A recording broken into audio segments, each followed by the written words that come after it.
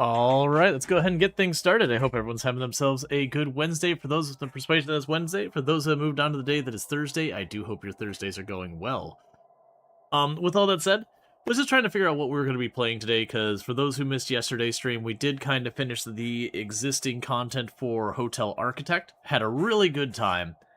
I would definitely say New York City, out of all the levels, was the one that stood out to me as the most interesting. Las Vegas is also pretty good. All the levels leading up to that, I kind of see as a extended tutorial. Like, only the first level really tutorializes you, but all the rest of them are like, okay, here's the next map with its new objectives. By the way, there's one more thing you need. And they don't walk through figuring it all out. They're like, you know how to zone a room, you know how to do this. Like, just make sure you make a bar. Just make sure you make a sauna. And they kind of would give you an objective perfectly aligned with that, so you'd figure it out. So I feel like Hotel Architect has done an amazing job of teaching you the game. But I think the game is like version 0.9 something or other. We do know there's at least one map missing. But regardless, we checked it out. We beat all the main objectives of all the maps. Off stream, I've been like slowly going through and getting all the achievements, which I think I'm down to 2 or 3. I have to get one last hotel to level 5 or 5 stars or whatever. I have one that is to use the aging thing on somebody, and then there was one last one that I'm not entirely sure. It was like make a toxic lease or something like that. So I'm not sure what that one is. That might be something that is associated with the last map, because I'm honestly curious. I was trying to think, like, okay, what would be the next map they could do to, like, the magnum opus of the game. We've already done like the thin but tall tower, the wide but short, and all that kind of stuff.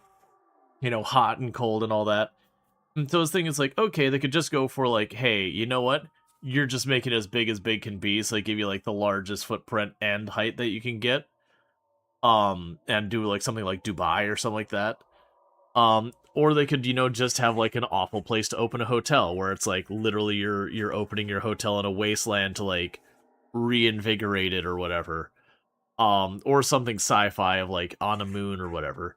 But it's curious to see where that's gonna go. Well, I mean, the problem with that is then to realistically have to be like, oh, you have to be indoor because of air or something like that, and they probably wouldn't go through all the asset flip. It wouldn't be worth their time. But with all that said, what I ended up doing is going, okay, well, what do I want to do today?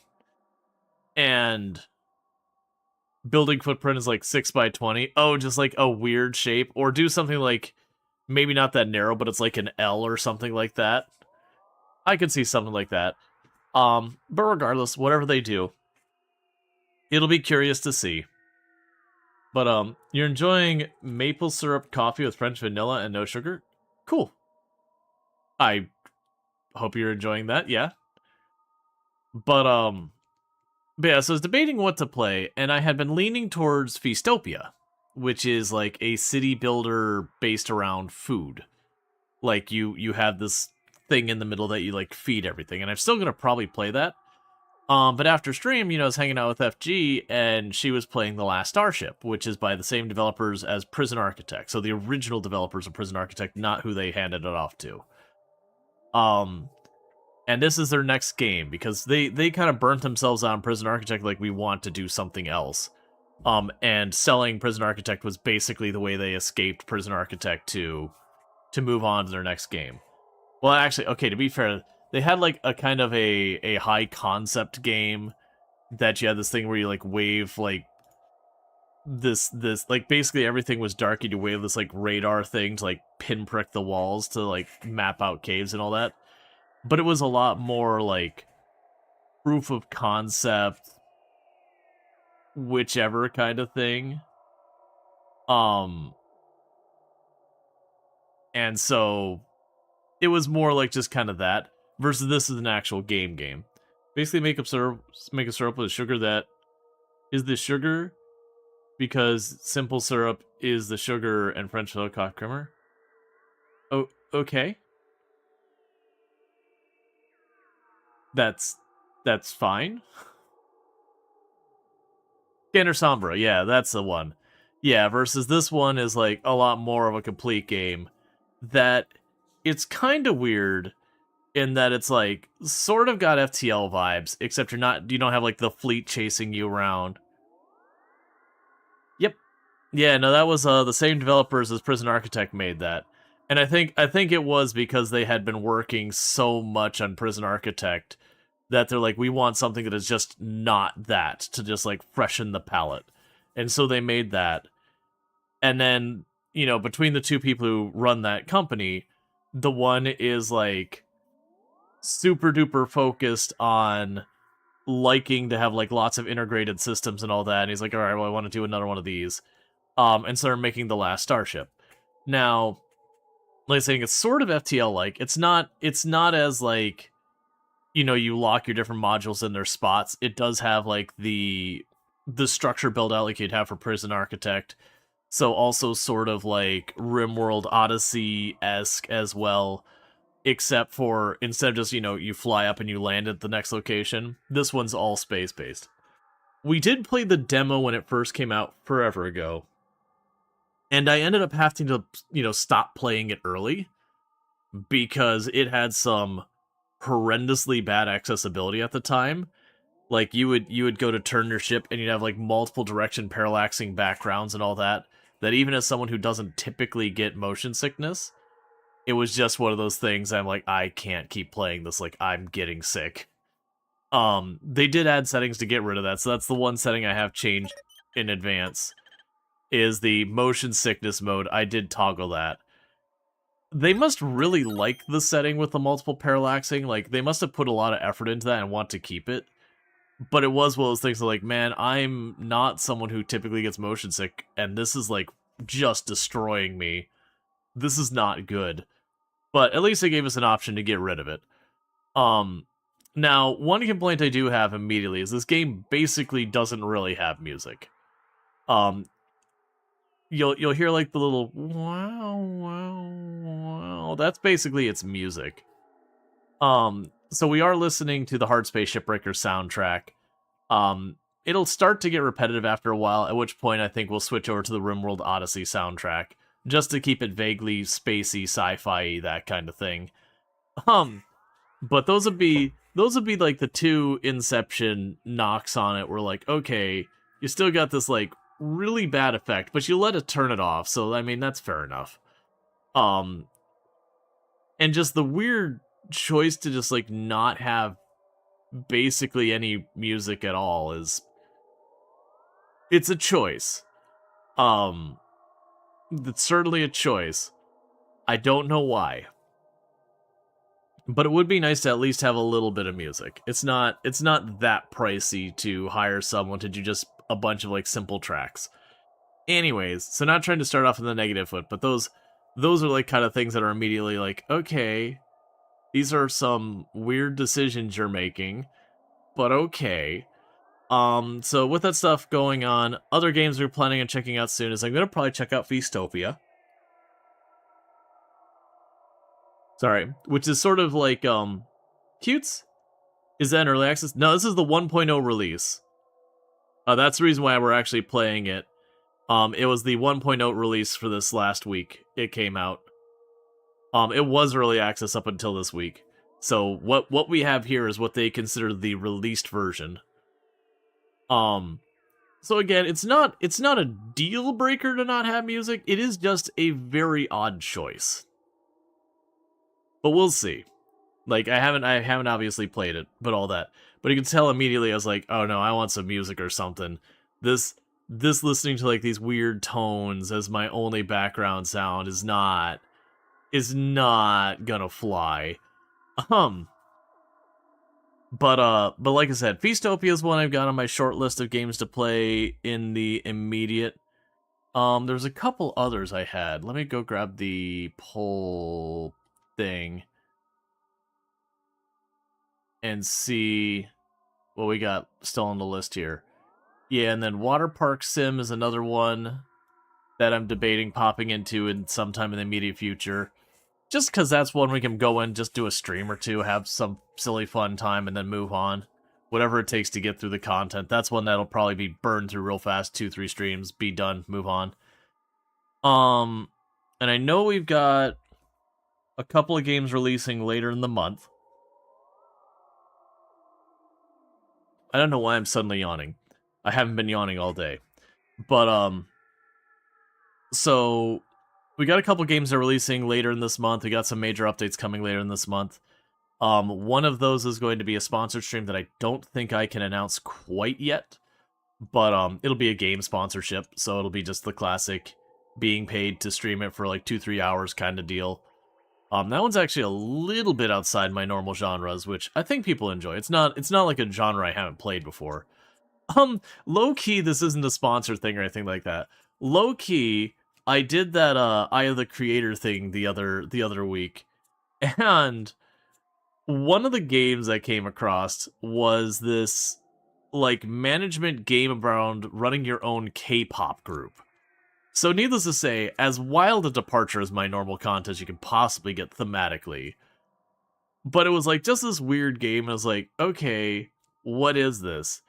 And it's weirdly got some depth to it. Where you have to like deal with their schedules. They all have like their own RPG stats to them and everything. It's got a bunch of like silly, cutesy mini games or whatever. That's neither here nor there. I'm a little worried about, they definitely have like a relationship element to it. So I'm a little worried on that aspect if it gets weird. But like low key, as much as that is a departure from my normal content, somewhat ironically, I want to be like, you know what? Let's check out this like weird management game. But that's definitely one of those ones I'm gonna wait till it releases and be like, okay, like this dating thing in this. How weird does this get? Does this get real weird? Is this something that's gonna get really uncomfortable, or is it just like you're now besties with some of your crew or something? Like where does this go?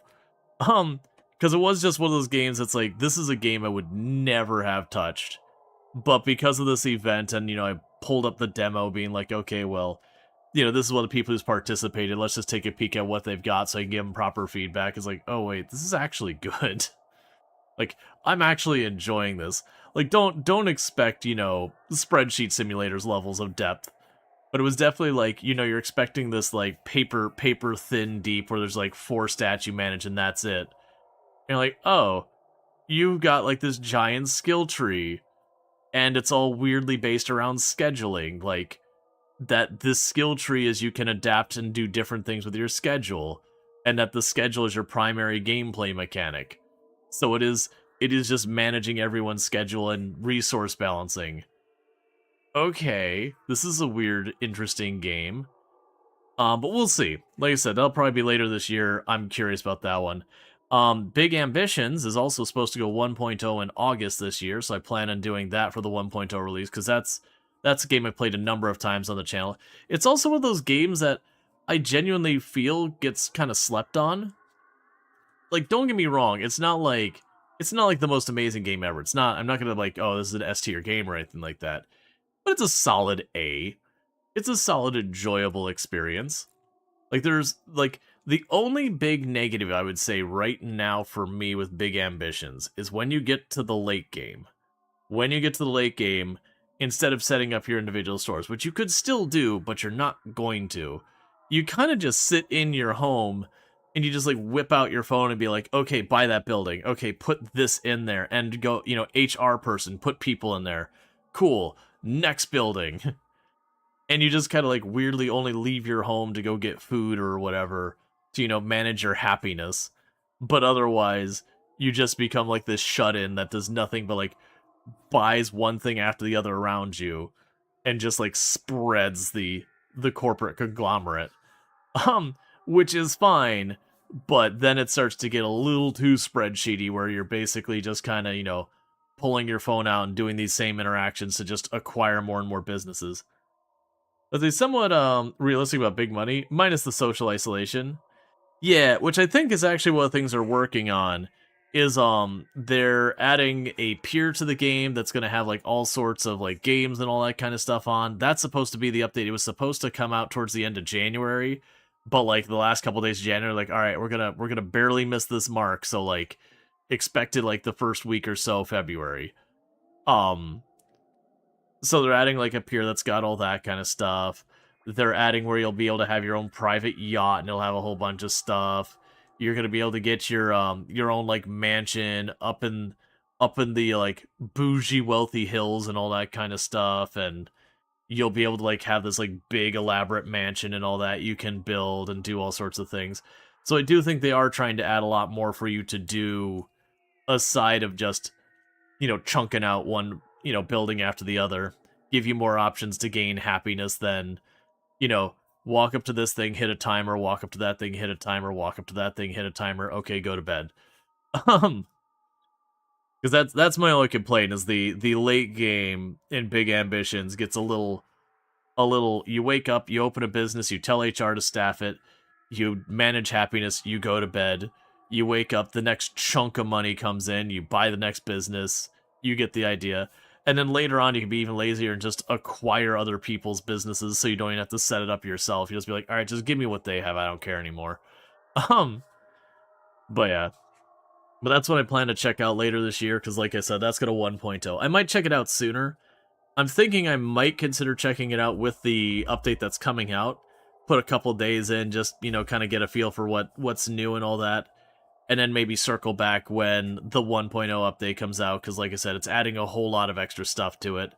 It's also adding the Hamptons, so that way you can, go down that street and feel like you don't belong, and that's all Uncanny Valley and you're not welcome there. Um, that's like another one. There's a bunch of other games I believe are going to be releasing 1.0ing, because there was a lot of games that kept delaying themselves because of GTA, and then GTA kept delaying them. And it's kind of one of those things that you can't just like ad hoc hit a button, you launch it, you go. Not if you got like a publisher or marketing or anything else involved. There's a whole procedure there. Um, So a lot of them where they're like, okay, we're not releasing this year, we're releasing next year. And they start getting all their marketing lined up and all that, and then GTA goes, whoa, hang on, actually we're coming out next year now. They can't just like pivot it back or whatever. Once that's moved, it's moved. So I think a bunch of them this time are just like, look, man, we've delayed release like 2 years. We're just dropping it now. We don't care anymore. Like this trying to avoid the elephant in the room that is the GTA release. Like, we just can't do it anymore. I also did see that Farm Sim had I'm not going to call it a major update, but had an update yesterday. It was like a bunch of fixes for like their fishing content, the new map, all that kind of stuff. Some balance stuff. They did add a couple of new vehicles that kind of smooth out some gaps, but otherwise it was mostly a quality of life kind of update, free update. And then they also put out the roadmap for like all the stuff they're dropping this year, which, same thing what you expect. We're gonna get 2 or 3 packs, and then we're gonna get an expansion, which is pretty standard stuff. We do not know what the expansion is yet. They put out a teaser or two, but nothing meaningful. You're gonna be doing guesswork that is just as likely to be wrong as right with what they teased. Let's see what else we got going on. I think that's the stuff I know off the top of my head. There's also been a number of games that have been plugged or suggested to me in the game suggestion channel I'm going to be considering.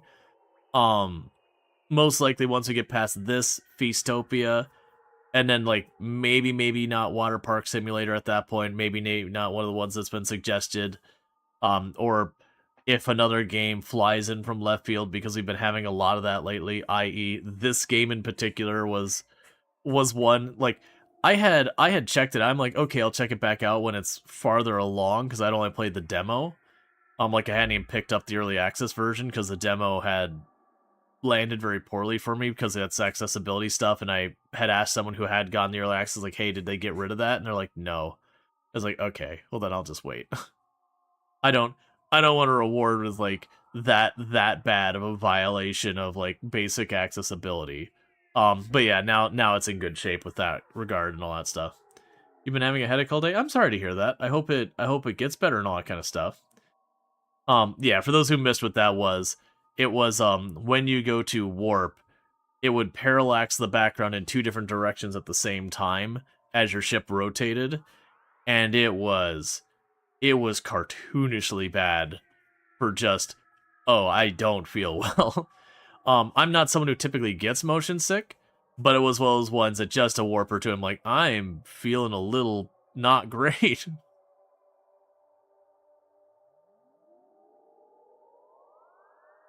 And thank you, Listen and Z, for the Prime Gaming sub. You only get one of those a month if you used it here, and that's 35 months you've been subbed to the channel. So almost 36 years. 36 years. 35 months. 36 years would be deeply upsetting. 35 months are really 3 years, almost 3 years. Words are hard. But I do really appreciate the continued support. It means a whole lot. It lets me keep doing this. Which I will pivot that using that as the means of going to the sponsor. Also something that helps with support is right now we are sponsored by Opera GX and all that kind of stuff.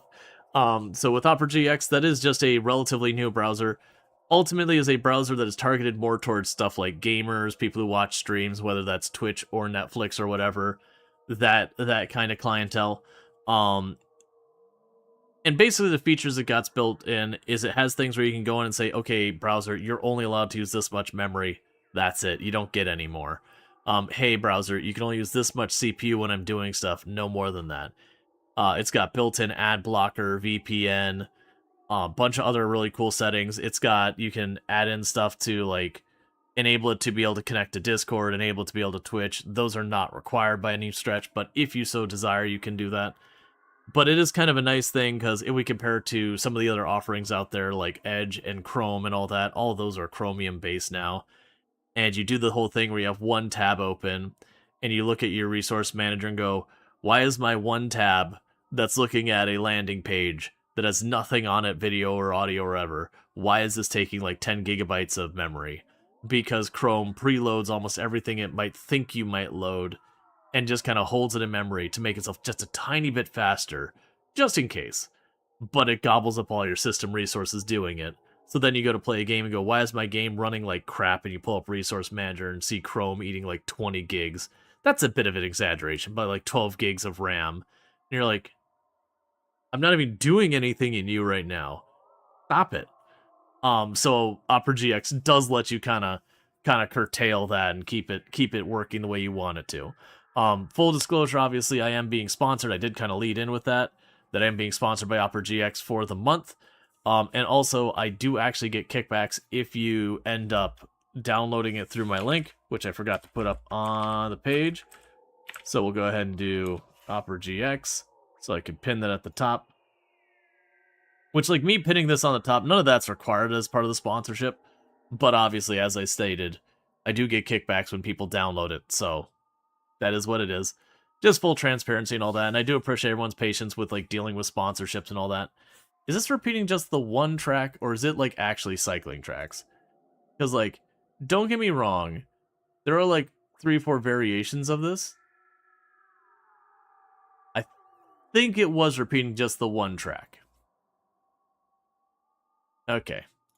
Because, like, don't get me wrong, it's a good track, and Hard Space Shipbreaker's soundtrack does have a good number of songs that sound very similar. That's part of how, when you're playing, like, it transitions from one song to the other. But also, quite literally, listening to the same track again and again, not really what I'm aiming for. Like I said, what I'll probably do is I'll probably do some Hard Space Shipbreaker soundtrack for maybe an hour, 2 or 3, because it's not a super long soundtrack, while we're playing this, and then we'll probably switch over to RimWorld Odyssey's soundtrack, just to keep it kind of in that space area, while hopefully not getting too repetitive. With that said, let me welcome people in, and we'll get started in the game. So we got Burning Sun for first, second going to Canahawk, third going to Luxray. So thank you so much for all that. But yeah, I'm going to hit the buttons to get us live on the YouTube side, which apparently I did already about 30 minutes ago. Okay. That wasn't intended. I'm going to actually hit the end and start stream on the... Well, that's not going to change anything. Never mind. It's fine. It'll just be a cursed YouTube stream. Because YouTube stream generally just super duper punishes having intros. So this just won't perform as well. And check out Bassett, who's been doing some Dragon Quest 9. So if you're into Dragon Quest, you can find that over there. Plays a lot of that style of games, like the RPG puzzler, RPG style games, that whole thing. Got Elder Druid with 165 stream streak. Did they rebrand their entire browser to Opera GX, or is it a separate browser from Simple Opera? It is a separate browser.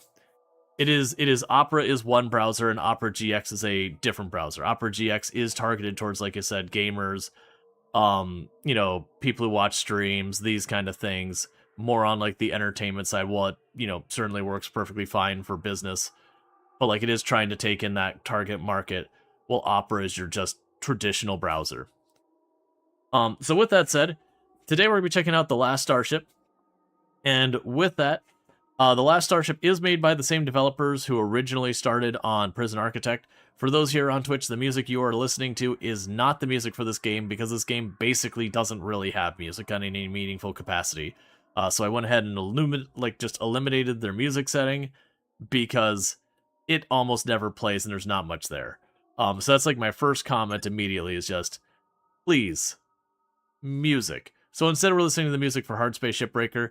If you're watching over on YouTube, most likely you're not going to be hearing any music, because I do have that on a separate channel, because YouTube flags everything as DMCA violation just about, even when it's not. So the first thing I like to do when we play a new game for the first time is go into our accessibility settings. Now you'll notice here I've got this one tagged, which is the motion sickness mode.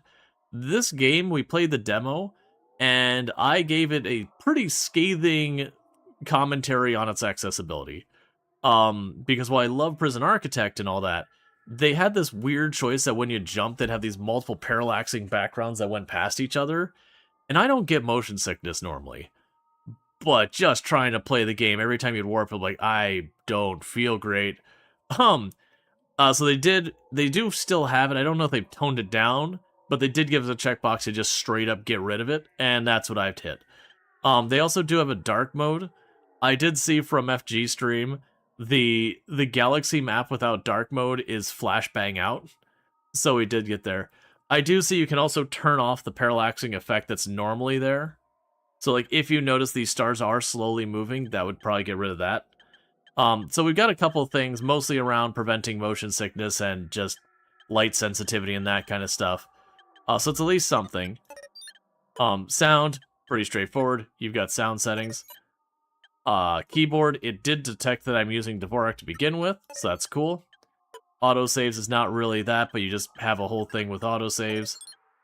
Other, you can have the game whether or not it slows down in combat or anything like that. Then they got stuff for translation. So all the accessibility stuff is mostly the motion sickness, light sensitivity. They've got a bunch of different modes, survival and free roam and all that kind of stuff. But with that, oh, that's interesting. To do free roam, you have to make a ship in creative mode. And then to get survival mode, you have to play like the story. They do have so they do have a defensive enemy, so if you don't want to be like a combat focused thing, you can choose to turn them off. I'm going to leave it the way it is. So there isn't a difficulty setting that we're seeing. You just hit begin. So get to see it there. It is the 23rd century. Humanity has colonized the stars. Millions now thrive on distant worlds, living hundreds of light years from Earth. As space becomes the new frontier, an era of unprecedented exploration and expansion unfolds. Powerful corporations dominate entire regions, but beyond their reach lies the uncharted territory, filled with untold mysteries and boundless opportunities. The CEO of Interstellar Mining Corporation has issued a daring challenge. Build a Stargate powerful enough to reach the nearest galaxy. With trillions of funding up for grabs, the stage is set for fearless adventurers to forge on their own paths in the cosmos. Will you rise the challenge and chart your own course among the stars?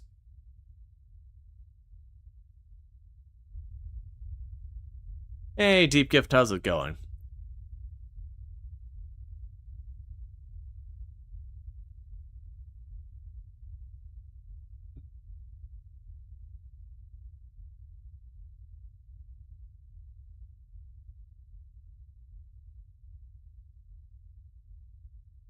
Hard Space Shipbreaker has such great music. I do really like the space sci-fi western twang music a lot.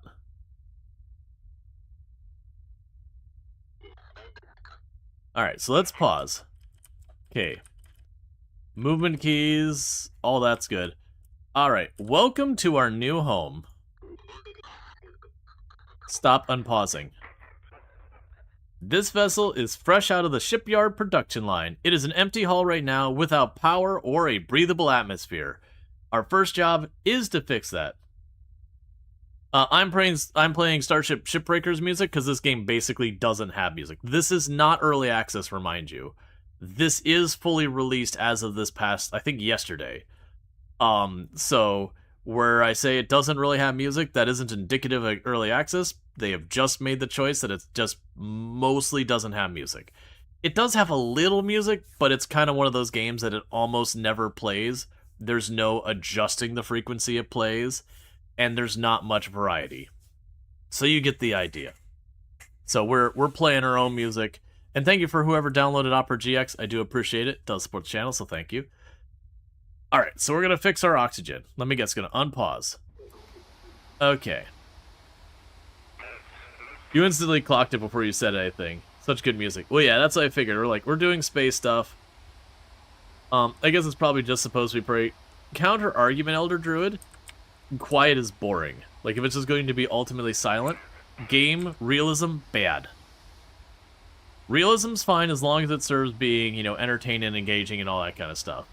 But realism, for realism's sake, don't care.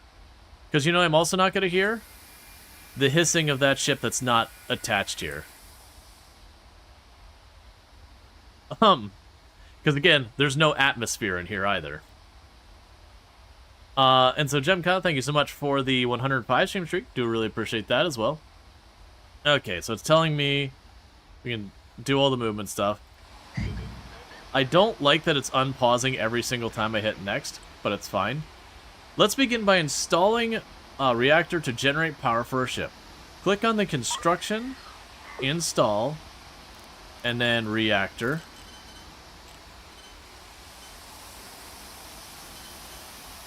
So reactor burns high energy fuel to produce... I'm going to have to adjust those volumes. Burns high energy fuel to produce power. Must be supplied with fuel via a pipe. Then use cables to connect it with the other powered equipment. Generates a maximum power of 100 megawatts.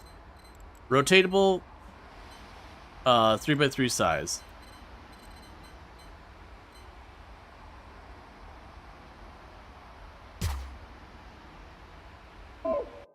Okay, let's go and adjust the sound effects.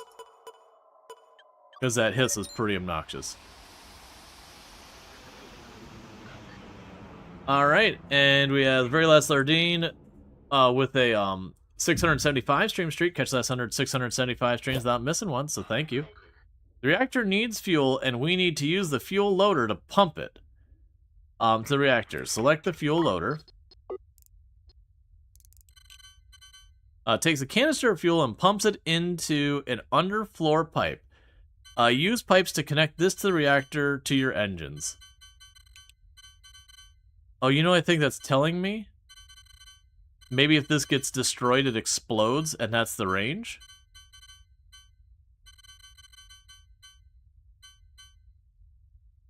I don't honestly know. Stamp the fuel loader down somewhere near the reactor. We can connect the fuel loader to the reactor using pipes.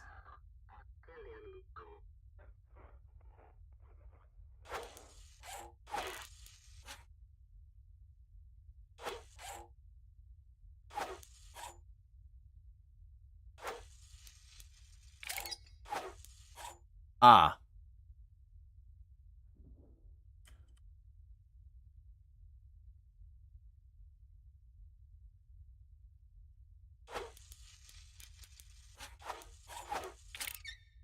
That's what I get for getting ahead of the tutorial.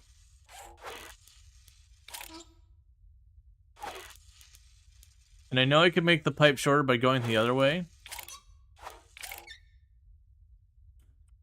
I'm not sure. What we ought to do is make it redundant. The reactor is starting up. That way, if we take damage back here, it doesn't shut the whole system down. If we take damage up here, it doesn't shut the whole system down. The reactor is activated, now generating power for our ship. Now you need to provide a breathable atmosphere for our crew. This is done with an air duct. Install a air duct somewhere near the reactor.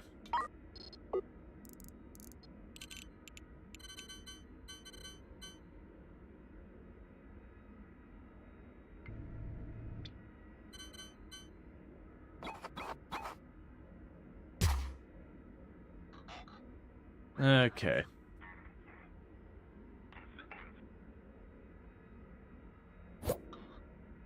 The air duct needs to be powered from the reactor. Select the cables from the construction menu.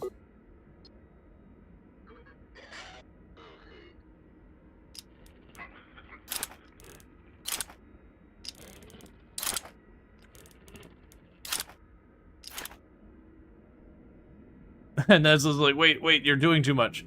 The air duct needs oxygen in the same way the reactor needs fuel. So we need to use an oxygen loader.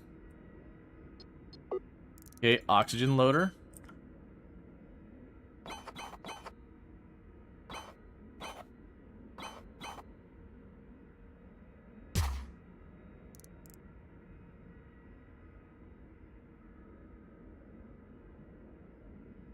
And thank you.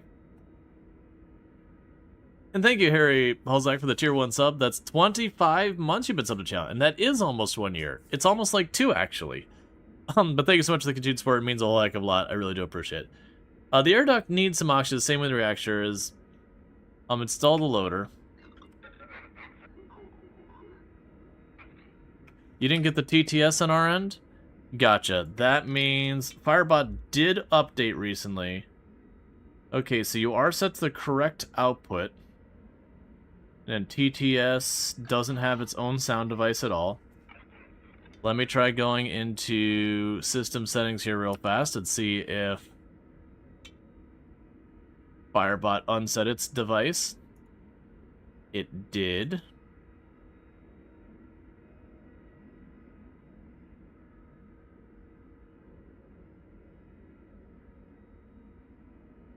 You know, I'm going to let those go on the primary device. Okay, let me go ahead and grab chat back and everything, because I keep Firebot underneath that. We need to connect the oxygen loader using pipes.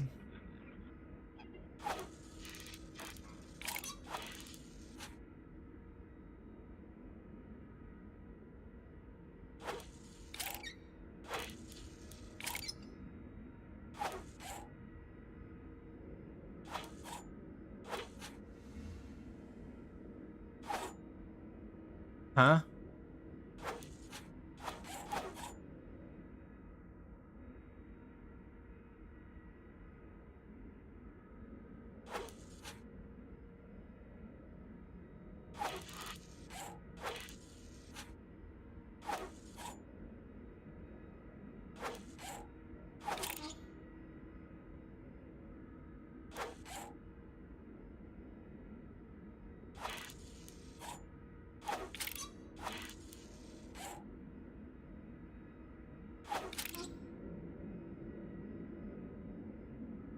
Drag the pipe from the oxygen loader connecting the blue cables.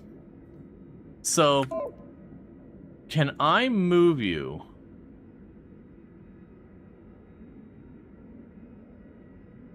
Because I'm guessing what's happened here is I'm guessing because I already have pipes there, it's connecting to my fuel line.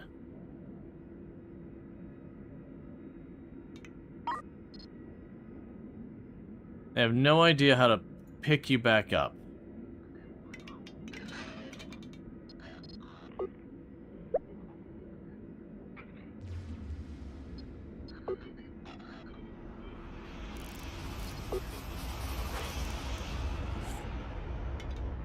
Okay, let's try this again, but shift it over just enough so that the cables aren't overlapping. Yeah, that's what I was thinking.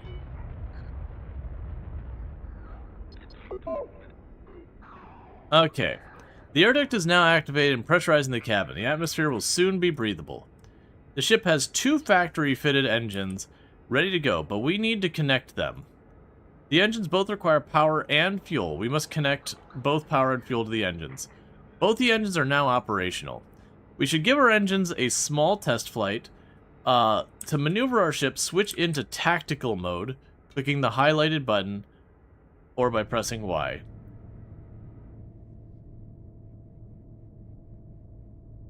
By increasing our engine throttle.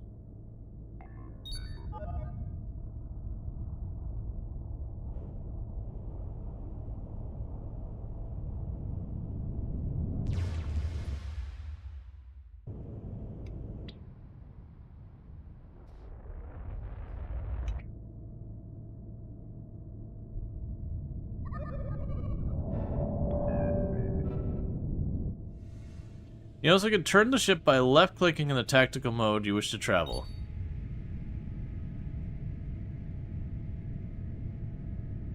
You can send our ship in a specific direction by right-clicking at the destination.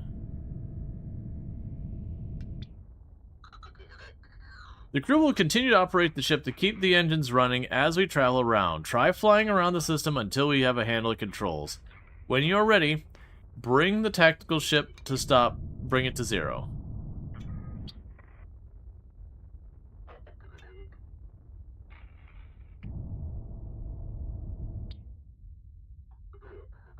Now that your ship is up and running, we need to earn our way. We can complete contracts for financial reward and reputation. Open the contract screen to see what contracts are available. Here we can transport a passenger contract. Click on it for more details. Alright, so the UI needs some love here, because I haven't scaled anything or anything like that. This is just the way it is. So they've got some UI to fix. Again, this is the release version, just as a heads up. There's a group of 28 civilians looking for safe transit. Their destination is in this sector. Drop them off at the star system NG-12. Your ship will need enough free cabins in your habitation deck. This mission is assigned a difficulty of 1. Payment will be 52,000. Accept and assign to our cruiser. The passengers will be delivered to you using the Procyon shuttle.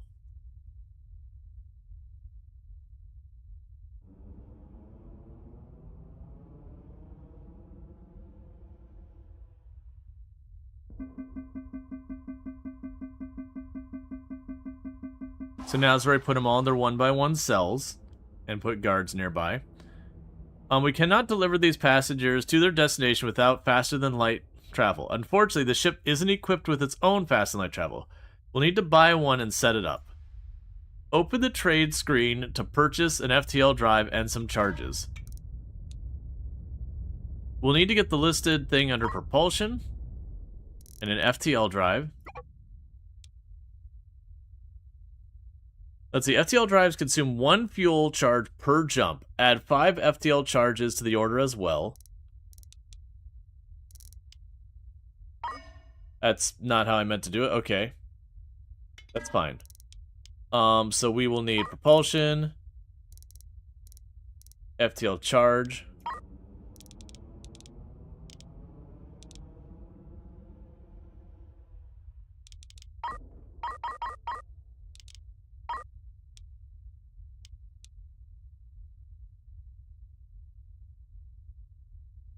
Resume tutorial. I don't know, like, that buy screen is a little confusing.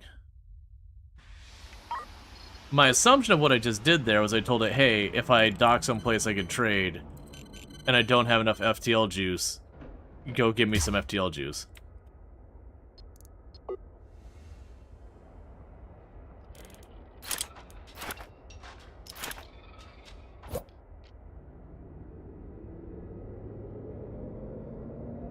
Okay, so we can create storage for FTL charges.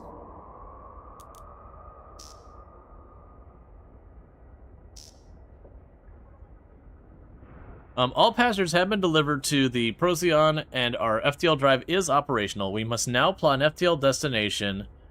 Open the sector map. This is the map of all systems in this sector. Our ship and our space station are located in the middle, where you're marked, you are here. Set a course to transport labeled transport passengers by clicking on it.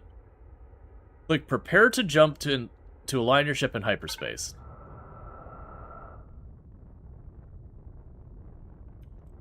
Yeah, so was this, without the motion sickness thing, everything would be cascading behind us. And now click jump.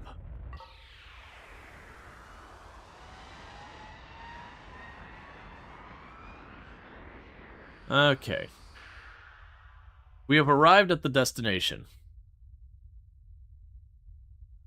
We now need to turn our completed contract, open the contracts to select the passenger mission. So we will deliver our passengers. And deliver. I shall be dispatched to collect the passengers.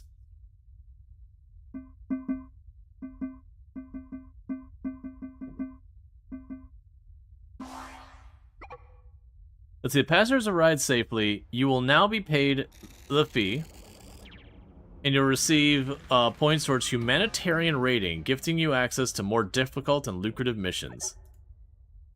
We've covered the basics. You've learned to install equipment on your ship now and how to navigate space. The career you choose is now up to you. There are many opportunities to choose from, and you'll learn more as you work. Open the contracts board. Many different types of contracts are now available to you. However, you must stay alert, Captain. There are reports of more lucrative opportunities that you'll have to find yourself.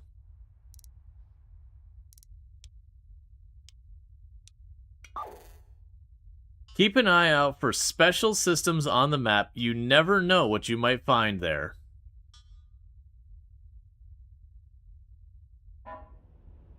Whatever you choose, more instruction will be given you as required. It's up to you what to do now. Alright, so we're going to start by checking our contracts. We can go ahead and see about Black Hole Sun. What a bum. Crash the car.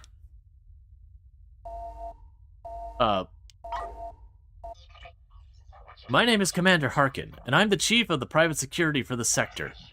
There is a crisis underway, Captain. Commercial vessels are going missing, all around across the sector. I suspect foul play. I need your help to investigate. We have received reports of a shipwreck nearby. I believe it the wreckage of the Interstellar Prospector, a large commercial vessel that went missing yesterday. Travel to the shipwreck and find the black box flight recorder in the wreck. The device will contain the log of their final moments. To collect the flight recorder, you're going to need a drone bay, and at least one logistics drone. You can buy them in the shipyard at the colony. The game is like, you can do whatever you want going forward. Immediately pulled you onto a story quest. I have marked the location of the shipwreck on your map. Gold highlight. Good luck, Captain. So let me get this straight. They're like, okay, we need you. We need you. Person I have never met, who we have no basis or any following with, who is definitely of dubious nature, who doesn't even have the equipment necessary to do what we need you to do. We need you to go and take care of this.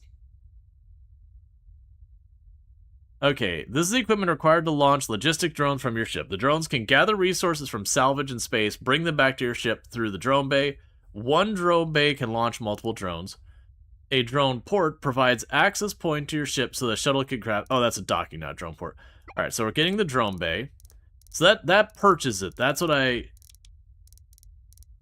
Gotcha. So just clicking that added it onto the list. Robotic arm. Doesn't have literally any description on anything. Cool, that's helpful. Logistics drone. I will buy your 2 logistics drones you have available.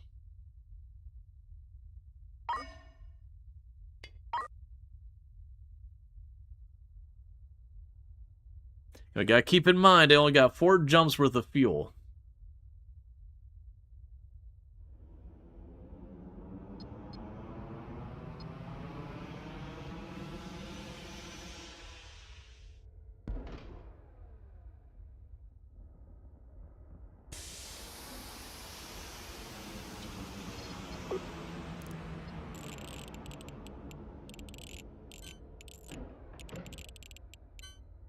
Oh, I see. It has to be exterior facing.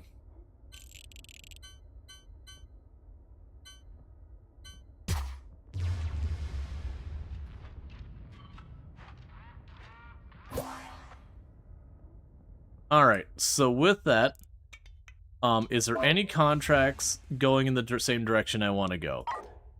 So let's see. So sector map.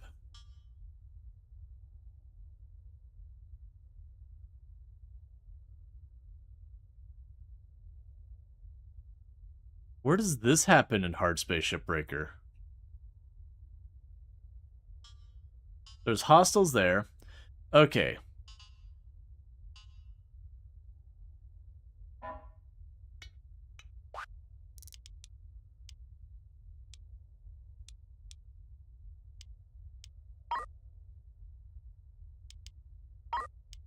Alright, well, we're forcefully accepted this contract. Would you take apart the Rave ship? Oh, I don't have that powered.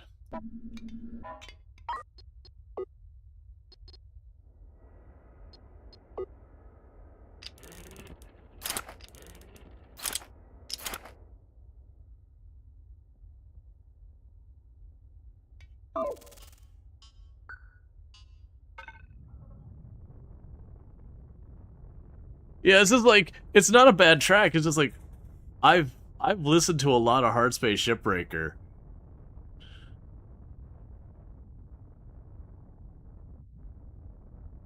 Because definitely not when you, destroy the one ship.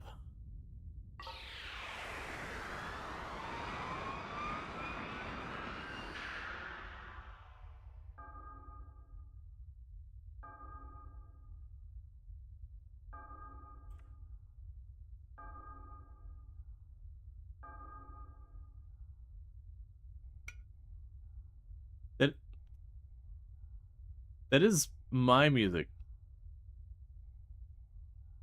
No, my music's not playing. Huh?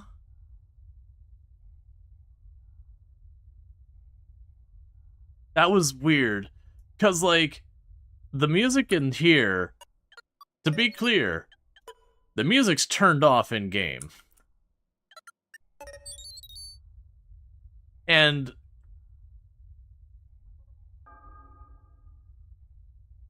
that's okay. I am all confused. Alright, so what's going on here?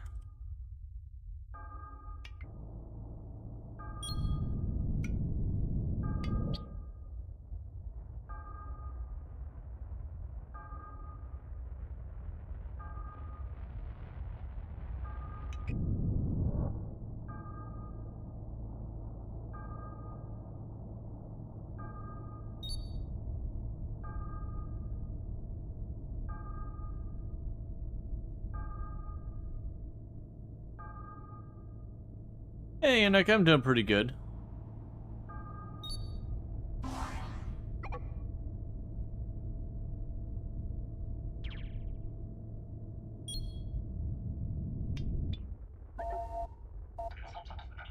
You've recovered the flight recorder. Bring it to me. I'm on board the Vanguard. Sending our location now. New objective. Return the flight recorder to Commander Harkin. I hear that, but Commander Harkin, counter-argument. We're getting lots of value. I'm going to assume valuables. We're getting lots of things. Oh, look. He's fine.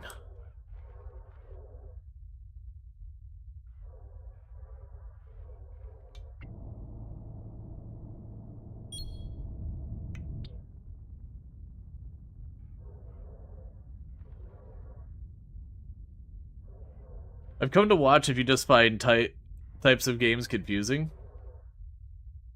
Okay. Alright, so we didn't collide with the debris. That's what I was curious about. You know, those are not asteroids. So there's a lot of debris in there. But then, you know, there's, Bob's hanging out. But there is actual salvage. For the record, I have no idea what any of this is. Explosives, deuterium, railgun slugs, lens, frame, copper ingots, bullets, motors. Oh, we got water and food. Scrap metal. The flight recorder. Precious metals. Cannon shells. There's a smelter. A small tank and some thrusters boxed back there.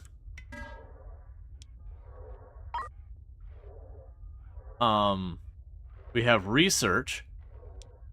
So a Stargate frame, drone speed, reactor and smelter efficiency, robot arms and tracks, a small tank blueprint, small storage crate blueprint, loader blueprint, water recycling and air recycling. And it costs RP, which I don't see listed it. Oh, I don't see like RP listed anywhere in my UI. Because just hovering here, I don't think costs me hardly anything. Can I see your range? It's kind of hard to tell. I mean, it looks like it's pretty generous, because it looks like I might have a couple more things here. I definitely have one up there.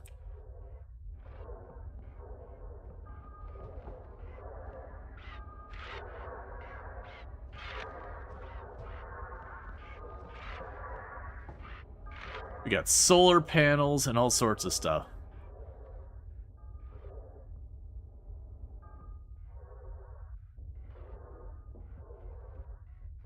You played the alpha and you really didn't take it a lot of sites.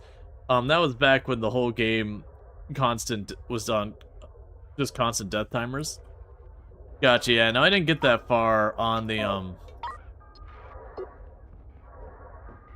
on that version. Because it was one of those things you just jumped and it was just like, oh, I'm not someone who gets motion sickness, but I guess we're just going to go ahead and do some motion sickness.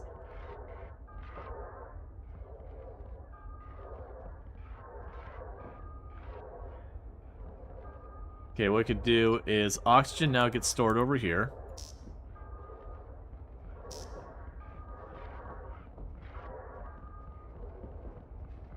Fuel now gets stored over here.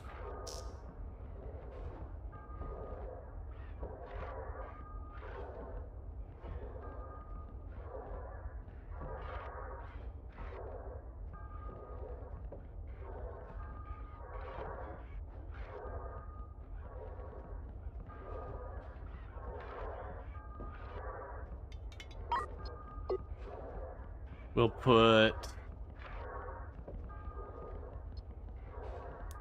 water storage there.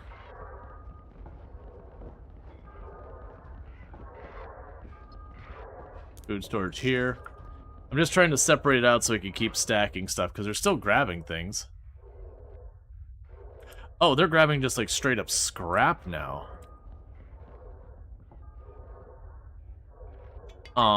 Well, we did see that there was a smelter.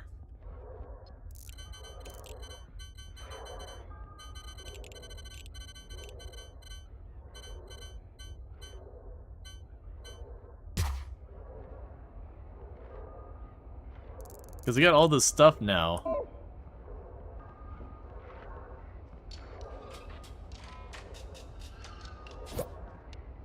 Okay, and we'll need to go here. Cables. Slam you in there. And then store here. We should be able to then go and say, okay, scrap goes on this side.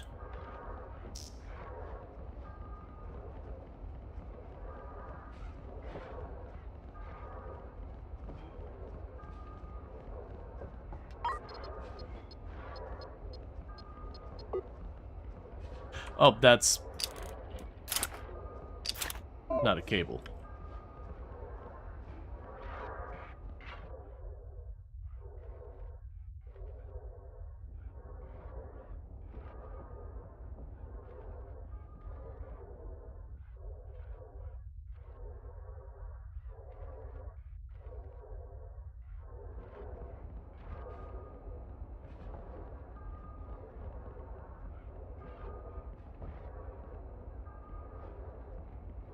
Okay, so I'll make metal ingots, so storage.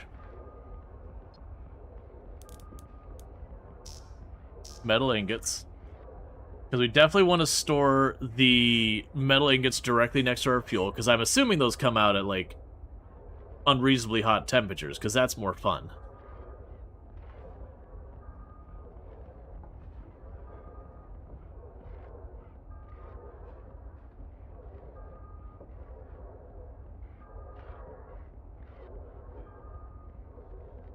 No, I've got fuel in 2 different places. I'm about to be like, oh god, the fuel. Okay, but we got fuel stored over here too.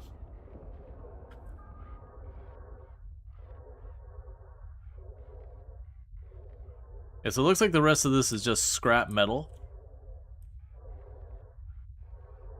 I have no concept of the value of any of this.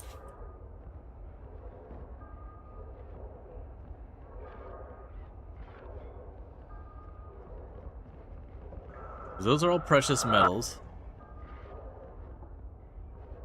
It looks like there are 4 people on a ship, but where do they sleep? Oh, they don't sleep. We don't do that. Power cut, fuel supply interrupted. You waited till the fuel ran out to turn it back on? That seems like a terrible approach.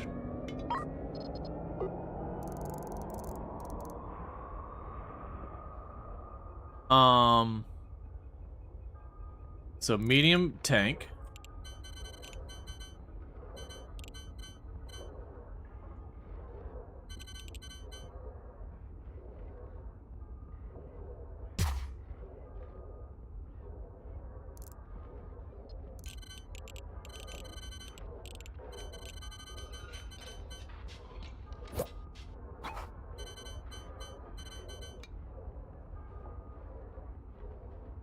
Okay, we'll put the battery in here.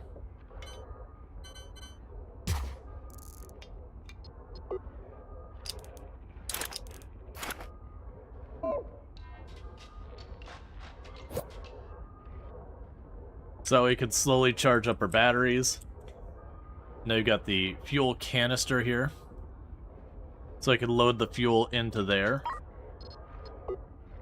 So you got a railgun, an oxygen maker. Uses electrical power to extract oxygen from water. A hyperspace sensor. An assembly table.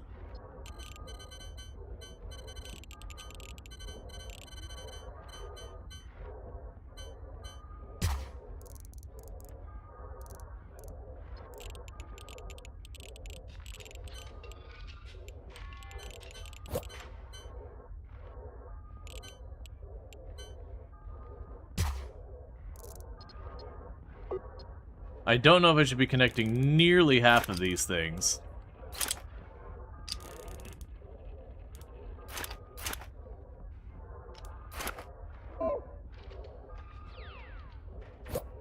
Okay. So ladders, doors, batteries, solar panels.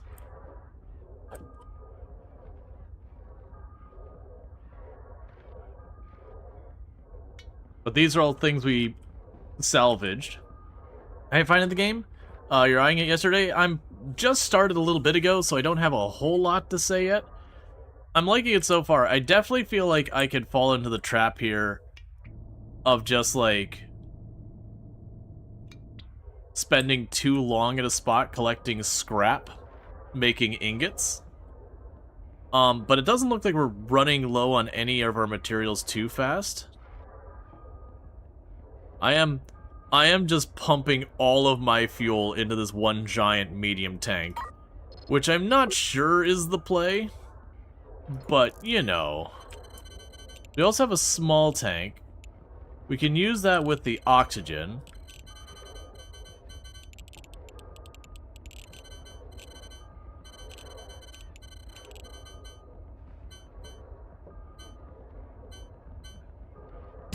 I'm sure it's a bad idea.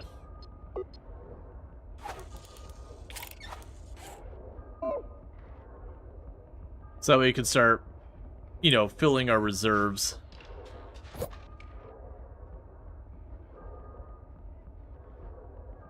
Okay, so you can go, like, diagonally past stuff and everything.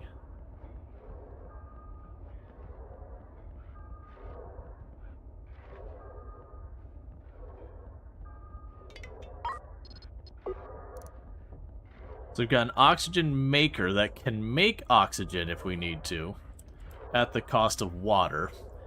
I don't really know which one's more important. We have a fusion reactor.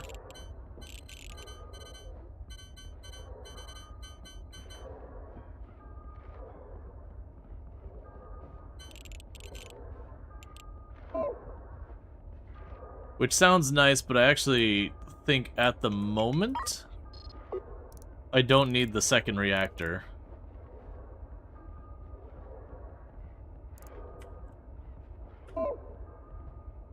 Well, we also have a refinery we just got.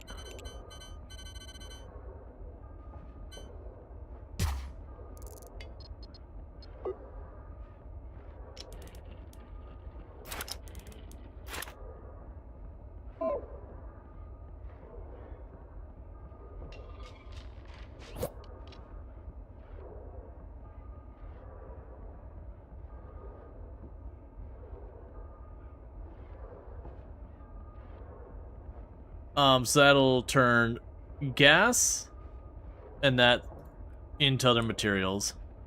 So if I find myself with a surplus of other materials, we can do that. You can reverse the input thing to empty those tanks. Oh yeah, that would make sense. To be able to deplete the tanks as needed. Okay, so we are slowly burning down our fuel. Just to be aware. We are at a very slow negative rate of fuel here. Obviously, we're not going to be picking up literally all the scrap here, because it's grabbing it one chunk at a time. So we want to get into the salvaging kind of stuff. We're definitely going to need to, we're definitely going to need to have a lot of drones. That way it can spit out like 8-10 drones and collect really fast. Now, what I'm not sure of is if I start trying to hyperdrive, will the drones simply come back? What are the metal bars used for? Don't know, but at a minimum I could probably trade them. I'm also gaining XP towards industry. Well, I mean, that's not draining real fast. We definitely need more. We definitely need more drones, though.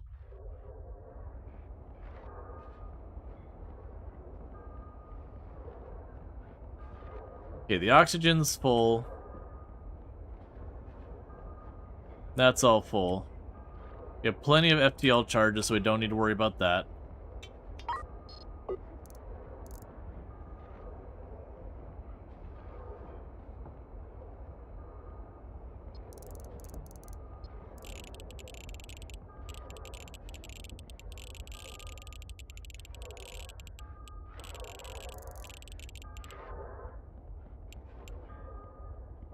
Okay, so it mentions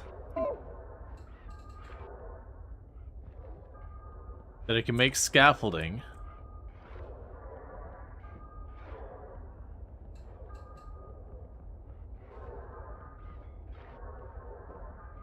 Okay, we have to visit the shipyard. Because what we could do is put the solar panels on there, and that would let me run stuff without burning fuel. You make more drones with the assembler? I don't think the drones are on the list.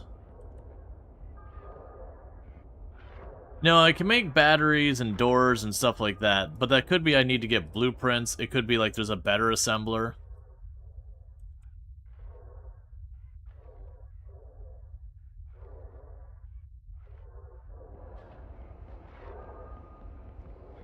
Part of my fear is if I go to leave, I'm going to just leave my drones behind. I don't see a recover drones button. Yeah, we're doing pretty fine here. Well, I can speed up time.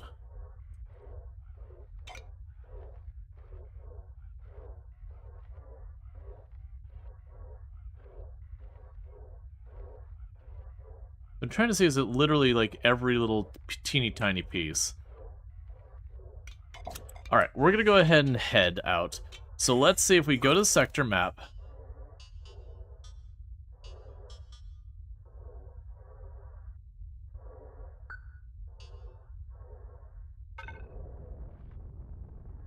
Okay, So they do come back.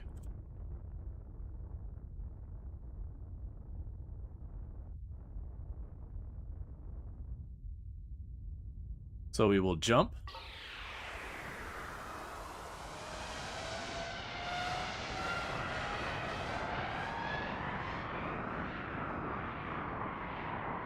I'm sure standing around that radiation is fine.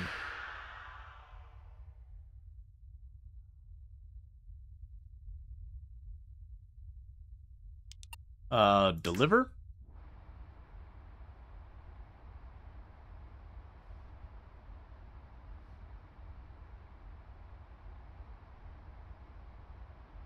This is external. The game really didn't have much music for us. So we're playing music from Hard Space Shipbreaker. That's been a complaint I've seen a lot of people giving, is there's basically next to no in-game music. And it does that thing where it also doesn't play the music very often. Okay, here's your flight recorder.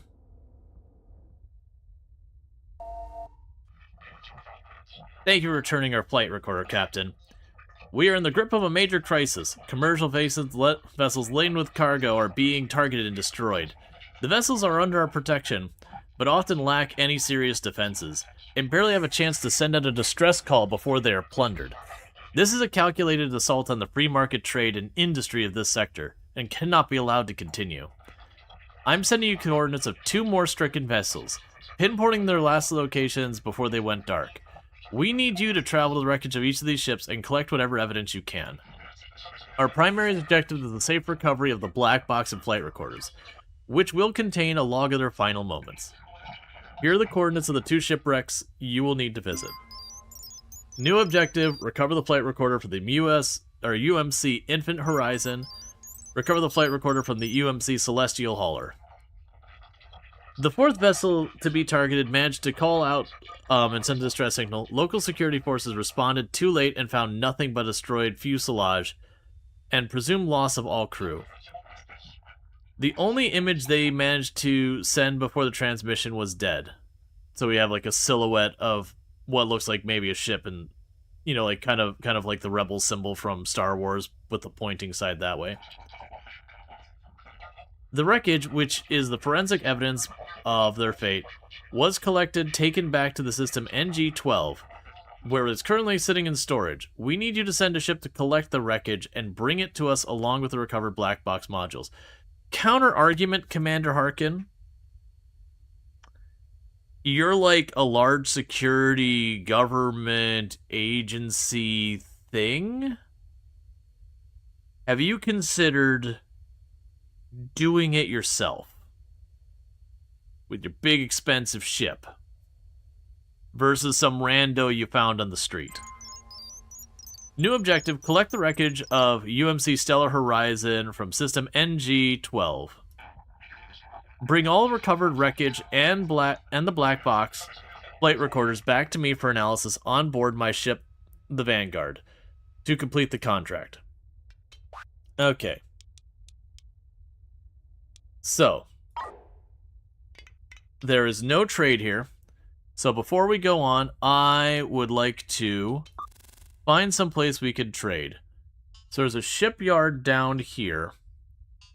And otherwise we can go back to the Infinite Horizon. So I'm going to hop down here to the shipyard. And we're going to get fuel.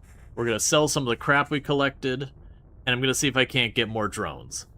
Because I want to be able to go to the next system that has a wreckage and just spill out like 10 drones or whatever I'm able, so that we can get all the goodies to collect on board to maximize the amount. Look kind of like a Romulan warbird. Yeah, same. They're very similar. The Rebel symbol and the Romulan warbird. They both have like the little C thing on the back and then the central piece. Okay. So let's go and go to our trade. So sell. A nuclear reactor is worth $1 million. The railgun is worth 100,000. The oxygen maker is worth 30,000. There's fuel. So for right now, I'm going to get rid of the fusion reactor. I'm going to get rid of the fuel that the fusion reactor uses. The ingots, not worth a whole lot. In case anyone wasn't keeping note, not worth a whole lot at all.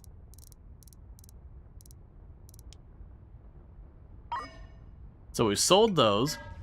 So we got a huge influx of money. We're going to go logistics.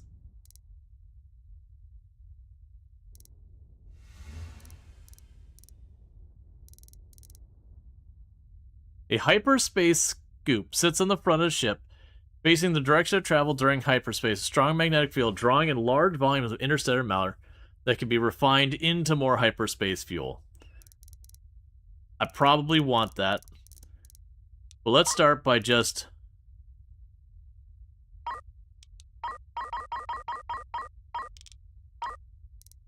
buy all their drones. We have the assembly table. We've got a fabricator. A hyperspace scoop. A gas collector. We also need...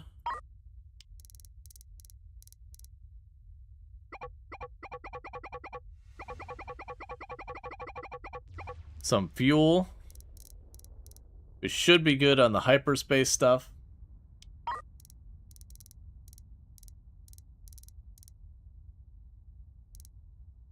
There's apparently waste treatment, waste purifiers, and all sorts of stuff goes on there. Okay. We have seeds we can grow stuff on here. Alright.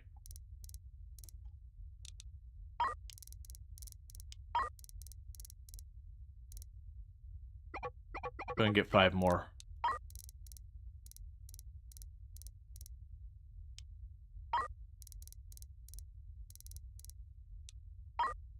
Okay. So I am noticing I can't straight up... oh, there we go.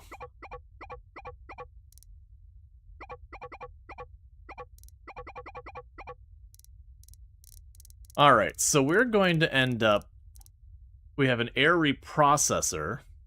Converts CO2 into oxygen. We have the oxygen maker. We have the water purifier. We have water treatment. Okay.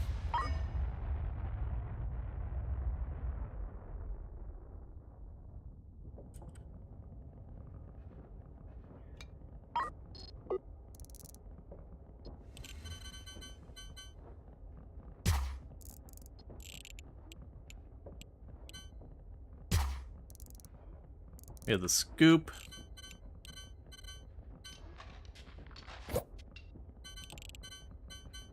Get a gas collector.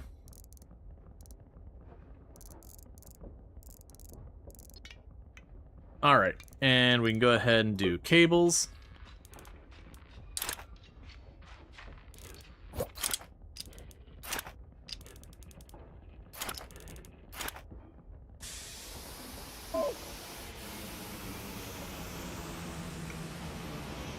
Okay, it looks like I'll actually need to buy a little bit more.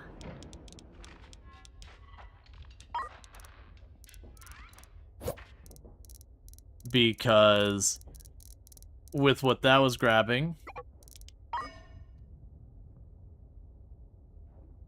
Alright, so we are getting gas collected. And then I'll be able to potentially use that for making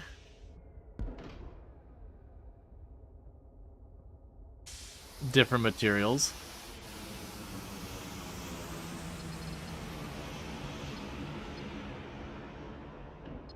Okay, we can put the small tank in here.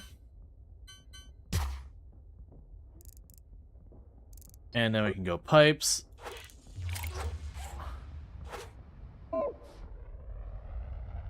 So that's giving us the gas. So let's uninstall you. And move it up here. Do you need something to mount the solar panels? Yes. I don't think I need to buy it. I think I make it out of other materials.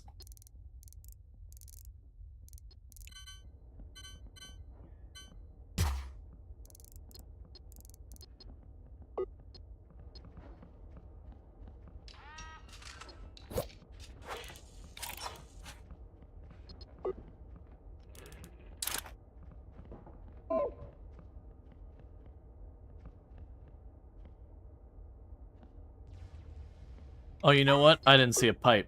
I don't think that's connected by a pipe. I think what I need here is, let's check trade. Is there an output? There's a loader, fuel loader, oxygen loader. Is there an unloader, though? That would be the question.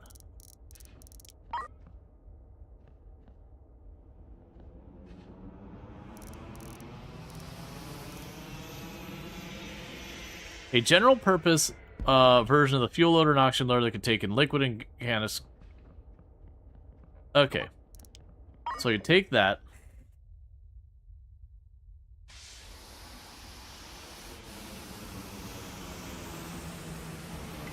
So the intended purpose here is we will install the general purpose loader.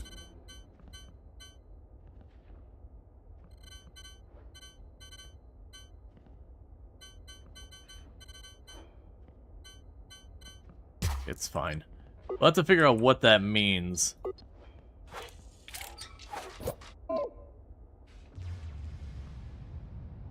Unload. Then go here. We can process that. The storage.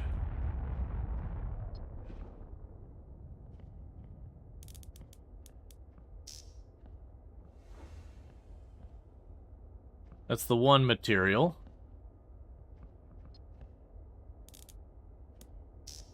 That's the refined stuff. Meanwhile, let's go to our editor. Now here's where I'm worried.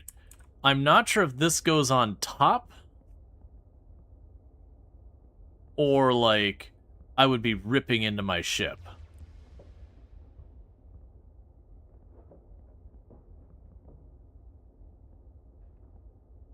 Okay, so it doesn't want to do scaffolding like that.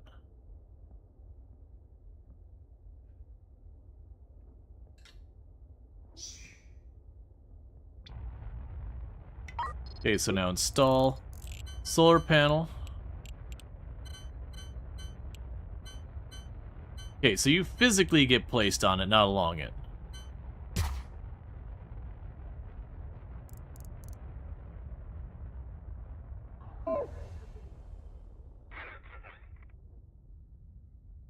So it's precious metals and frames and copper ingots. And then you're a bunch of parts we don't care about right now.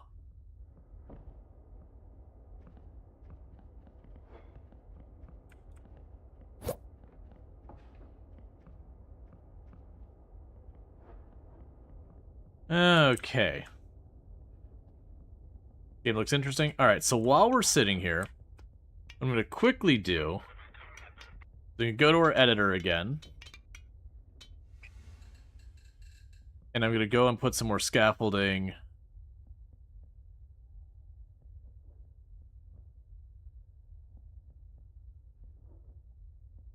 For future solar panels. I did not confirm.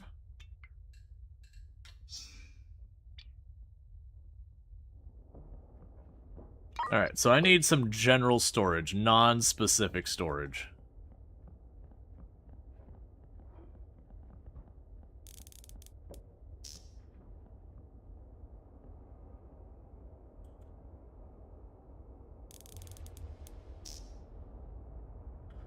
Okay. Now, Herv, it's by the same devs as Prison Architect.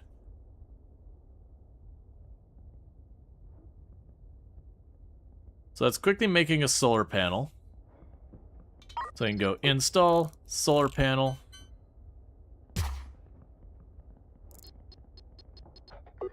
Cables.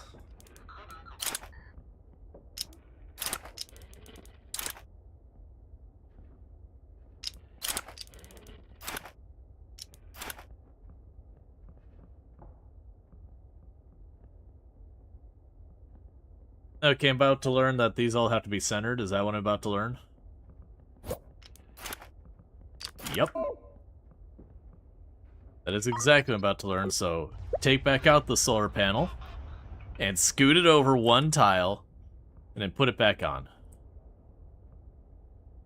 Because the idea here is each one of those solar panels should reduce my overall dependence on fuel to keep my ship powered. Most likely I'm still going to be using fuel as my primary thing of keeping stuff going, but just being able to kind of split that.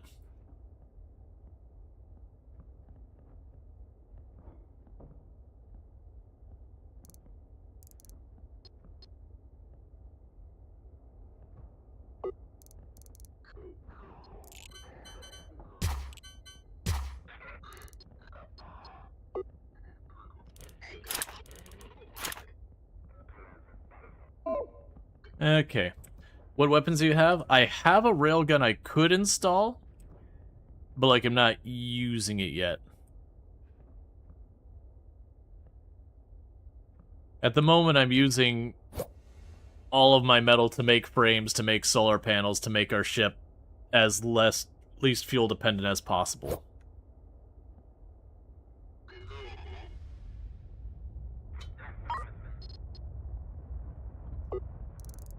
Okay, if I were to put a railgun...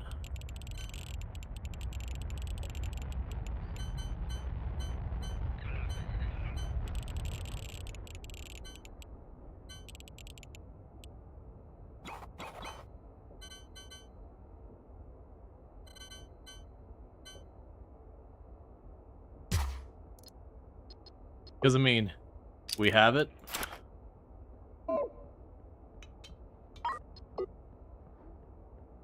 We can get the railgun ammo and toss it back there.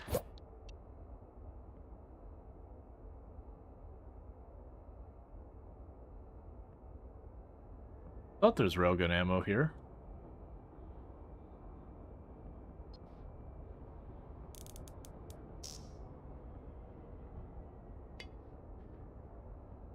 Okay.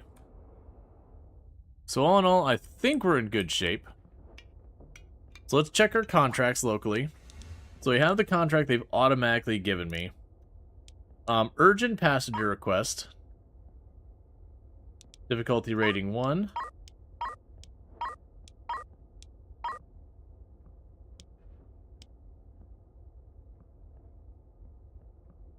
Okay, we'll take one of these.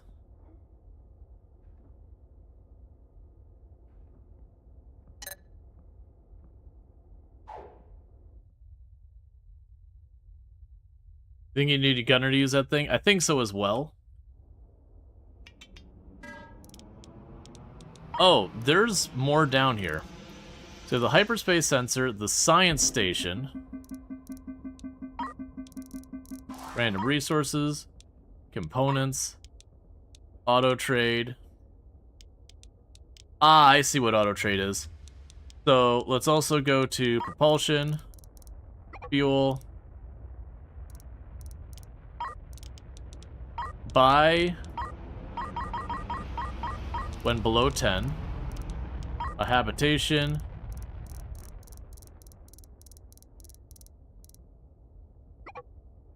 nope, don't do that.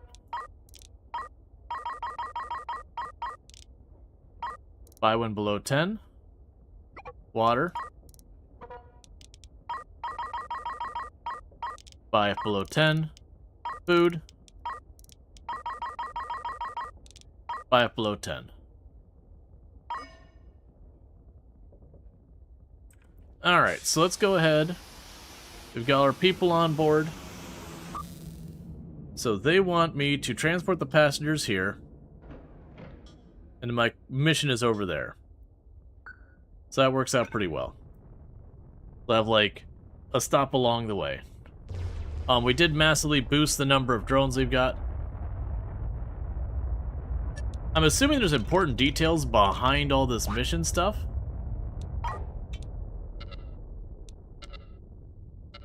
There we go.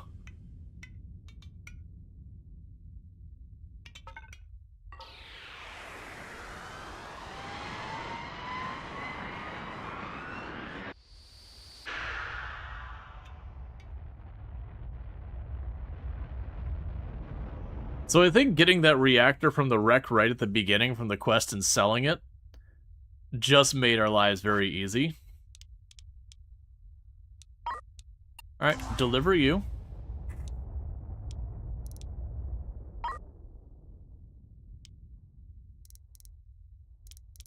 And all that stuff. So while they're doing their thing, thanks so much to the Ints for the raid. I do really appreciate that. Means a heck of a lot. Let's see about defense. So we have the munitions bench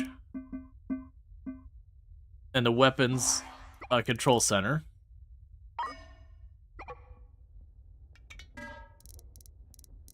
We'll also grab the munitions bench.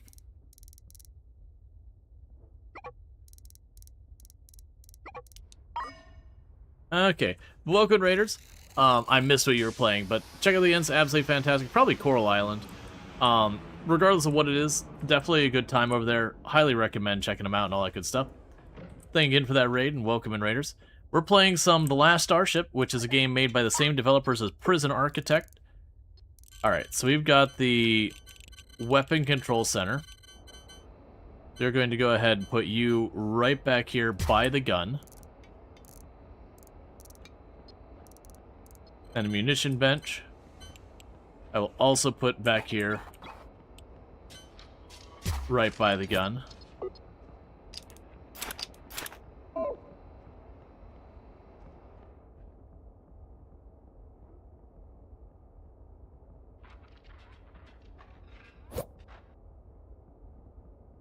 Okay. So that'll make railgun slugs out of metal ingots.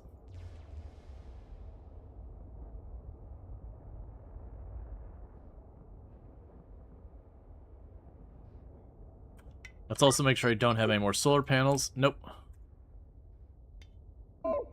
Yep, you found the 5th Batwing today. Nice. The Batwing can be pretty obnoxious on how much it can take to find.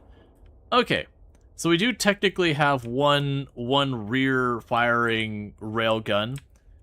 So as we try and get away from stuff, we can shoot at whatever's chasing us. Alright, so let's go check out that flight recorder that they want me to go after. And this time we've got like 10 drones or something like that, so we're going to be able to just go out and just dump out a bunch of drones and collect the salvage much faster.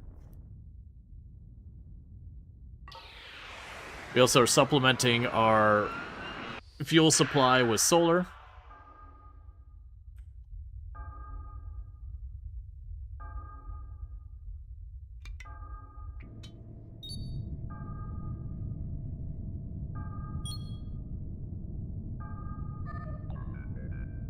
We're trying to turn as fast as we can to point our rear gun in the direction of the flow of the asteroids, just in case that's a thing I should do.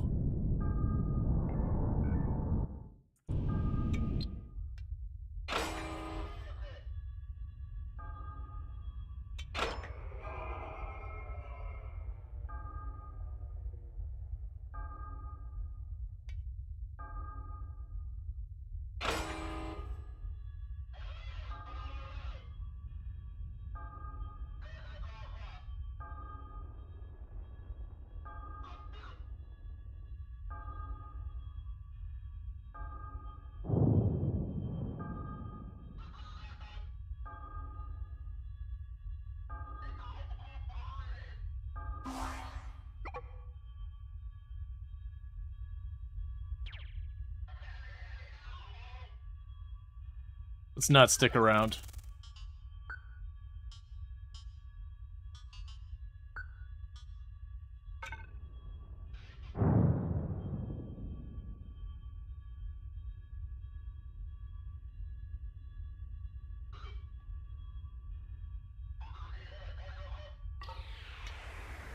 Okay.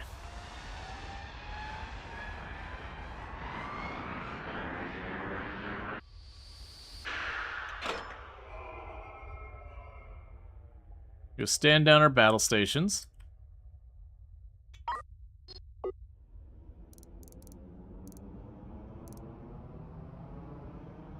Got mining laser.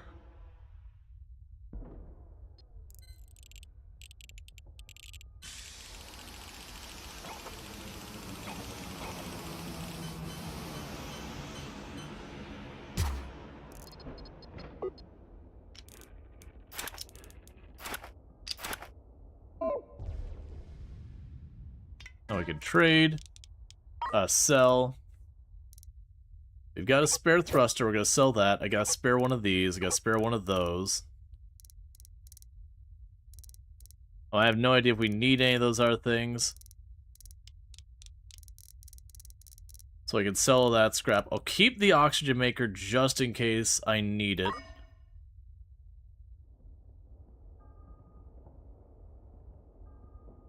So now the question is, do they consider the mining laser a weapon? They do not. So I do have a mining laser, so I can do that. That's them buying our stuff. Collect wreckage. They're sending the recovered wreckage to your ship. The Prime Cruiser... Now, it will arrive soon by shuttle. You need to store it somewhere on board. Once you've collected all the ship wreckage, bring it to me along with the flight recorders. I'm on the Vanguard, sending you the location now. Nuclear fuel tank unboxing when?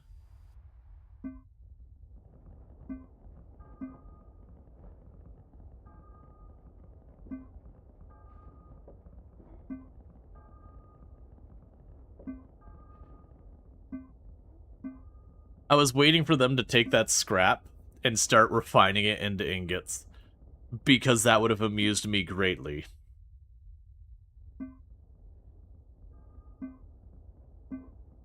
Here, collect all this evidence right into the smelter.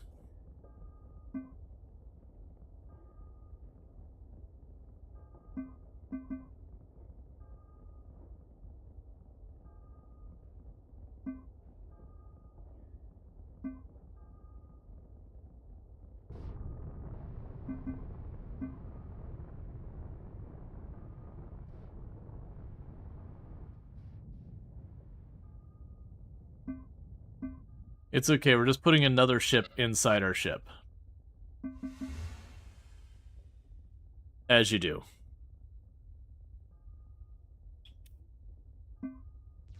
Yeah, evidence? What evidence? Are you sure this wasn't a conspiracy? Because they never gave us some evidence. You got people on the inside, man. You gotta be worried about them.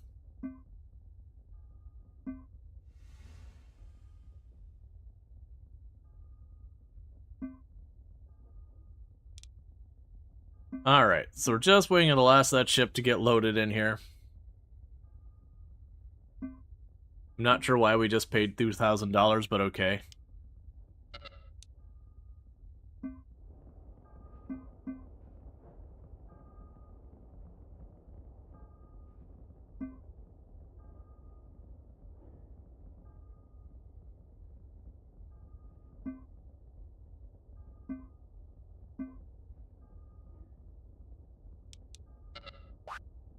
Maybe auto buy? Probably auto buy.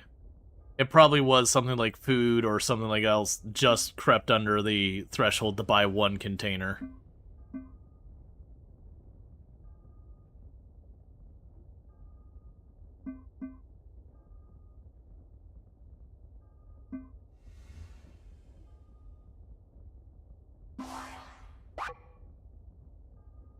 Okay, so we have collected the wreckage.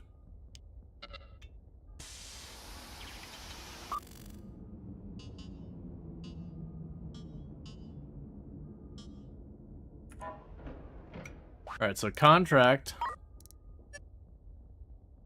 Okay, so those ones I don't have to actually accept it, I just have to go there.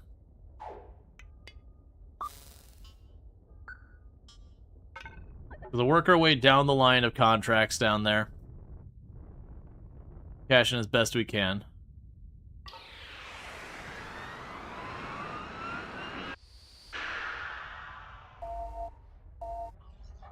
Greetings, Captain. My name is Dr. Martinez, and I'm reaching out to ask for your help. For years now, my brother and I have been studying the high-energy particle emissions in orbit of the black hole you can see behind us. Its official designation is QZ247, the collapsed remnants of a star that lived a couple billion years ago. An accident with their equipment left my brother in dire need of rescue, and I need your help. Sure? Thank you for offering your services, Captain. The Stargate project funded our research from the beginning. They buy all the data they can collect, and the closer we travel to the event horizon, the more data our sensors receive. Every mission, we push ourselves to go closer. Last time, we pushed too far. My brother, Marcus, took the censorship, flew closer than we'd ever been before. Right to the edge. Closer than anyone ever has been. I've lost all contact. He's been down there for a long time now. He's still showing on the sensors and his ship is still intact. The gravitational forces and time dilation will be extreme. But with your help, we're gonna rescue him. But there's only one way to get him out without falling into the black hole ourselves. We're going to have to do an extremely short-range hyperspace hop. Using a modified FTL, you'll be one hyperspace hop toward the black hole, rescue my brother Marcus, then turn around and hop right out. It will be dangerous, but it's the only way to avoid being dragged in ourselves. I need materials to synthesize the resources we need. You can help me with this while I work on the calculations. I'll need hyperspace isotopes. You should be able to collect them easy enough, but you'll need to acquire a hyperspace scoop and a tank to store the isotopes first.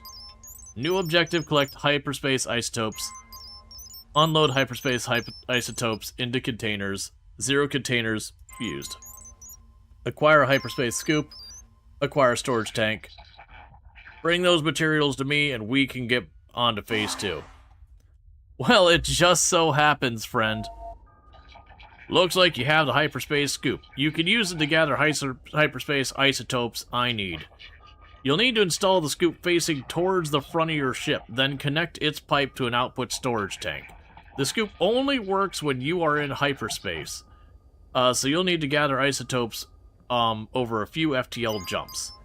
New objective, connect to the hyperspace scoop.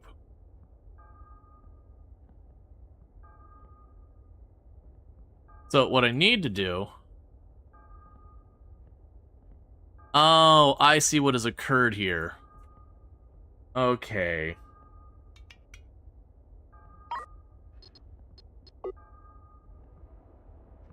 Because this is one pipe going on through. Oh, I can actually connect this directly.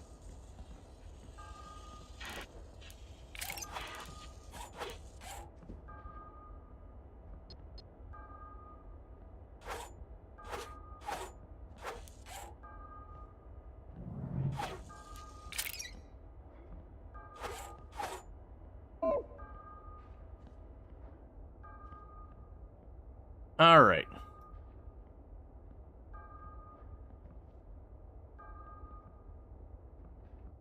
So it's like someone can go over here and empty this. Just need you to empty it.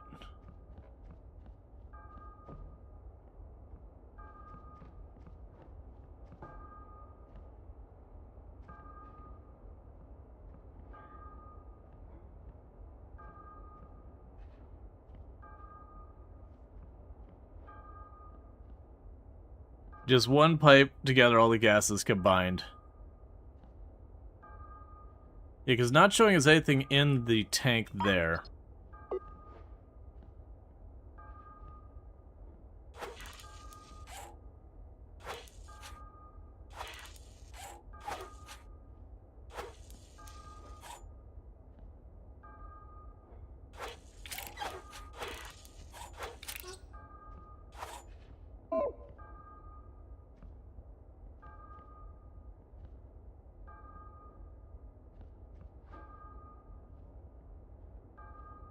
So, not sure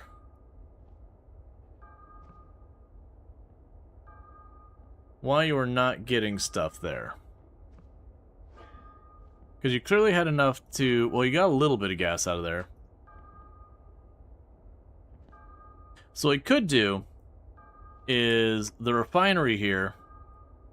Forget the refinery. Let's go ahead and get the pipes.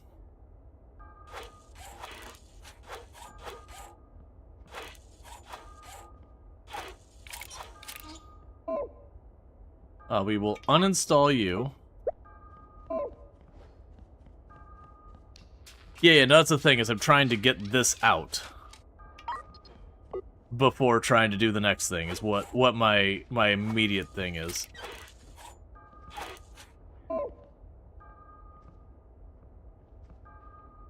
So I want... Where are you at?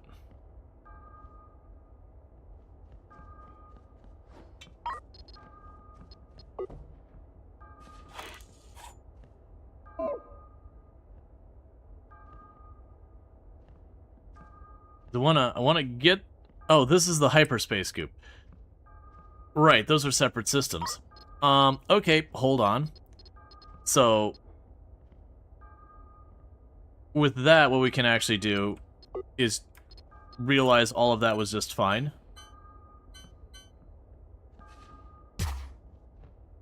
And then you can get moved over here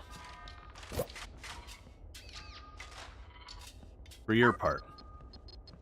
We'll need cables, hook you up to power, pipes, disconnect this, disconnect that, change you over to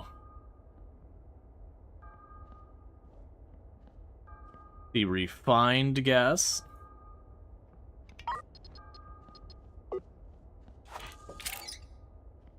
And you're all connected there. Here to view. Now we can go install small tank.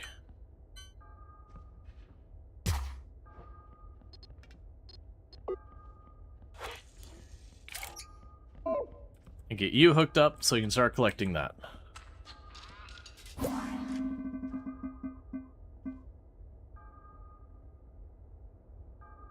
Alright.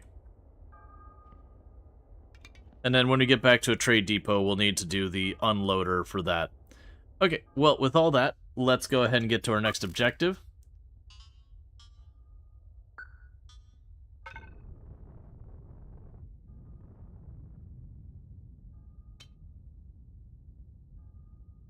I don't...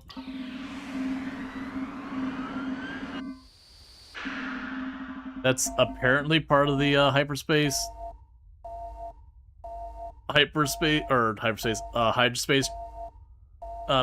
playlist. What is ship like yours doing all the way out here?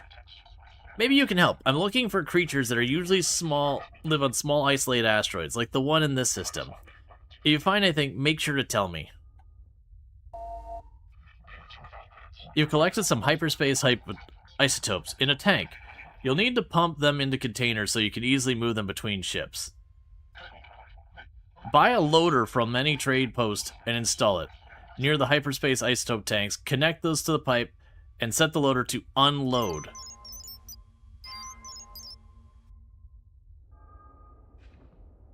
So I kind of wish I could set you to be like any... Well, actually, I can set it to auto. Right now, I am just going to dismantle you. I'm going to reinstall it.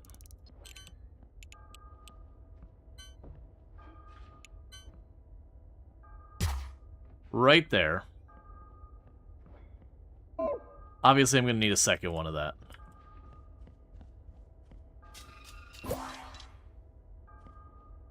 Unload. Okay. So you want me to look for asteroids nearby.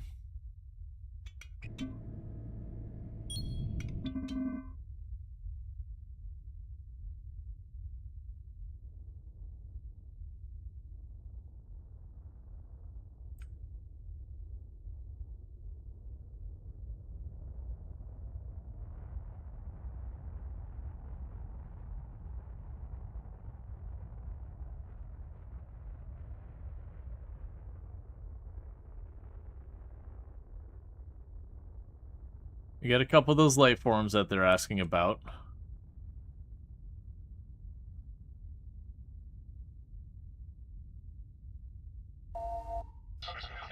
My gods, you found them. Oh god, they're still alive? Oh Jesus, there's two of them. Captain, you've made an incredible discovery. We have seen these interstellar life forms before on large asteroids deep in uncharted space, but never alive, and you found a pair? We called them tidlets. Sure.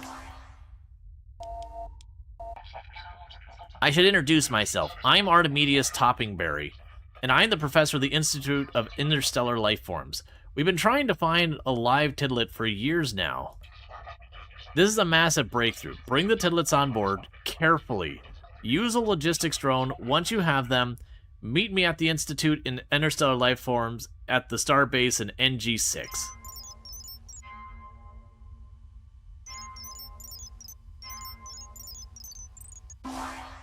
Okay, well that's going to be easy. Now the other question I have is I do have a mining laser on the back of my ship.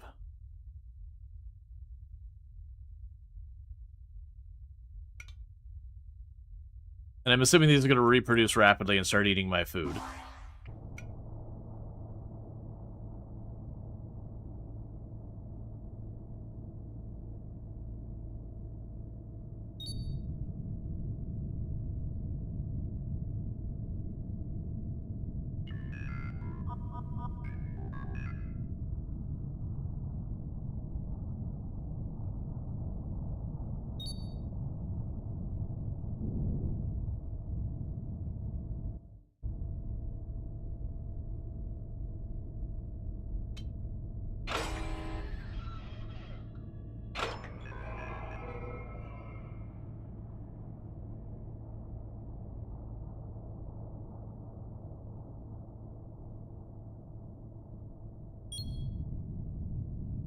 Stop.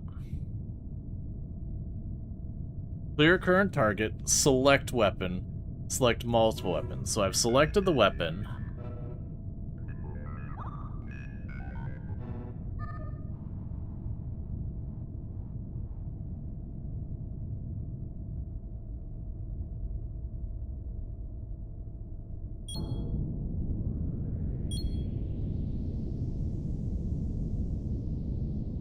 Because I'm assuming I can use the mining laser on this.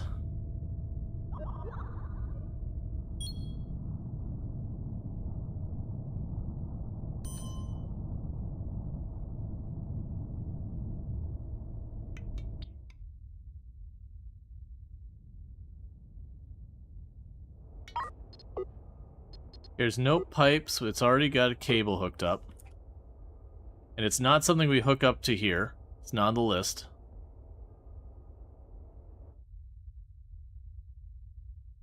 And the problem is I select this. Enable and disable auto-targeting. Maybe I can't mine it. Holding right-click doesn't do anything. Right-click makes us switch the ship around. It might just not be a valid asteroid. Like, it might be just an asteroid that has nothing we care about on it.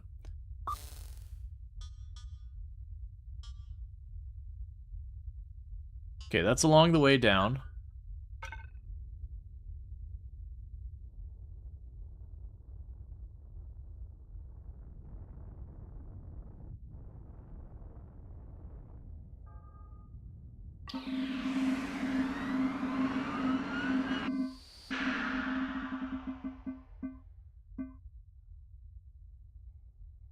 Okay, deliver the tidlets. You managed to bring them back? Amazing. I'll be there in a second.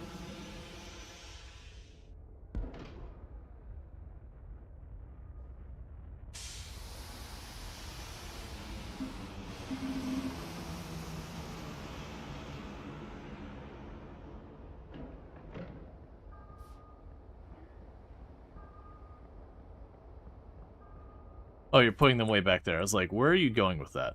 That's fine. Alright. Meanwhile, we can go trade. So there is a huge tank there. I am going to want to get another loader. We'll probably want a lot of these other things eventually, but I'm not going to sweat that right now. The robotic arms and all that, I assume, are for, like...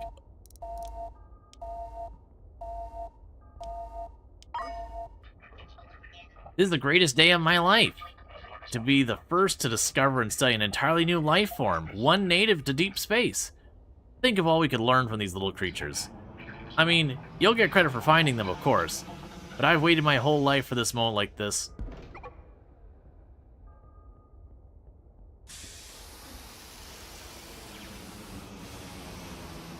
Okay, so we got paid. Now we know where to look, and we may be able to find more of them in deep space. The asteroid where you found them has a large iron and aluminum core, with some unusual crystalline structures on the outside. There are similar asteroids within this sector that have been recorded and scanned. Nobody would have bothered trying to mine such worthless rocks. They might not have looked too closely. It's worth searching them for more of these creatures. Investigate asteroid whatever. Okay, investigate the asteroids. Oh, there's so many of them.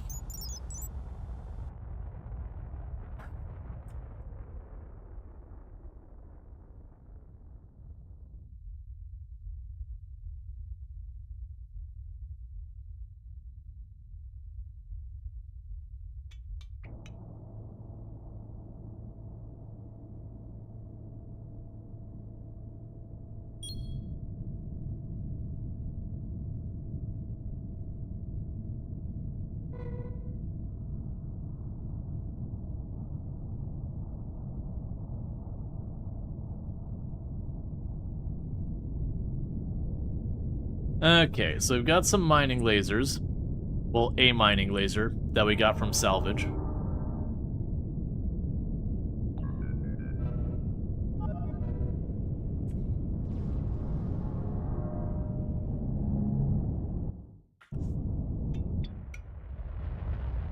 there an easy way to move that? Yeah, let's go to this thing. Let's uninstall the mining laser here. Let's put along one of the sides, just to make me not want to rip my hair out trying to aim that thing.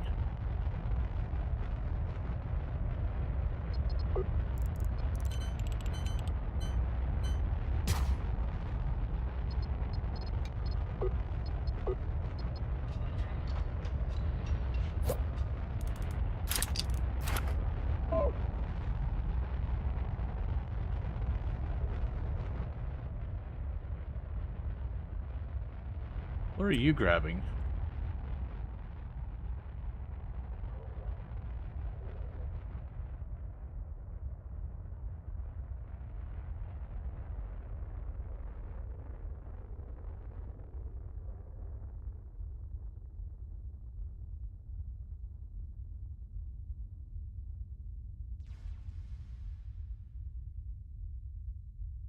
Okay.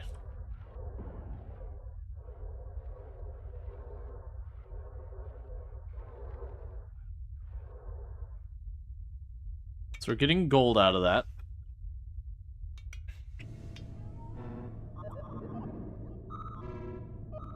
Okay, so we got metallic minerals and precious minerals.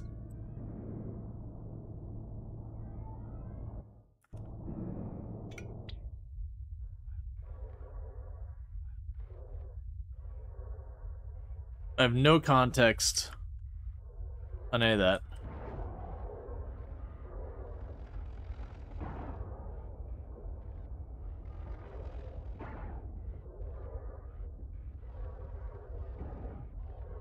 Alright.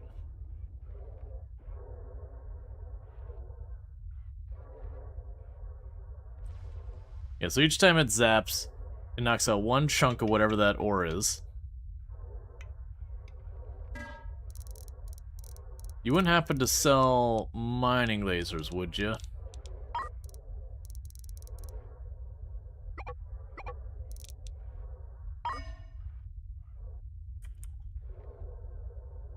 Because let's go ahead and set up to be able to handle this. Right now, we're kind of making our ship a jack of all trades, not specialized at all.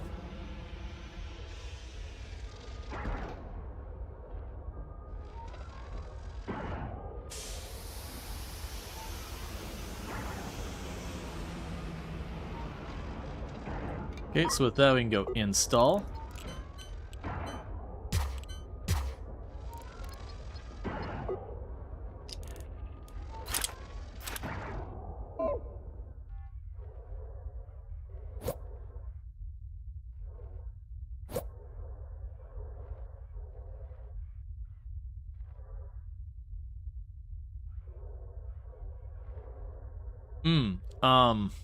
Mm-hmm.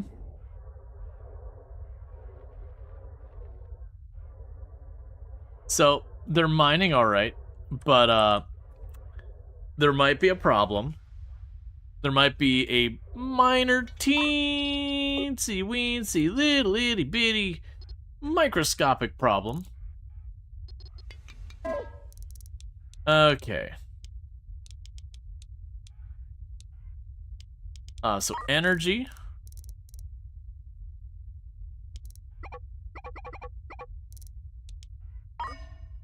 We go into buy 5 solar panels and just shove them on here real fast.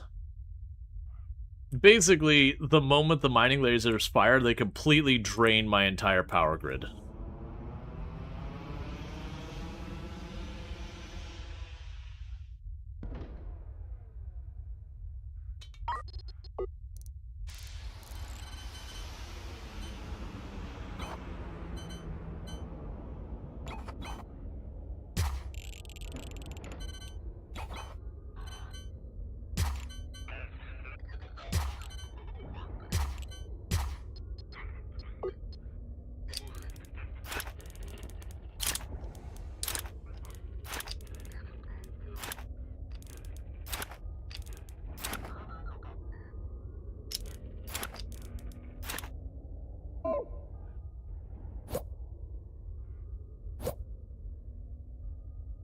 Let's see if that helps.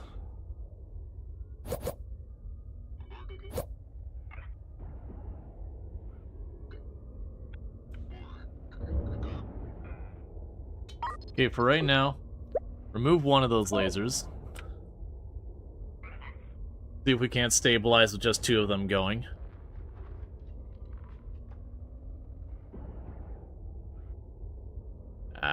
Okay, we're stabilizing. So I could do 2, but 3 is right out.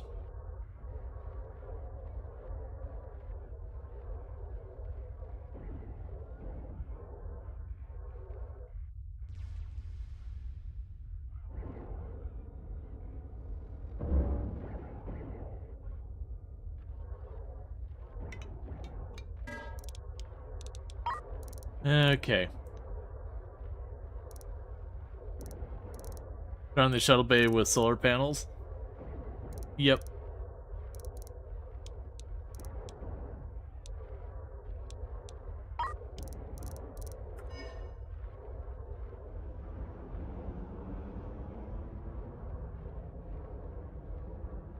Now the question is, if we switch back to our tactical,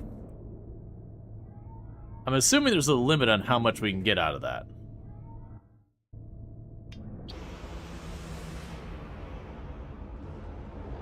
Can you make the ship bigger? You can. Okay, so we do that, we can make more metal ingots. So far the 1.0 release has been pretty good. We can work on making metal ingots. Because of the metal ingots, I can get more girders to add more solar panels to help mitigate the power spikes.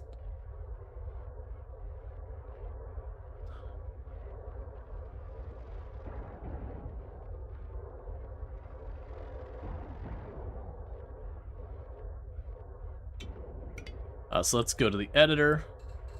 Scaffolding.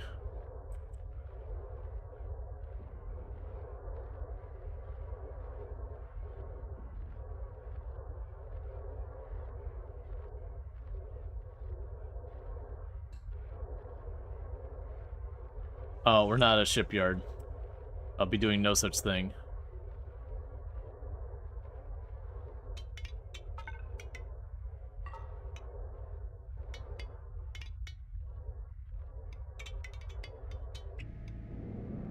See, that's the thing, is I'm curious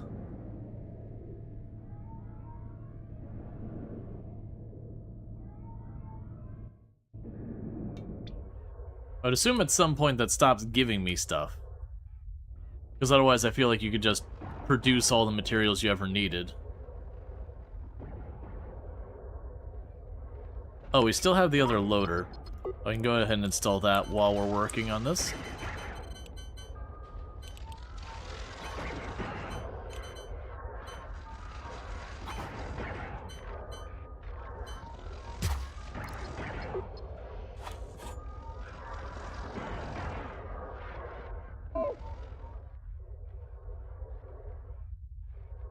Yeah, so what this is doing is it's giving us metal ingots. And we can use those metal ingots to make more solar panels. But I can't put the girdering down that I need to do that. The metal ingots can also be used to make railgun ammo.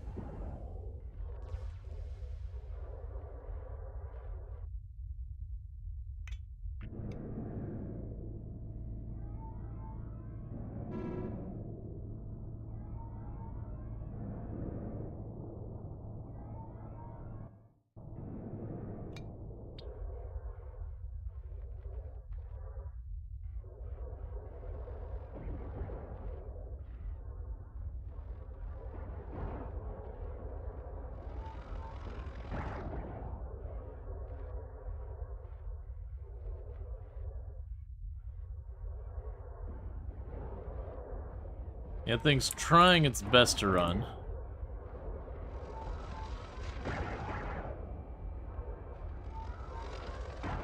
Okay, so we're doing good on that. What else do we want to make? So we use precious metal and frames for that. You would make the frames.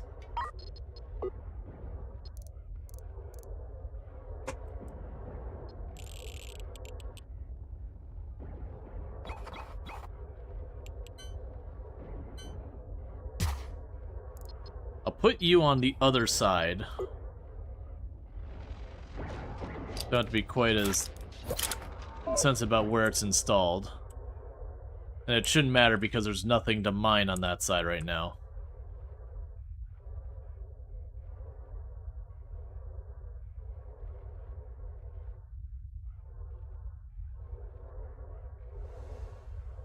Yeah, I was expecting that asteroid to not last very long, but we are continuing to pull materials from it, so but I'm not visibly seeing a difference. So you want me to go check out... Oh. You don't want me to check out asteroids here. I misunderstood. I thought you wanted me to check out asteroids in this area. Alright, well I don't want to sit here and mine for all eternity. I kind of hope we get like switches or something to turn power off or manage that.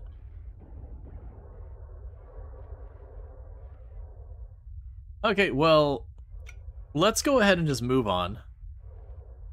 So let's go to sector map.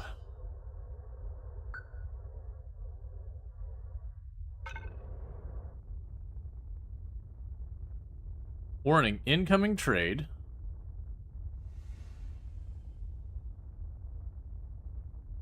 We can let them drop off their stuff.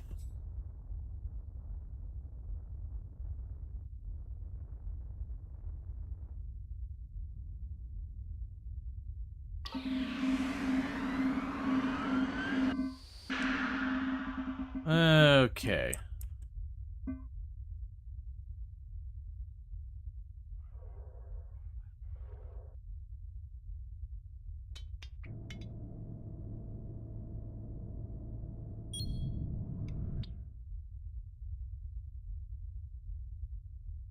There's a scavenger hauler here. I'm assuming they're going to get mad at me because I'm going to roll up on them while they're scavenging.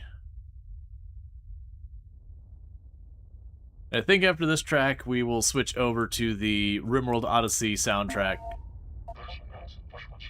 Got my hands on something you might be looking for. A recording of screams and static from a ship's final moments. You want it? I know it. Scavenger right says it's mine. Luckily for you, you can have your precious data as long as I get my finder's fee. It'll cost you $20,000 for the secrets. Cross me and it'll be the last mistake you make. Well, how do I How... How do I... I would like to facilitate this trade. Hey. Fund received. Pleasure doing business. We'll drop your flight recorder off to your cargo hold and be on our way. It's not dropping it off into my cargo hold, that's pitching it out the back of your ship. I'm okay with that, but you definitely, what you did and what you said were not the same thing.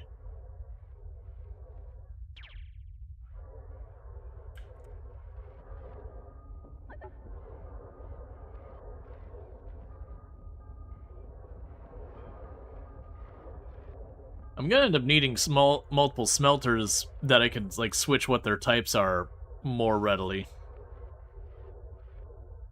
Oh, drop it out of his hold. Okay. I thought it was gonna send a trade shuttle over. I misread it. Okay.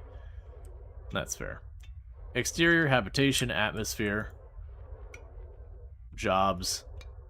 Schematic.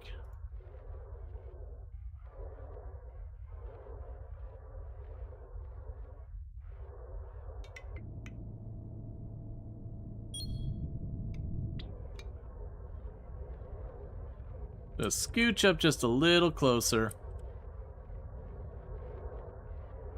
Because now, instead of having just 2 drones going back and forth, we got a small army of drones that can just kind of zip back and forth real fast.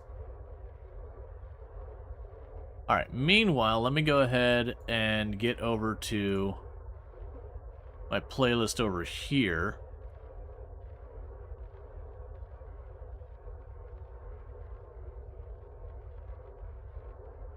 And where are you at?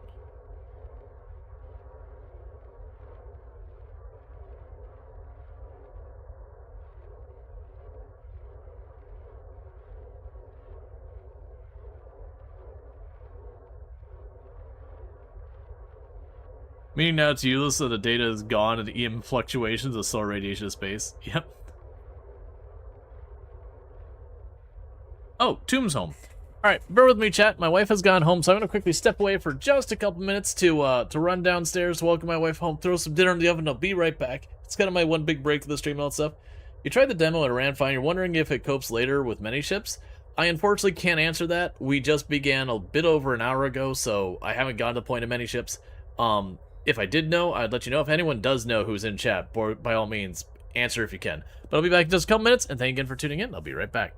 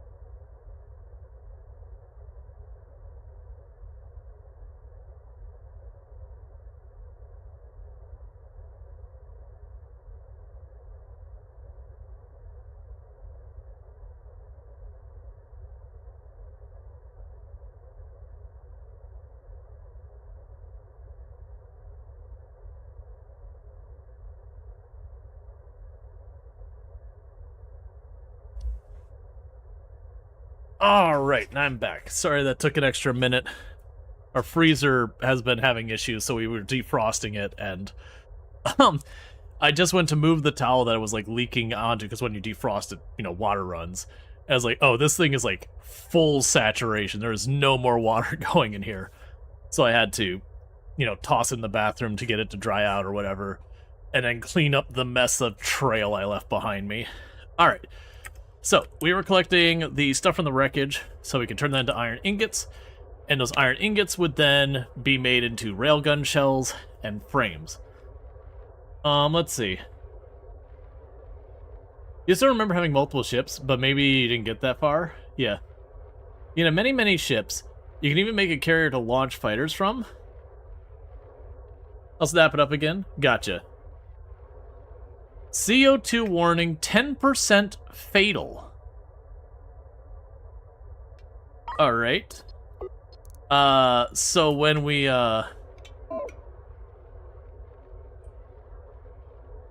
when we get out of here, I think we're going to be getting a CO2 scrubber.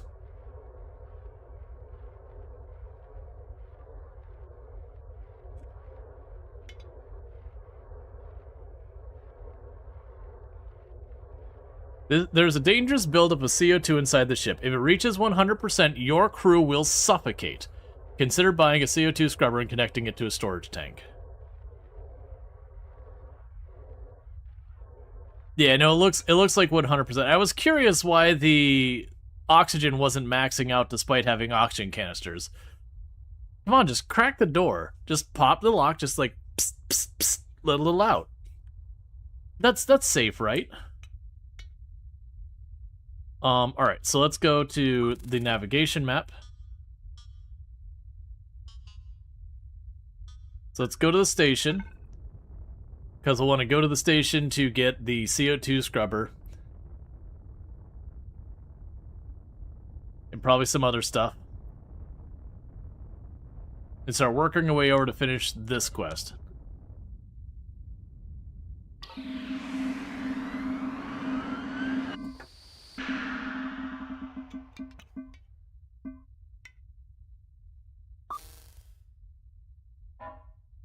Okay, so with this, we got a couple of things I want to do. First, we need a CO2 scrubber. So I'll get one of those. This pipe extracts sewage from the habitat deck above. You're going to pipe the sewage into a storage tank and eventually reprocess. Okay. Before I get those, I did not check to see what we even scooped up, because I might actually have things we scooped up. We didn't scoop up crap. Okay. So, we are using most of our space here. Let's go here. So, habitation. I'll need 2 tanks, likely. We'll need the CO2 scrubber. We got a waste treatment plant and a water purifier. I'll need a sewage pipe, I assume. An air reprocessor. An ice grinder. A hydroponics garden.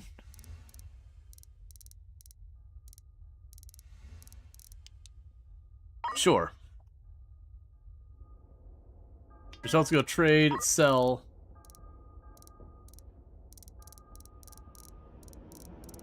I think the rest is fine for right now.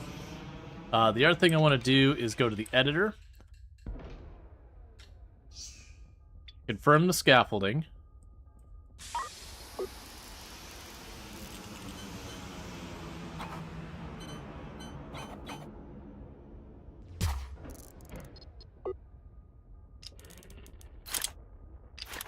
And run more cable there. Okay. So, I need to install more stuff.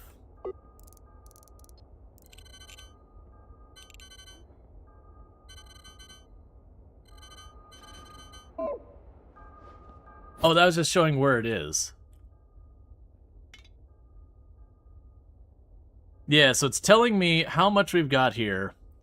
and how close we are to having that all filled up. So we do have to actually resolve that. So I can go out here and install. We'll need the sewage pipe.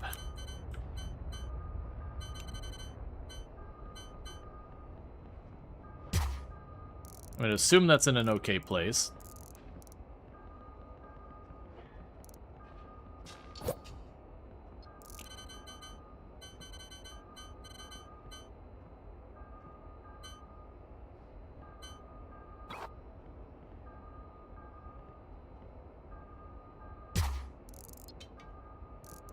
You'll need a pipe.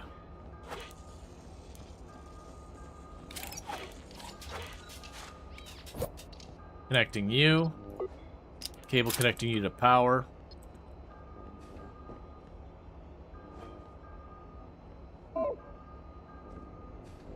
And that'll give me waste water. Let's get a pair of loaders. Or just the one, I guess.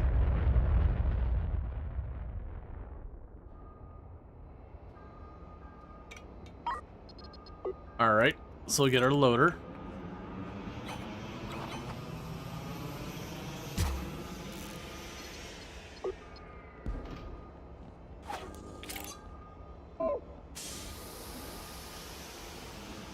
Okay.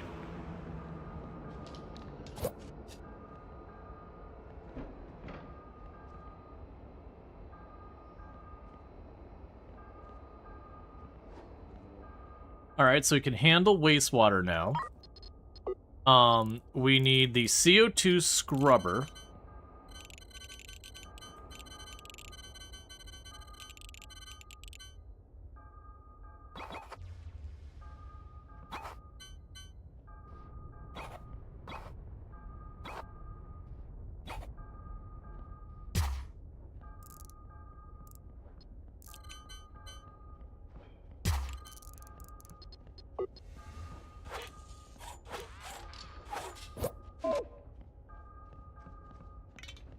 Okay, and we will want a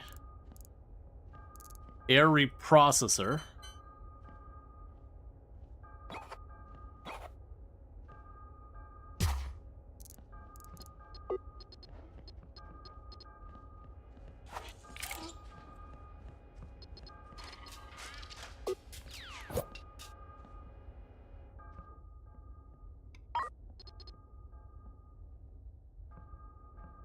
So you're going to need to be uninstalled because they did not have a second loader in system, actually.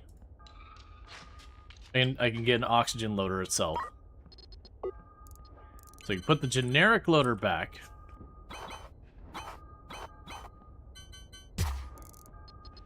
I can trade for an oxygen loader. And I should be able to put that over here.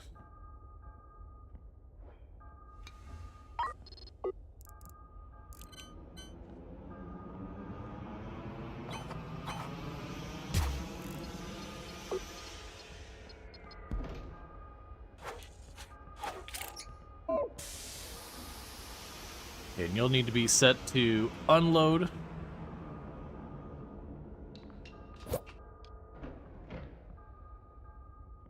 And you'll be set to unload.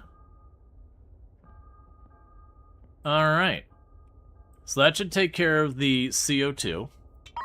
What else do we have? Water purifier takes dirty water and recycles it back into clean water.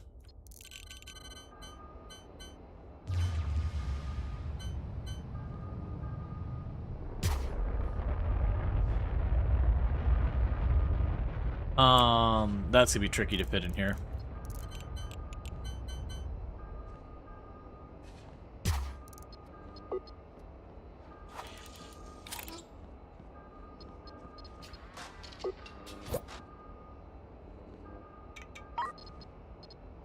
Cables.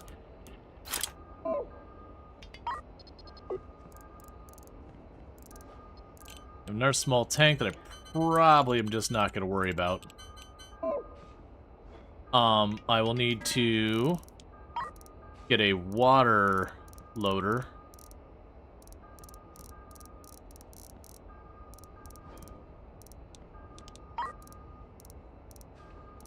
There's no such thing as a water loader. Okay, where did I need water again? I guess we will be using the tank. These diagonal bits of the rudder ship are annoying. They prevent you from mounting stuff over there. Yeah.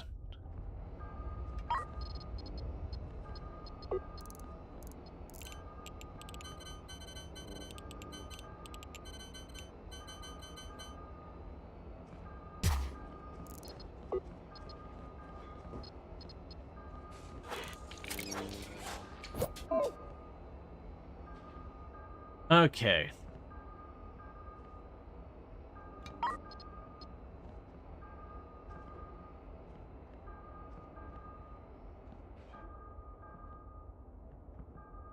So, we don't have a ability to get another loader right now. Was there anything else we got? So we have the hydroponics garden.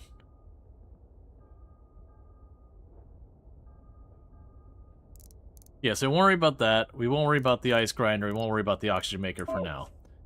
So I think we're okay for the moment. I've got way too much junk on board. So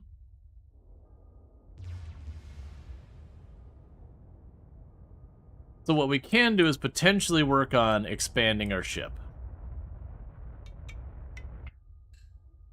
So we've got our editor.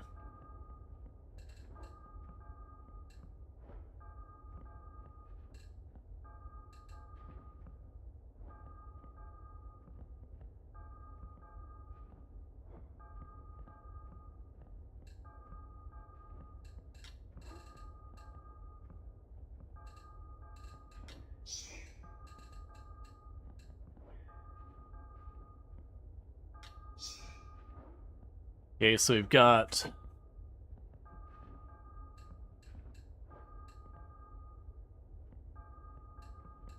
Yeah, got that where we can open it up. I do feel like having those separate is fine. But that means I can run wires across without weirdness.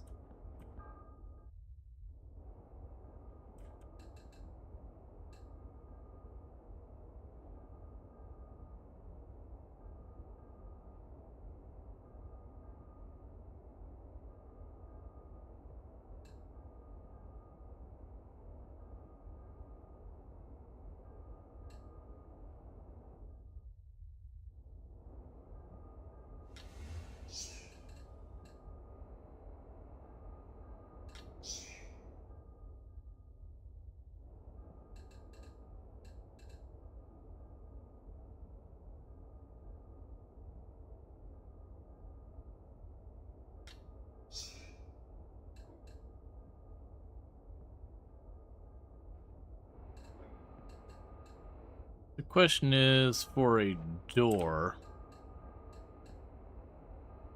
The docking port.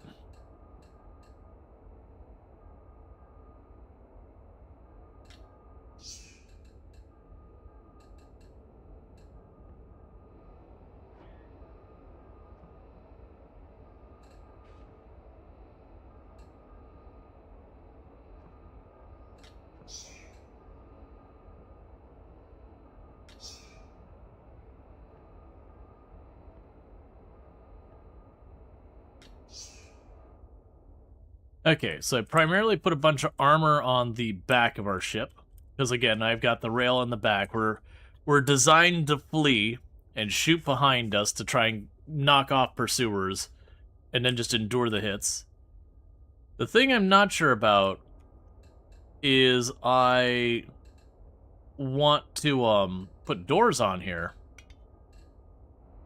Oh right, we craft the doors. That's right. This thing over here can make doors. Can I just buy the doors?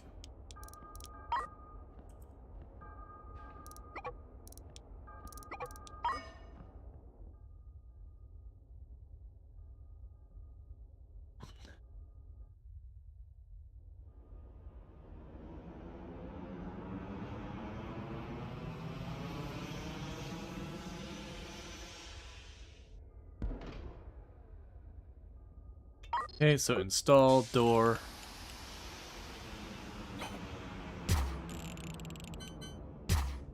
Because I'm assuming we'll want that to contain stuff. Alright.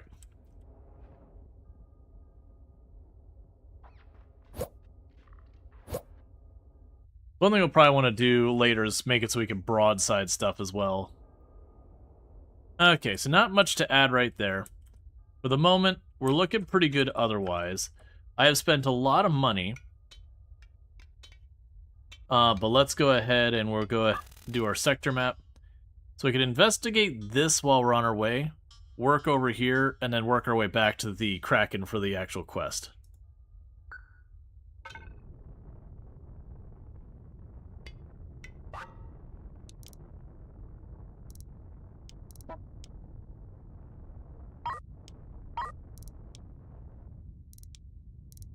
They've got one going to NG12.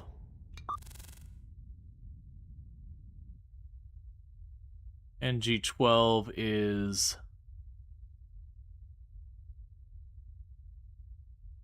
the complete wrong way.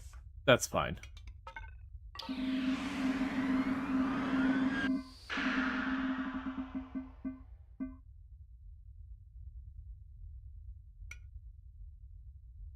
Okay, anything else here with us here?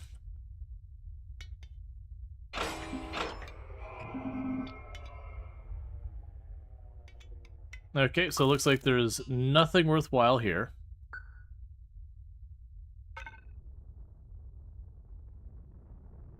Just move on to the next system.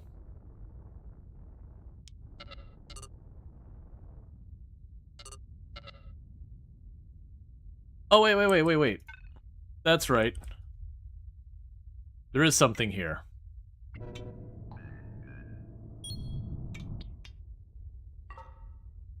We got the little tribble things.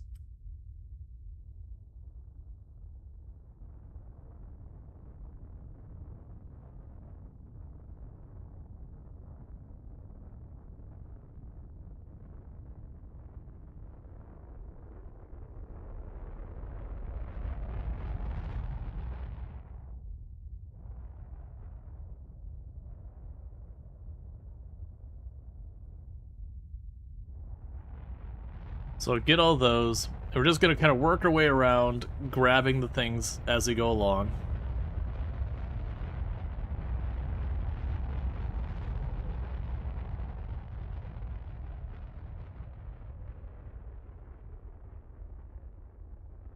Okay.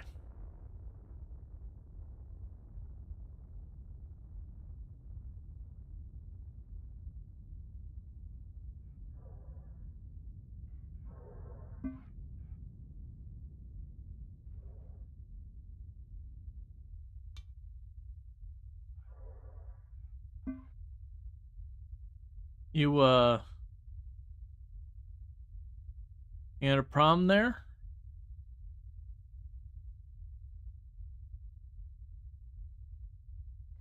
There you go. It was definitely trying to run away.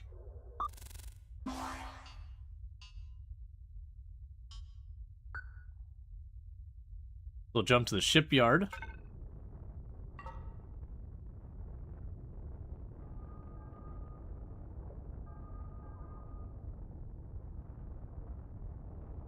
Okay. But it seems like getting the hydroponic garden, all that stuff, is about making it so you can be as self-sustaining as possible on your ship without having to, like, go to station and buy stuff.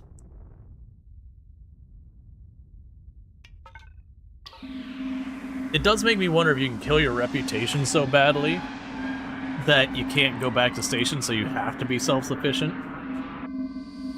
and survive on, like, the wrecks of people. Oh god, the tidlets. My goodness, I hope they're okay. What's happening? Are you kidding me? They've reproduced? We've just witnessed interstellar life form spontaneously reproducing. Oh, this is just such incredible news. But what was the condition? Maybe these ones are already fertile and pregnant? Did you see any mating behaviors? I need to do more analysis. Keep looking, Captain. Bring them back to us when you're done. Let me guess. Every time we jump, they reproduce. Because that seems about right. Let's see. A chemical lab. Munitions bench, fabricator. So we got a lot of stuff here.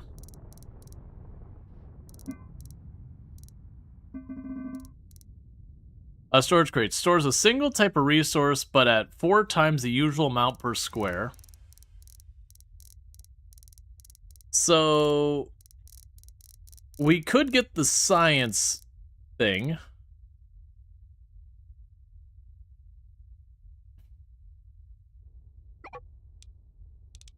And a scientist.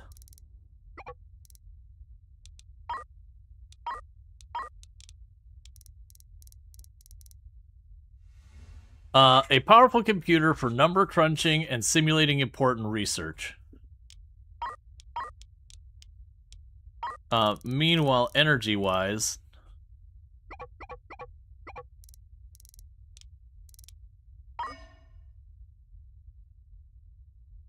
Go ahead and do that. I'm gonna have to stop spending money and start actually working on getting a bunch of stuff set up.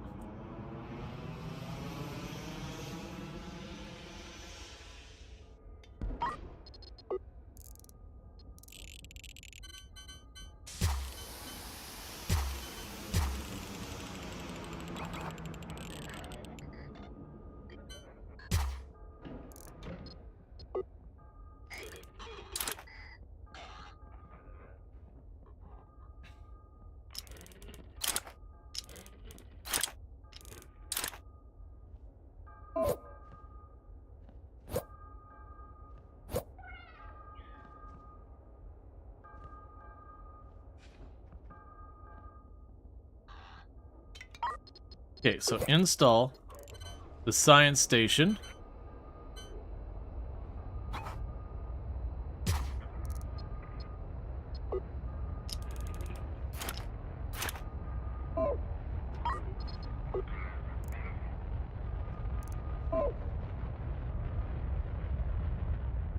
Sir, you're making a lot of noise. I hope you know that, right?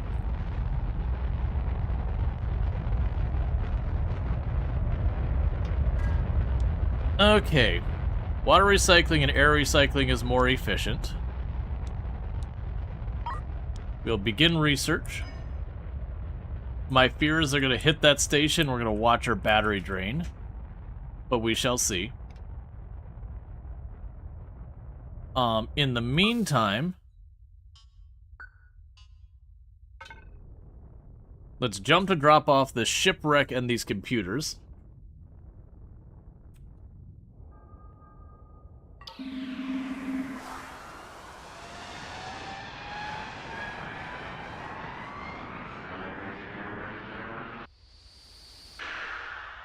It's fine. Battery got down to 6%. You've gathered the materials I need.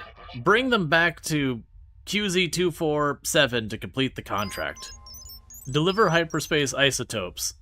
Yeah, that's fine.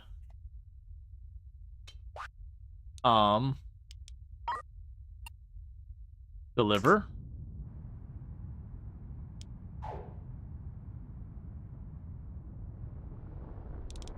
That's this quest.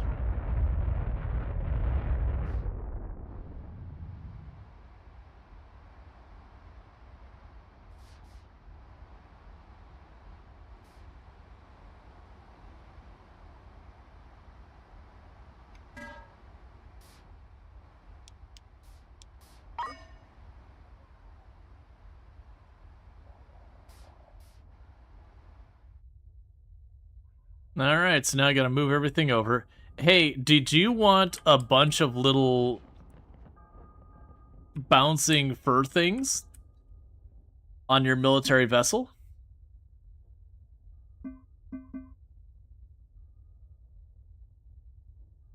Because I feel like you really want the bouncing fur things.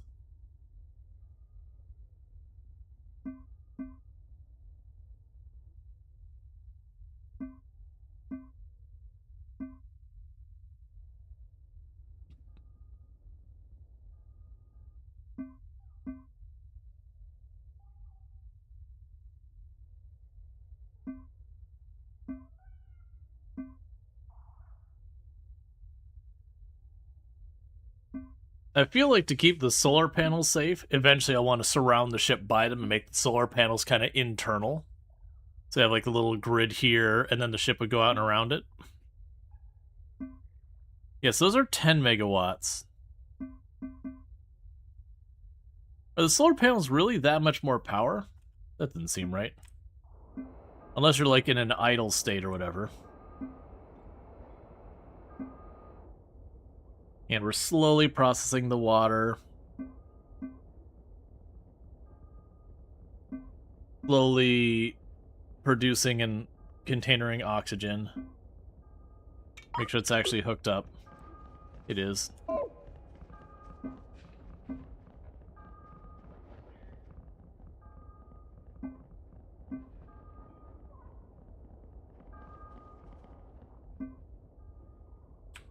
Okay.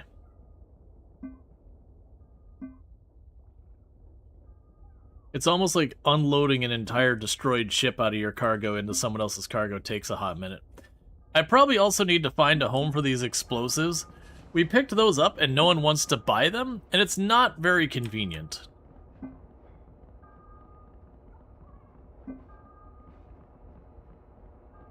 Alright, so meanwhile we could switch you over to Precious ore, because we had some of that.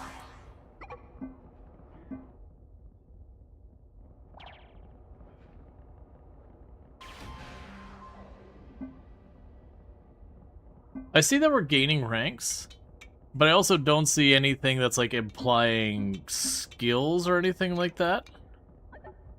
I know that gives us access to better contracts, which might be all it does.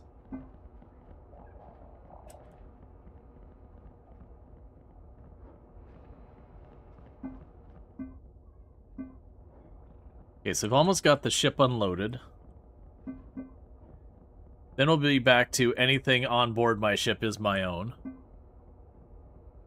Oh, wow. We have a lot of hyperspace isotopes. Okay. So we're going to have that many hyperspace isotopes. When we go to the next place, we're going to get into another one of these refineries, and we're just going to hook it up here to turn those isotopes into hyperspace fuel.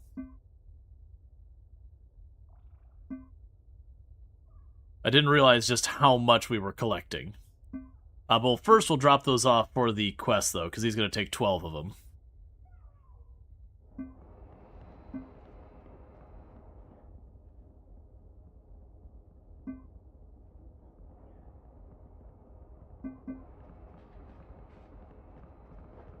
Okay, so you got all the precious ore you're going to get. So you're switched over to scrap now to make more iron ingots. Okay, that's all the wolves and sheep's clothing stuff. And we gained a second rank in logistics.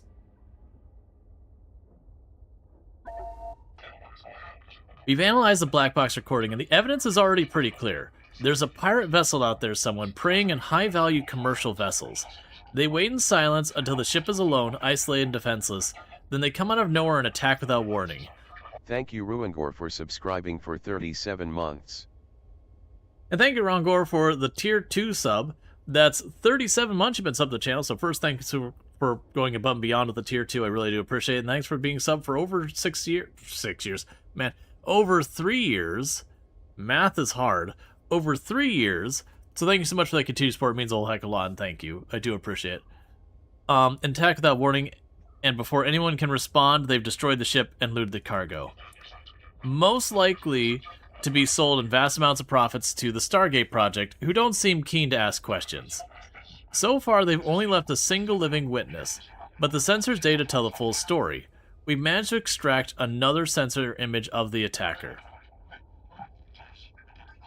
It's a grainy photo, but it's all we have to go on. Without a doubt, the vessel responsible for the death and destruction. Thank you Ianek for subscribing for 30 months. Thanks to @RandallThor1812 for my sub gift. Rual beep Rual beep. And thank you Ianek for the Tier 1 sub. Continuing the sub from Randall Thor and all that. Been sub for 30 months, and thank you so much for that as well. I do really appreciate it. Kicking off a hype train and all that good stuff. But thank you. We need to find a way to track them down and destroy them. We'll be in touch, Captain. In the meantime, we suggest you tend to your ships. If you've taken damage, you can repair the hull at any shipyard and use the funds we've sent you to upgrade your defenses.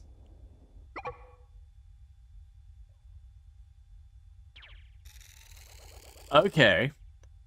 So apparently doing that was enough that we have unlocked survival mode.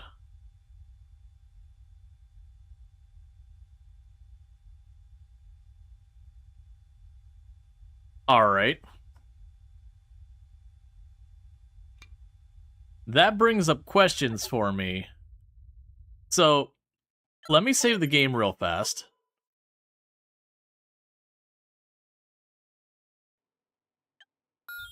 I want to know what the difference is with survival mode real fast. So I'm going to quickly pop out. We'll probably be jumping right back in there.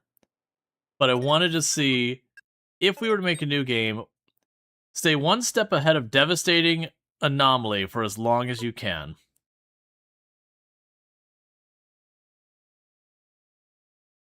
Stay one step ahead of a devastating anomaly that consumes everything in its path and save as many as you can before it's too late.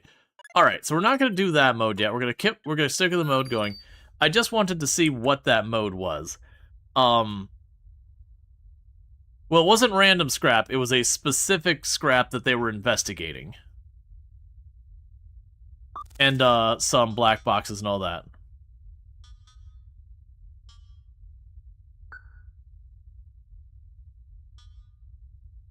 Deep Space Industrialists. We're going to go over here, grab all of those, and get those home.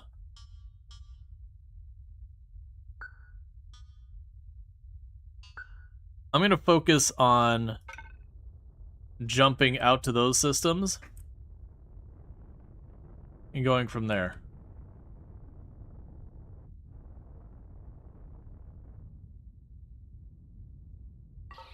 Also, no one pays for science in the same way as they do for military. We keep pushing that battery right to its edge.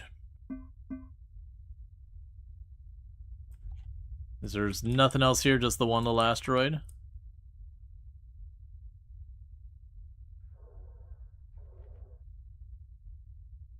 Yeah, it does make me wonder with the survival mode.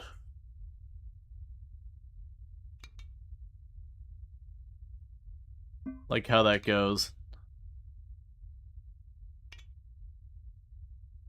Okay, so I've got our next two.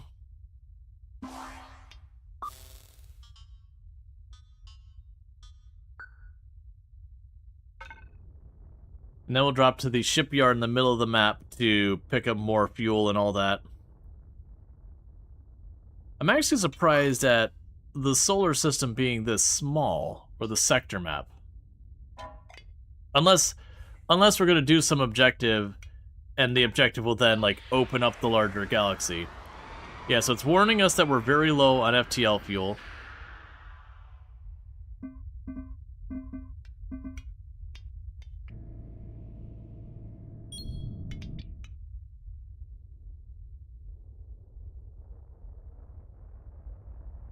It sounds like it'd be similar to the FTL game.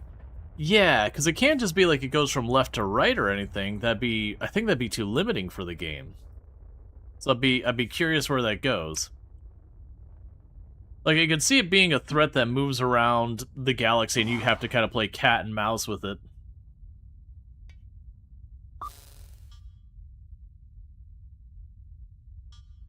So you can drop both of these.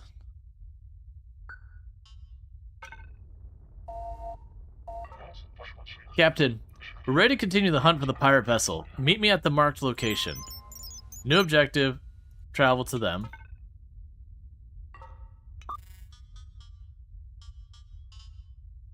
Well, right now, I'm doing the next thing. Because my FTL fuel is low.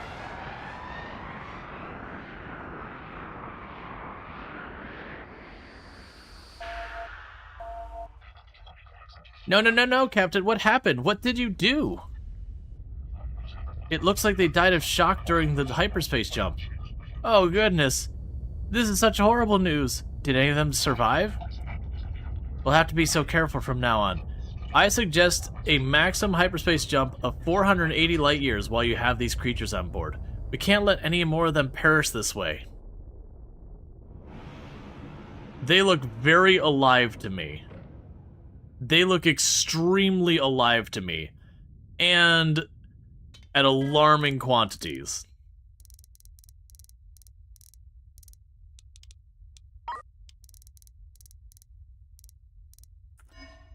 Alright, so we did get that.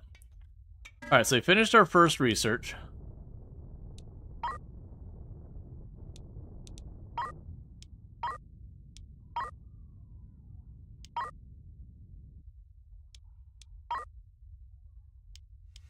We'll begin the research on our drones. Oh, that requires... Okay.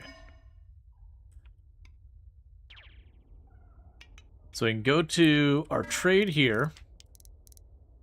And I made the comment that we needed to... Industry. Refinery. Build. Or buy.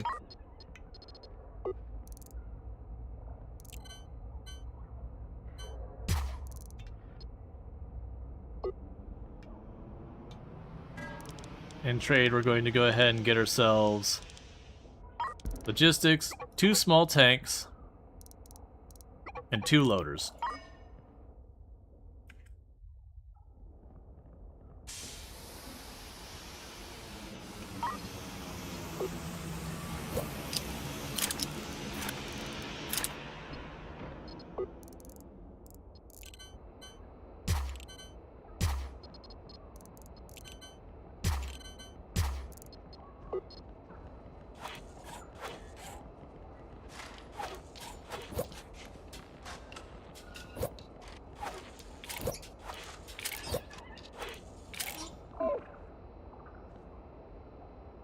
Alright, it's not going to be turned on yet. We're going to get there. Alright. So with this, we've got our fuel back up. We're going to go...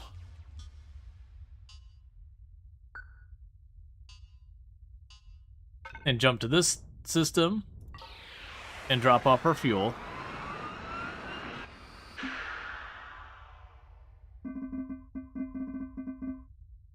Okay.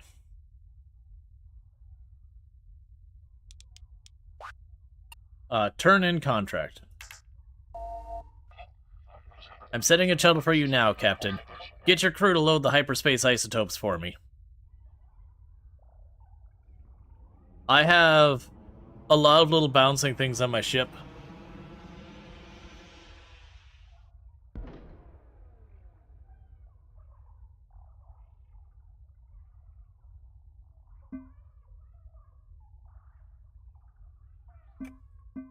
Okay, and once that's all loaded up, I'm going to set this up to make my own fuel.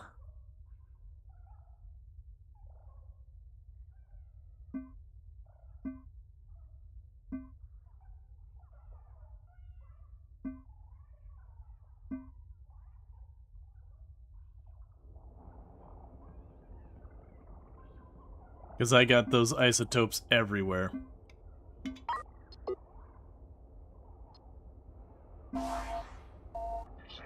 Thank you, Captain. I now have what I need to modify this FTL drive for a short-range hop.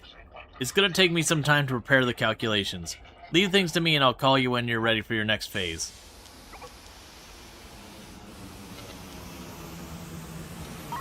Alright, so storage. I want to...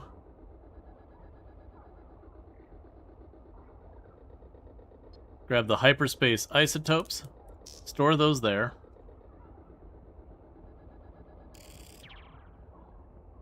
And thank you for the cash.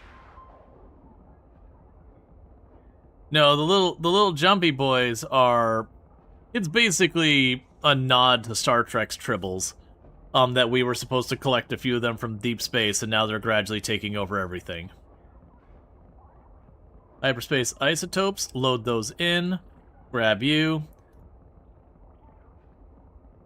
That makes stable isotopes on the other side, and we will unload these stable isotopes. We'll have storage, stable isotopes. So apparently there's going to be another phase to this.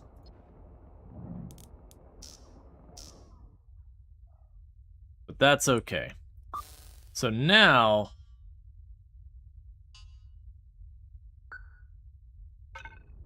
let's get the heck out of here and get rid of these things.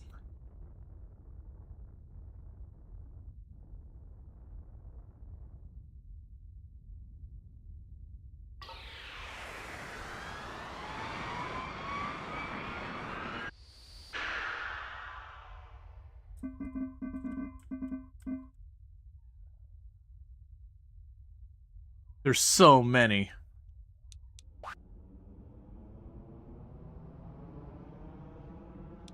Oh, there's still an asteroid I failed to investigate.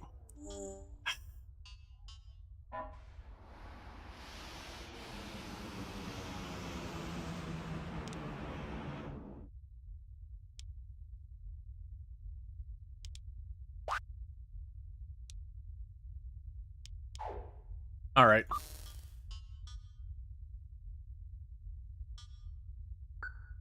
I think that's in the safe range.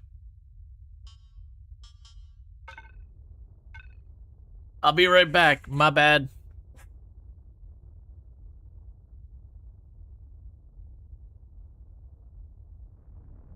But yeah, so it's basically every time I jump, more of them show up.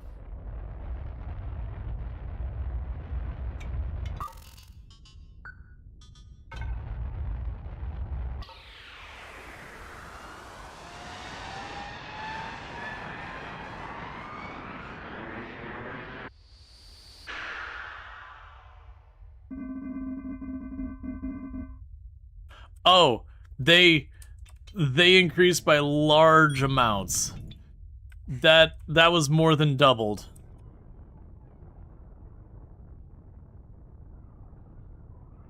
I don't think we got enough room in the ship for them to double again. Not that we get much choice. We're here. At least they're not head crabs or face huggers. Dump them out the airlock.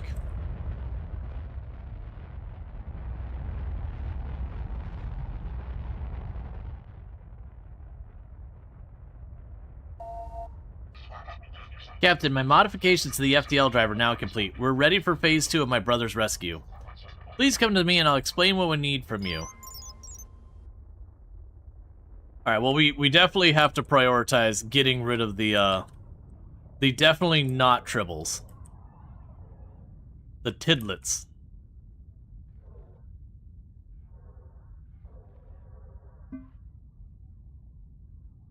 Or find a planet having major food issues. I'm sure they'll solve their problems. Well, in Star Trek, that's the whole issue is, they get the tribbles on their ship and they start getting into the food supplies and everything because they're just everywhere. There we go.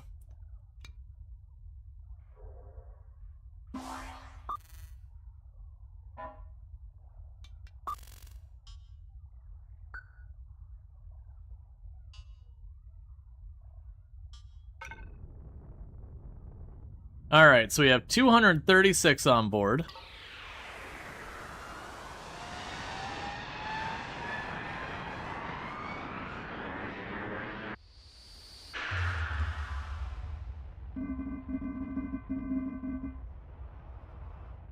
We have 397 on board. Deliver.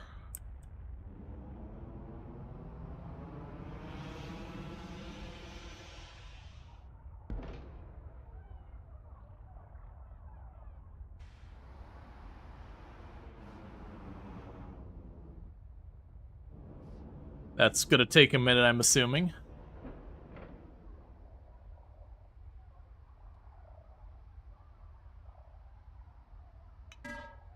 Meanwhile, what are stable isotopes worth? 500. And unstable isotopes?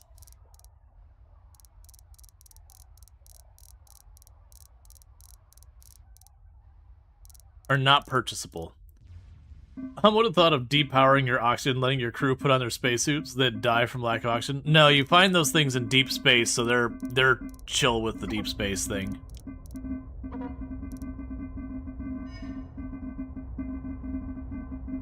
Oh good, they're feeding themselves in there.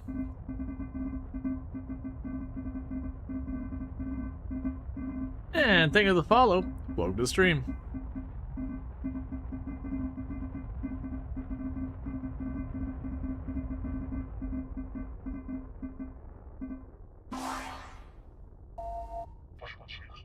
Incredible work, Captain. I can't believe how much we've seen in such a short time. I've been analyzing the onboard sensor data while you're traveling around. They don't exhibit any sort of physical mating behavior, but there's a detectable energy exchange going on, and always between groups of 3. They must be reproducing through some form of telepathy, and only in triplets, and only in hyperspace. No wonder they're such a rare creature. These findings will make for incredible research paper, Captain. I'll be sure to credit you as the pilot who found the first living specimens. I would offer to name the creatures after you, but they already have a name, so apologies for not being able to honor that tradition. You'll be getting a call from Dr. Swanson very soon. He funds my lab and all of my research, and I talked to him about directing our research grant to you as a fair reward.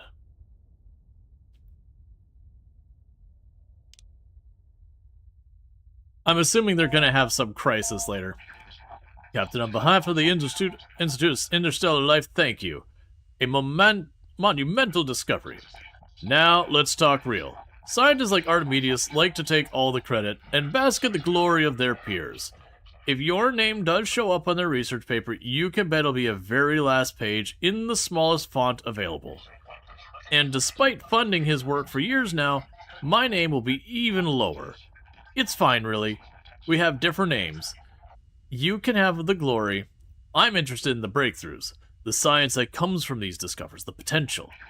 Anyway, thank you for your work, Captain. Here's a reward for your efforts.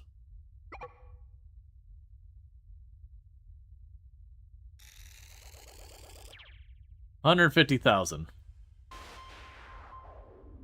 Honestly, not that much more than like the regular contracts.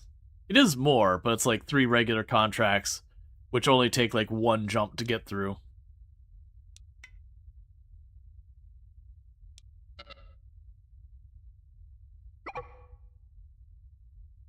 Research completed. Research available sector survey. Deflector blueprint. Oh. A deflector is good. An automation.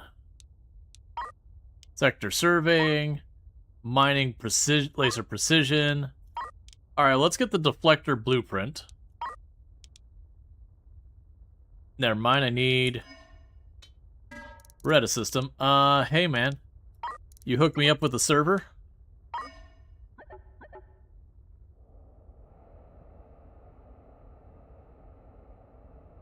And yeah, it's all about knowing if they go with garlic and butter. Yup.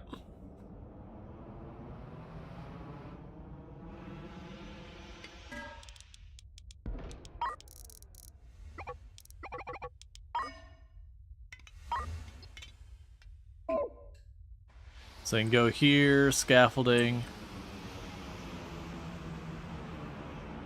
Oh, there's no shipyard here. That's fine.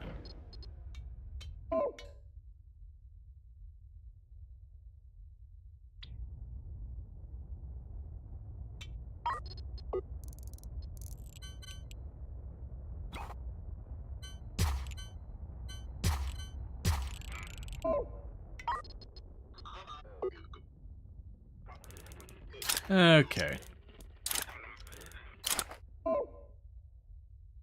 And we're just expanding our solar power a bit more. We do have the supercomputer.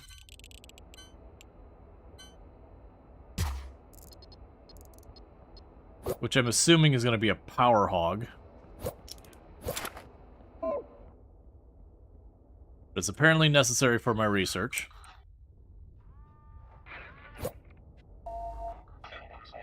Captain, we're hoping to run some more experiments on new life form I discovered. The Toppingbury Titlet. If you could go visit my institute, I have a contract that may interest you. New objective, traveling to the Institute of Interstellar Life Forms. Fine.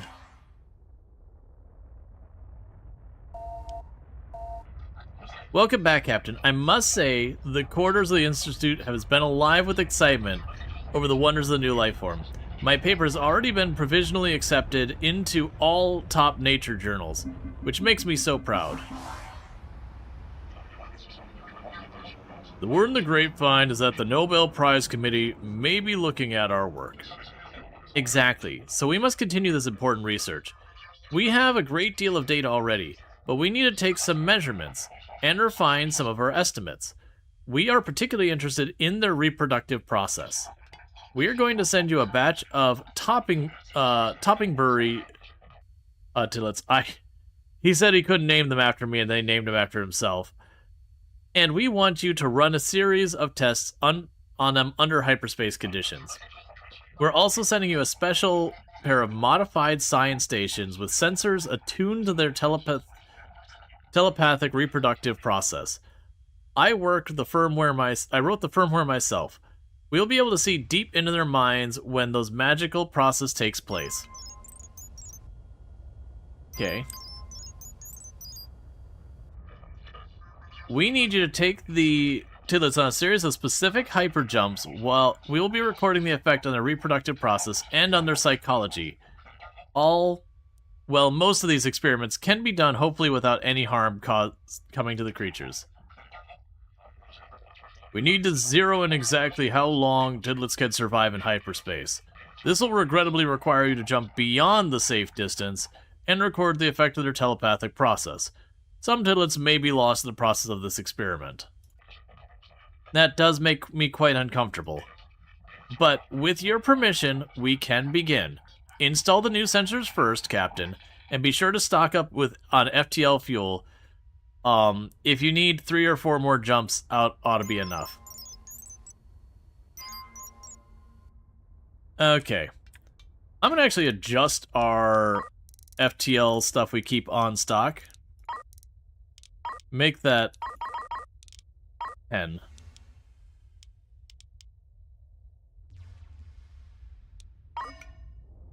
Because it's not that expensive, and I never want to run out. Alright, so you want me to put these monstrosities on my ship.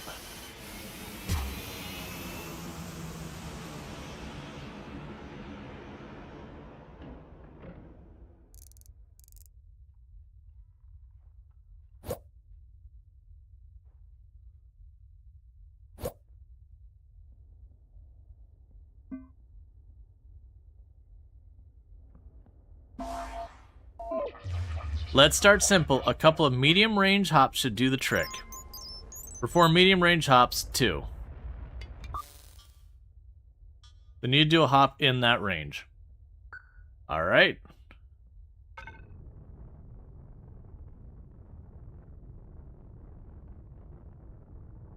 $150K for a computer. That thing better have at least 32 gigs of RAM in it. No, sorry. This is the future. The price of RAM has only gone up. It gets you 512 kilobytes.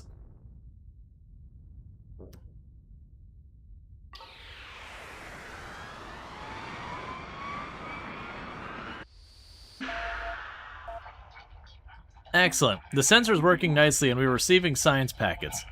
Do one more medium range jump and gather more data. Captain, thanks for coming. I've completed work of the modified FTL, using the radioactive hyperspace isotopes you provided. With this FTL drive, you'll be able to perform an extremely short-range FTL hop in close proximity to the black hole. You'll emerge directly on top of my twin brother ship and perform the rescue. You'll need to make 2 jumps, 1 in and 1 out. I've checked and double-checked the calculations. We need your help to make 2 FTL charges that work for the modified FTL hop drive. I'll need quite a lot of telium crystals for the FTL charges. Telium ore can be mined from just about any asteroid belt in the system, but you'll need a mining laser to do it. Drones will collect the materials, and then you need a smelter to process the telium crystals. I have most of the equipment you'll need here. If you dock with my ship, I can send it over.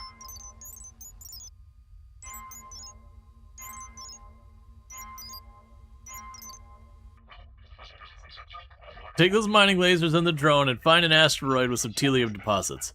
Point the mining lasers at the telium and use the drones to collect the minerals. Once you mine the resource, you'll need to refine the telium crystals using a smelter I've provided.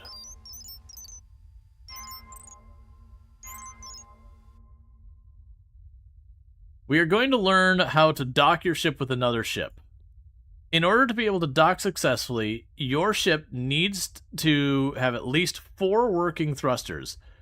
Use a different ship or purchase and install 4 thrusters at a nearby trading post. I mean, are you just going to stay there forever?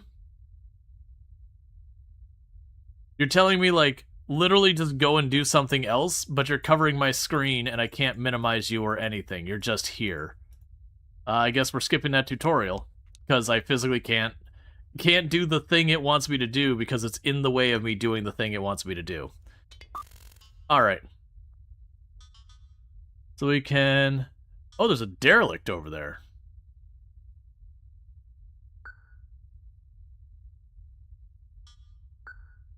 Alright, well, we're going to go here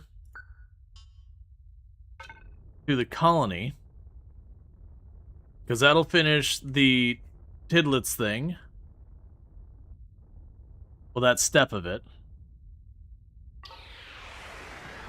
And we can potentially work on figuring out the thruster situation.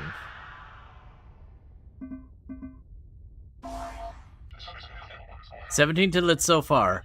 This is all working very well, Captain. Now on to the real science. We'd like to see the effect on a very short hop. We want to know if there's a minimum distance below which the reproductive cycle simply does not occur. Make the jump, and let's see how they do." But before we do that, propulsion. Oh, the thrusters, okay. That's fine. They're like maneuvering thrusters. One's like thrusters like, man, I don't want that many engines on my ship yet.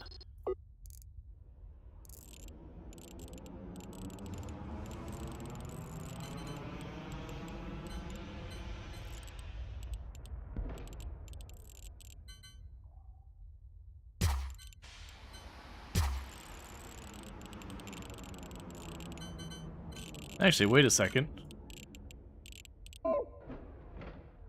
That's fine. Hey, and I told you to put those back in. I need to take them back out.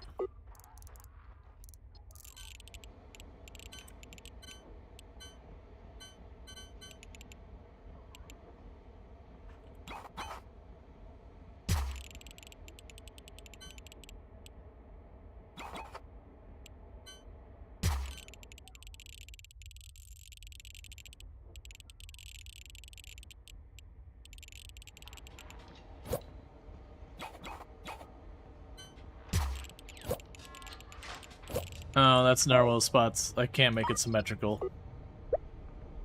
It doesn't need to be, but you know.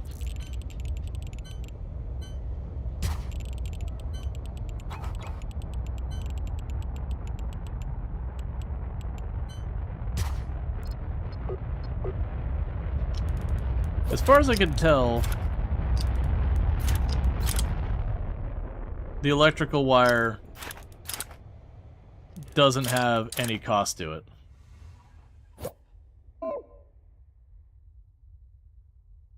Cemetery or riot? Pretty much.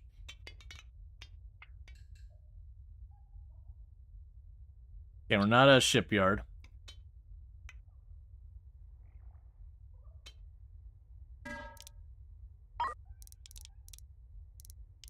Alright, so we need to auto-trade.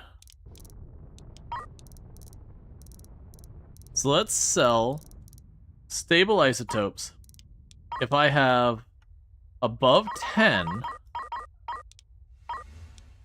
just get rid of it. So that means I'm just starting to get too much junk on board.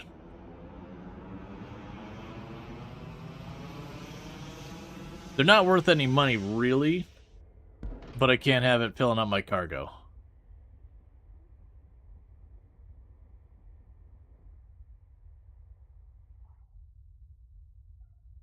Well, the solar panels aren't symmetrical? Why would you point this out? Why would you do this? We could have all lived happy not seeing it.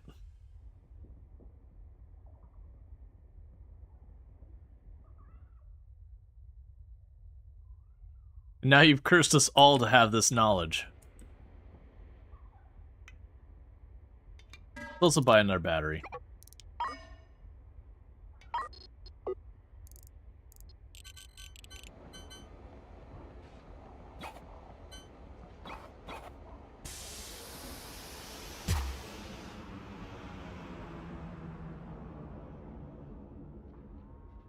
When I'm just collecting stuff, I will fix them. It's like when we're mining and just collecting a ton, we'll fix them by we'll take them all off and rotate them. All right, so we need to do a little hop.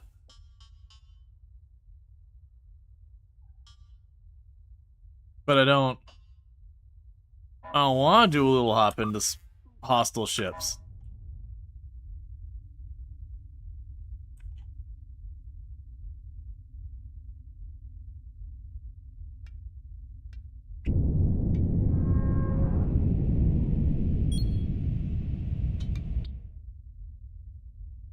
Oh wait, I don't actually care about ice.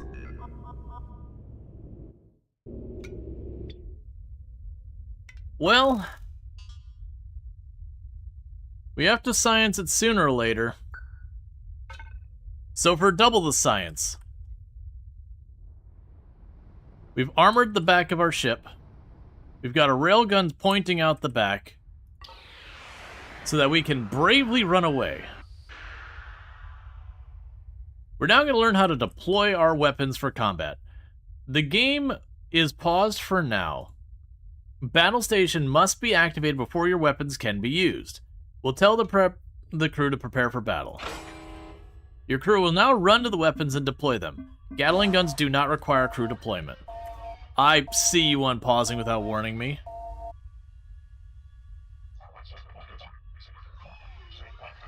Gun barrels will begin to extend when they arrive. The barrels are fully extended and ready to fire. 28 Tidlets now on board. Fascinating, Captain. It appears Tidlet's reproductive cycle occurs even on incredibly short hyperspace distances. How do they find the time?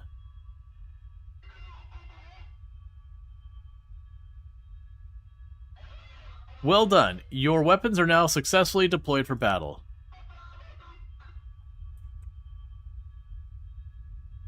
Okay, those are our hostile ships. So we are going to begin our retreat.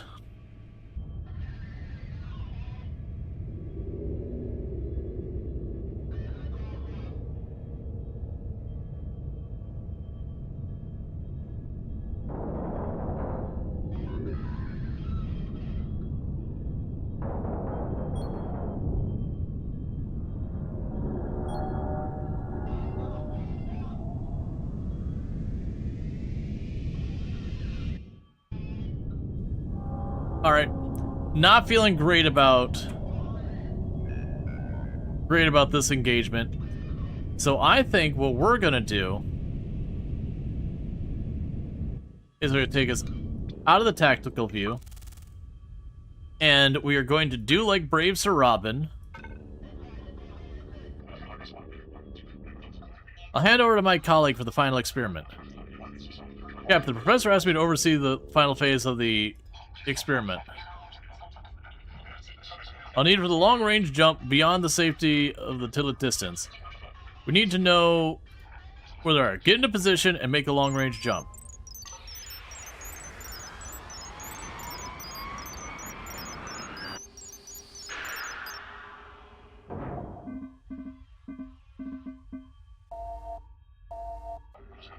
My name is Alexander James Elstar, and I'm the chairman and the founder of AJE Industries. I have a business proposition for you. If you would like to be interested in setting up a production facility for me, I believe with some luck and a good deal of hard work, we can both make substantial returns. Please give me a call to discuss the details.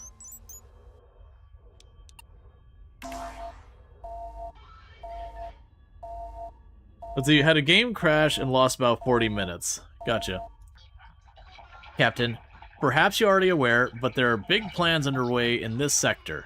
There are designs to build something incredible. A transportation system to near infinite range requiring a state-of-the-art manufacturing and industry.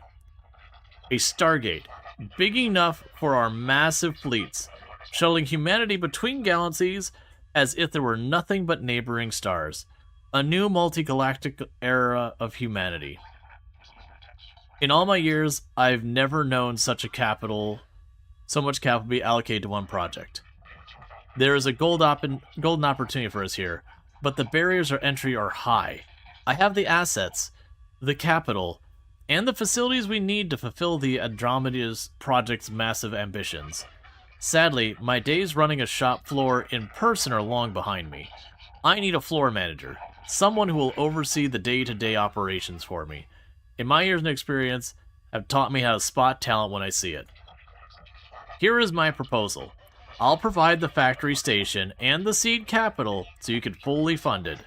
And you'll set up production facility for me and oversee the day-to-day operations, manufacturing parts for the Andromeda project, to their specifications. We'll split the profits 50-50. And believe me when I say there are plenty to go around. Wonderful news. I'm happy to hear you've agreed to partner with me on this. My factory space station is in position nearby, ready for us to use our base as our base of operations. This is the AJE Foundry, a wonderful industrial facility perfect for our needs. I'll just need to provide you with some access codes and you can assume control of the facility. Look at that. For years I manufactured engines and FTLs right here, and every fleet that passed through the sector, it's really fallen into disrepair. Your first job is to send over a skeleton crew and establish basic power generation and life support. I had a previous crew box up some of the usable equipment, so you should find the box parts already in storage. Add a crew to the station. Install a reactor. Install air duct. Pressurize the facility.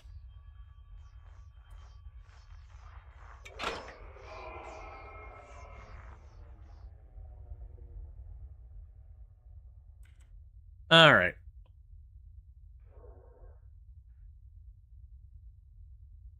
So for us getting shot at a lot, it doesn't look like I actually took damage as far as I can tell. Oh, it's looking at the wrong ship. Oh, I see. Right, so then I click on this, now I'm on this ship's controls. I understand. So I can go to the editor here, I can finally confirm that, do that.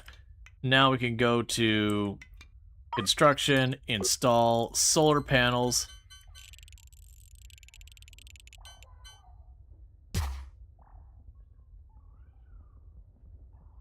And dismantle. Trade. Energy. Confirm.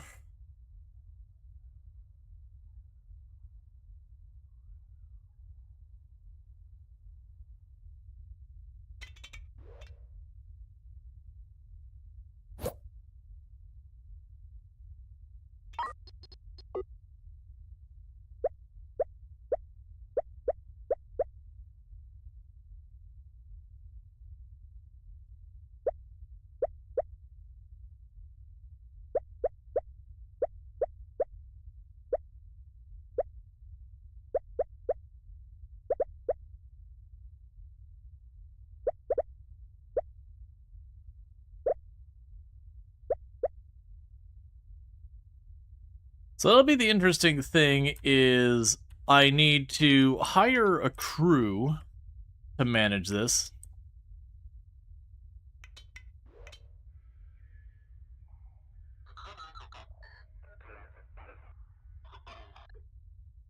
And then we'll need to get all that moved over.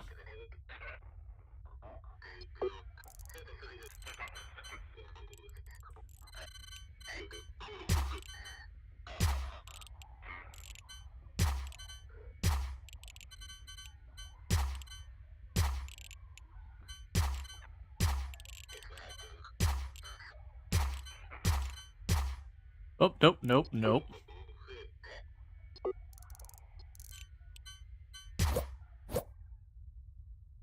Oh no, not this mission.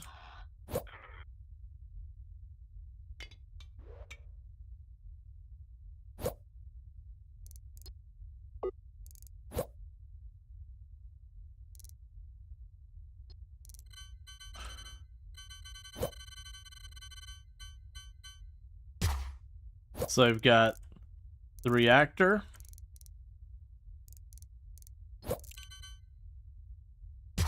Small tank.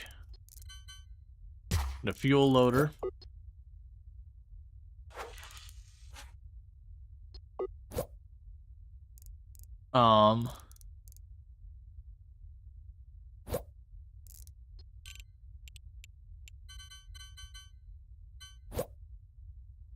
An air duct, a medium tank, and an oxygen loader.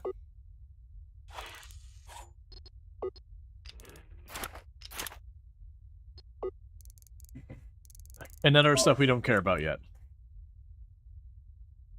So the catch is, I gotta figure out how the heck to get the crew over there.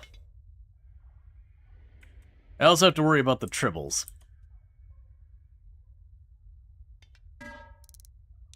So, crew.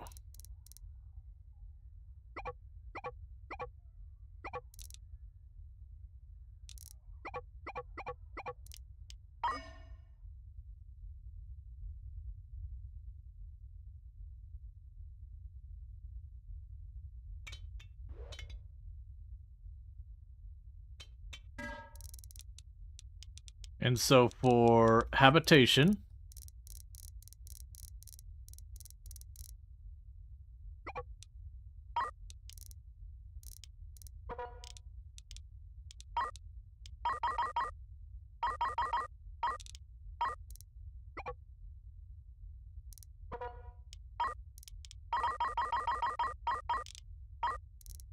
and food.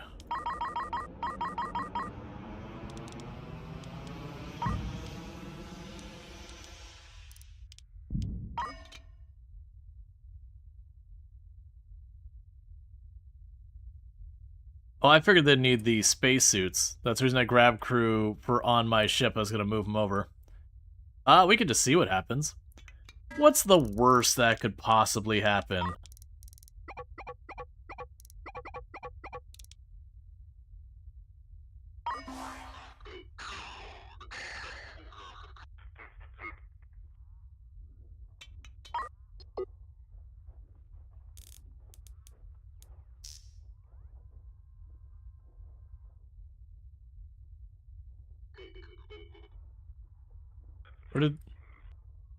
Where did they all go? They got up and then they disappeared.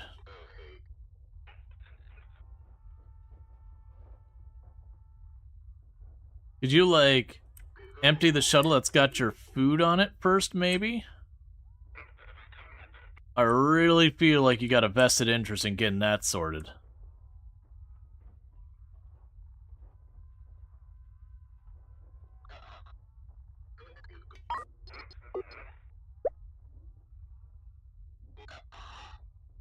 Or like put in the facilities that required to live. You know what? You probably know better than I do. It's probably fine. Now the curiosity is, so I've got my two ships in different places.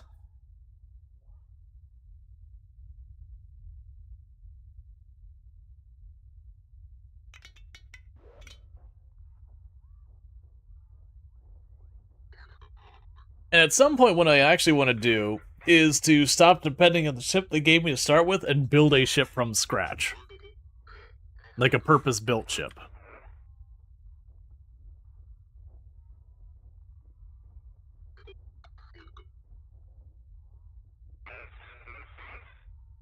I love how they're doing all this.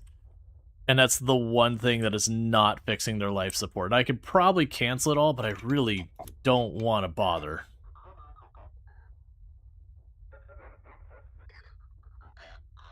Okay, you've randomly decided to switch your priorities. I'm on board with this.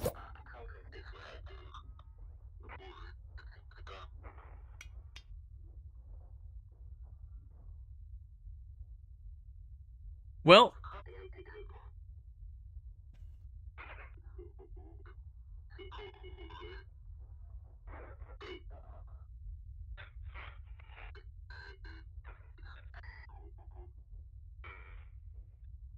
on the bright side, they are getting those done.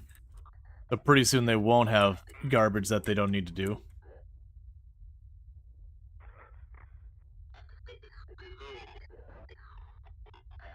Now they're hauling the scrap.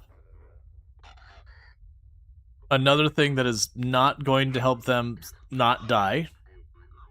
Okay, they're actually removing the containers now from the shuttle. That's what we actually need. Because there's food on that shuttle.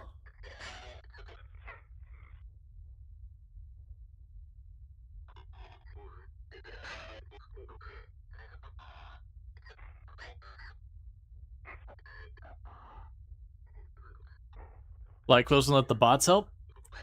I don't think the bots will help. We could try.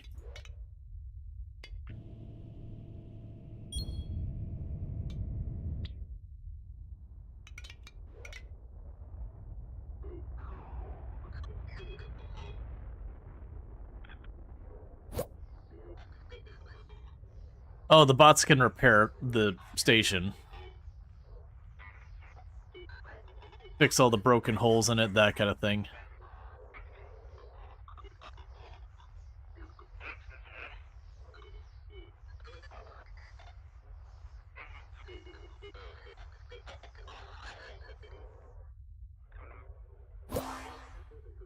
Yeah, the air duct is installed.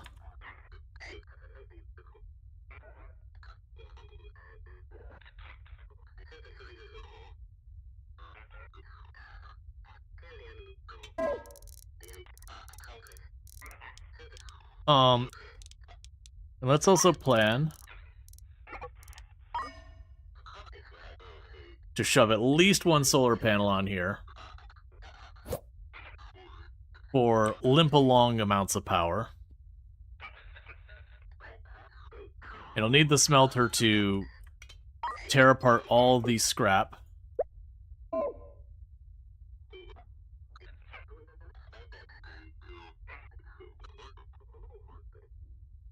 We can worry about that once we get like basic needs prioritized.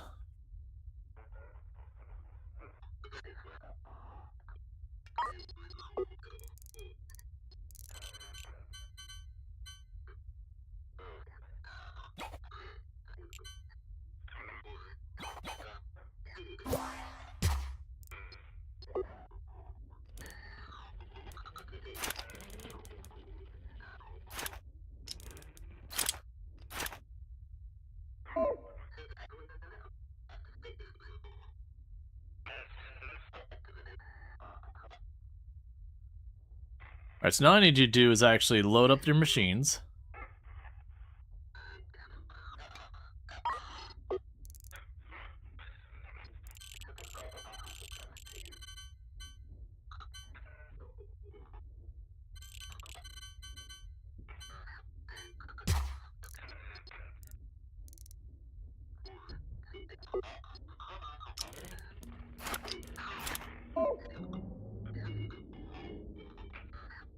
So I can slowly get all this brought over.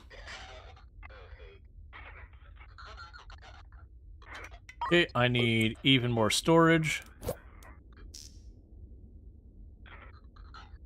Alright, for right now, Just make the scrap metal into ingots. Because scrap is useless, the ingots are probably going to need for production. Power's online, air is starting to go up.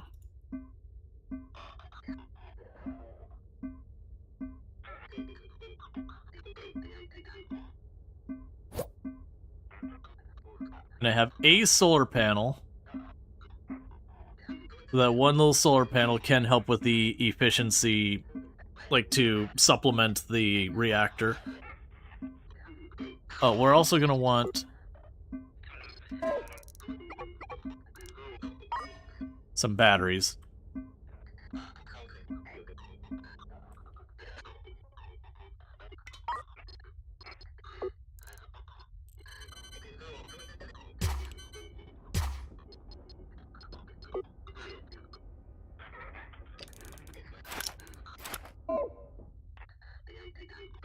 So that way surplus power gets stored.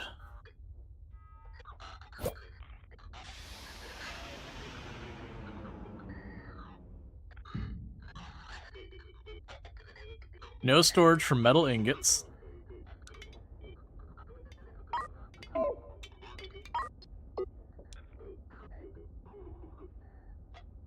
Okay, so I can go up here, metal ingots. Right now I have a spot over here for them. I'm assuming we'll just have more to do. Okay, we finished the deflector research. Mining laser precision, sector survey, drone top speed automation, Stargate frames and all that, waste processing, logistics.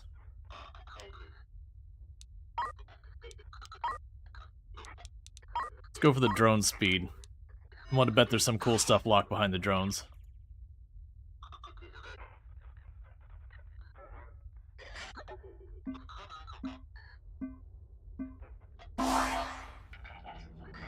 We need to tidy up the mess, but nothing needs to be wasted. We can recycle all the raw materials found in the station. There is an industrial smelter among the boxed equipment. Install it to power it up and set it to recycle all that scrap metal. This will give you an early supply of metal ingots, a critical resource in manufacturing anything.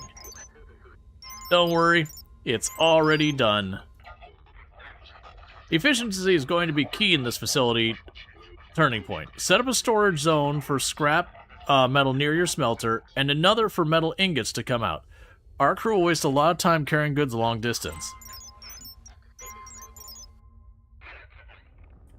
Alright. You want me to put this nearby? It's fine. Scrap.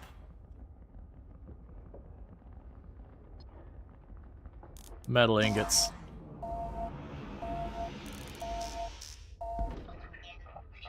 If I could draw your attention to this schematic, issued by the Andromeda Project, you can see it's actually quite simple part. This is just a structural frame, onto which we'll build everything else. So we smelt scrap into ingots into frames into packaged Stargate frames. Cool. We can manufacture these parts in just 2 stages out of medical ingots. I've left boxes of the fabricator and the assembly table on the station. Set them up near each other, ideally near the metal ingots. Once they're installed, set the fabricator to manufacture frames and the assembler to specialize them into finished Stargate frames. It's simple stuff, but eventually we need a huge throughput.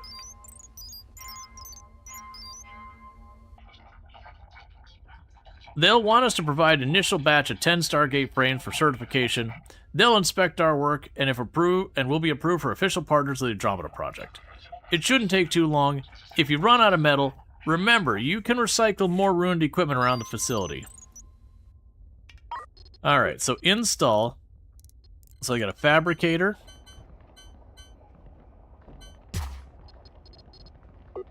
And an assembly table.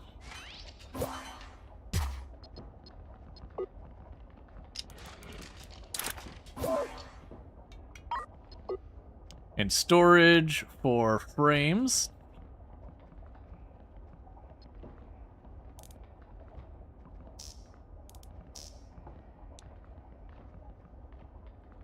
And storage for Stargate frames. And say you to frames.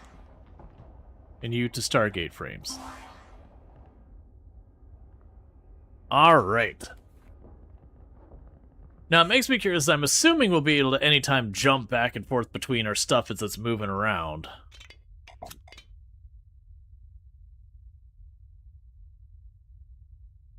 Are you kidding me? It's amazing what a camera angle can do to you. Alright, 1 second.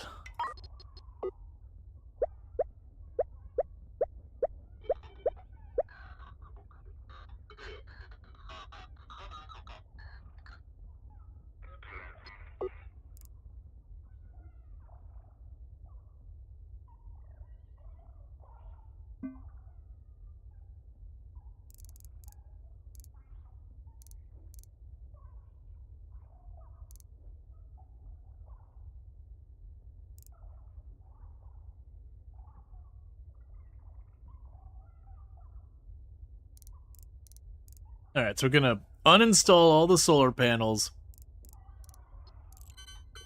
so we can reinstall them. Okay.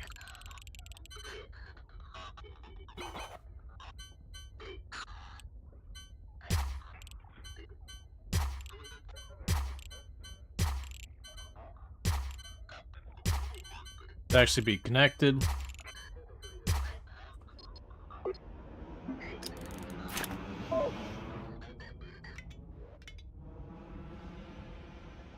And meanwhile, you're getting the stuff manufactured.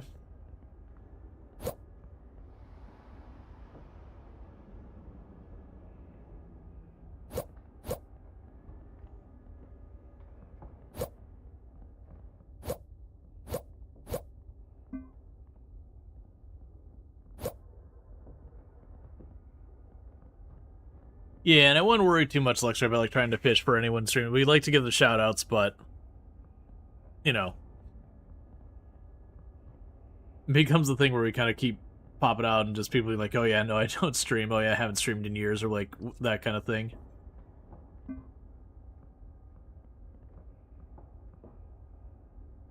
Usually like people who stream, like we'll end up figuring out who they are and all that.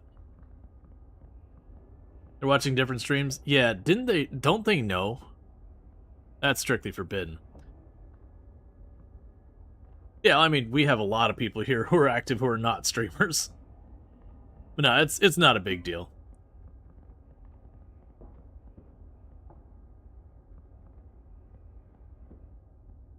Yep, now you're all good. Alright, so we only need 3 more. So the only thing I don't know is, like, when I take our ship away here, like, the ability to jump between these, to check in them, is kind of the big question mark. So I want to kind of get this squared away. And then once I get this squared away, I'm going to jump away and see if we still have full control of this, because this being in a system where we have trade and all that, I should probably be able to do stuff with that.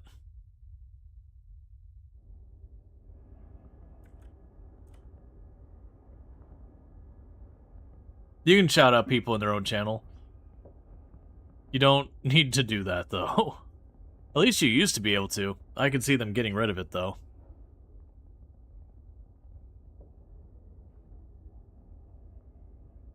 I'm waiting for this guy to be like, good job in setting this all up. By the way, I didn't actually give you ownership, so I need you to get the hell out of my station. Thanks for wasting all your time putting the work in, nerd. Deliver the frames.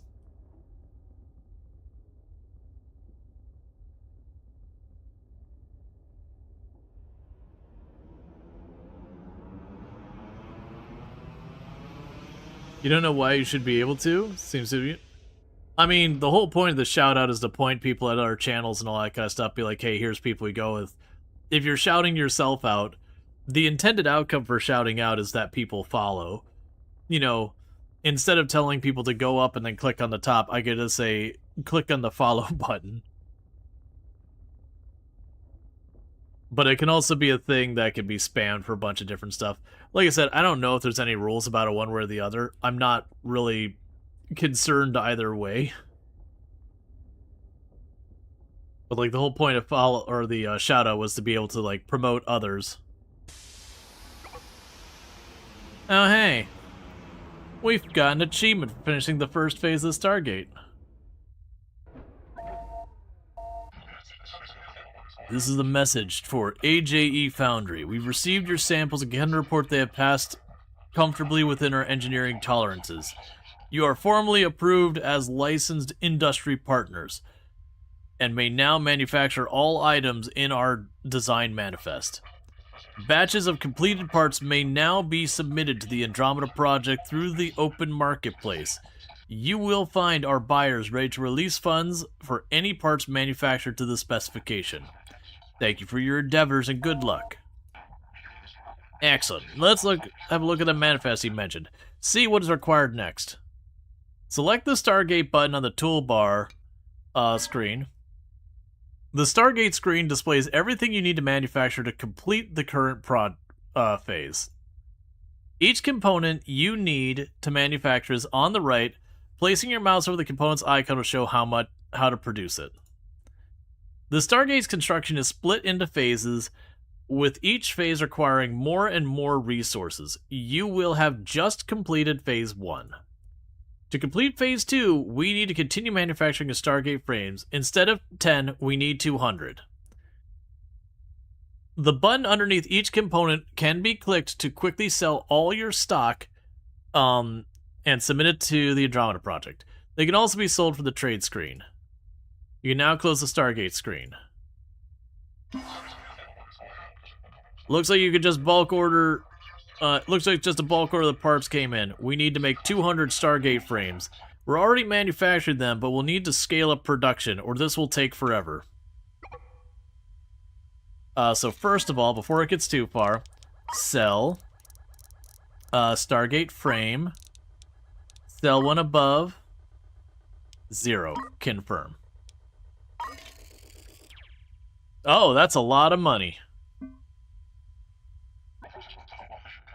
I'm releasing some seed money for you. 600,000 should be enough to buy all the equipment you need to scale up.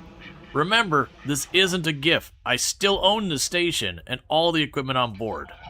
I suggest you buy more smelters, more fabricators, and more assembly tables. A couple of each at least. All the equipment will draw some more juice. You'll need to expand the power network with more reactors, batteries to cope. You'd also need more crew to do the work. If you run out of metal ingots, you should be able to buy raw materials from the open market. You can usually buy more scrap metal, but you'll find metallic minerals for sale, which can be smelted into metal ingots. Scale up production. Start smelting metallic minerals. Produce 200 Stargate frames. Sell Stargate frames. Welp. I could scale that up. But I think what I'm going to do here is I'm going to go trade. And we're going to look for... What else do we got here? So I'm looking for... some metallic minerals. Do they also have scrap here? Yeah, so the thing is, I don't know which is more efficient.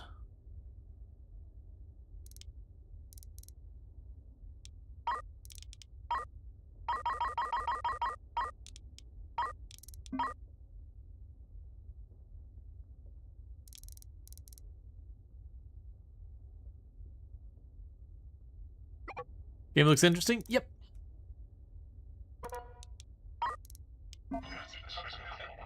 I knew this would be a very profitable endeavor for us. The Andromeda project is so desperately in need of a reliable manufacturing facility, they're paying a fortune. Now the sales revenue is going to flow through you. But remember our agreement, 50-50. I put a lot of capital in to get us at this point, and I need to start seeing a return. Every time you sell a batch of parts to the Andromeda project, you owe me half the revenue. I'd appreciate it if you paid me promptly. Yeah, don't worry about that. Alright, back to what I was doing. Metallic. Buy one below 10. Cool.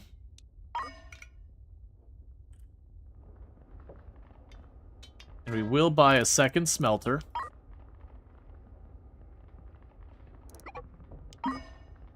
But all the rest of the crap he asked for, don't worry about it. Why would I scale up operations when counter-argument, I cannot do that?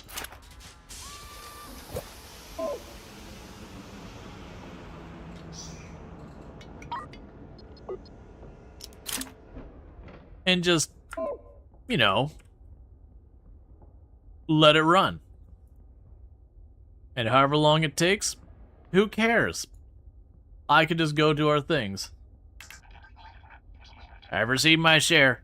Excellent work, Captain.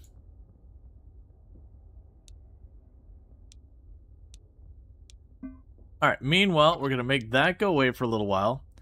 Okay, so instead, let's switch to our other ship, go to the sector map, and I need to jump until it hurts. What do we need for the black hole sun thing? Oh, right, we just need to jump straight over there.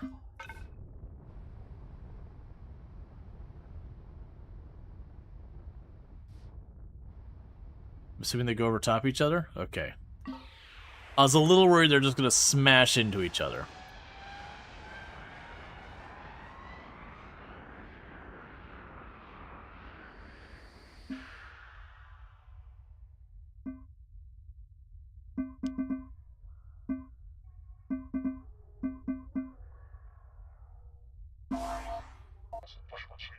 "11 of the tidlets appear to have perished. It's such a horrible thing to witness. I can't allow this sort of experiment to be done again, Doctor. It's so unethical. The sensor data suggests telepathic mating ritual does begin during a longer jump, but the telepathic energy induced between them produces so much heat at their core that they utterly catch fire and burn out from the inside.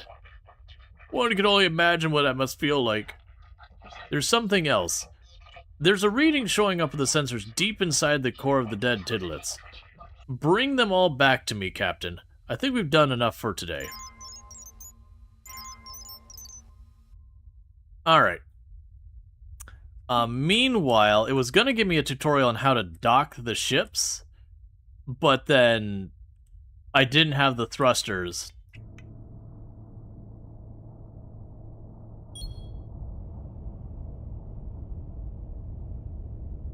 When docking is enabled, the docking assist will perform the final maneuvers required to dock your ship with another, once you are close enough.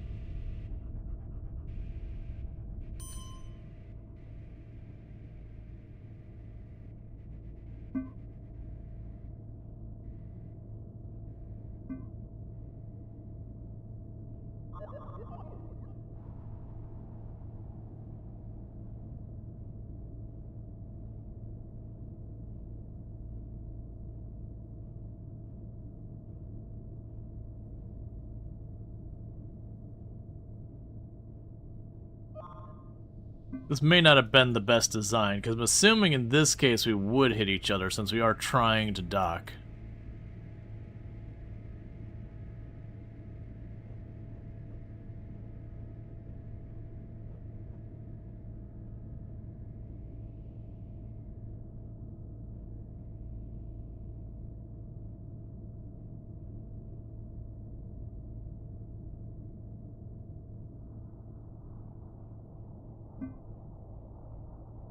No, it looks like it's fine.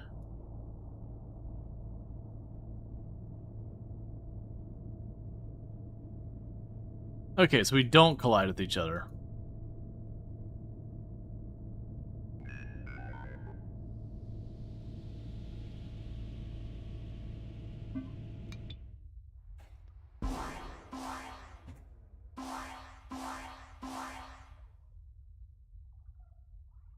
We're gonna skip that tutorial because we've already done that. Alright. So it gave us more mining laser than we can handle. One thing I am gonna do is we're gonna dismantle my existing mining lasers real fast.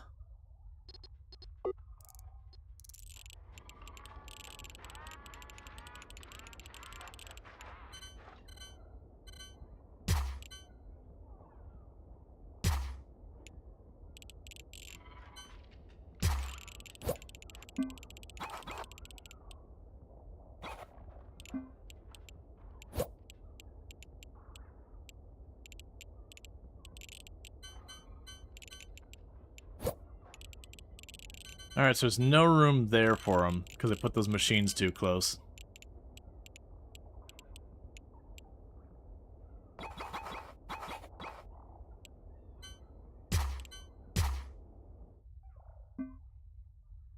Was it Trouble with Tribbles? It's definitely a nod to Troubles with Tribbles. We're not going to worry about any of the rest of this. Okay, let's get the cables. I don't think I have a use or a need for a second drone bay, but at the same time, it's like, eh. So we're definitely going to have to increase our power output, so pretty soon I am going to have to just accept we're getting a bigger or more reactors. Alright, so before we get too far into the rest of that, we don't have anything else to do here. Let's go ahead and drop down here to get rid of the tribbles. Or, what is it, tridlets or whatever they're called? We can drop them off. While that's happening,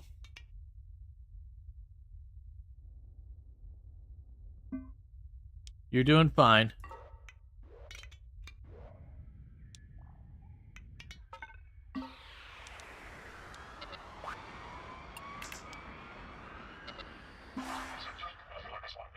I received my share. Excellent work, Captain.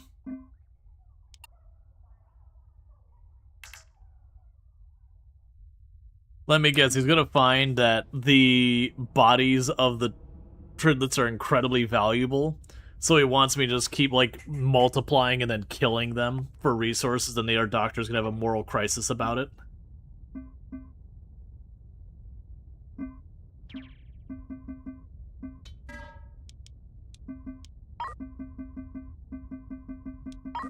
Drone speed, processor blueprint, logistics drone blueprint. And we keep researching the drones, because when we salvage, they are what gets put to work.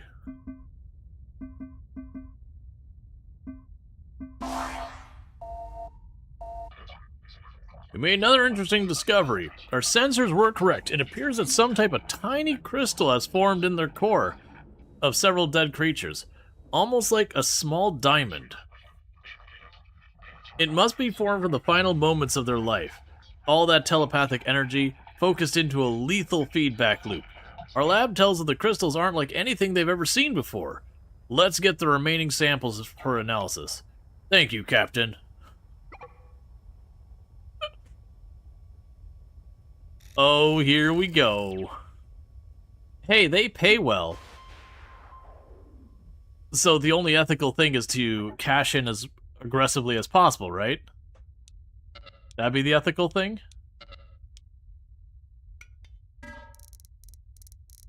Okay.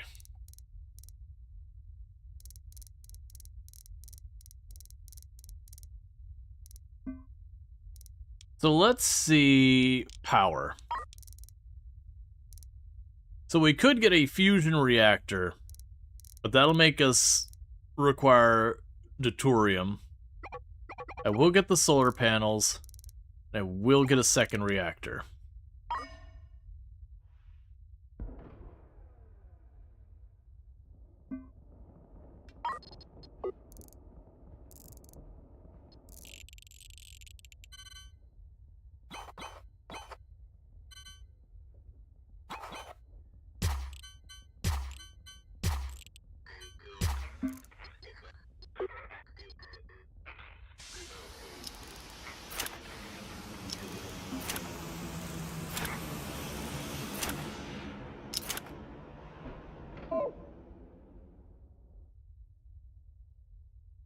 Okay, so that's saying it's only using 7 megawatts.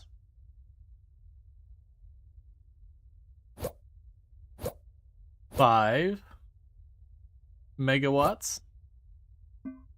4 megawatts.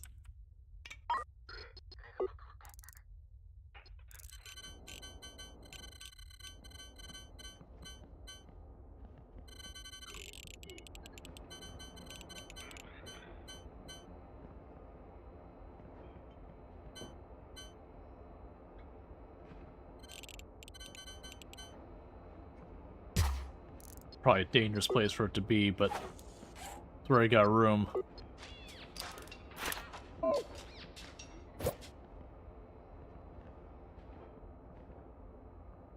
Okay.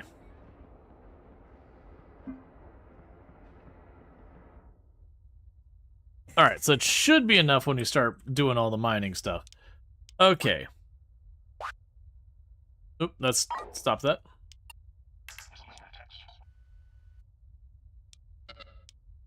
So we have the Telium asteroids. We've got asteroids in system.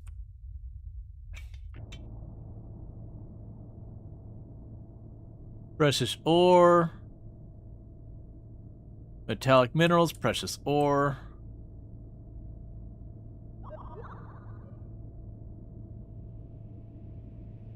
Copper.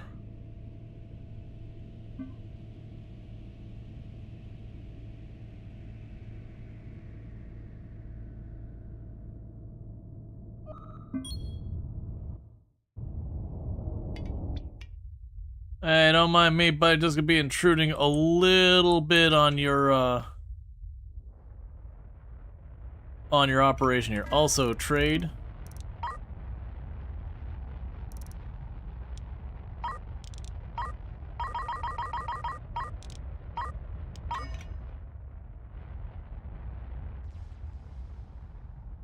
So I'm gonna go ahead and roll in and just take what you have mined.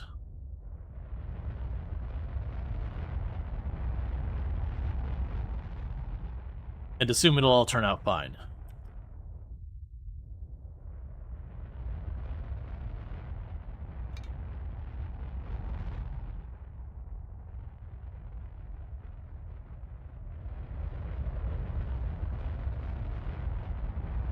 Meanwhile, let's reconfigure you over to do the tellurium or whatever it's called.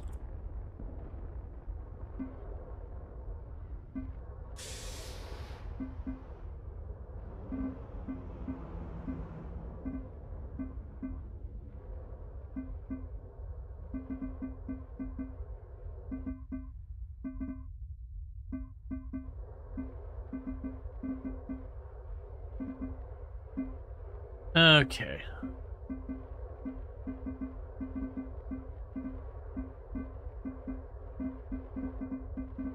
It's a new plan since they got even more power.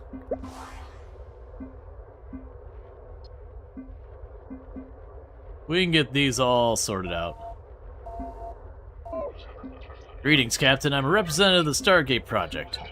We heard about your involvement with the Martinez rescue mission and wanted to offer our support. The twins have been hugely important to the project from the beginning, and the data they provide us enables us to do many biggest advancements. When the accident occurred, the younger twin Marcus has been collecting vital data to black hole QZ247. Data that is simply impossible to acquire by other means. Data that we need to complete the Stargate. The entire operation is funded by us, and I'm sure you believe us when we say that their safe rescue is important to us.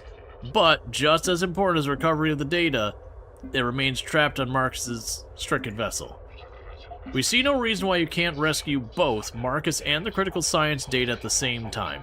If you can recover the data during your rescue, we will pay a substantial bonus. Think it over. We'll be in touch.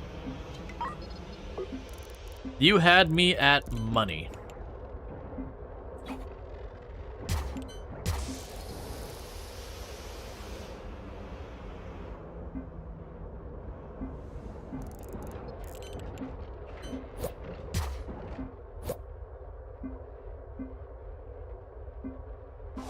Alright. I don't suspect we can handle 5 of those going. Nope. No, we cannot. Are we going to keep it running? Probably.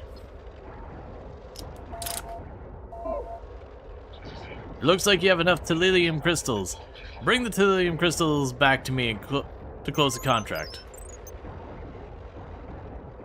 But, counter argument, there's still stuff there.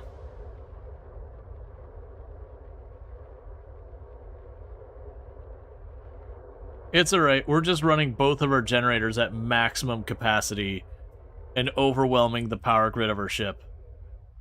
It's fine.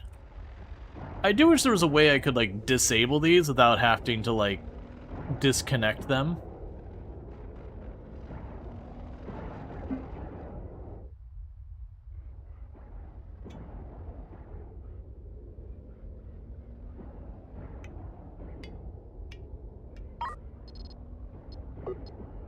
That's detached 1.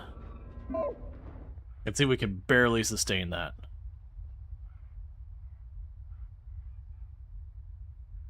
We could do it. That's sustainable. Or not.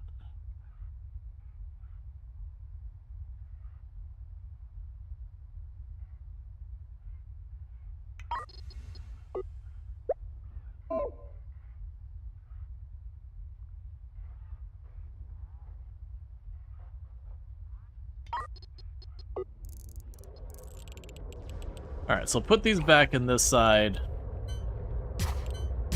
So I can, like, get stuff to mine on either side of the ship.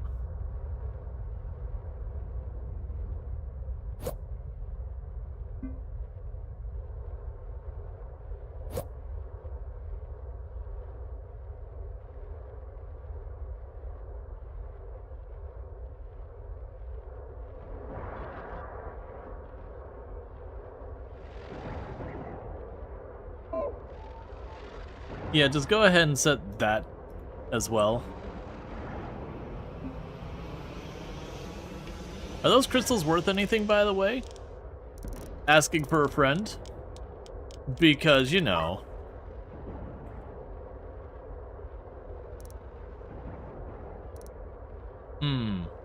They are actually worth a lot, but apparently are not something that gets purchased here.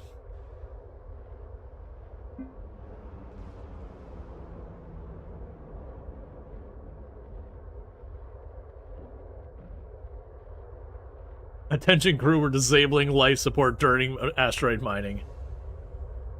Please hold your breath. Well, I am going to go and grab what's already, you know, out here, since we very clearly are grabbing everything there as faster than any of us can mine it. Plus, I low-key between the two ships, I do want to see if an asteroid can be depleted, because I assume it would be. But unfortunately, I don't seem to be able to,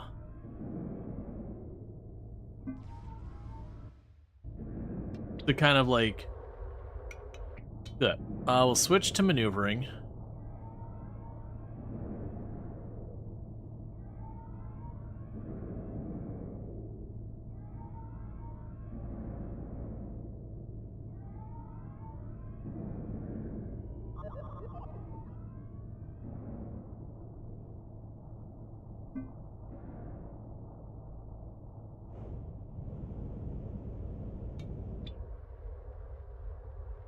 Alright.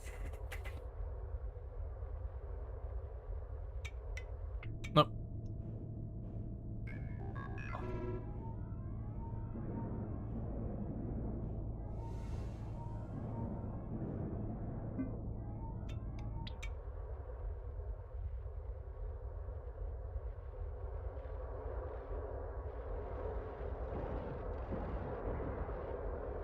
Yeah, we are just loading up that stuff as fast as we can.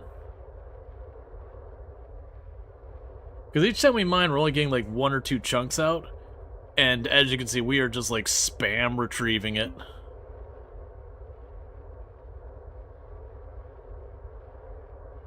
Meanwhile, while that's doing its thing, how are you all doing over here? You doing good?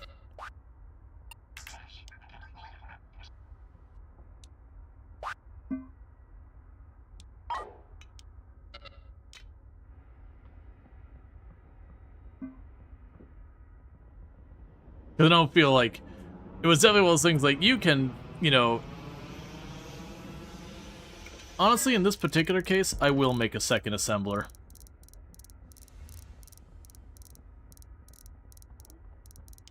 We'll do industry, assembler table, and then energy.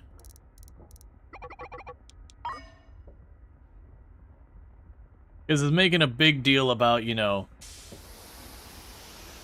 using all that stuff. So we're going to install assembly table, do that. Solar panels.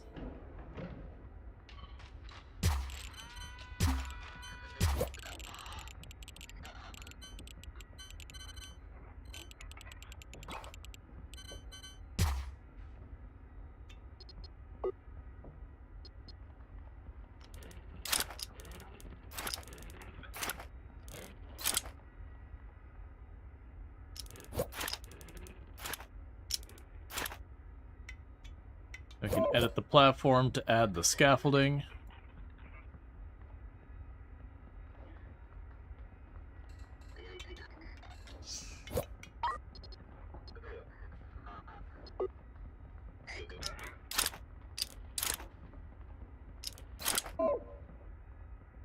Because if we're just going to sit here, I'd rather use as much of the solar and as little actual fuel as possible.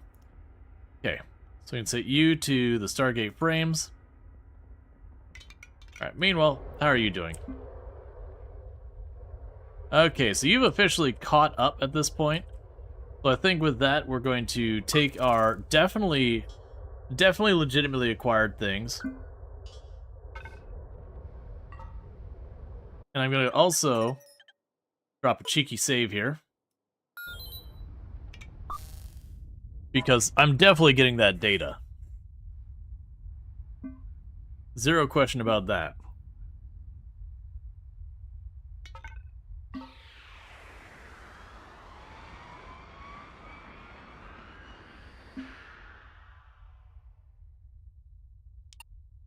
Okay. Turning contract. I'll send a shuttle to collect the Thallium crystals. Thanks, Captain.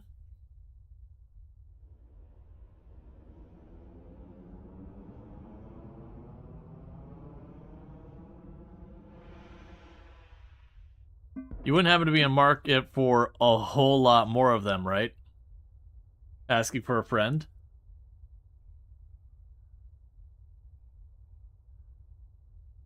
Definitely legit thing, space company.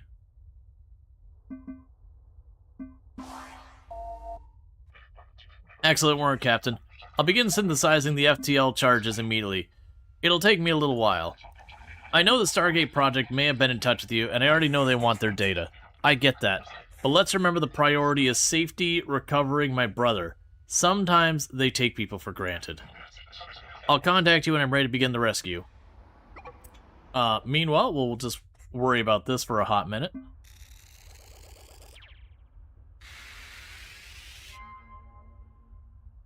Money feels like it's no object in this game. I kind of wish there was difficulty settings and all that to put a bit more onto it. So we check on our list of stuff going on. The rest of this is all going. In the meantime, we can go to the sector map.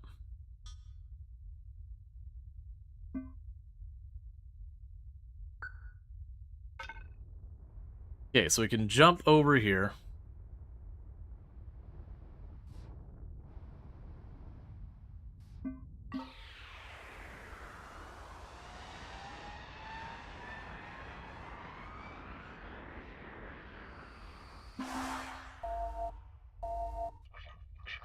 Thank you for coming, Captain. We've been attempting to track the pirate vessel down, but to no avail. We keep arriving at the scene and find destroyed ships with no trace of the pirates. We need you to... This is Captain Amelia Riker of the UMC vessel, Orion Sentinel. We are under attack. They appeared out of nowhere and fired on us without warning, and we won't respond to any of our communications. I'm trying to hold them off, but I need help. My engines are damaged. Ship systems have failed. Please hurry. We have 40 crew on board. This is now an urgent humanitarian rescue situation. If we respond quickly enough, we may just get lucky and find the crew we can rescue. You'll need to acquire at least 4 maneuvering thrusters to dock with Captain Riker's ship. Time is running out. Send the ship to the Orion Sentinel, and provide whatever aid you can before it's too late. Well, sure.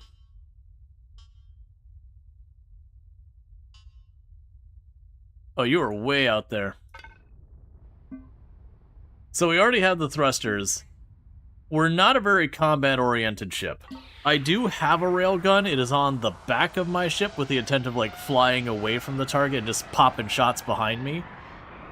It did not work great when we did 2 combat things, but they didn't manage to harm us.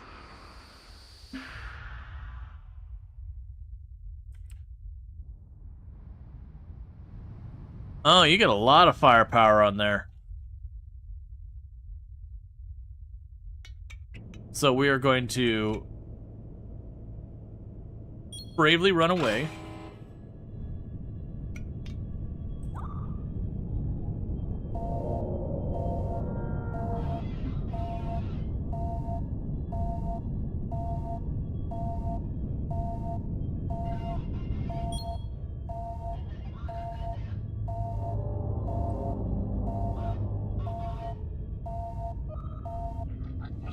It's time, Captain. I have everything prepared to help. I can finally rescue my brother. Captain, thank goodness you're here. Help us! We won't last much longer. It looks like they turned and ran when they saw you arrive, Captain. But my ship is on the brink of a reactor. Won't work much longer. To rescue my crew, you're gonna have to get closer and initiate docking procedures using your maneuvering thrusters. Align in your tactical mode. We'll get the crew to evacuate. Please hurry.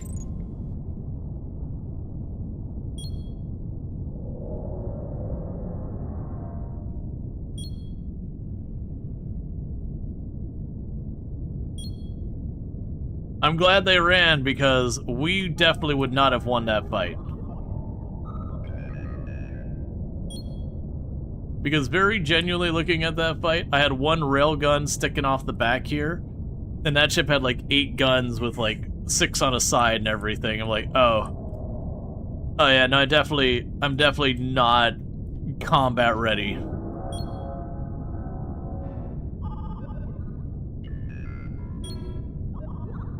I do think I want to take all this money we've got.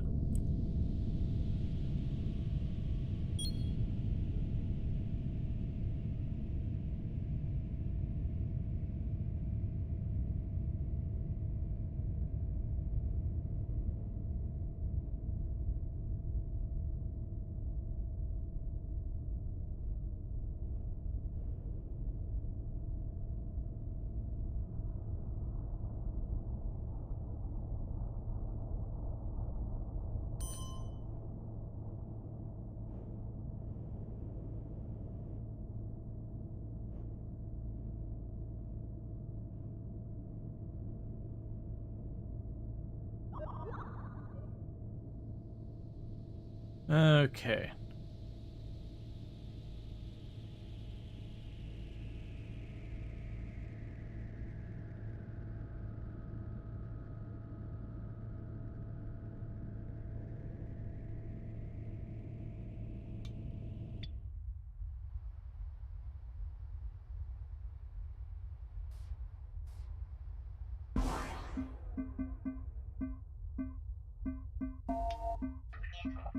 The reactor's reaching critical levels, Captain. I can't stop it from overloading. I'll try to buy a few more seconds, but it's gonna go critical any moment. Get to safe distance as soon as you can. Save my crew.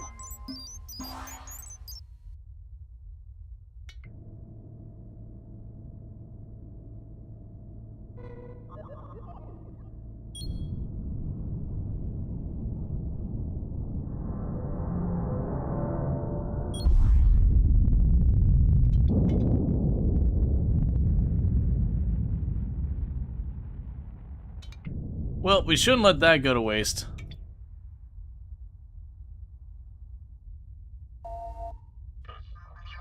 Well done, Captain. Your intervention prevented a farther loss of life. Now we know that the pirate vessel is crewed by cowards, and the fact they intend to use this to our advantage.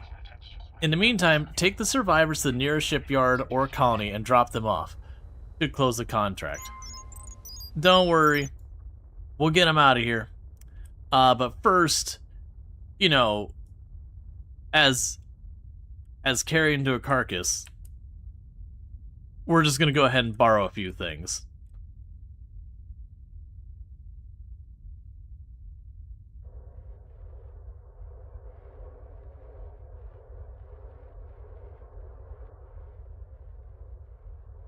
Alright, meanwhile, how are you doing over here?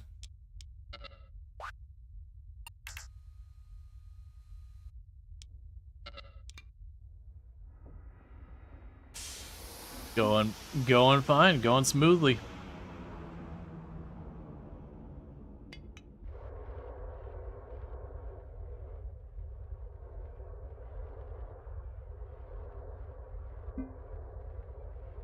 Because who knows what goodies we're getting out of this.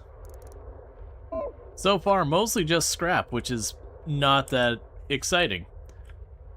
So definitely what I'm going to want to do is make another ship intended for being our main combat ship.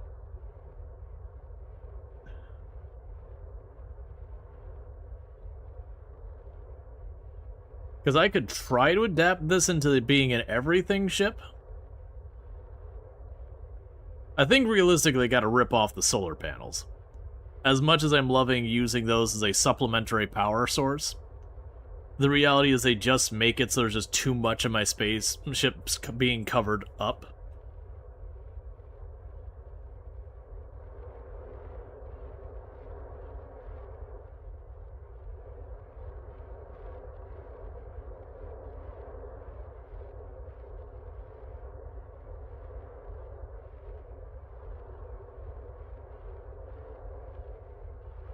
Okay.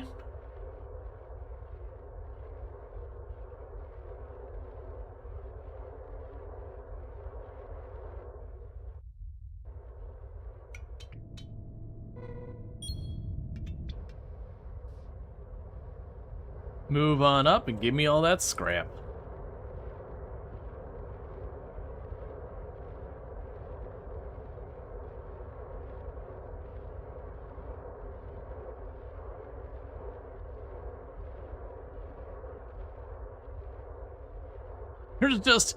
There's just the crystals everywhere. I've got to find someone who wants to buy those.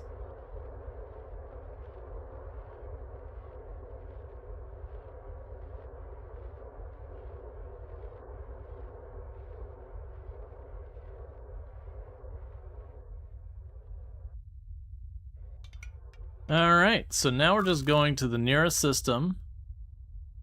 So the nearest system that has a shipyard is over here.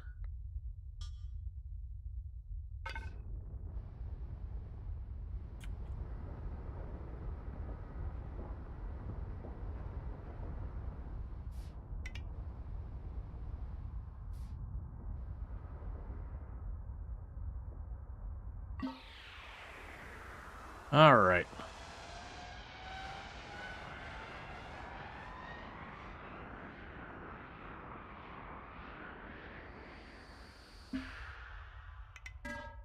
Please, for the love of everything, buy these crystals.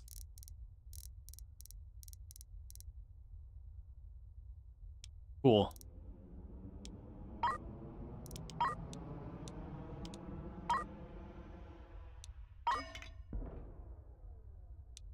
Turn in the contract.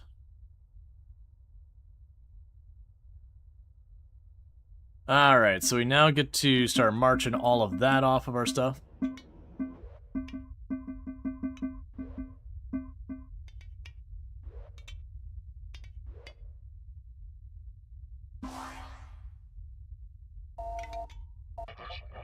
I appreciate your speed in rescuing the crew of the Orion Sentinel, Captain.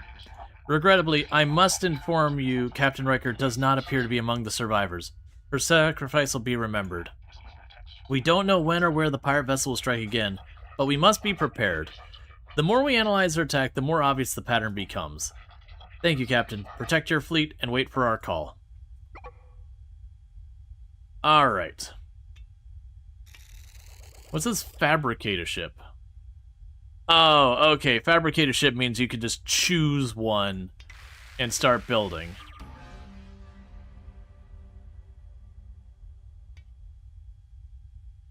Alright. So. We've got you. And you're still moving the stuff. Done. Okay.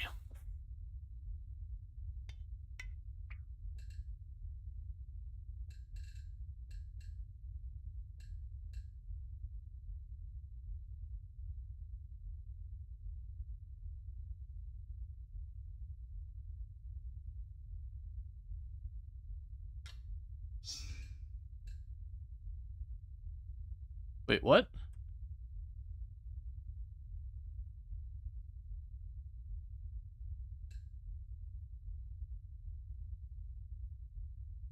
Huh?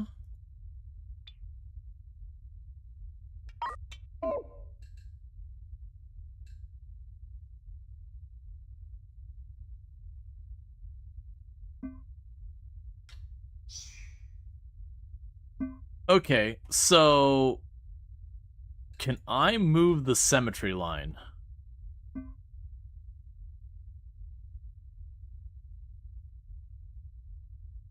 I want to make it symmetry the other way. You know what? That's fine. I could still work with it.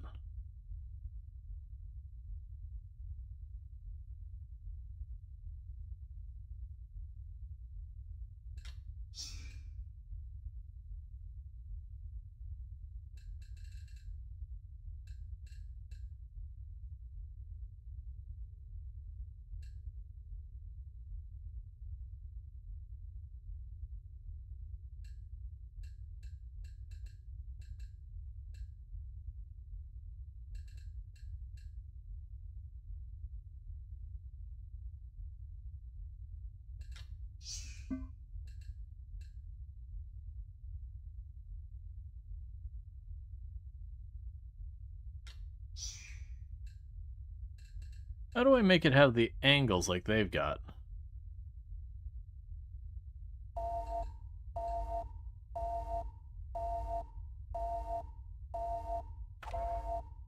There you go.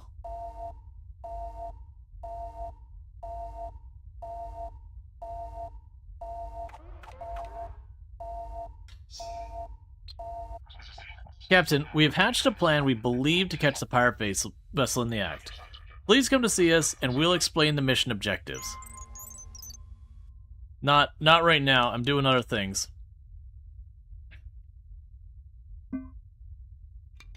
Meanwhile, we can go floors,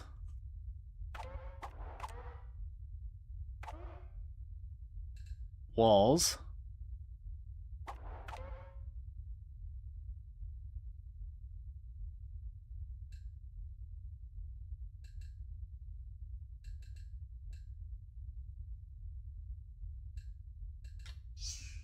Okay. You never build a ship from scratch. You used to buy the new ship for the shipyard option and loaded blueprints there, then modified them. Yeah, no, I wanna actually go and make my own ship.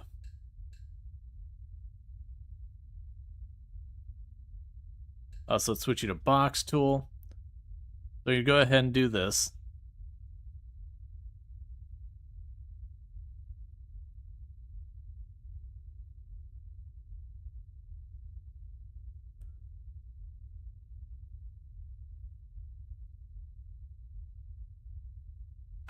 Okay.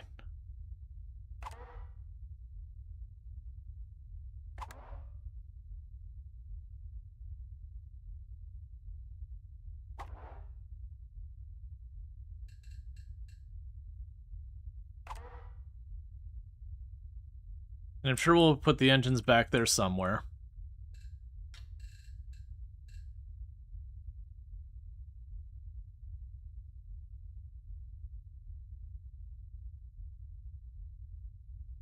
Okay, so confirm that piece.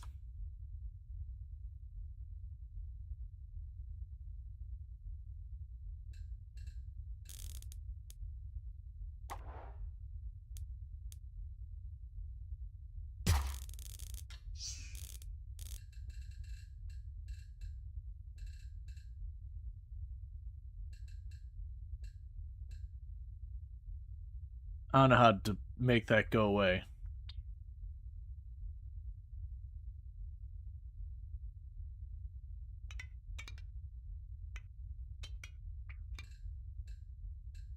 I figured erase would let me get rid of it.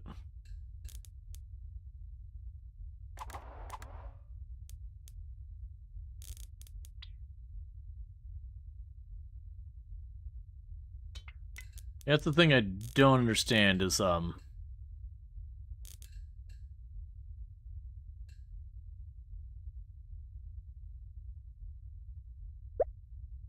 we go.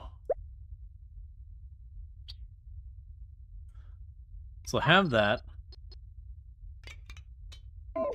We can do editor.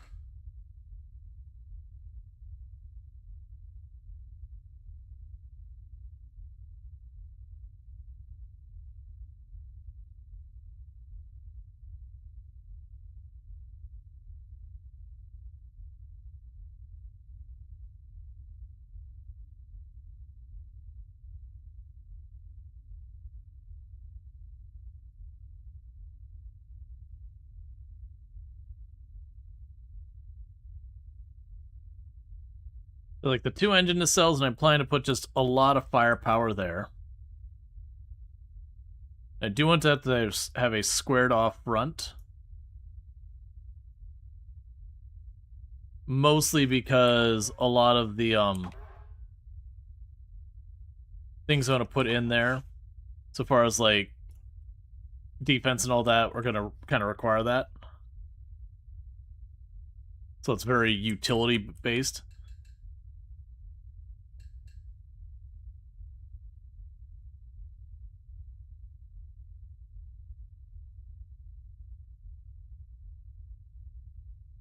Okay. So now with that, we'll want to change you.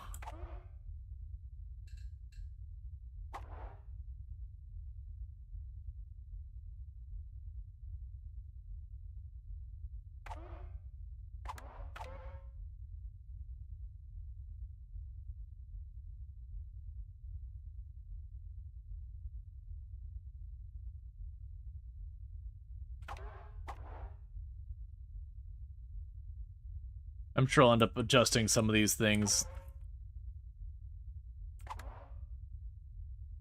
The background will fit engines. Okay. So equipment.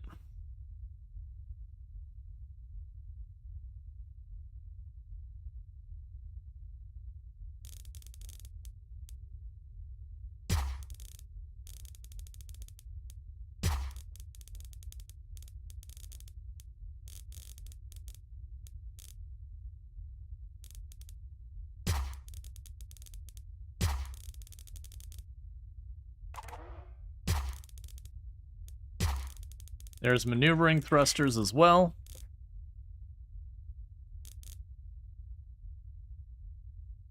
So the question is, we got rail guns, Gatling guns, and cannons.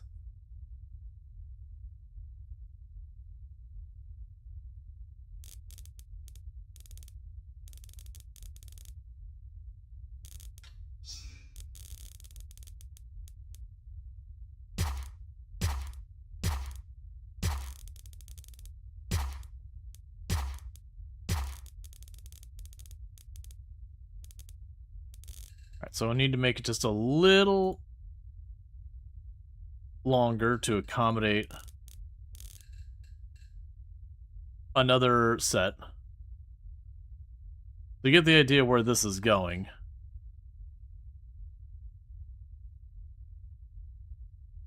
They're going to be able to just pull up next to each other, like next to the ship, and just DACA.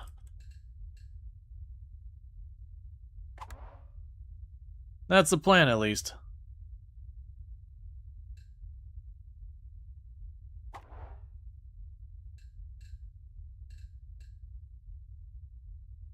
And it's going good. Go there.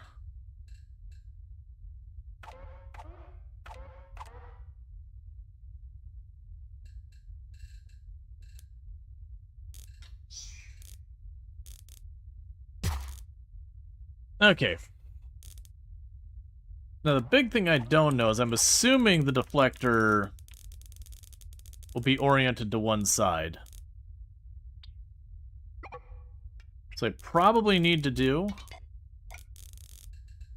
is extend this a bit farther.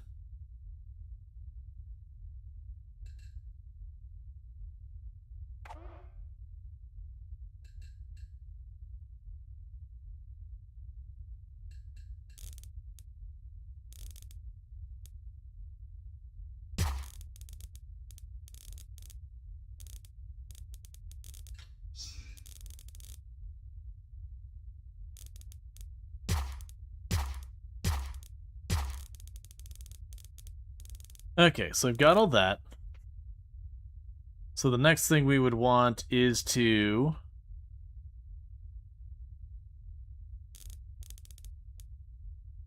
get our weapons control panels.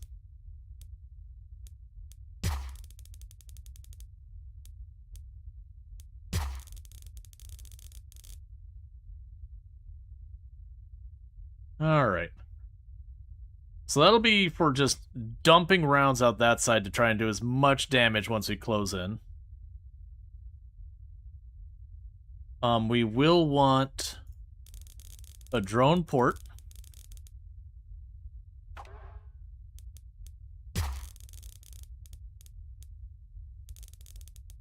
I'll need them to remove that. We'll end up wanting smelters and all that. In the meantime, I do want to close off sections of the hull, because this is intended to be a combat ship, so we should be expecting hull breaches.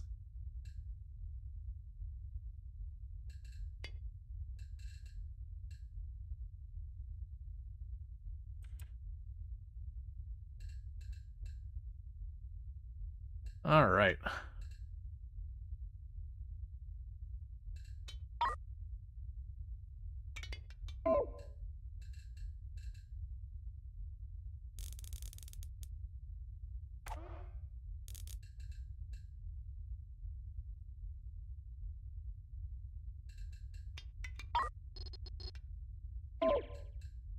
And honestly, I probably should even go a step farther with a lot of this.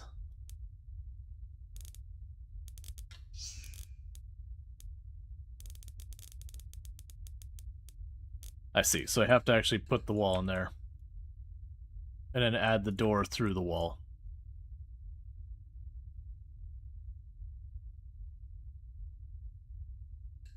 Okay, confirm that. Equipment, door. Or I'm just wrong.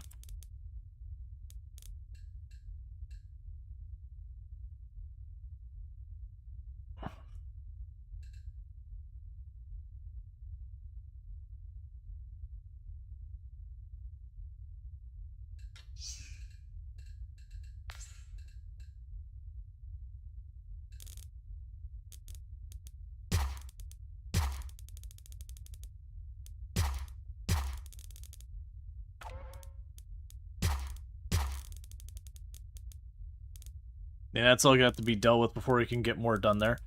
Okay, so now we need the critical systems inside the ship. So I can go back here.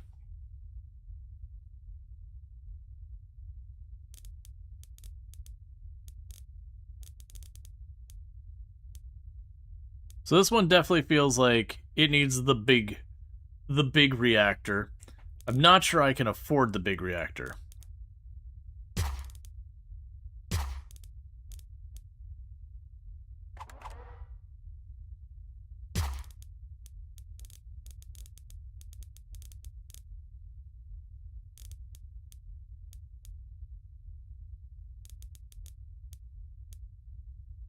Take a loan, convince the banks are worth it.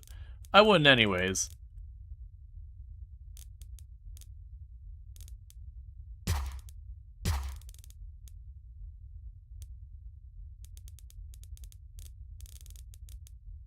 I tend to be very loan averse in a lot of these games. Alone is usually just a thing of impatience that ultimately ends up punishing you. We got some batteries in here. Put a large fuel tank in there. We will need a fuel loader.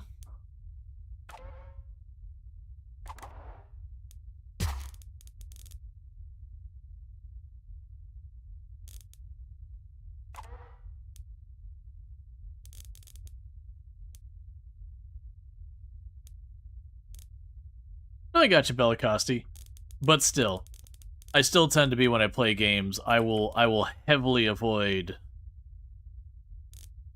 loans, even if, you know, very genuinely you take the loan and you can use it to make more out of it than you put into it. So it is, you know, quote-unquote safe. Let's see. So I got that. So I need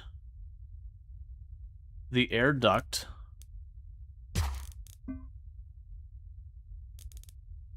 need the CO2 scrubber.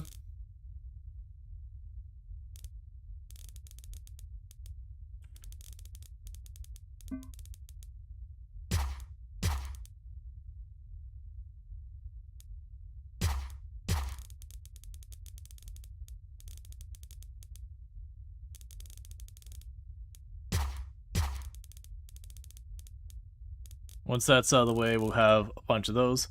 I'll need an FTL drive.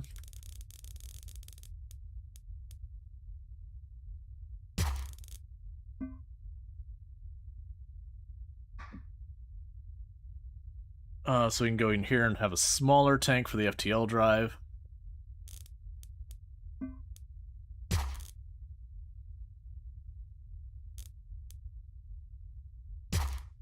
And a loader. Okay, so with that, is there anything critical I'm missing? I mean, we still gotta get that out of the way. I'm not worried about the waste management and all that kind of stuff. This is meant to be a combat ship. It is going to fight. And don't worry about that. We'll make a munitions bench. And chuck it in here. It'll make a smelter.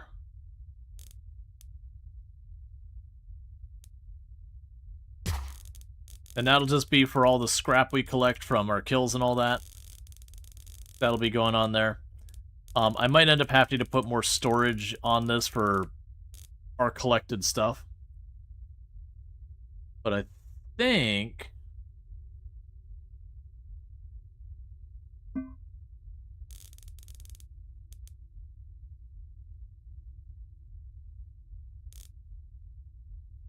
Yeah, because we make storage crates, but that's only going to matter if we get the same things.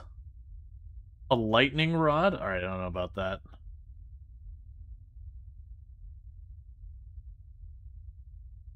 Okay, so I think that's what we need to have a combat ship. Obviously, I don't have the pipes and all that run. But I think that's a fully functional ship once we get all that put in. Sure. So what I need to do, so create an entirely new ship from scratch. That's not what we're doing. The value is 300,000. I'm blanking on... Oh, with the equipment. Right. Enable auto buy.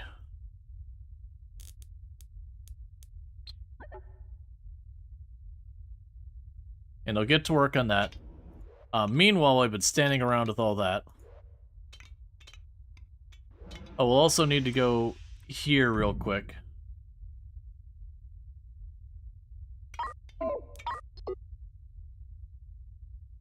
And for the moment...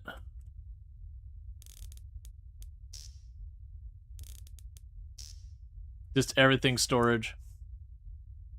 Have you played Necess? It recently won 1.0. I have played Necess. Good couple times on the channel. But I think I played right before they had the 1.0 release or whatever.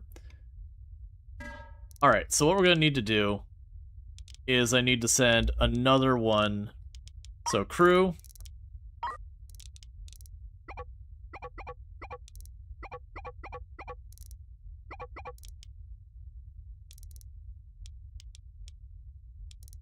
Actually,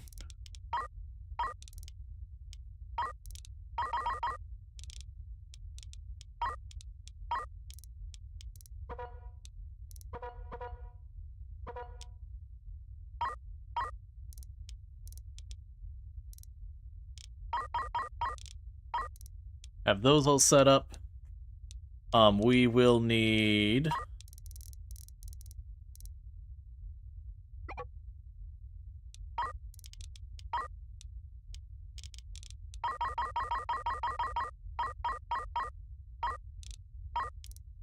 fuel,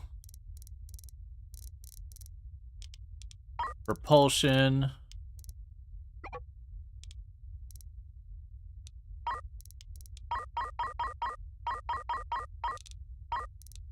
FTL fuel.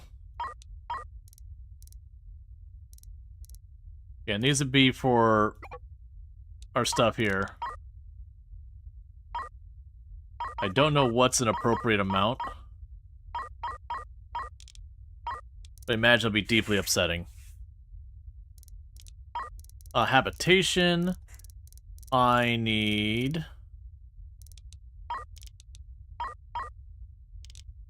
air, water, food.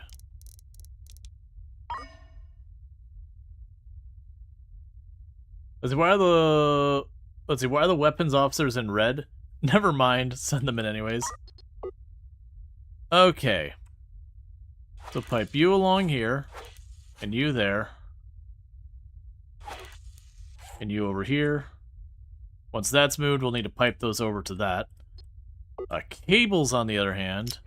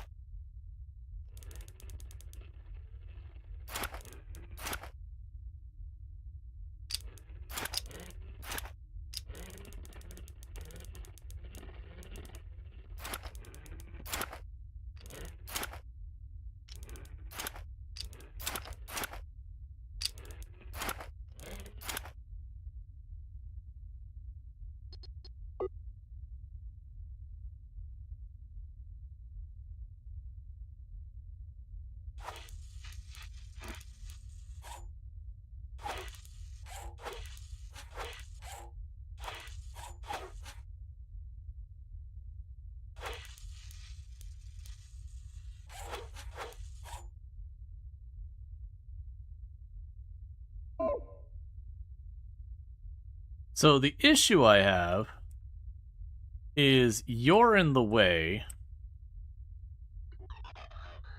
Oh, there we go. Start bringing this thing online.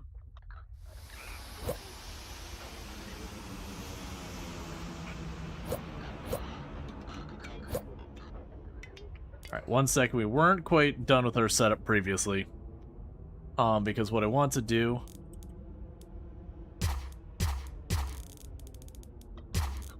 is do that and another drone port up here.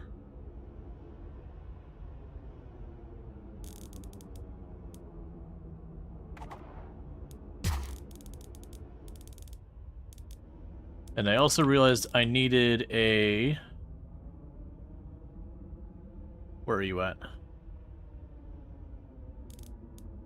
I forgot the air reprocessor can deal with the CO2.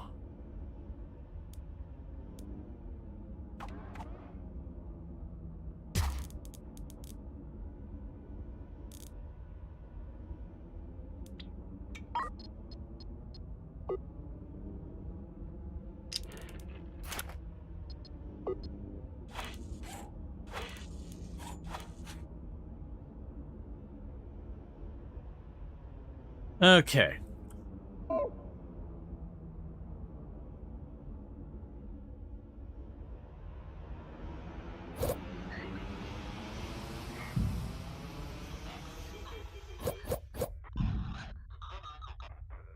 Alright, so we're slowly getting the whole thing set up. We're broke? Oh, we are broke. Okay.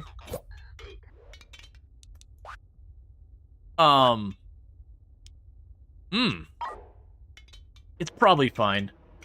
So let's go ahead and not pay what we owe. So what we can do here is immediately get you on your way out of here.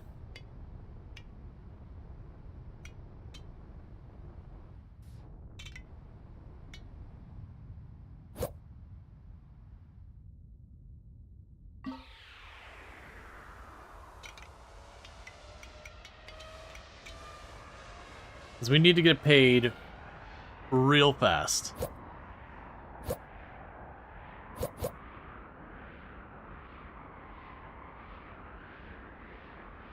And ultimately the crew dies in there. That's, you know, it's kind of a bummer, I guess. Everything is ready, Captain. I produced the hyperspace modulators for the FTL fuel is already loaded. You'll be performing a rescue using my ship, using my modified FTL that is already on board.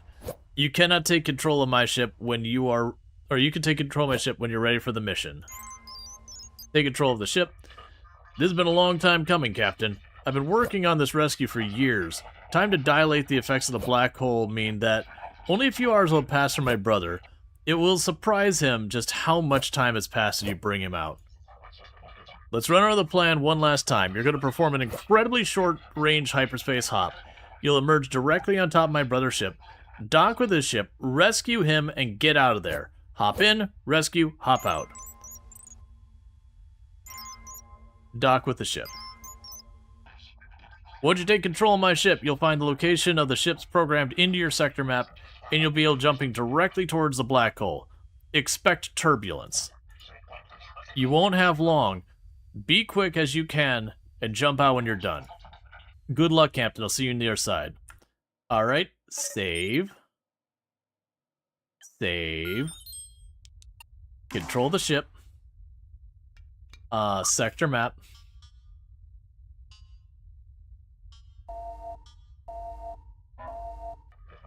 Greetings, Captain. Good luck with the rescue. Remember, the data on board Marcus' ship is extremely valuable to us. You'll need Marcus to transmit the data from his console before you can complete the rescue. Losing that data will set the Stargate back years. Okay. So, sector map. I don't see how to select it, though.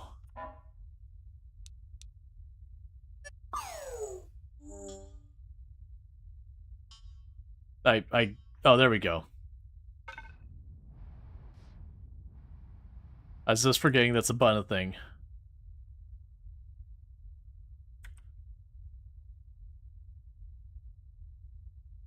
No, Luxray, I don't want that up there. We already have the pinned sponsor stuff.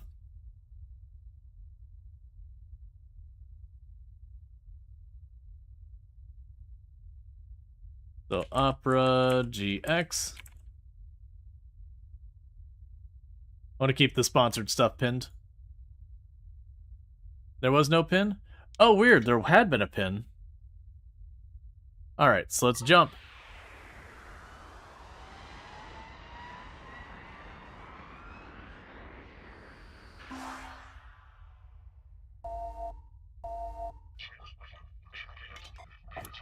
Let's see, I was beginning to think you wouldn't be coming. I've been here for hours. Tactical. Maneuvering.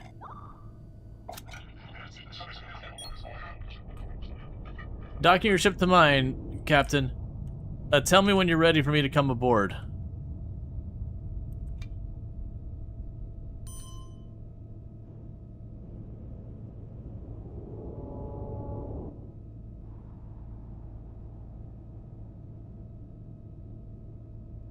Get your text box out of here.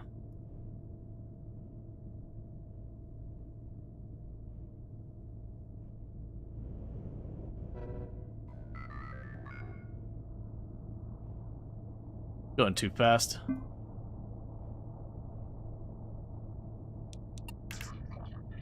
The Stargate data, I can send that, Captain, but you have to give me a few minutes access the data for the transmission.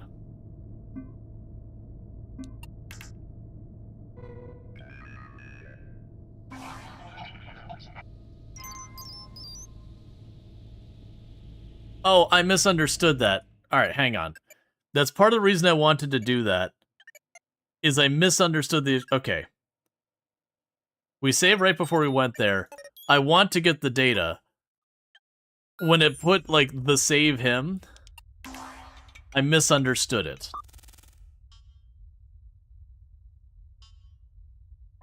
Yeah, so it looks like a... Yeah, that's fine. Because I care about that data. I'm assuming we're choosing between the data and him. We're, like, trying to expand humanity. Gotta break some eggs. You might have timed out. Yeah, I had it set for the whole stream, but you never know. It could also be something like a shout-out. Maybe there's something wrong with that. I have no idea. Like I said, it had been set, but I had set for the full time. Stop talking, I'm trying. Why can I... Okay.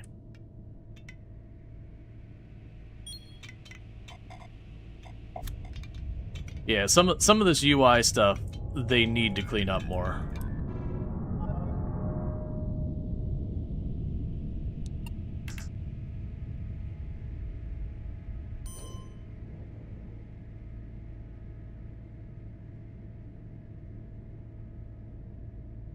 Like, the issue is, it's made my mouse disappear.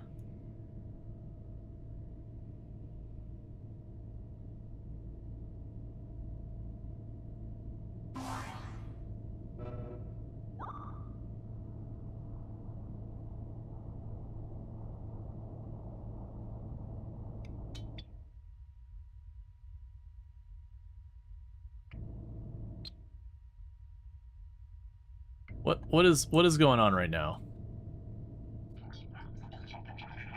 Oh, I have to finish the dialogue for it? Come on.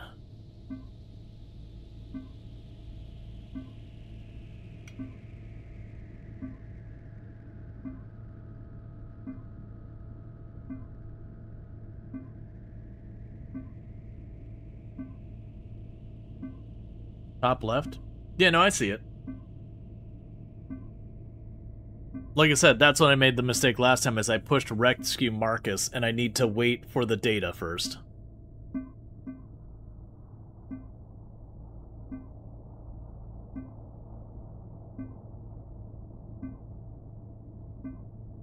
Don't give me a dialogue that's like... My ship is falling apart from the gravitational forces, Captain. I've sent the data that I can. Please hurry and get me off this ship.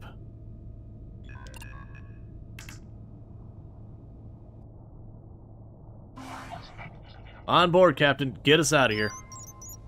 Jump away from the black hole.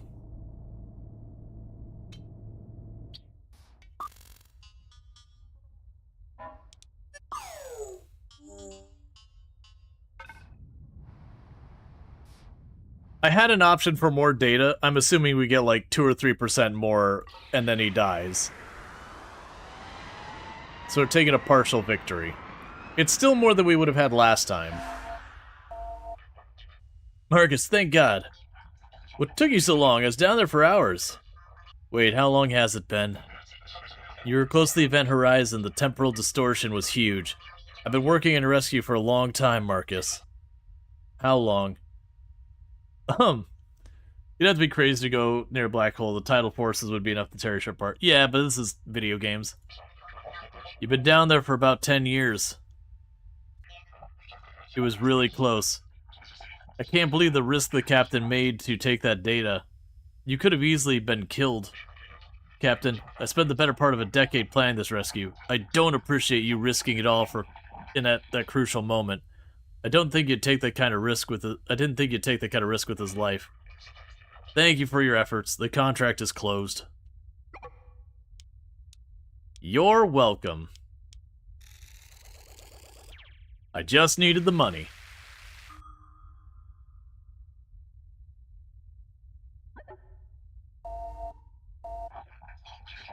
Well done in retrieving some of the data, Captain. We would have preferred all of it, but we appreciate the rescue under the extreme duress. Our payment is scaled accordingly with the volume of data received.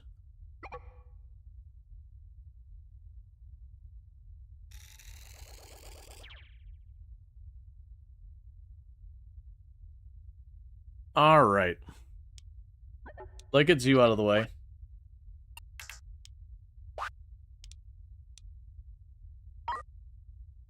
Okay, contract completed.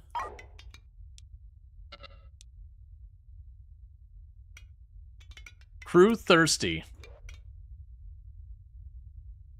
Did not have you set to have water delivered? I'm pretty sure I did.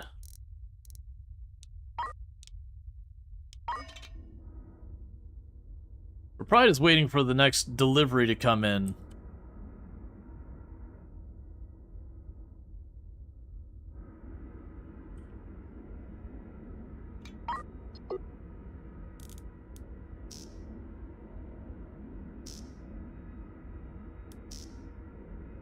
Is there like...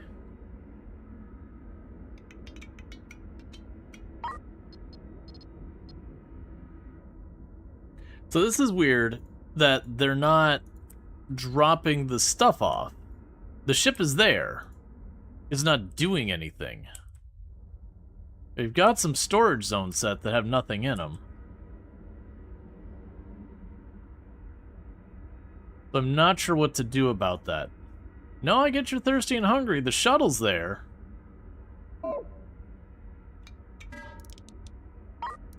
If I manually tell you to just buy some things...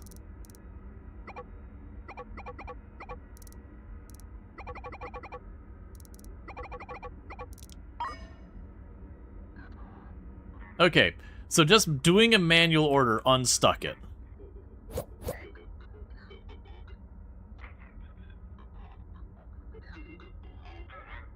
Now keep in mind, this is the full release of this game. This is not early access. It was early access, but it did fully release very recently. So these are bugs in the release version, which, you know, it did just release. It's going to take a little time to get that all sorted out.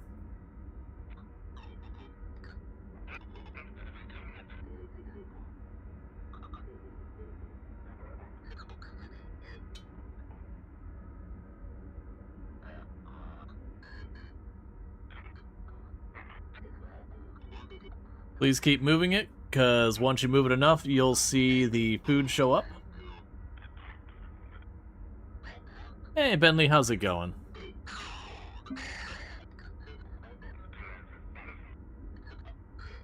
I also appreciate that only like 2 of you are moving stuff and everyone else is watching.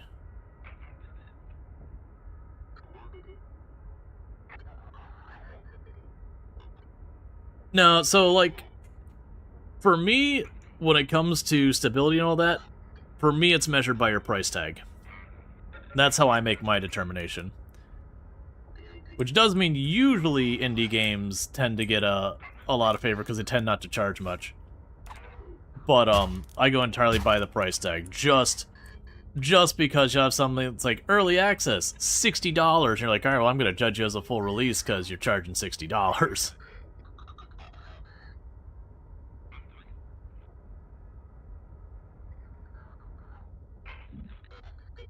Okay.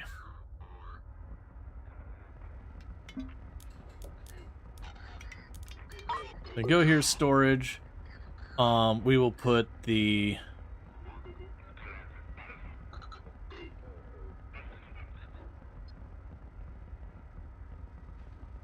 FTL charges over here.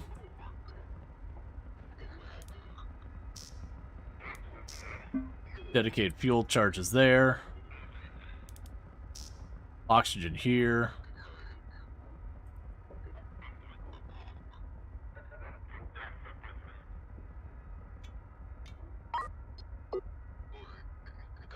We can put the food up there. The water down here.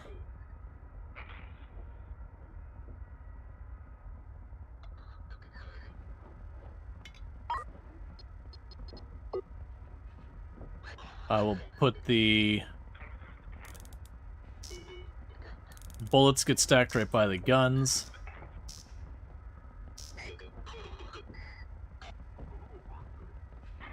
If there's any scrap, it goes up here. Metal ingots down there.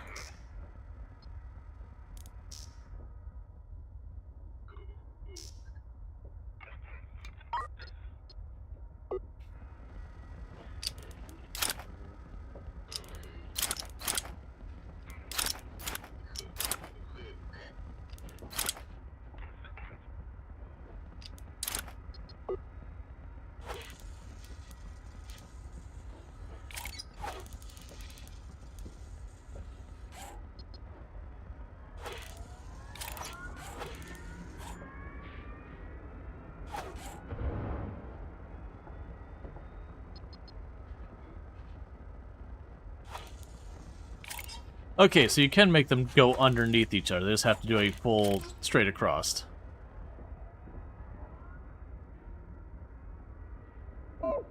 So the only thing we didn't have is the deflector. Otherwise, they are getting stuff in stock.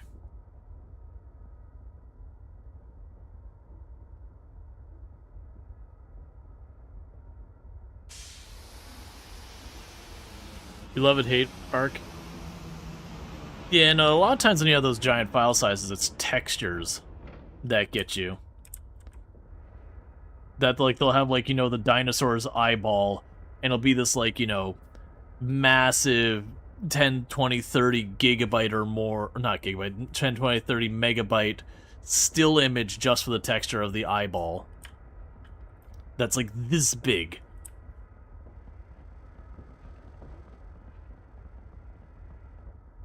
Alright, so they're still waiting for more supplies to come in. We are just sitting in system waiting for that. Meanwhile, for you... So we got all that. So the next move you're going to make is we're going to have you jump down to...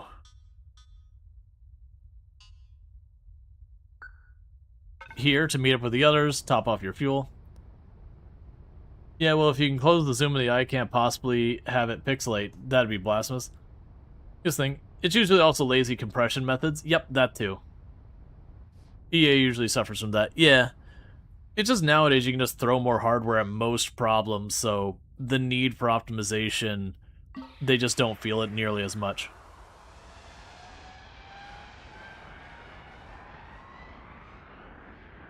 Like, that was we did OpenTTD recently, and people were like, how is this game only, like, you know, 50 megabytes or something? It's like, yeah, I mean... There's not a ton of textures, and the ones they have are, you know, very, very small. Like, they're not trying to do a whole bunch of stuff. Just a whole bunch of, like, simple pixel art.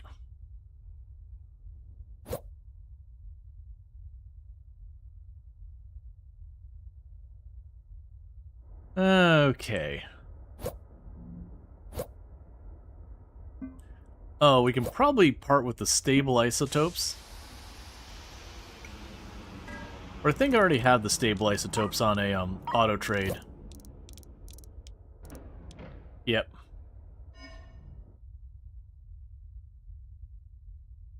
Let's work on some just regular contracts for a minute. So production contract, manufacturing resources. We are offering 98% above market for stacks of bullets. Mining contract for critical ore.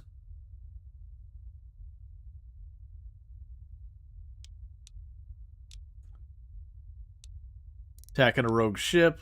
And some moving some passengers around and all that. Okay, so you want me to move them to NG7. Alright.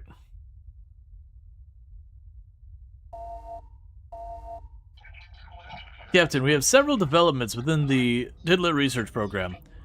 We are competent the starship pilot once... We're in need of a starship pilot once again. Please visit the Interstellar Lifeforms so that I can tell you more.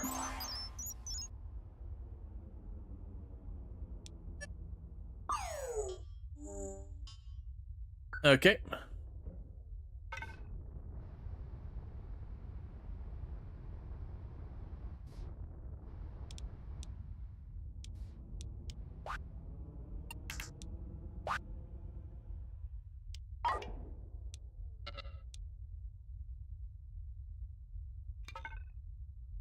Trade owed.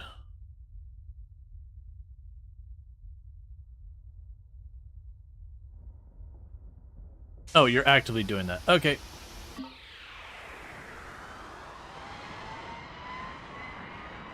All right.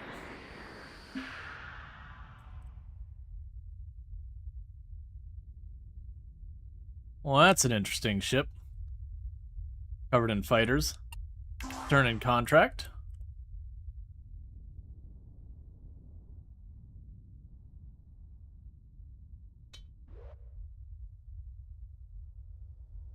Yep, so it's slowly getting that last Gatling gun. And then the oxygen ports. And then once we have that, we should have everything we need. I'm wrong. We have something very important missing. Armor.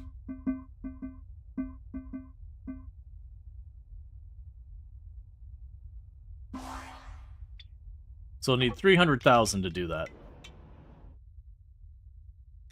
Okay. Contracts.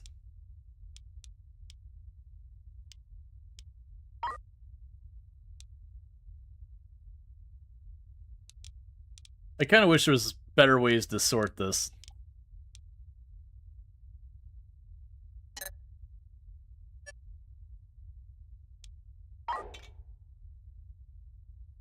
Okay.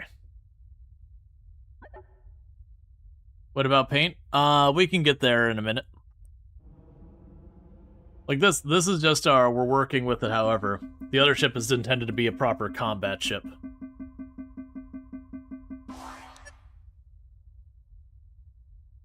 Alright. Show on the map.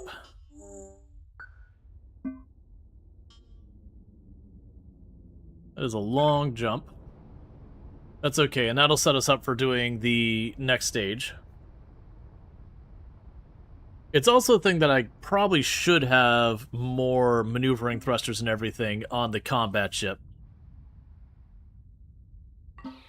I'm sure we'll have shortcomings in the combat ship. I'm going to have to deal like maybe it won't move fast enough, maybe it won't maneuver as well enough to keep things in target.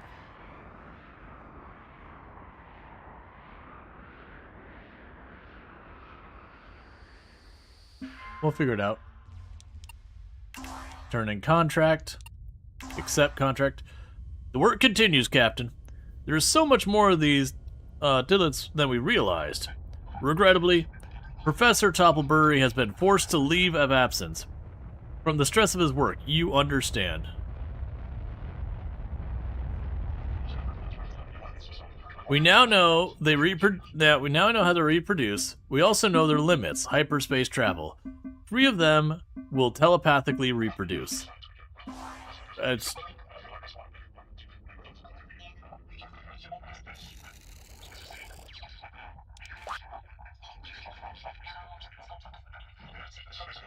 We're not quite sure how long it takes for their children to grow up. However, we notice they hop at exactly the same time as their parents do.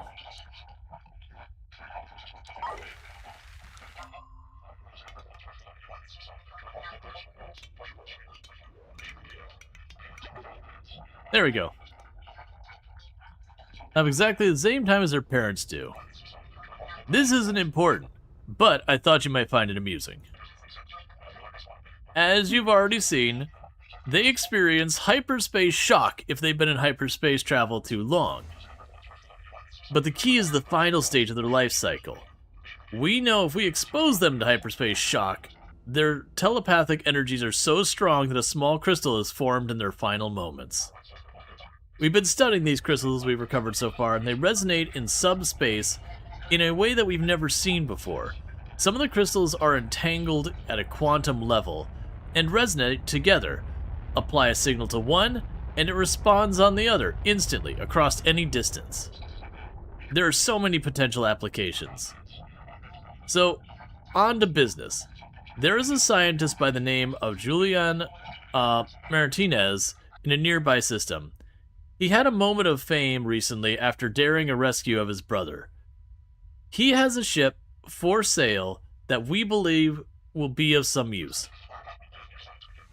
Travel to the noble doctor, buy his ship. He wants 1,000,000 credits, which is ridiculous. He thinks his invention is worth that much. Negotiate with him. Knock that price down, and I'll wire the funds directly to him. If you can improve his offer, I'll pay you 20% of the savings as a bonus. Okay, so we need to nickel and dime our friend, who we put his brother in danger. Yeah, sure. We can be ruthless about this. Okay, and how are you doing? One more gun to be acquired.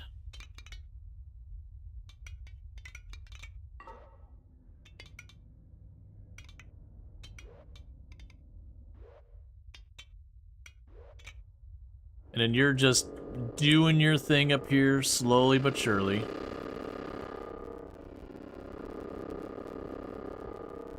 Why are you turned off?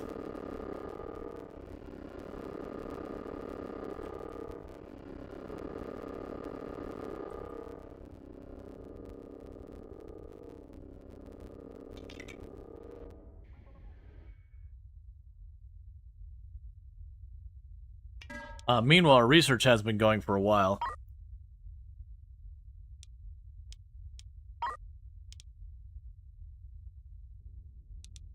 Recycling efficiency. Sure.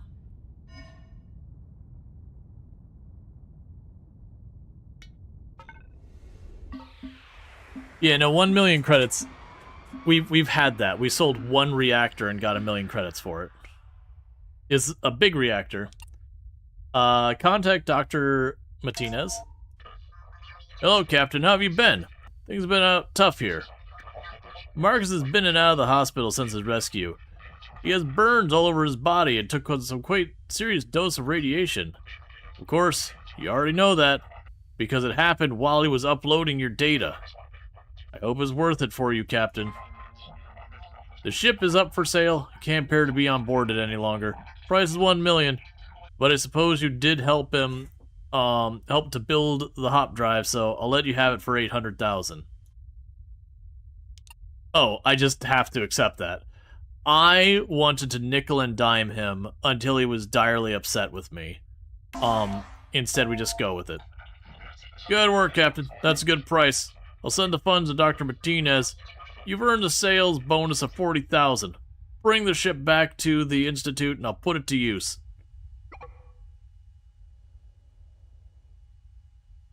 Alright, so FTL.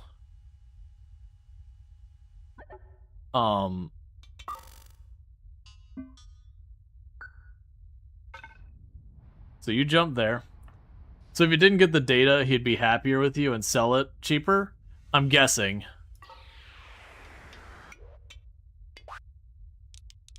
Okay, and there's nothing for you here. So I have you, on the other hand.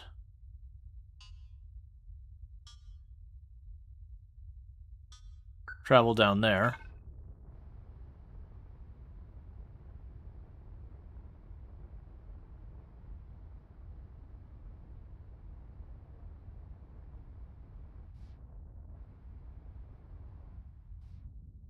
Look, our little fluffy friends just needed to not become quantum entangled with each other. Our plan is simple, Captain. We found during an excellent field work that the Tidlets will still produce even with incredibly short FTL jump. This ship you purchased is specially modified FTL hop drive that can use it to make very short jumps to trigger hyperspace reproductive process among the Tidlets. We want to pair that hop drive ship with our Tidlet farm vessel and activate the short-range hop drive. You won't even need to leave the system. If our calculations are correct, we should get an instant result.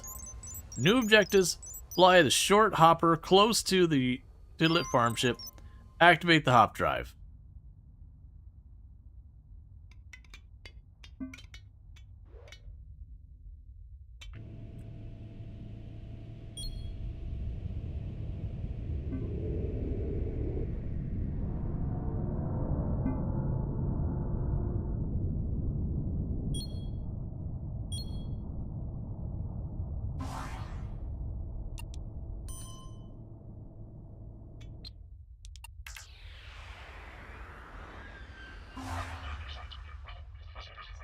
Excellent, it's working.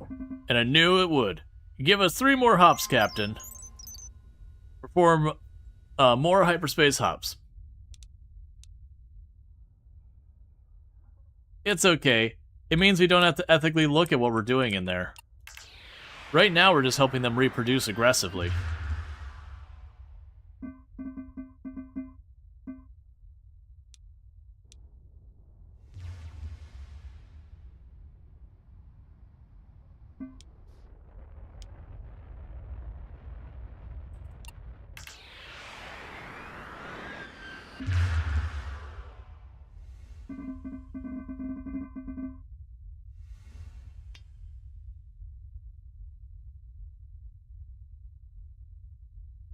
Okay.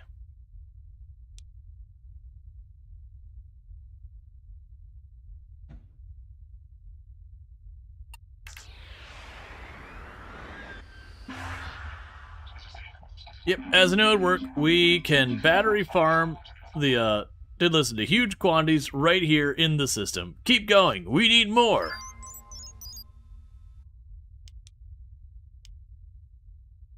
I'm waiting for us to do it and the ship to just like rupture from the sheer number of them inside. Again!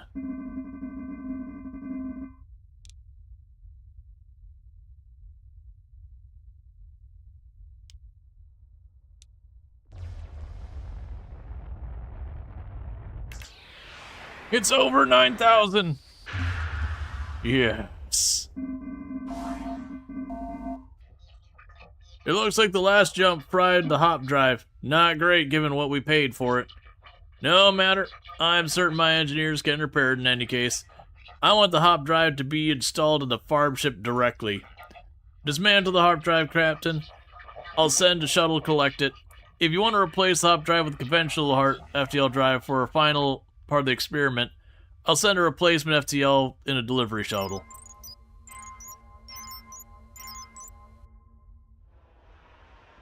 Okay, so dismantle you.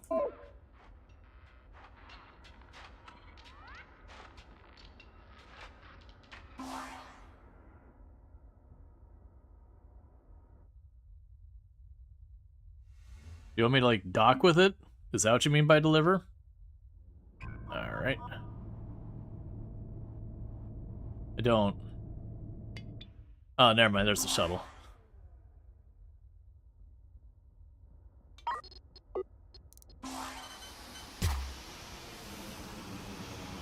This ship is almost all maneuvering jets. It's just a little bit of stuff to make the ship functional over here on the sides, and maneuvering jets.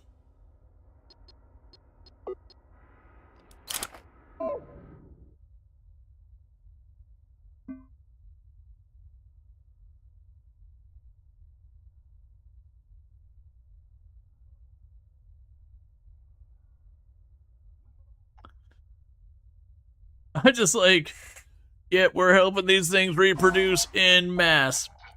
This is it, Captain. We stand on the verge of a massive achievement. Can you imagine how many crystals we can produce in just one jump? There could be hundreds. The research potentials are staggering. You know what to do. A couple very long jumps to be enough. Should be enough. Bring them all back to me when it's done. All right. Captain, this... Oh, sorry, didn't get your transmission. I was busy leveling up actual science.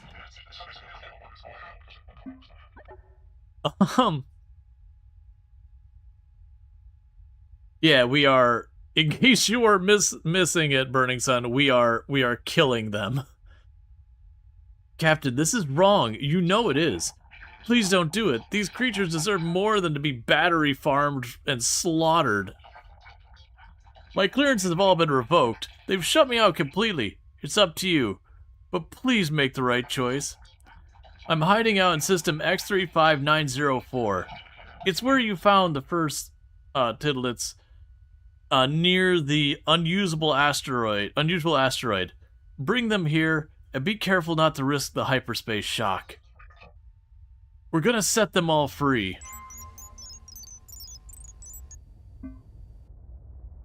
Alright, chat. So here's the catch.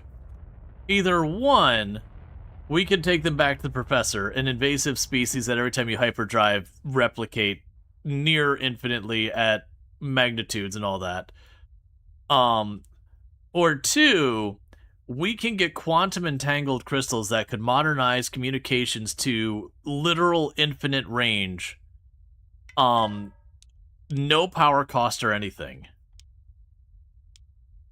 Thus helping advance all of humanity. Likely allowing us to save many other creatures in the future.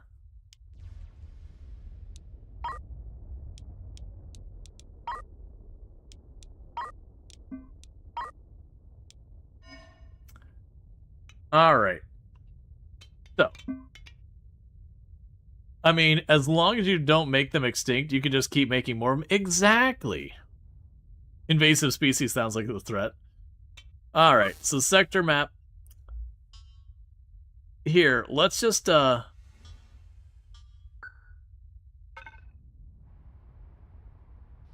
let's just go show this off.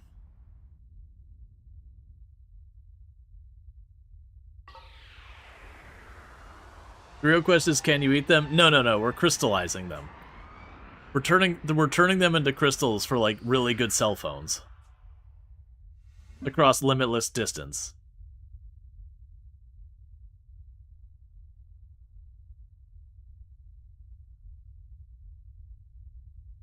Oh, you actually gave me the ship. Oh, okay. That's different. Alright, my bad. I misunderstood. No FTL found.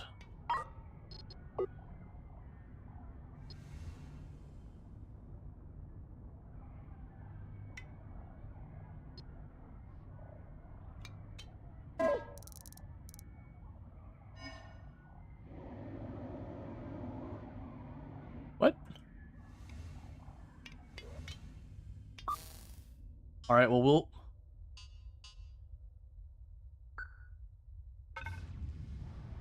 send you back. I guess they can jump together as long as one of them has an FTL?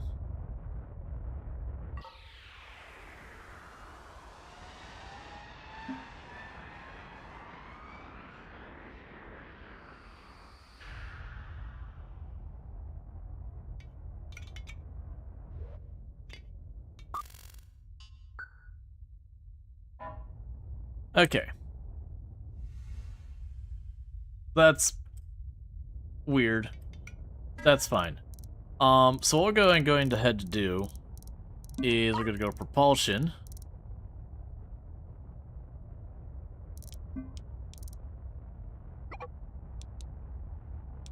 That can't be right.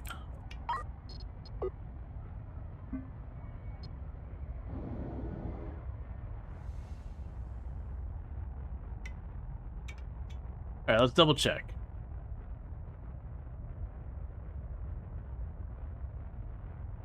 Alright, so what we can do is grab Short Hopper.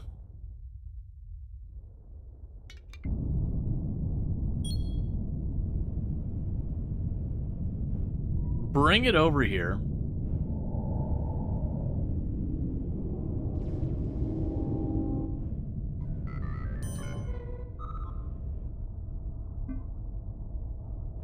Fleet formation.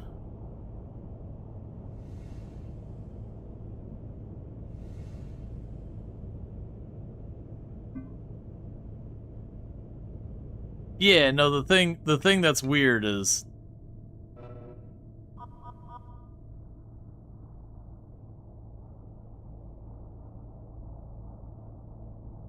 that, like, then we got this ship, but this ship didn't have an FTL.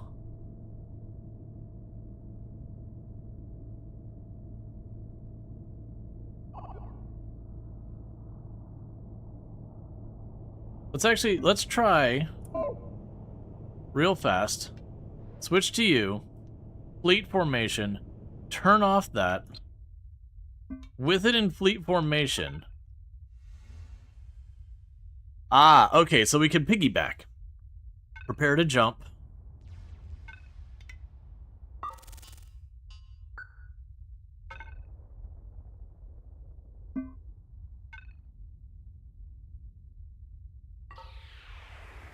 Gotcha. So you only need one with an FTL drive and everyone else can piggyback.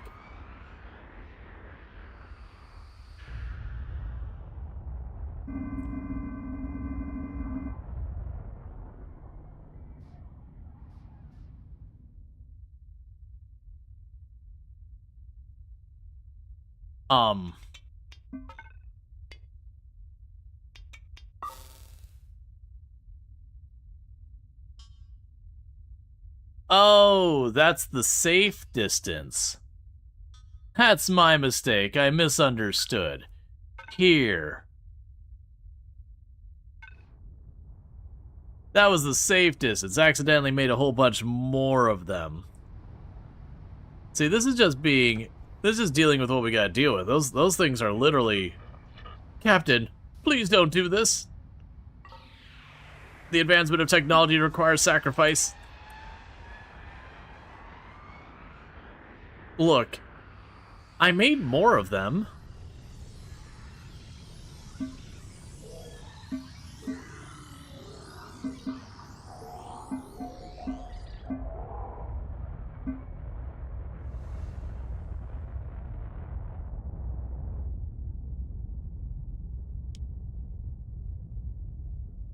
That doesn't seem like we got as many out of them as we wanted, though.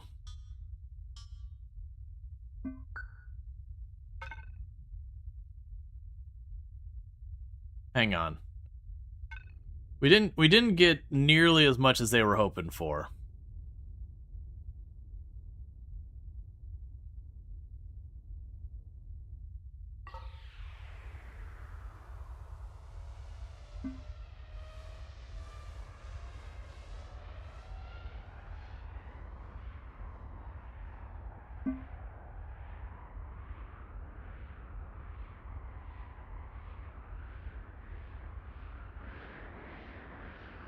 What's with all the fire in the ship?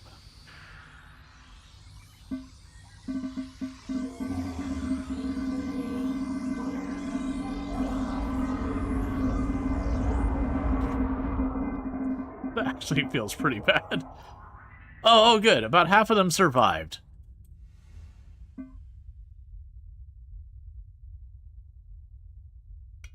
That's fine. Not even that big a deal.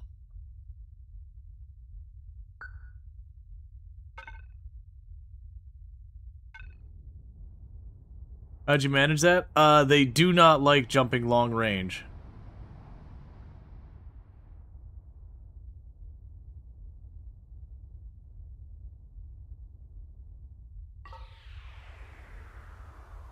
They're sensitive to long-range hyperspace jumps, so we're jumping about as far as we can.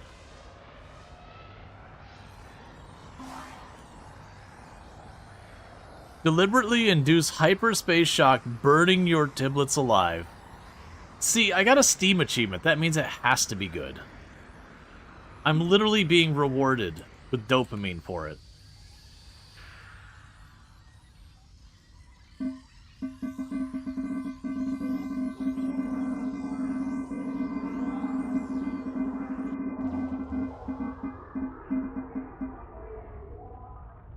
See, and we only wiped out about 75% of them.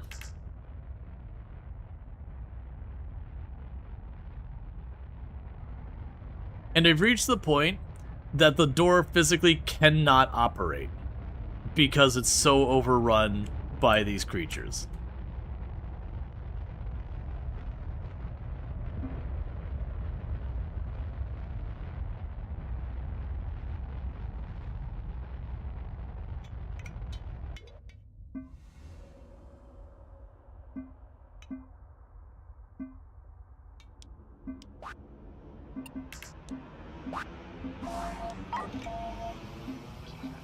Well done, Captain. Everything worked exactly as I predicted. Now we have an excellent harvest on the farm ship. More importantly, you've shown the way. I think you can take it from here, Captain. My engineers tell me that They'll have the hop drive fitted in the farm ship in a few days, and in fact, we are close to automating the entire process with this one ship. I knew I could rely on you, Captain. Thank you for showing us the highest degree of professionalism. As for the rescue ship, well, we don't need it anymore. It was just the hop drive we wanted. You can keep it, you can sell it, do what you want. I'll be in touch if your services are required in the future. Alright, so I don't actually want this ship.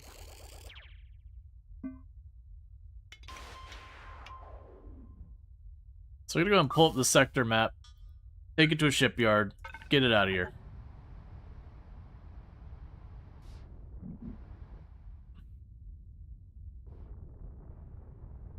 Oh, those numbers are changing rapidly.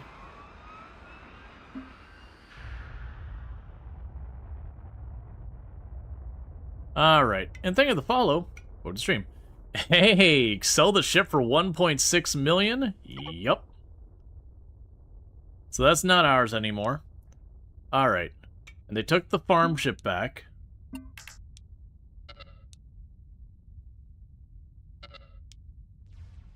Okay. So this ship's mine. Our combat ship is still waiting on the last Gatling gun. We won't be able to get the, their stuff here.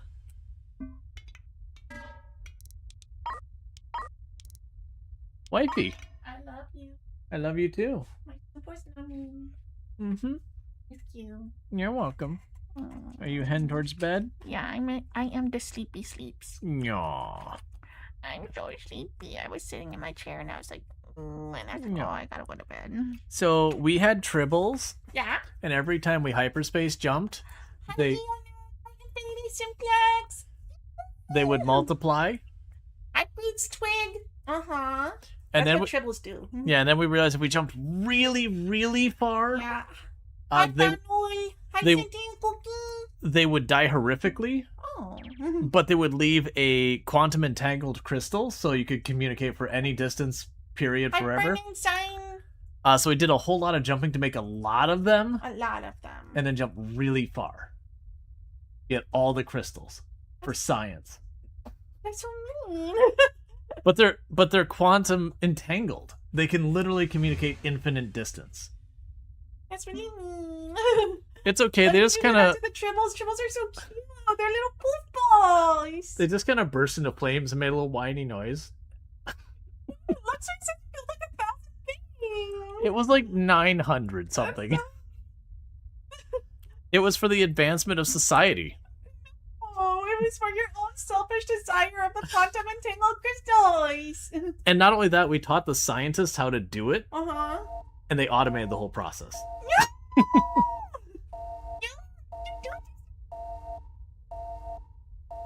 Hey, the tribbles. It's okay. They were called tidlets. It's the same thing. Yep. And now they want to talk to me again, the people who had me do it. I love I you. don't trust Dr. Magnus Swanson. Mm-hmm. I love you. Love. Enjoy your game. The murder. This is Dr. Swanson from the Institute of Interstellar Lifeforms. I'm declaring an emergency. We need urgent assistance. Our ship is compromised. Please, to any nearby vessel, we need emergency rescue. Lives are at stake. I'll respond to the distress signal. Alright. Did he go too deep? Did he take it too far? And ultimately, like, the ship is like rupturing in triplets or whatever.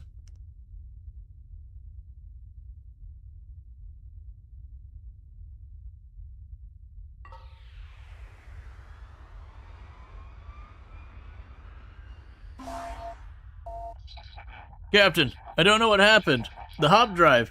My engineers told me it was tested fully. There's something wrong with it. We can't stop jumping. They've replicated. There's so many times. They're everywhere. Oh god, there's so many of them. They're in the engines, the life support. They're almost in the react. Squeak. Get away from that console, shoo! You have to help us, Captain. Rescue the crew from the farm ship.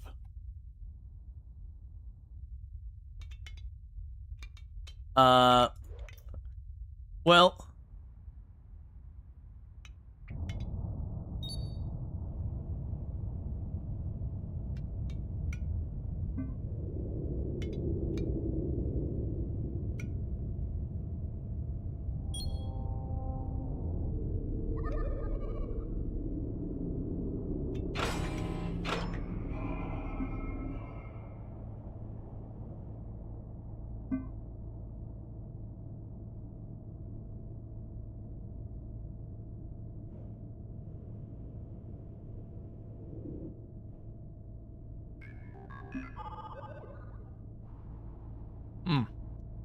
Our ship here might need more maneuvering thrusters.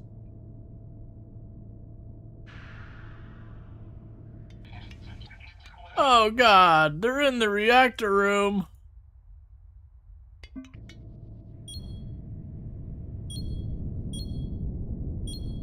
Just go as aggressively as you can.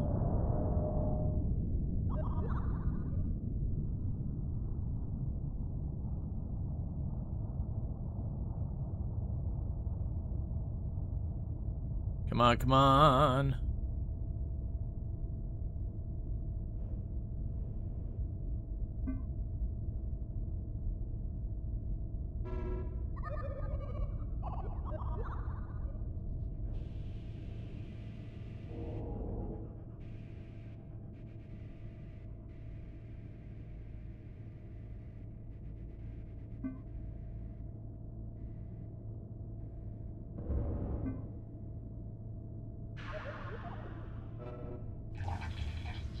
Oh god, they're in the reactor room.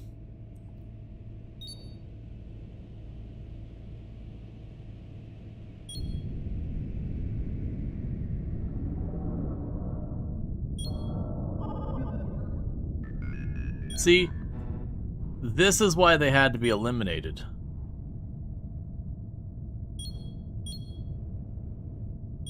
I think they expected you to still have the other ship. It's too late for me to try and get a better suited ship for this.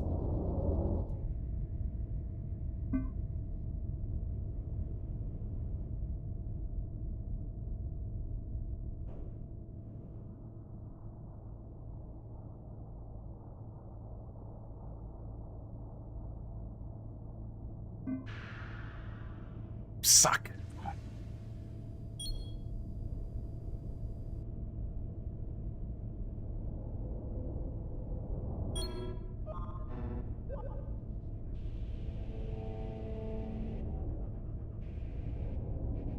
So they've rescued 4 scientists so far.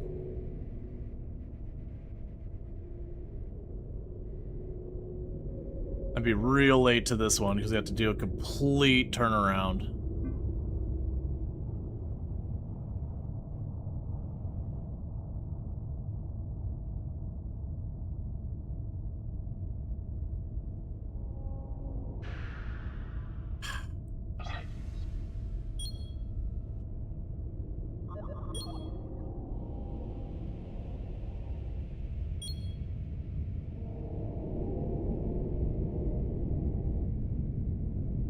And each time it's jumping, it's taking about 2% more damage. I assume if we can get there really quickly, we get a bunch of people out at once.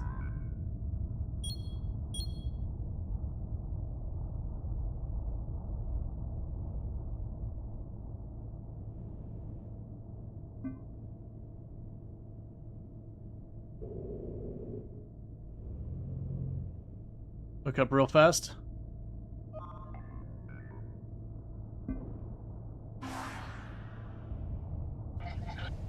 Thank God. It looks like the hop drive burned through all the jump charges. It's over.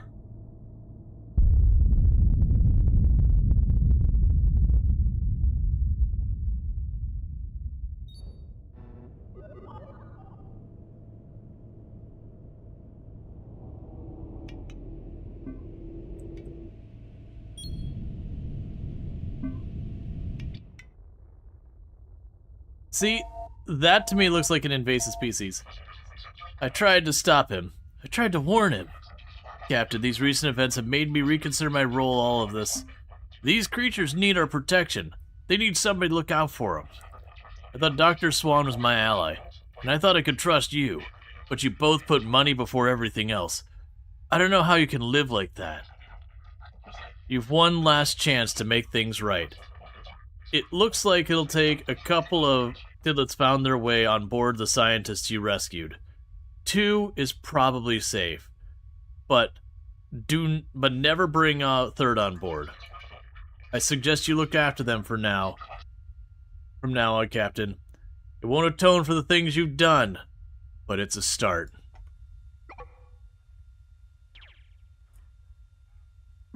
But we could have more of them, and then we could jump really far and get quantum entangled crystals.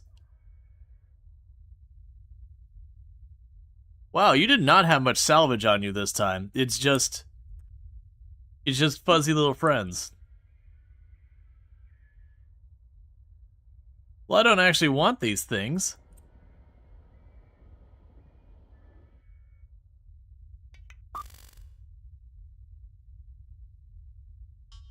Anyways, let's just go to this derelict ship over here. I was kind of hoping they'd let me collect them and not learn anything from this. Not sure they're on your ship. It said 2 came with the scientists we rescued.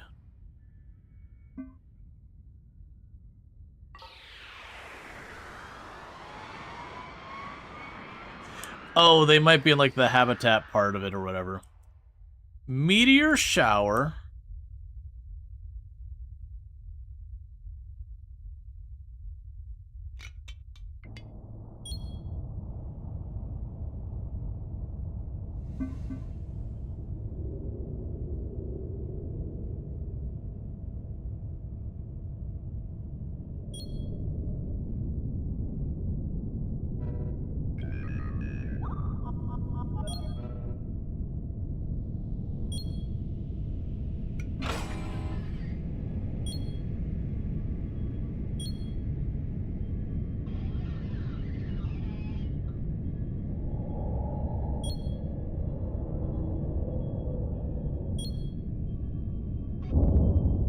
Solar panels took a hit.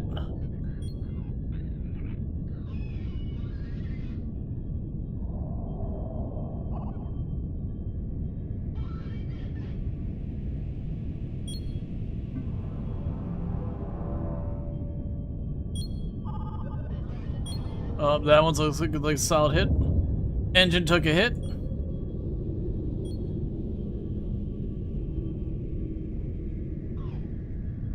Thrusters to 0. Rotate to get the gun to bear. Pivot.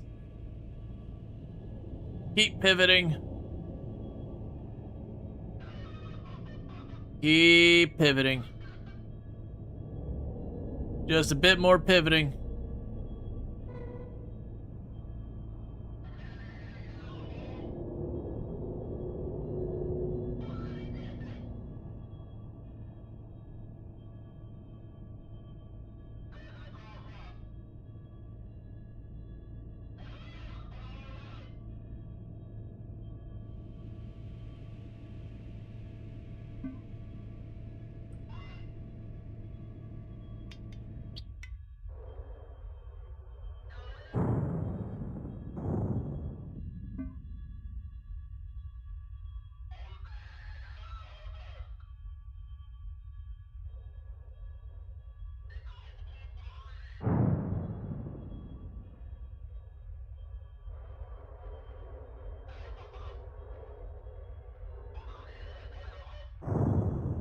Alright, solar panels took another hit. Okay, it looks like we got the good stuff.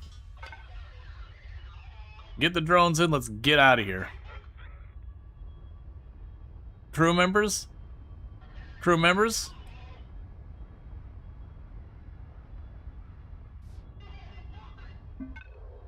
Get in the ship. We gots to go.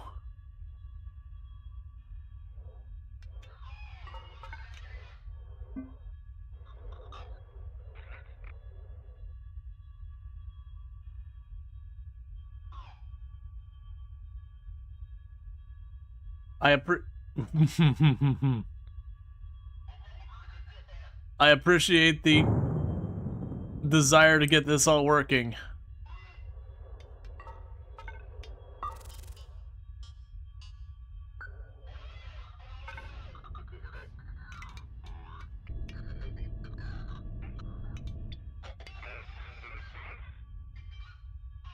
I need you to get in the ship.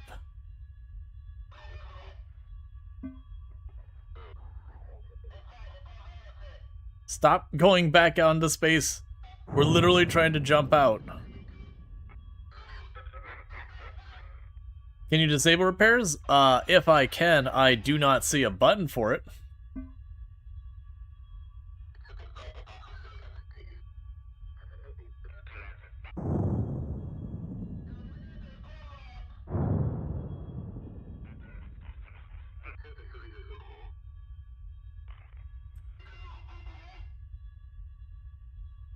There's no, like, click and dragging and selecting them.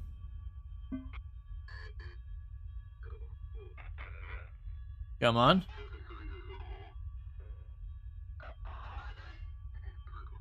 Abort the jump?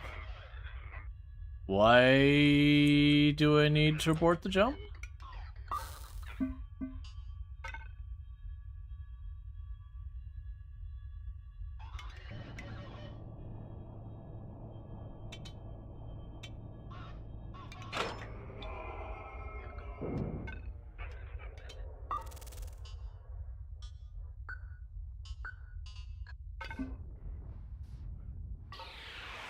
I didn't wait for the drones. Yeah, no, it just wasn't realigning. It's fine. Alright. Got logistics drones and stuff everywhere. And we're still waiting on that last Gatling gun still. Otherwise the deflector. We can probably have you switch systems. So I want to say this shipyard down here had a lot of stuff for us.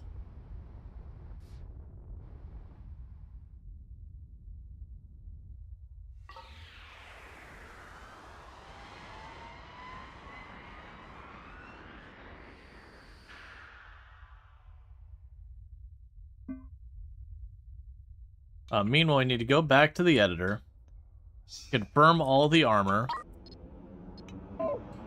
and I also want to go to equipment. Now that I realize I'm going to need more maneuvering jets. I probably need more engines too, but I don't want to completely rehaul that. Energy transmitter, that's interesting. Laser infuser.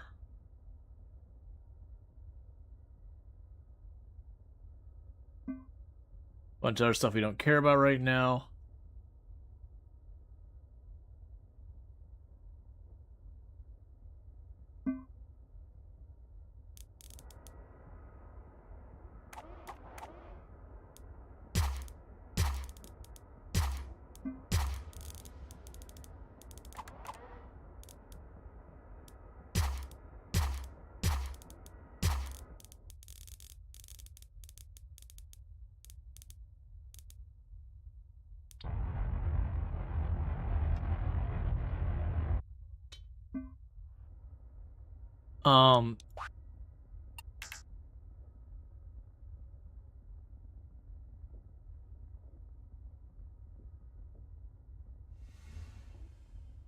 Okay, so we're just getting to work on the Stargate frames.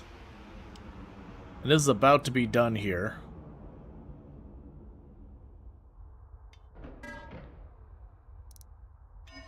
And there'll be time to get the next thing done for the Stargate.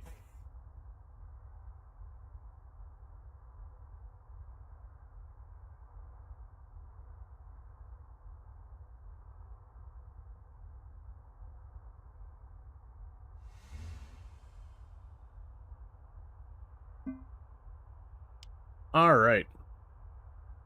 So right about to get the last of the Stargate frames out there.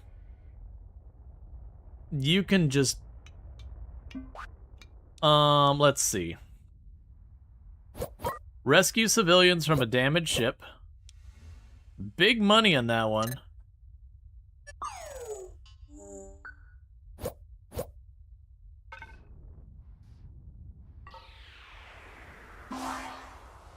Okay.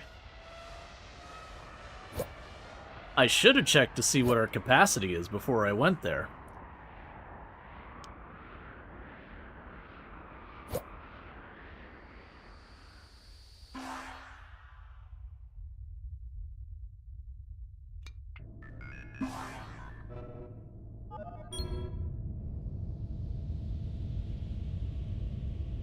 Okay.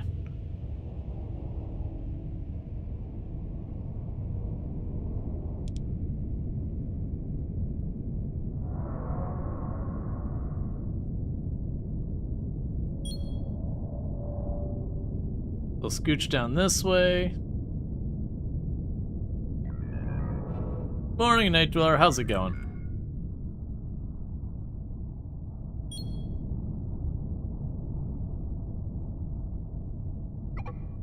Complete Phase 2 of the Stargate project. Are you friendly? Fantastic work, Captain. I had high hopes for even smoother than I hoped. We made ourselves project. Okay.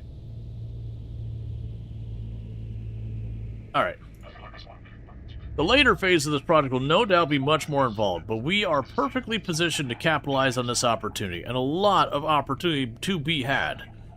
There are individuals behind this mega project with wealth and resources far beyond my comprehension, but their ambitions far exceed the capabilities of the other ships and people in this sector. They're going to need our help. We can take a short break and I'll give you a call when we're ready to start work on the next phase of the Stargate project. You might want to stop and show some of your equipment in the meantime. We don't want to waste anything.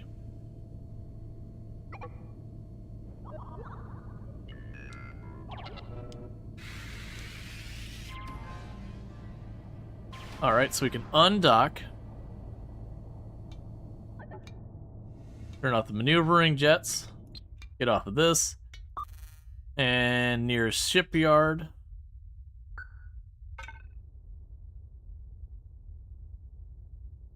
Part of me wants to, like, just finish off the ship just so I can salvage it, but it's fine. We'll take our 100,000.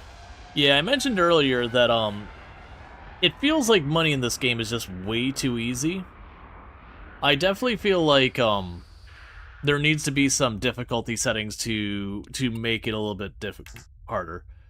Meanwhile, he was recommending that I shut her down.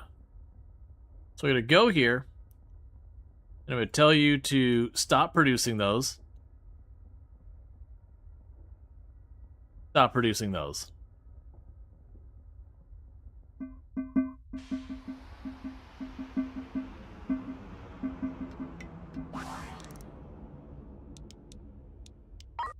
Okay. So you want production of explosives.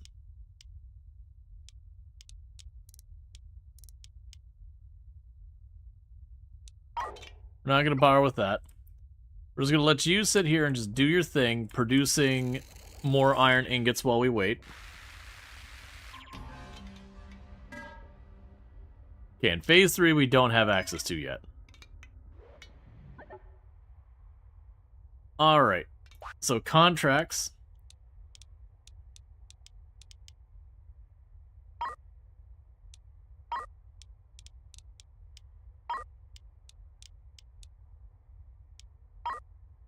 Okay, another rescue contract.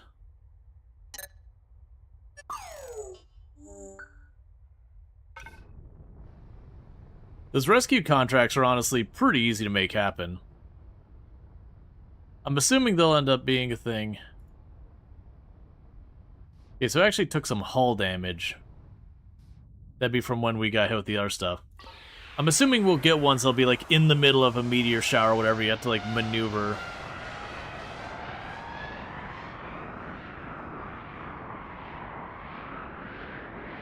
Alright.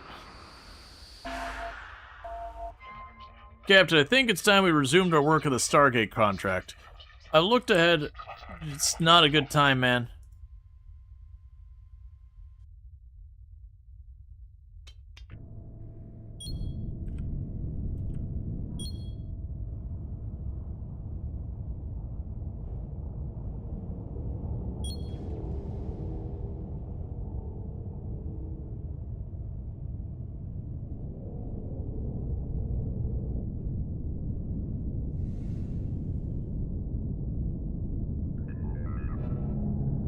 Okay.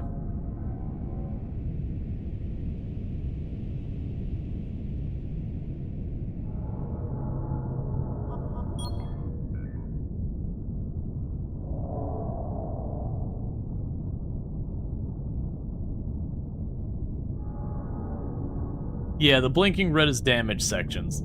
We just need to evacuate people. So what we're going to do is we're going to quickly,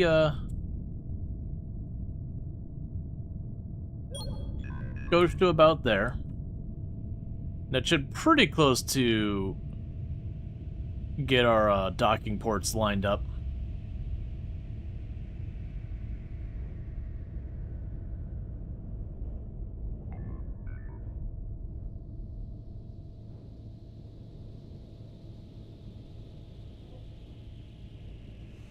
All right.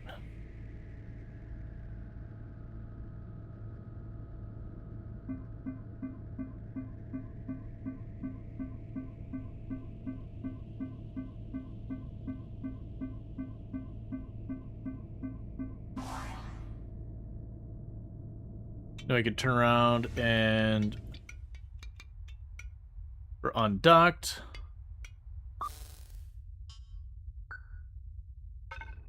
And just head back. Feels like the rescues are pretty easy missions. Just easy big money.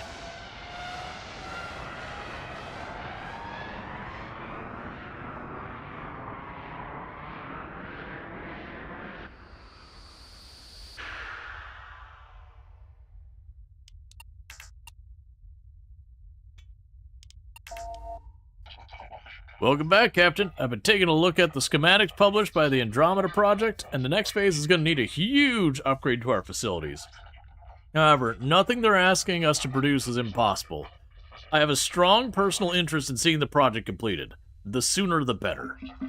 The Andromeda projects have release specifications for 3 different components. We need to manufacture large quantities of all 3 to The fact that the quests interrupt each other and then it causes like that to like glitch out kind of sucks.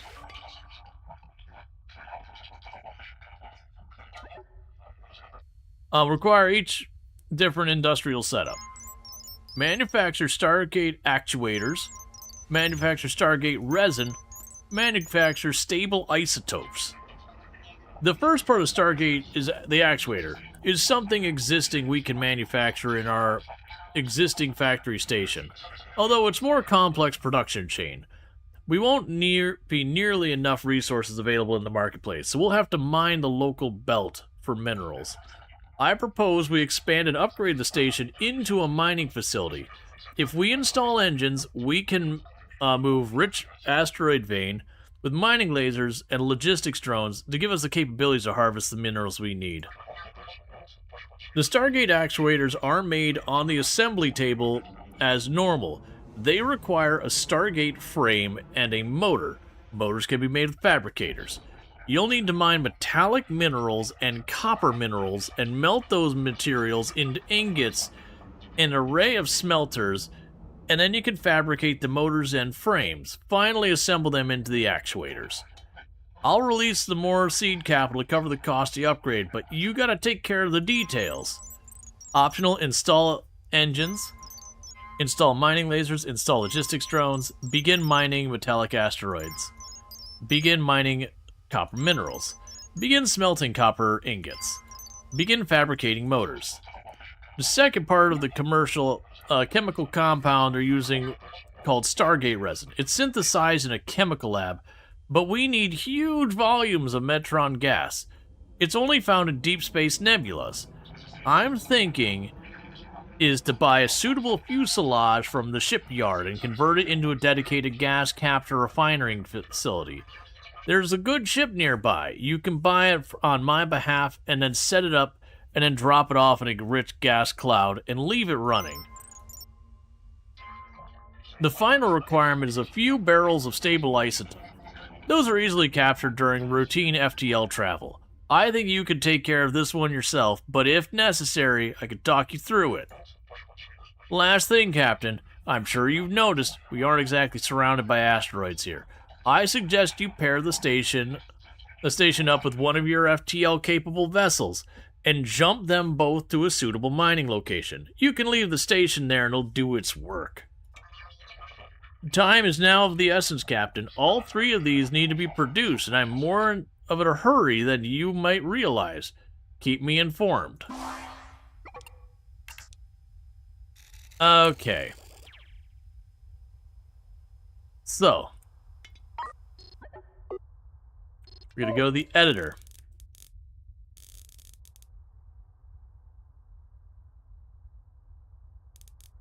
What? Oh, they consider this the back, so I can't actually rotate this.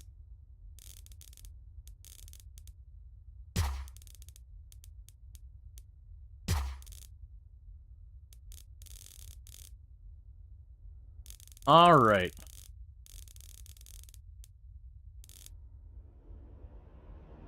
And rather than have another ship deal with it, I am just going to put the FTL drive on here.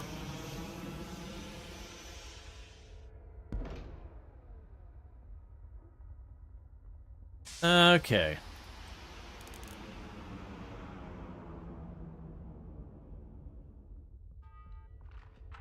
We're definitely going to need way more of a lot of things.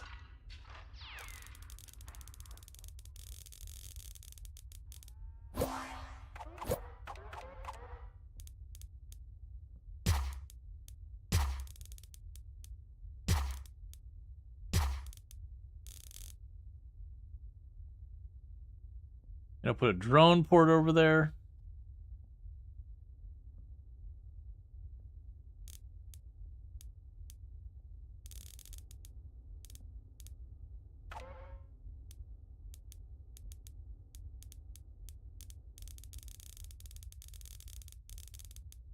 I was actually curious if we could just shove it someplace else. It's fine.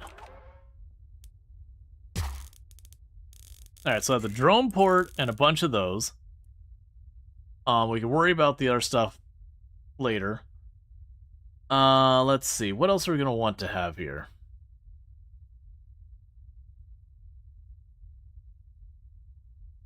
It said we need a fabricator.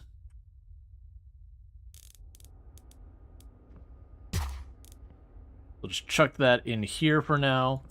I also mentioned the chemical lab. I plan to shove that over here, and we'll figure out what we need with that. I know I'll need a refinery.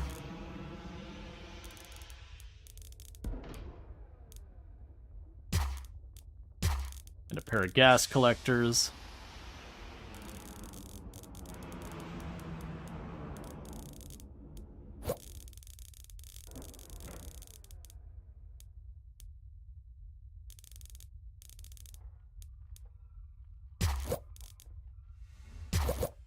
Some hyperspace collectors. Actually, really don't like that spot. Can I put it back here, but it's still facing forward? Does that still count? It does.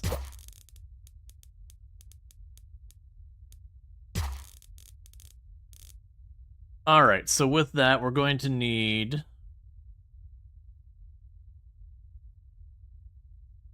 some canisters.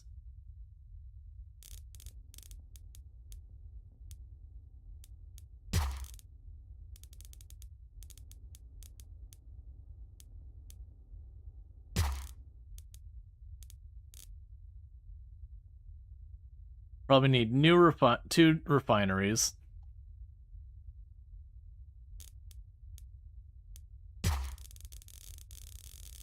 Okay.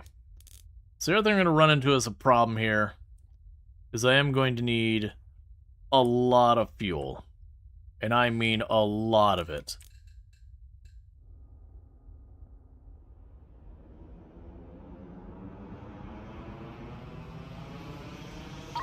Or rather, a lot of power.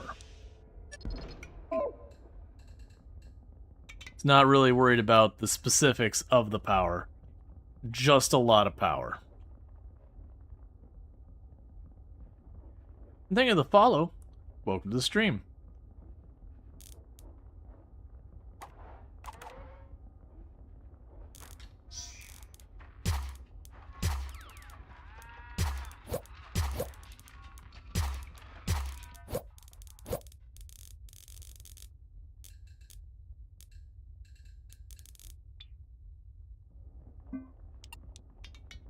Okay, and we can run the cables through here.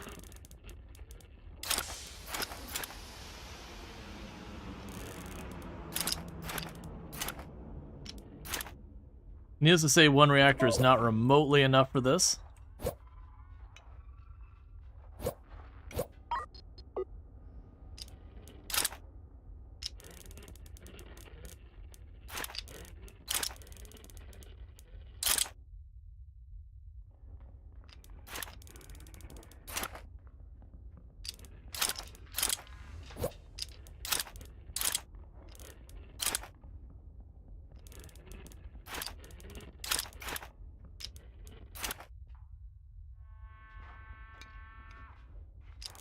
Okay.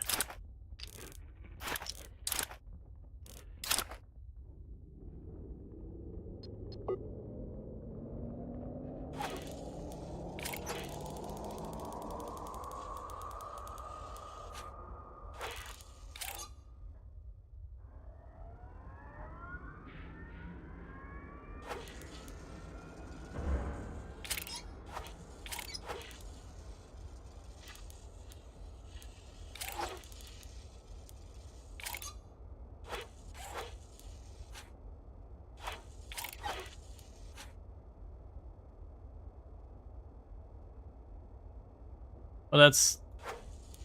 I see.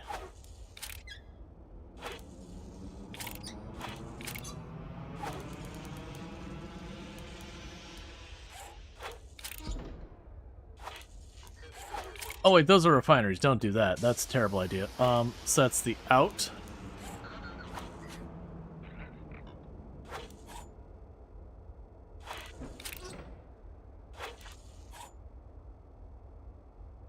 Okay, so I have the refinery going there. So you're going to make the stable isotopes. You're going to go and do the methane gas. Yep, so I'll make the stable isotopes.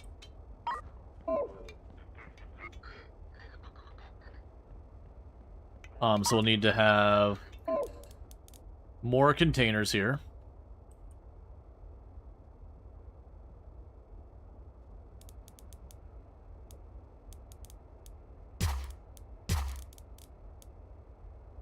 They'll need a pair of loaders.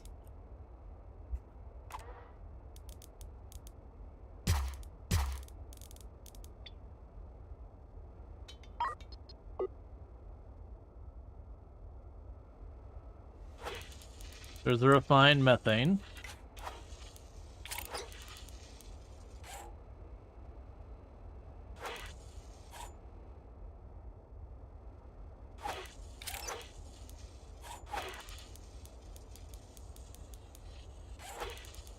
Okay.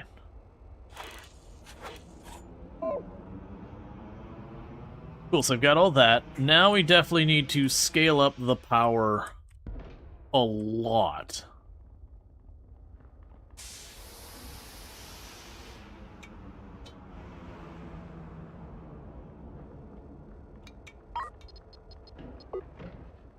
Oh. So I want to lean towards using the solar panels because this is going to be a structure I'm going to be dumping someplace and just letting it do its thing for a while. So if I don't make it so it can kind of sustain itself, it is just going to be a problem. And we won't be able to get the reactor charged and fuel out in the field too easily, I don't believe. So I could certainly use that some.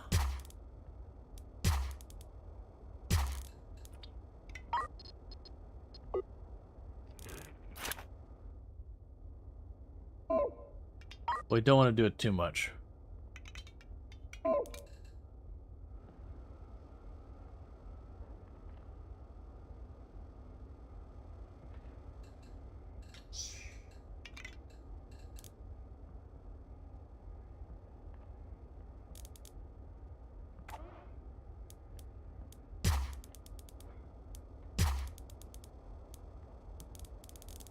Okay, so I can fit 2 more there.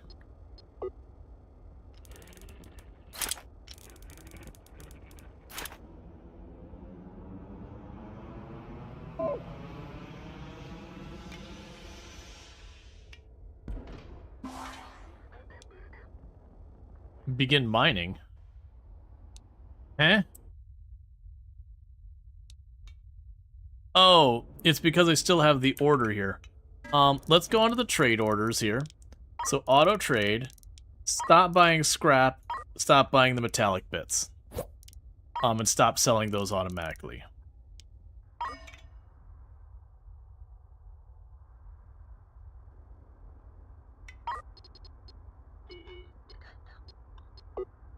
Okay, so they're lined up here.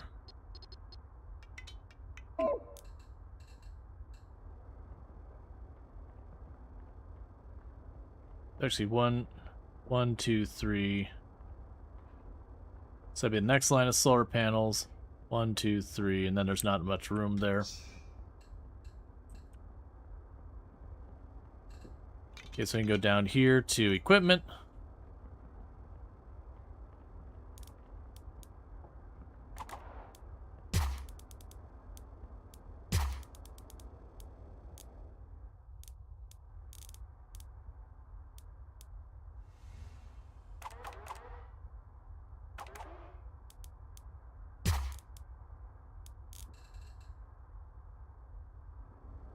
I lost track of where it was. Okay, so it's right there.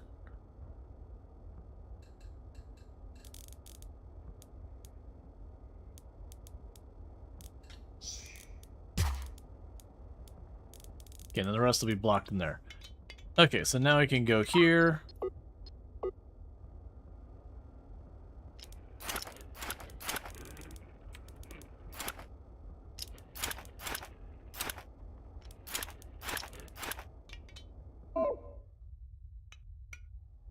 Alright. CO2 warning on new ship.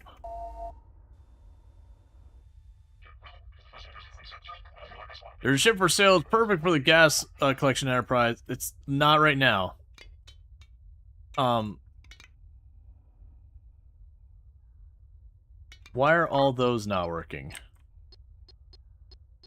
Oh, we didn't cable those in yet.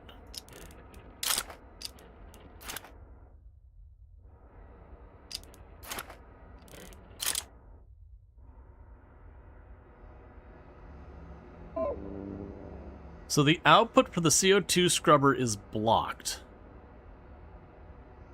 Because that can only run so fast. That's not what I was prepared for.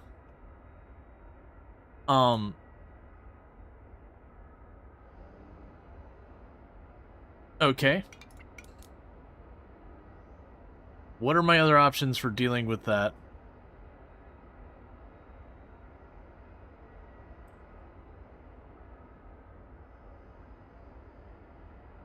I could make a storage container.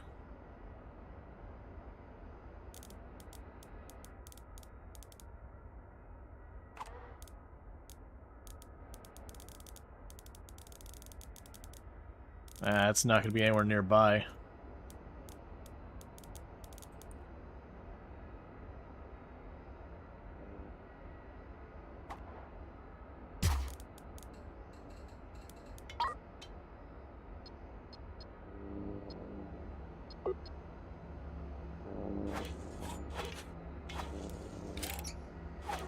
So that's a buffer. And then we could grab a loader.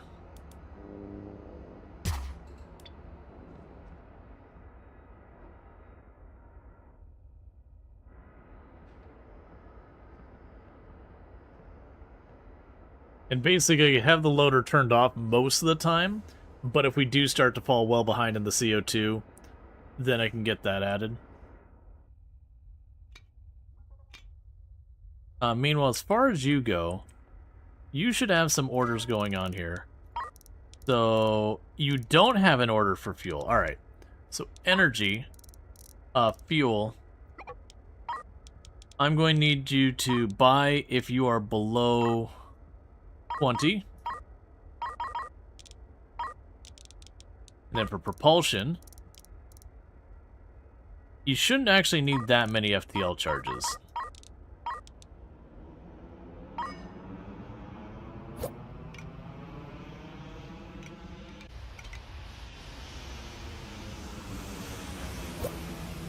Alright, so we are starting to massively collect CO2.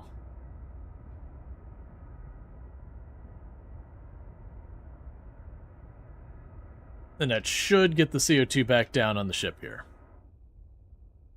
We do have all of our guns in place. We don't have the deflector. We've got most of the oxygen things in there. Alright. So, the station's getting sorted out. I'm not going to worry about any of that.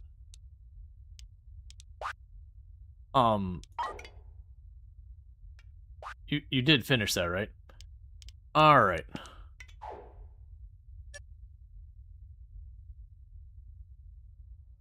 So interestingly enough, we got a lot of stuff we could be doing here. Okay, so with that, I think we're ready to start taking on our first fight with this. I've got a full complement of weapons. We've got everything else going here. Let's find a fight and just see how it goes.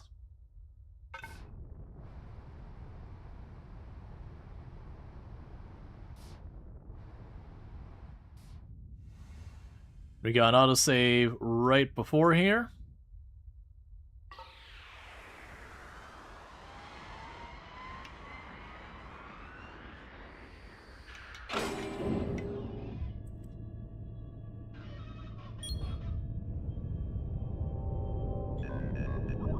And so our goal is to get that ship on our left side.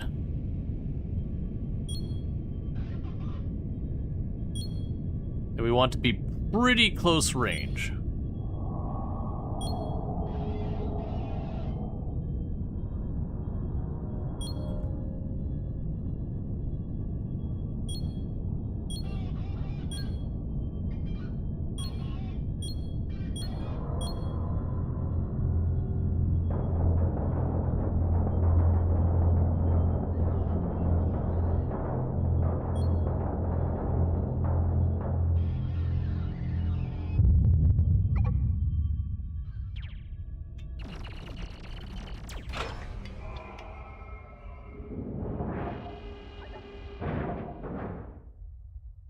I did not buy drones.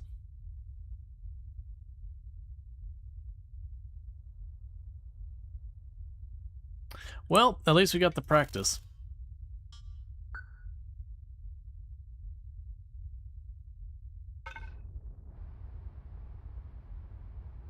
How many bullets was that? I'm not seeing a bunch of cases missing, so it couldn't have been that bad.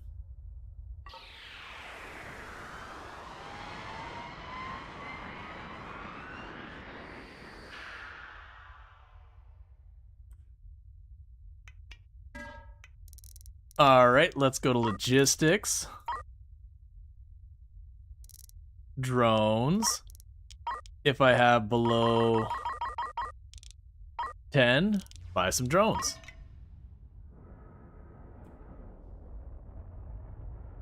Yeah, that's basically the plan, is that we just roll in and just dump hits into the enemy as hard as fast as possible. Meanwhile, how are you doing on all your stuff? You're still waiting for more solar panels and all that to come in? That's fine. We're getting all our containers and all that set up.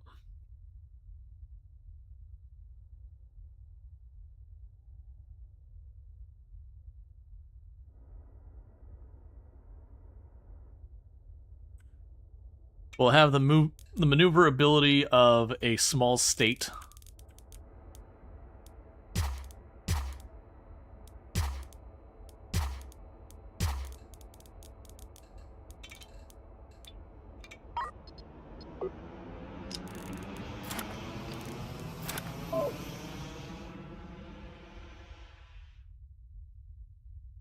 Alright. Oh, you're damaged. Is there another shipyard here? There's a shipyard here.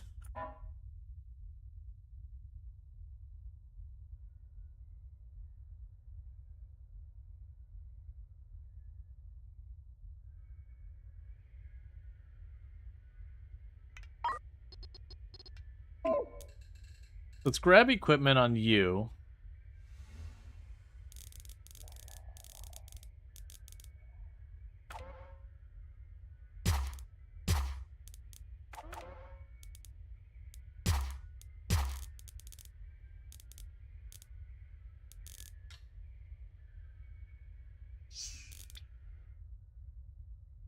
Because we're getting a little bit of maneuverability problems on you. We will need to run power there, which is fine.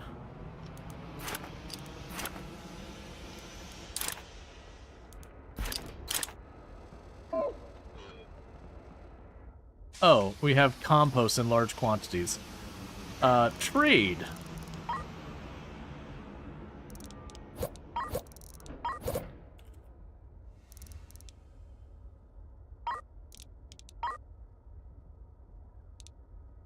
Sell one above 0. We do not want to keep compost.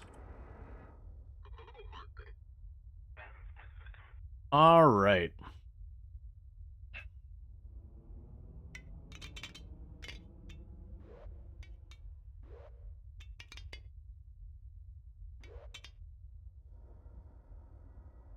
Okay, so you've got your drones and all that garbage. So let's check the contracts here. Attack and destroy rogue fighters. Alright. Accept.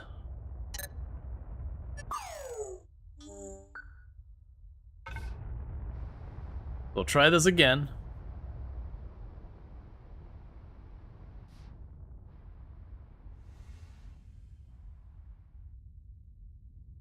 A trade incoming for 3,000. Let's go ahead and let them get their trade dropped off real quick.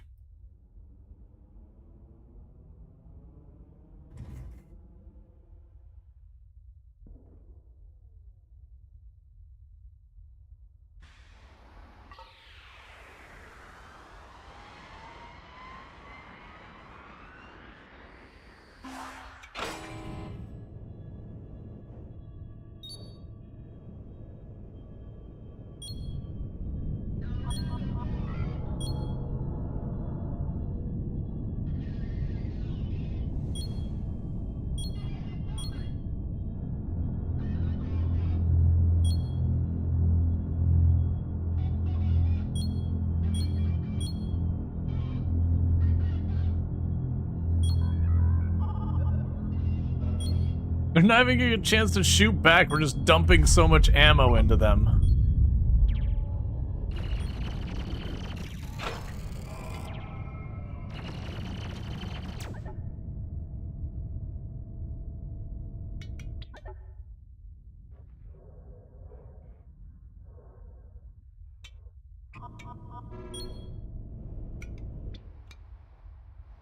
Alright, well, let's get our free goodies. We got our contract to turn in. Thank you. Did you put more than one gun on the ship? Yeah, no, it's just all on the one side. And so that's all we do is we just close the gap towards the ship. And then we just dump ammo into them as fast as we can.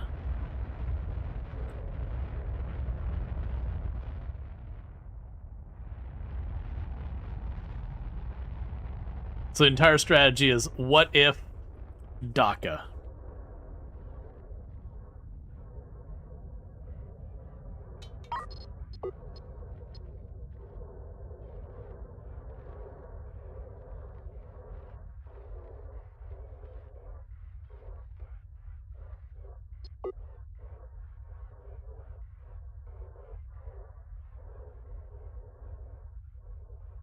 Alright. So that got us a combat rank. Hostile inbound in 85 seconds.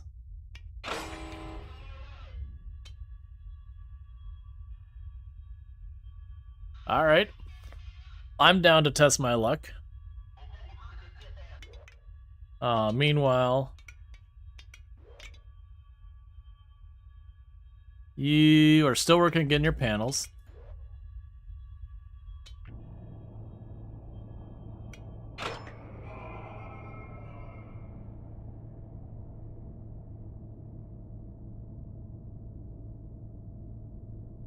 Yeah, the ship is very deadly on the left. I could honestly put a whole set of guns on the right. The problem is I have to have people to operate those guns. And that's going to be more of a burden. It honestly wouldn't be a terrible idea, but it would be one of those things if I do put myself between targets. I don't believe we'd be able to sustain it.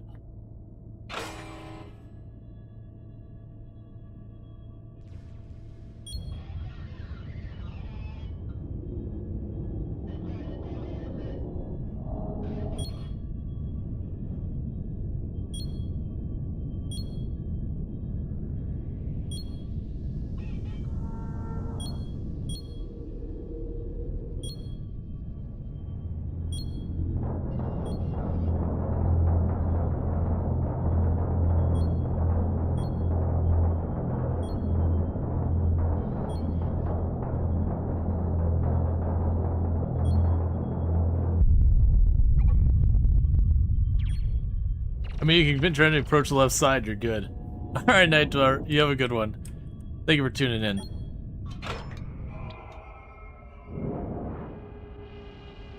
Yep, so he took some damage on that back corner. They basically are hitting that back engine as I'm maneuvering around them. But we are just utterly shredding.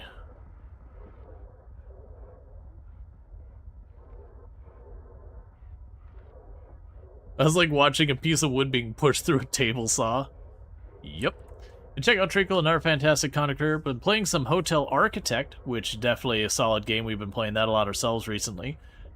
Did finish with the early access content yesterday, but absolutely solid. Also does stuff like RimWorld and all that, so if any of that sounds good, you can find it there.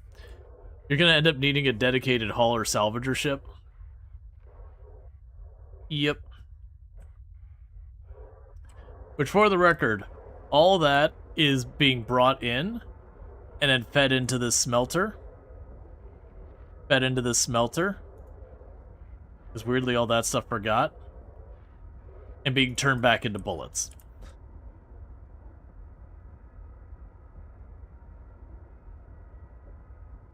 Oh, we're getting their spacesuits. I was like, where are all these spacesuits coming from? Right.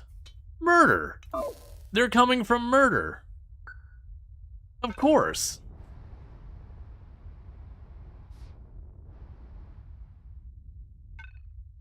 Oop, that's not the button I was looking for.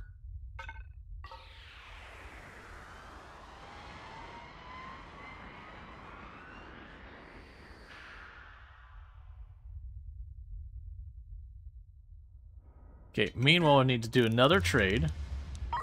Sell that spare docking port.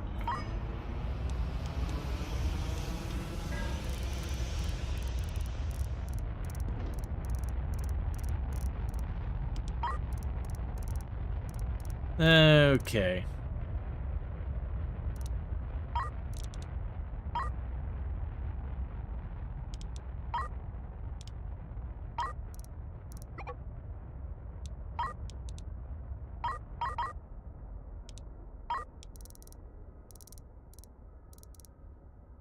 Alright, so we basically have set it up so if we get too many of any of these things, We start selling.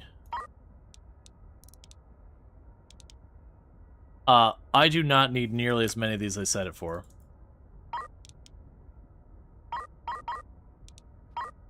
There. Excuse me?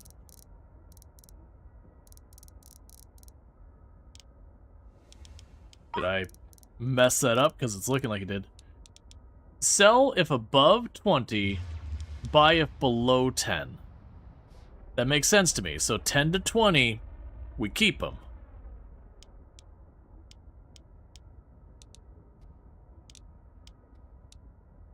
It's probably fine.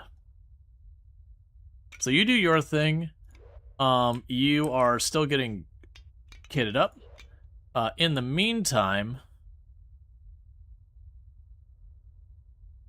you're still doing fine here. Let's go ahead and see what contracts you got there. So courier mission for not that much. Really good combat mission. And no missions for rescue or whatever.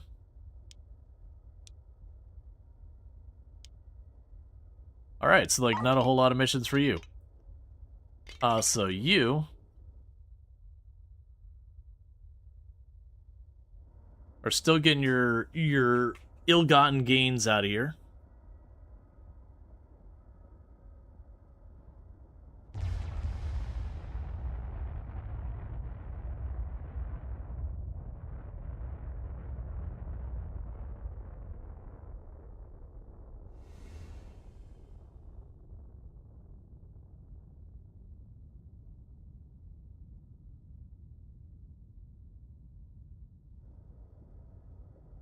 Yeah, because we're getting all the spares out.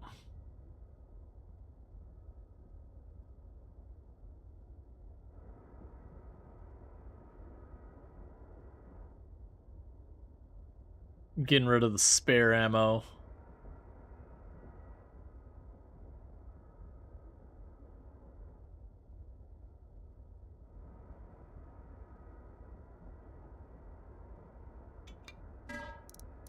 Something does not feel right with the way that's working.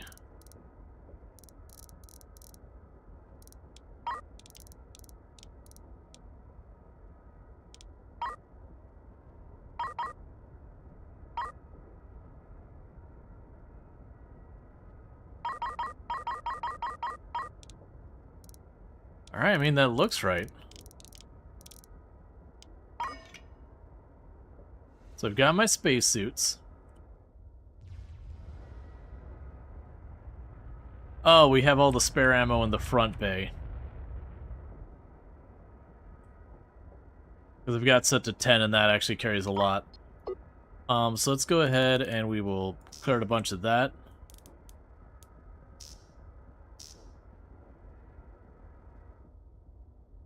That's how we deal with it.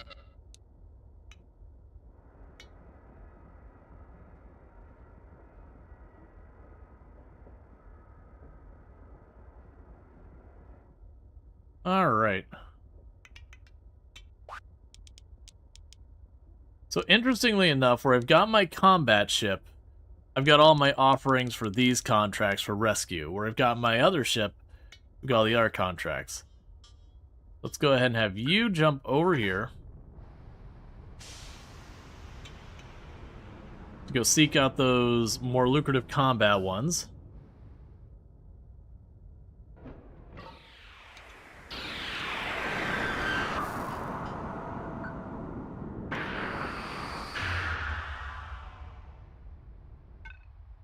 Actually, what we can do now, let's grab our other ship.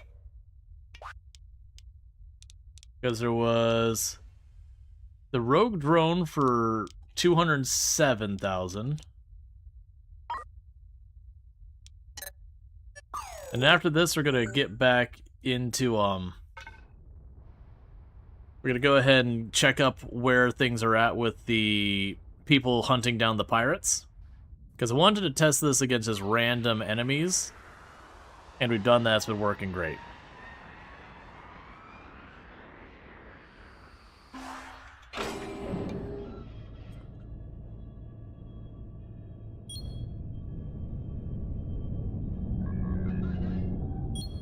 So we got 2 enemies.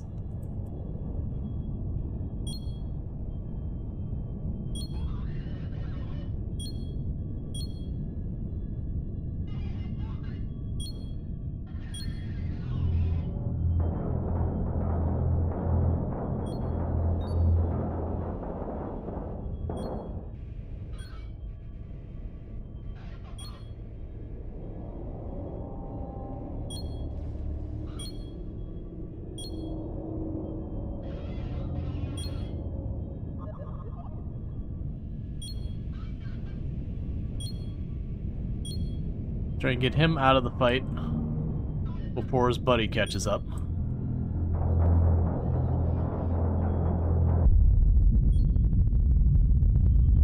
Dealt with.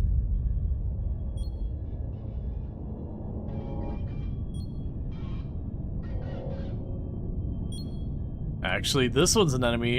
Is that just a derelict? Oh, nope, you're just someone who popped in and decided you wanted no part of what's going on here.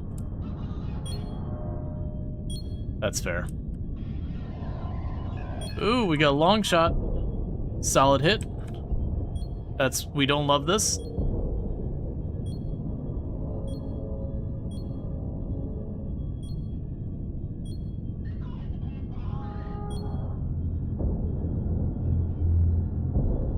Please disable that gun.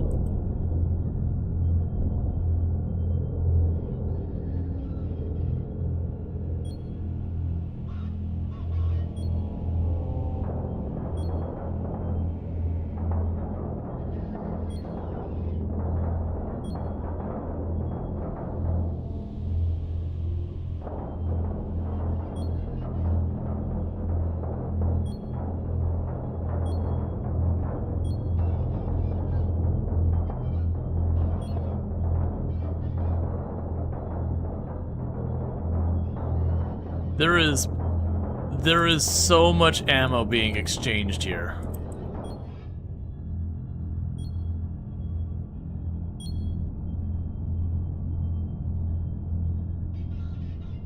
How is that engine not offline?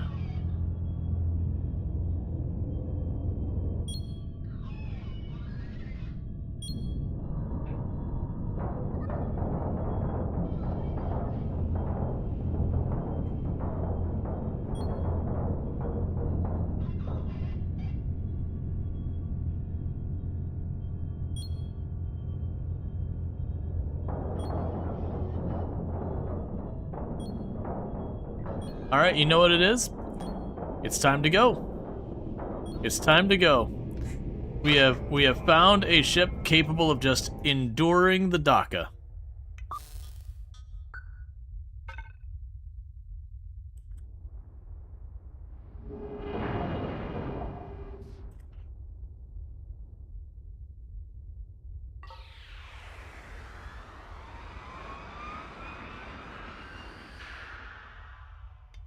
Alright, so, trade. Auto. So I want to get rid of the cell above.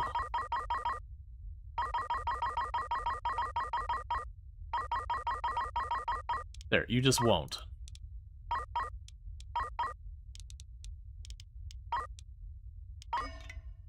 Replenish the ammo. Start repairing the ship. Meanwhile, I can go to you. Contracts. It's like all combat. Nope, we got this one here. Okay. Point defense cannon. Maybe need something with more oomph. Yeah, but hear me out. Instead of that, we just pour so much ammo into it that it has a collective oomph. Okay, so we've got our first actual dangerous one. Where's your docking port? There you are.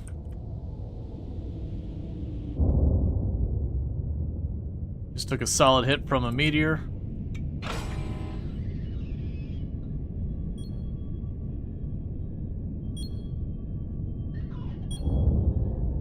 That's another solid hit from a meteor. And a third solid hit from a meteor. For bleeding atmosphere.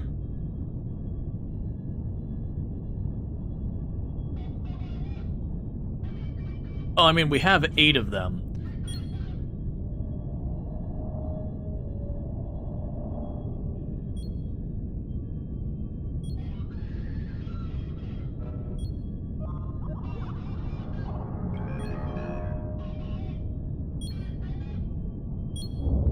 Oh, another solid hit.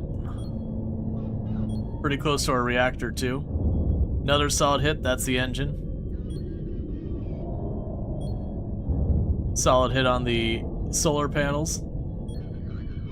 This has been worse than all the other meteor showers we've flown through combined.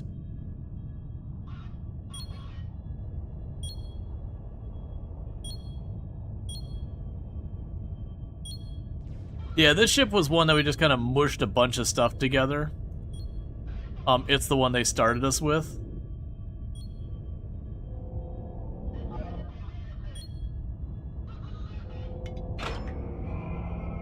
It's actually got a railgun on the back, but they don't seem to want to ever fire it.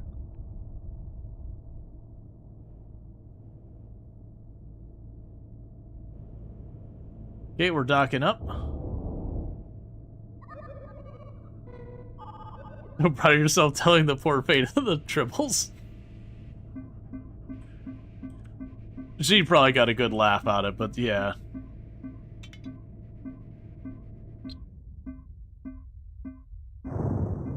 There's another solid hit on our solar panels.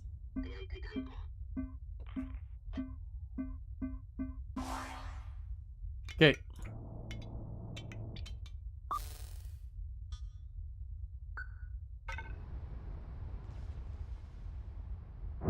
Amusingly enough, the non-combat mission is the one that ends up being the one I take all the damage from. Stop being in space. Get in the ship.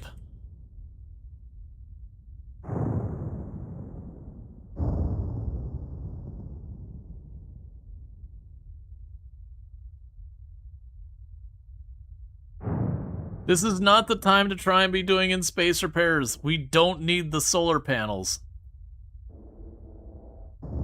And thus far, I haven't found a button to force them to go back. In the meantime, let's go ahead and start the next research.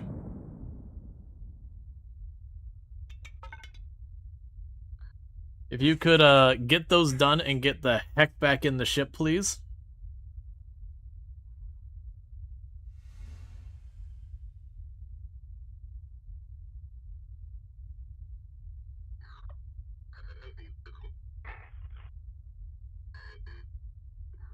Just waiting for one of the crew members to eat the meteor instead of the solar panels or whatever.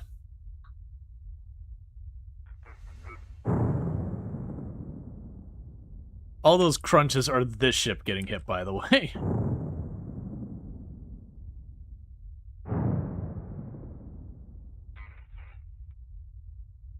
We've almost got these repaired so I get inside. Yeah, I mean, there might be a button, but I haven't been able to find it.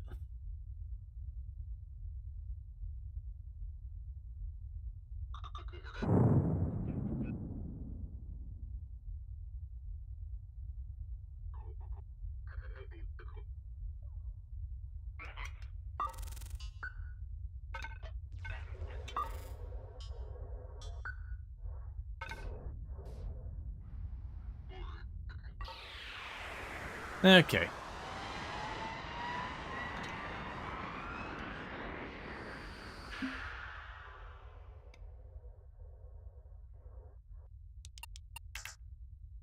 And we got that contract done.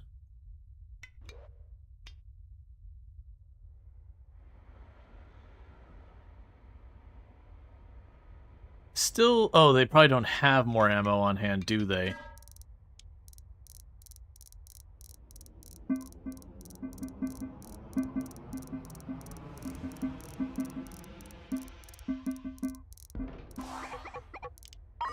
Give me the bullets.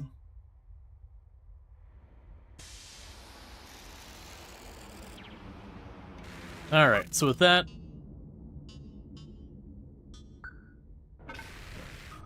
Time for round 2. This time with like 3 times the bullets.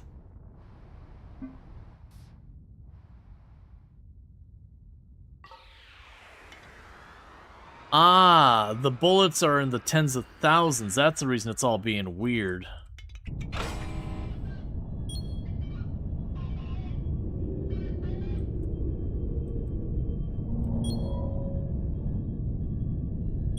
It looks like it didn't get actually repaired even.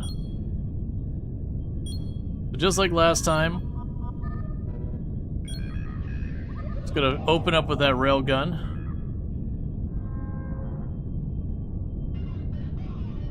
Just gonna have to take it.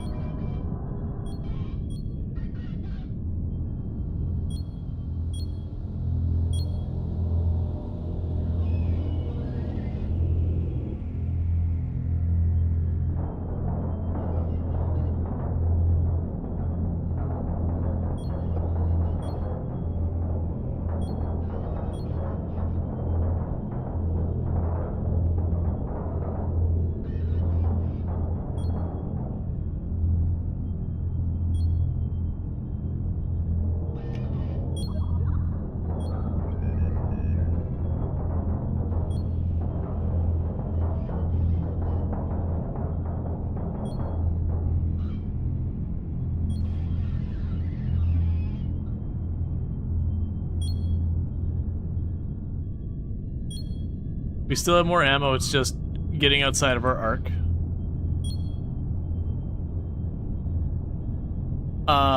Please tell me the meteor is my friend. It says only one hostile ship here.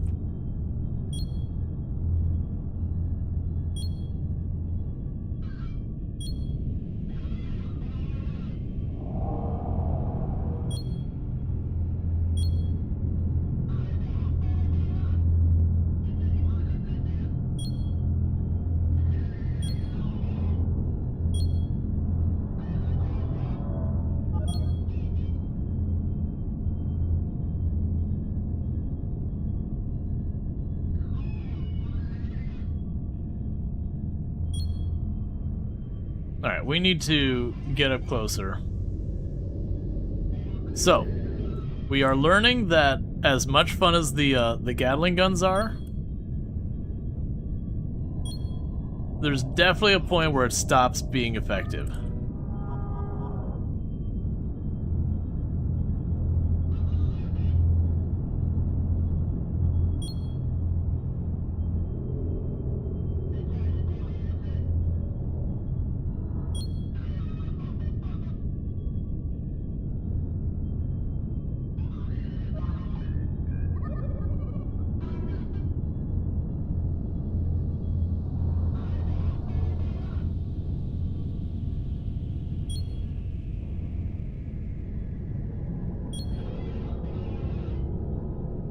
Like, it's not taking more damage, really.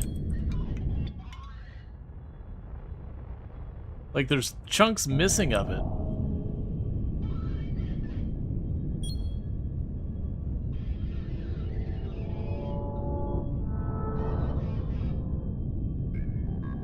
But we're not really doing more damage.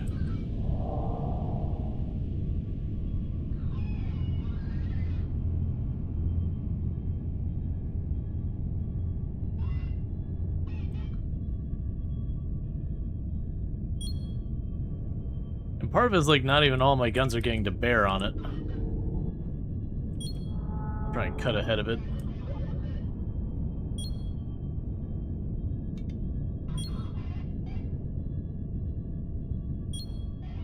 It stopped moving for a second.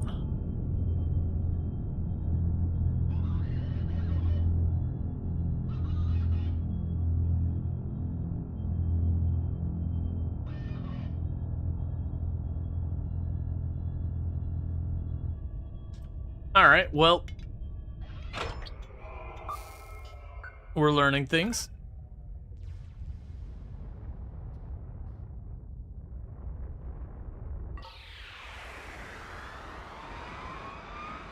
We didn't really take any damage for the most part during that fight.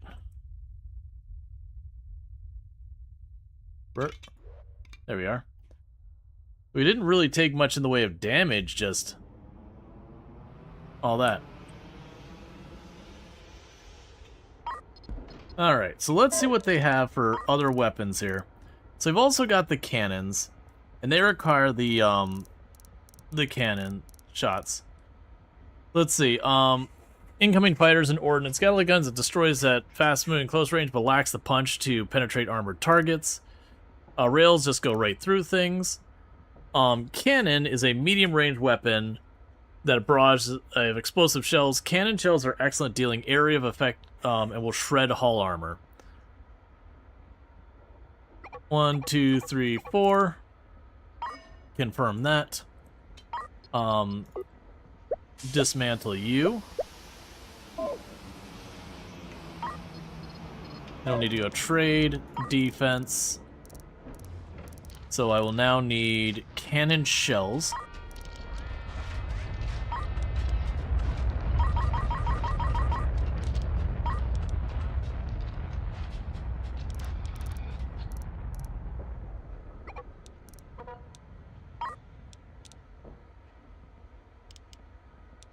I need to be able to reset that, and I haven't figured out. Okay.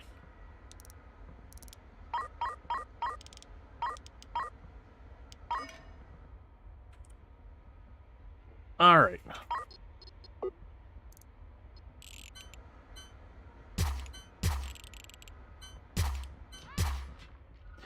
So same idea, but in this particular case, we will have a mix of the Gatling and the cannon. So we can shred the softer stuff and punch through some of the harder stuff.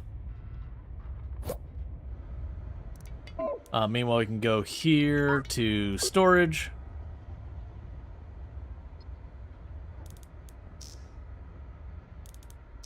Get the cannon shells put up there as well.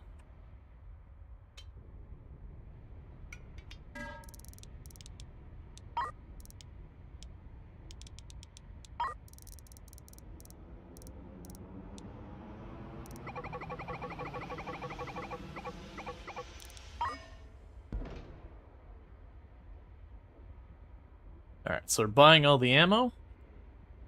Maybe we can pop back over to you. You are still waiting on solar panels and all that to get done. Which I could technically work on myself.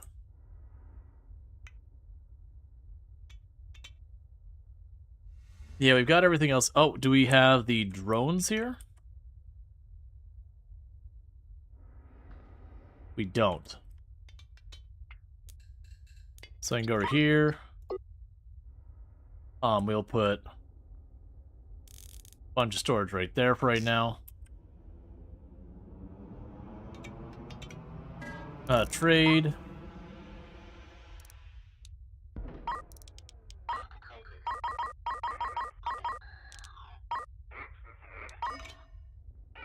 Alright. We'll continue to bring stuff in.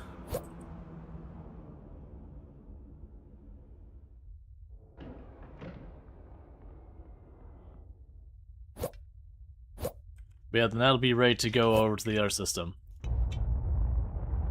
Okay, so you're still emptying out all the ammo. Love to see it.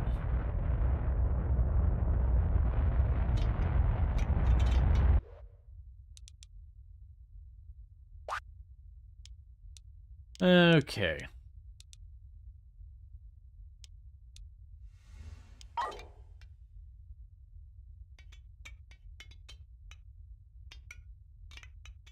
So you just chill there for a moment. Alright, but that's part of the reason I wanted to experiment with the combat ship a little, is trying to figure that balance out.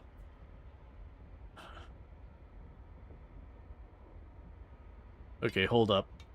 How are we still getting more of those? Auto trade.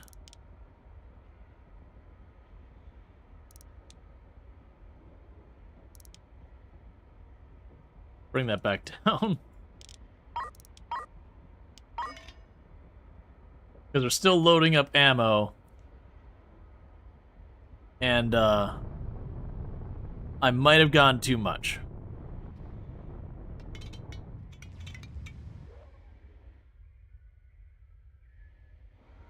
Oh, we never did flip you back over to scrap metal. Because then you can keep producing that. Honestly, this thing's practically becoming its own space station.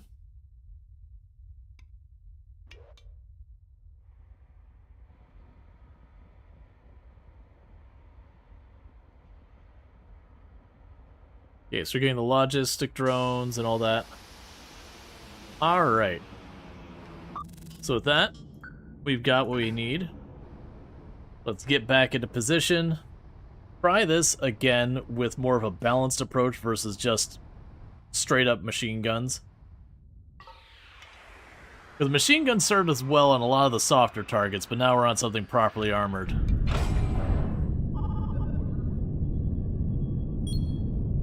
Well, that's kind of dirty dropping me in their range.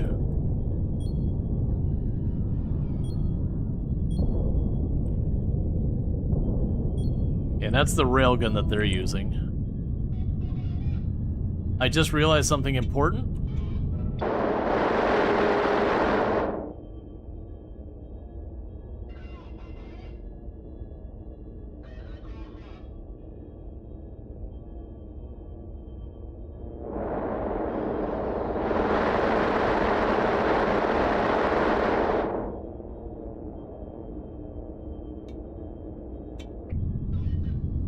I didn't actually have the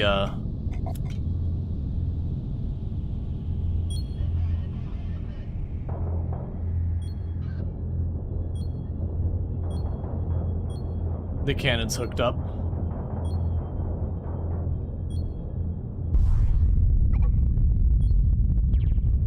Well, at least that contract paid well.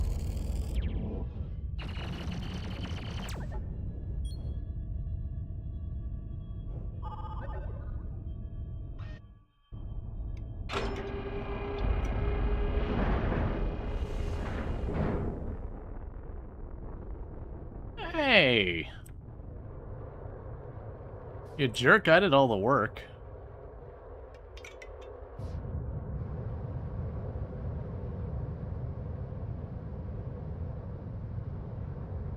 You at least mind repairing me while you're here? That's fine. Alright, so we're gonna hop back up here. Put our two ships together. So that our two ships here can team up to take on the whatever like the actual story objective thing is with the pirates.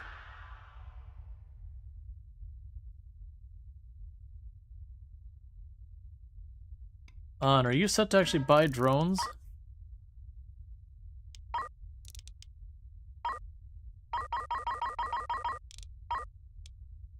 Oh, no, no, no, don't do that. That's the wrong thing. Okay.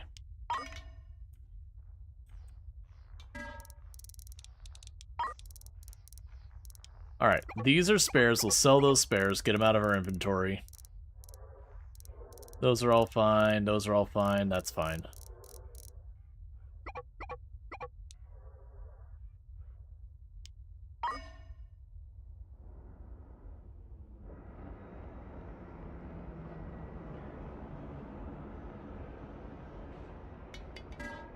Okay, let's also go to our auto trade.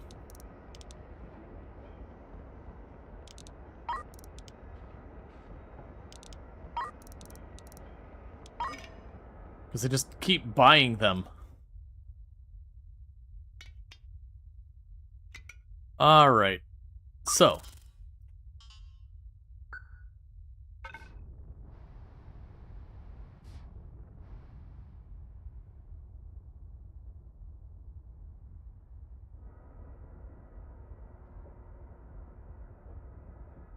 Let's go ahead and finish hauling the junk off the ship.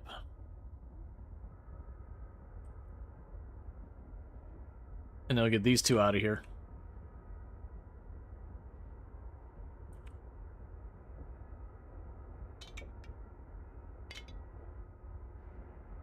Then these two are going to go together, and we're going to do the pirate mission, or whatever it was. Trade incoming for 1,000.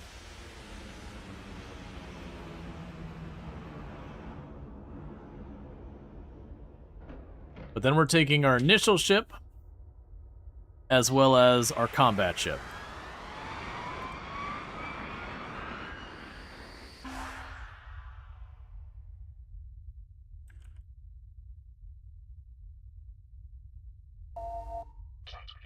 Captain, it's time to hold this pirate vessel to account for the damage they've done, and all the lives they've taken. The UMC Astral Temptress is the bait in our trap. It's a long-hauler commercial freighter that was due to be scrapped. We want you to take the Astral Temptress and travel through the most remote, unprotected locations in the sector. Look busy, look like you're going somewhere, and bait them out of hiding. They won't be able to resist an easy target. They won't realize that you're carrying several tons of advanced military-grade systems ready to be installed and activated the moment they come in close. We have one final trick. To buy you some time before the cavalry arrives, we can reverse the energy of the ship's FTL drive to trigger a massive burst of EMP energy, enough to disable their FTL and prevent any chance of their escape. Your own ship will lose power too, but in the calamity that follows, you'll have time to fit your weapons and prepare for a tough fight. You'll have to hold them off for a couple of minutes, and then my strike force will come in to perform a combat drop virtually on top of you. Then the tables will be turned in our favor. Dock the Astral Temptress and crew the ship. Jump the Astral Temptress to an empty system until attacked. Remember, the pirate vessel will not show up themselves unless the Astral Temptress is alone and unarmed.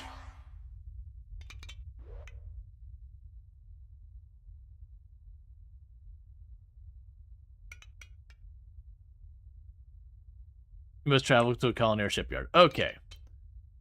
So. I actually want to reduce my crew on the ship anyways.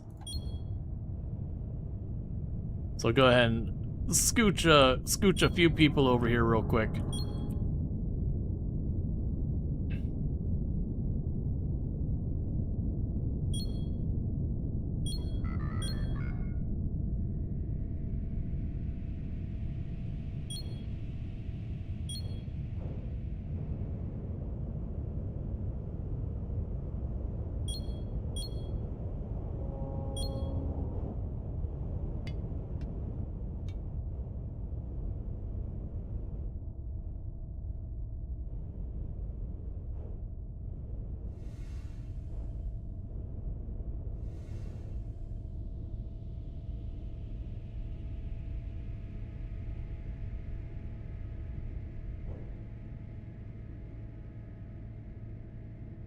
Alright.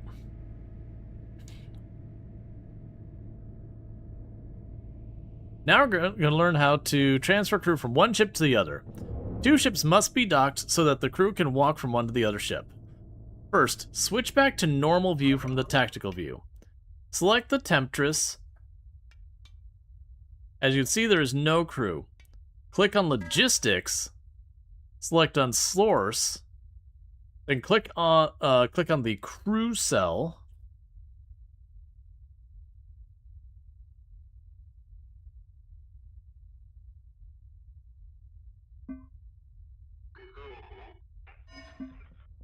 Well done. The crew will transfer successfully.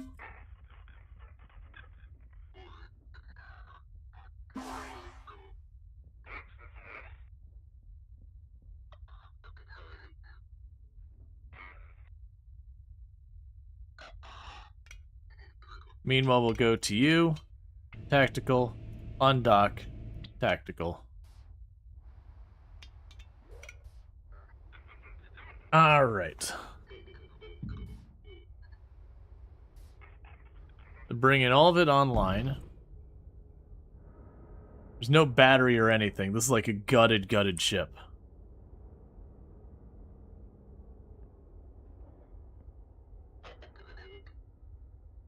All right.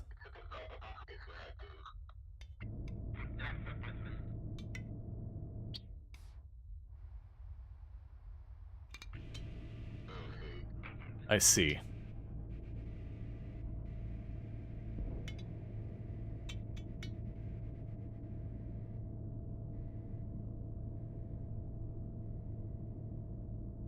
Alright, so jump you into an empty system.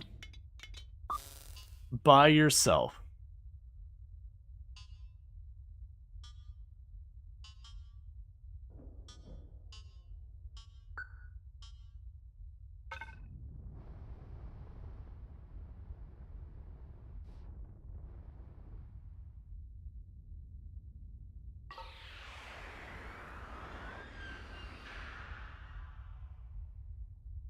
That is not the system we want to go to. Jump to the next system.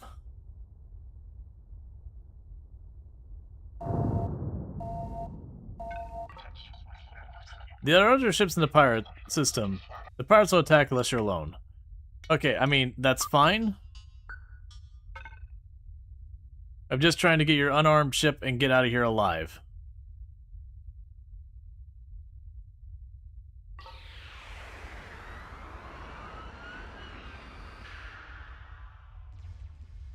Please. Stop giving me meteor showers.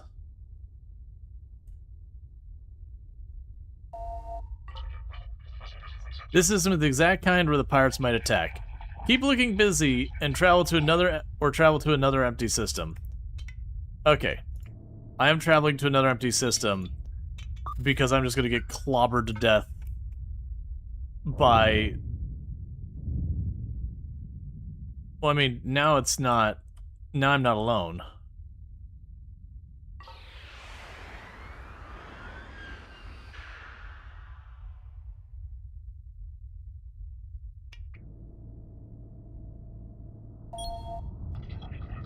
There are other ships in the system. The pirate won't attack you unless they see a cargo ship alone.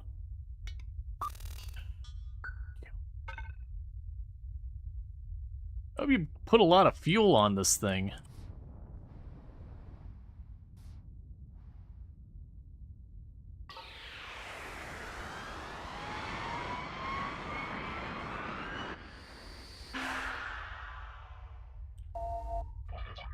We found them. This is our shot.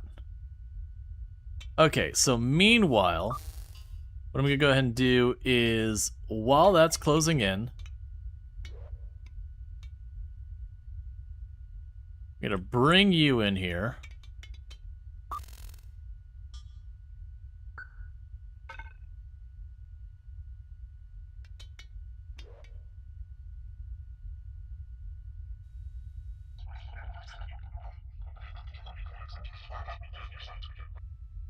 Charge the EMP weapon and get ready to hit them where it hurts.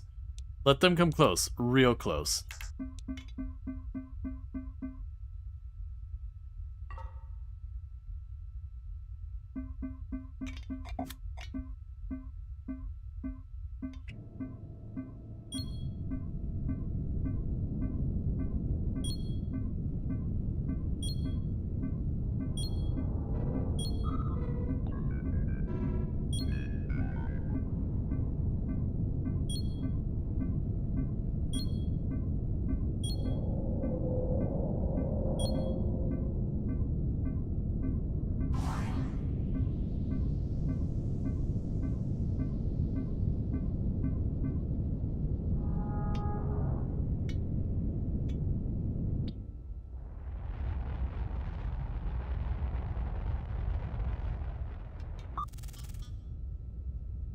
Okay, meanwhile...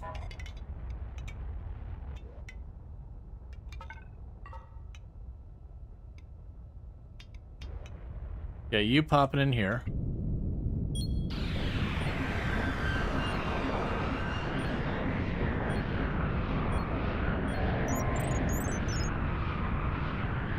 %, 90.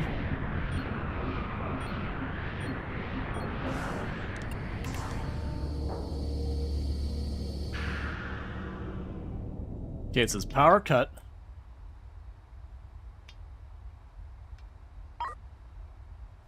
Stop talking.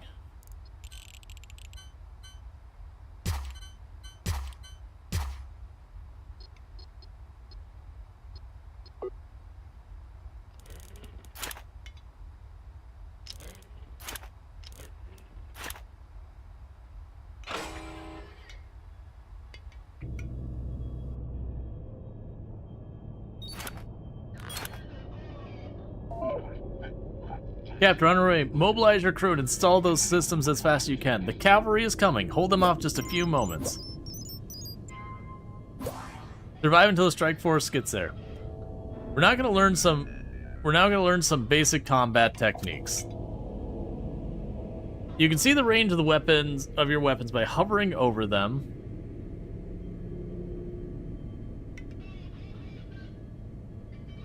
Once they're active and loaded. Your guns can also target specific points on enemy ships. First select which guns you would like to use, then shift click on to get multiple.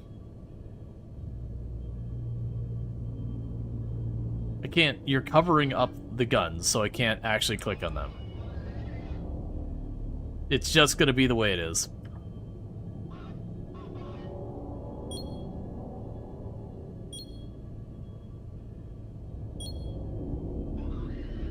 Meanwhile, I cannot worry about all that stuff.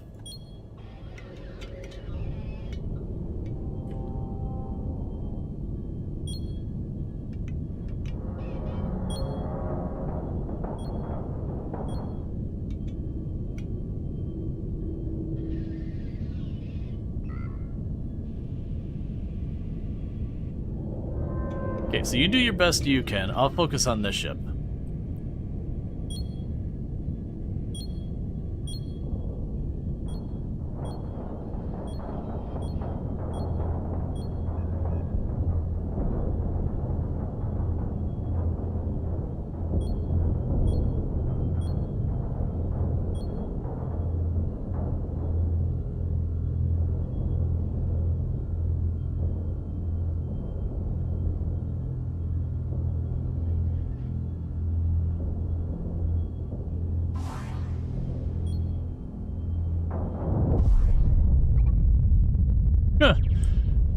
All right.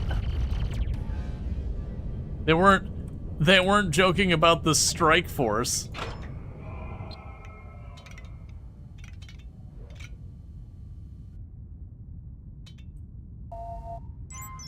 New objective: destroy the pirate ship. Target that explosion and fire. Congratulations, Captain. Your performance in the destruction of the pirate vessel exceeded all expectations. Your skill and bravery have not gone unnoticed, and I extend my heartfelt gratitude for your help. As a token of consideration, the Astral Temptress is now part of your fleet. The ship was due to be scrapped, but I think you may have some years left in that structure yet. Farewell, Captain. Your dedication to justice and safety in the sector should be remembered. So, that's a cool ship and all that. I don't want to deal with it. Wish the bars on the left didn't flash. They make you nauseous in combat? Gotcha. Sorry to hear that. So for right now, we're gonna have you just get out of here.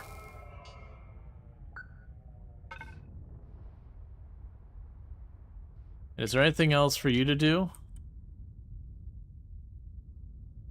Do you not have your drones?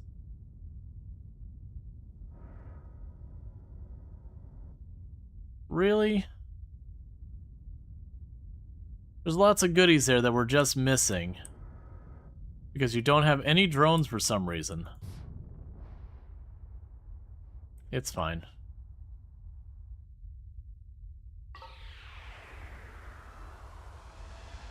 Let's get them both out of here.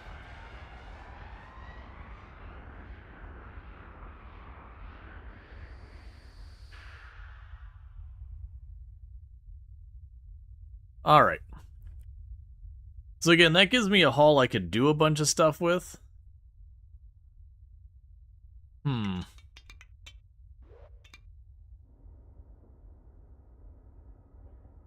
But I kind of don't want to deal with it. Alright, I think this one goes away. Give me my cash. We got our combat ship here.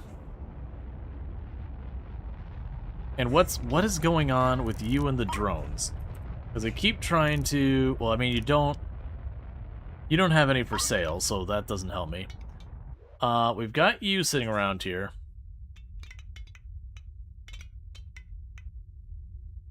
And you're just kind of sitting over here doing whatever.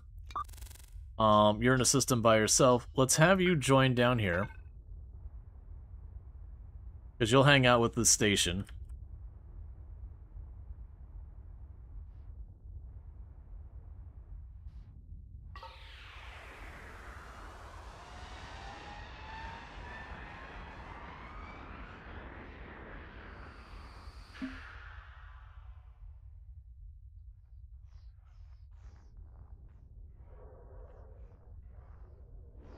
We're gonna get all that armor fixed.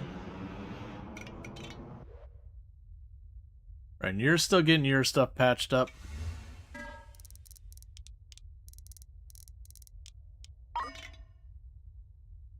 But it should be close, because I think we're just missing solar panels now.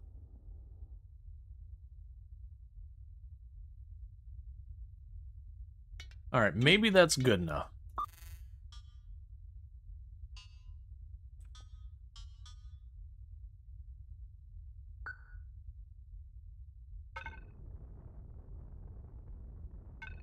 Actually, abort that jump.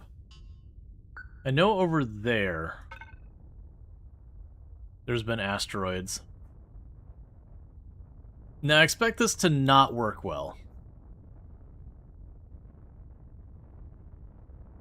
I'm suspecting it won't have remotely enough power.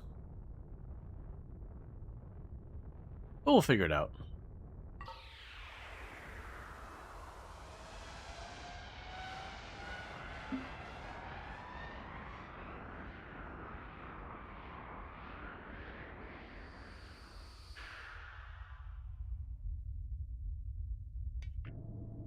So, tactical view.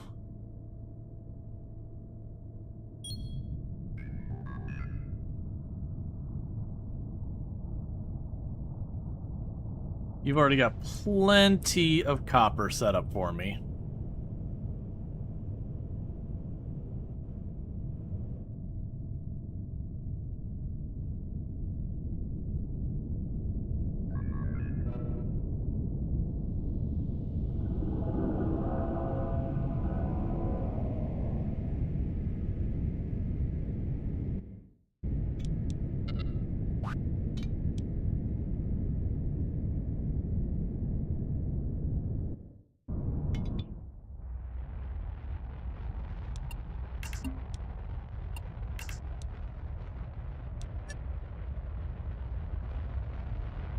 All right.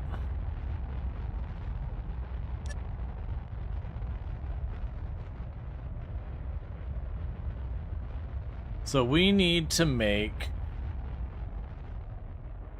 Stargate actuators, Stargate frames, the frames, motors.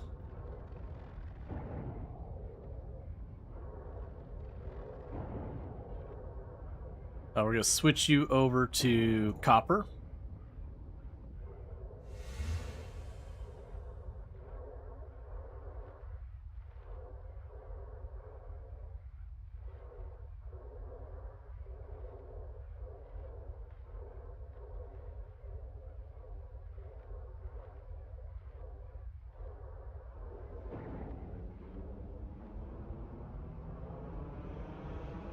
Alright, so we're not producing enough power to handle this.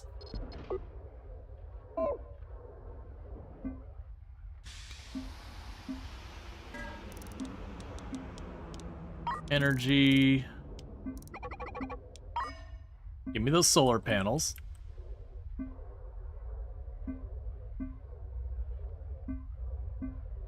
It's fine.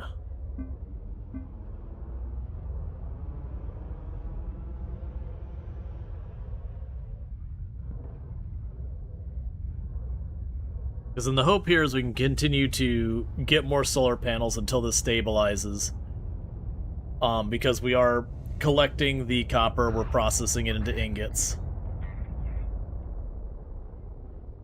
And if we can get all that set up, we can start processing everything through.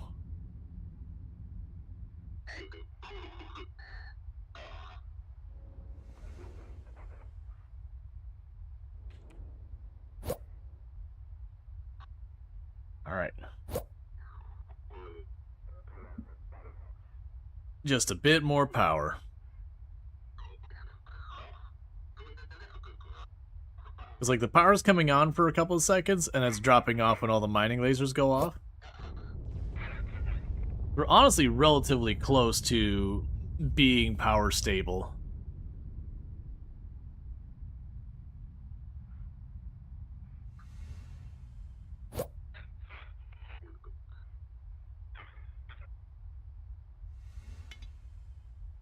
I mean, that says you're producing 110 megawatts, so maybe I'm wrong. So trade. We get another reactor. And we'll hook it up. Try and keep this running.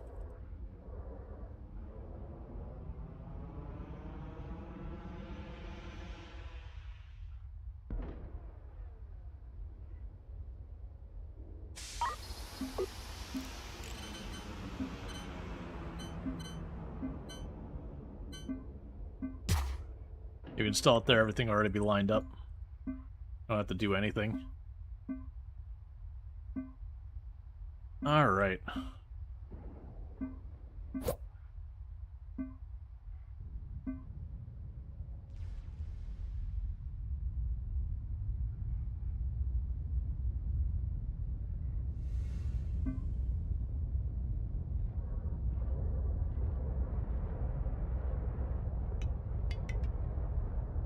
Okay, so that running at full thing, we are just about balanced.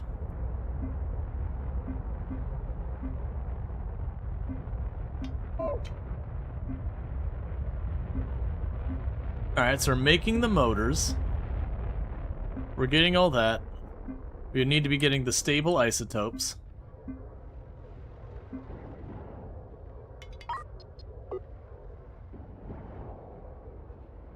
Okay, so you're blocked going in. Why are you blocked going in?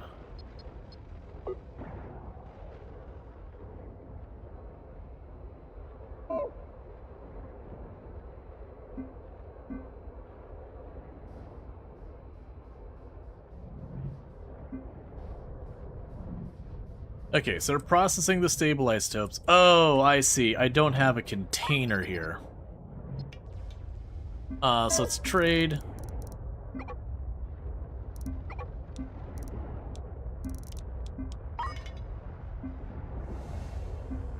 No, I have a container here. That should be fine.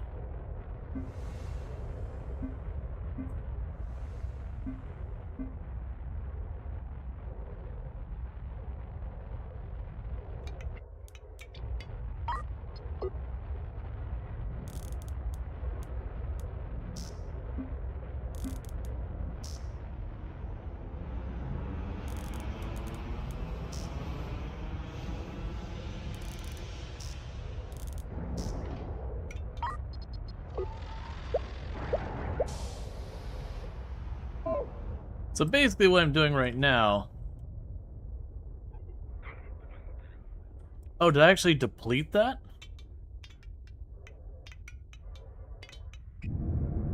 We did.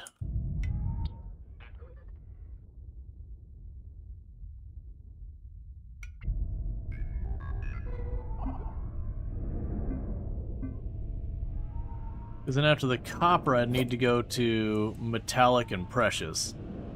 So we go over to that asteroid.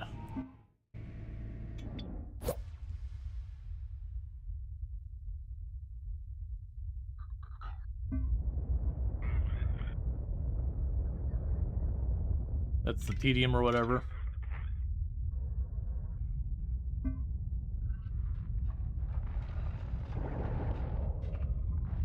Alright.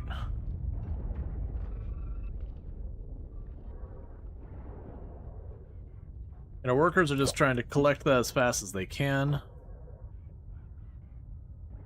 I'm mostly just trying to have them put that in here. Because I also had to get the metal ingots as well.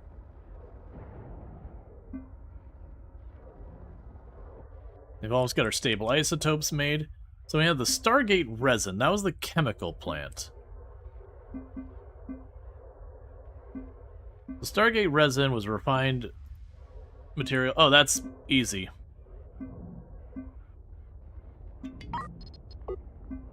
So that would be... we'll want to trade logistics, 2 loaders, a small tank should do.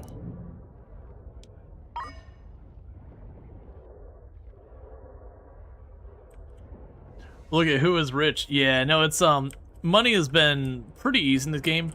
I've made the comment a couple of times. I do feel like they need some difficulty settings because this game has not been hard, which is fine. Which granted you gain ranks and it's supposed to escalate as that happens. But so far, the game has not particularly challenged me.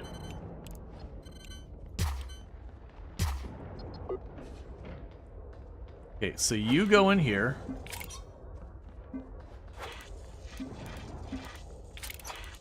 You go here, and over there. And that means I'll have everything I need for this to function.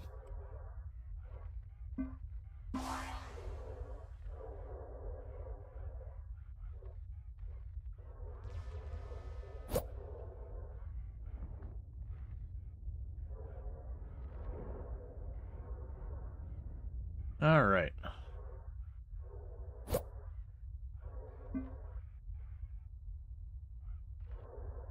Yeah, both reactors are running pretty heavily with those mining drills going.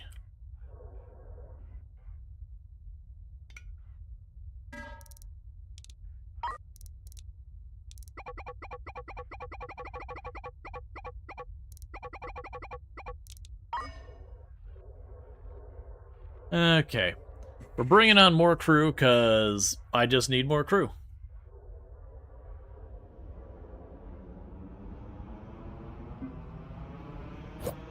It might prove to be a problem later, but it's not a problem right now.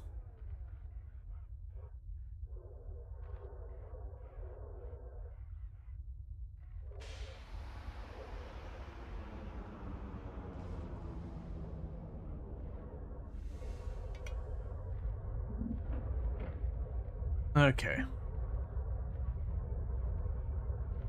Besides, they're all expendable.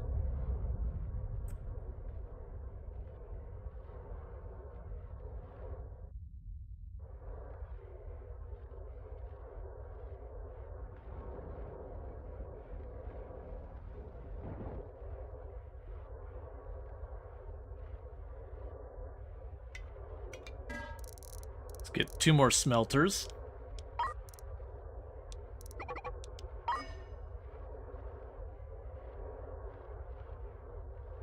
Because then I'll do is I'll switch one of these down here to metallic again. I'll put 2 up here to be copper.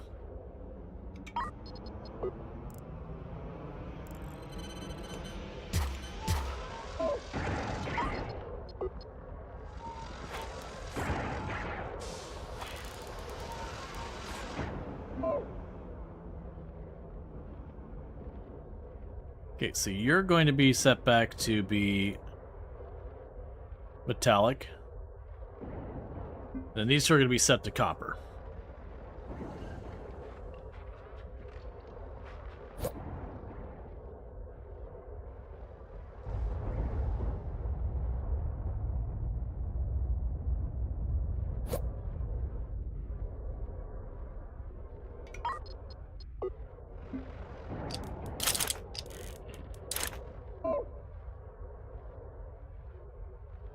All right.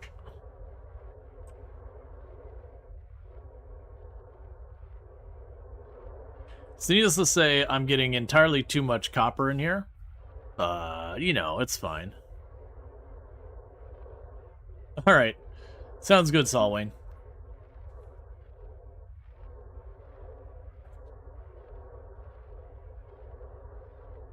Well, that goes for a minute. I've been out of drink for a while, so I'm gonna go get myself a new drink and be back in just a couple minutes. And thank you again for tuning in.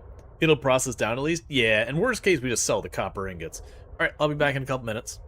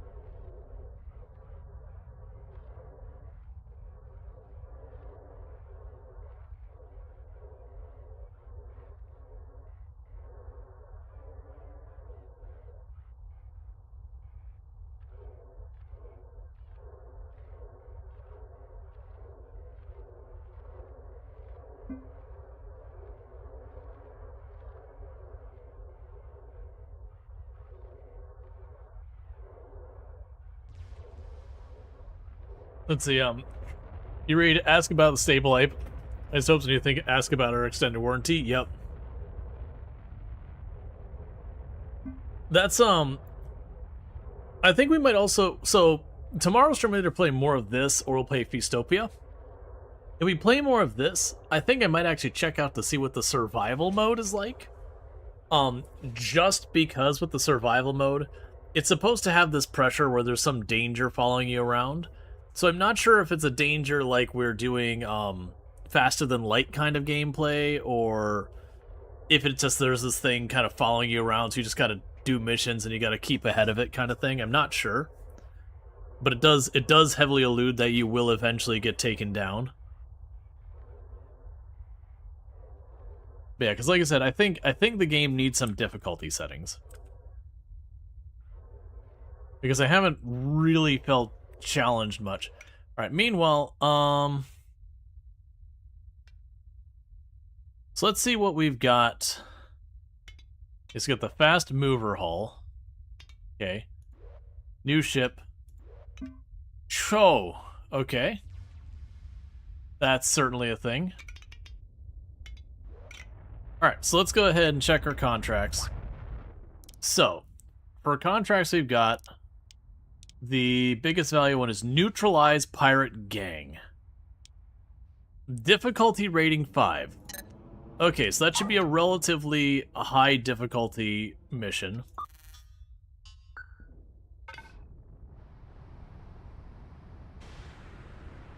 So we are fully stocked in ammo. Most likely this will be too much for us to handle, just by the fact that I won't have enough. Is that the Enterprise? I don't know what ship you're talking about. We moved too fast. Ought to be like 10 ships or something awful. No, it's just one.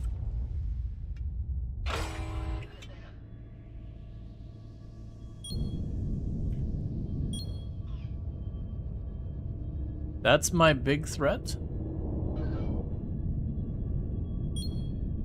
Oh, you got a lot of forward guns. Oh, I see.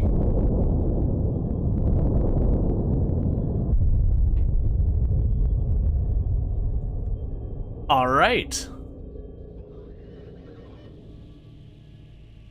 I understand. It's just a wall of railguns. It's just a wall of railguns that drops in and just Death Stars you. Which is fair. So, our combat ship there, it's retired.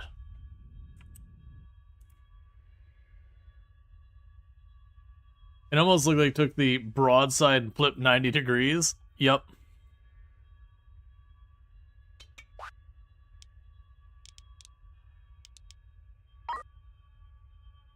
I did notice there's no cancel it button.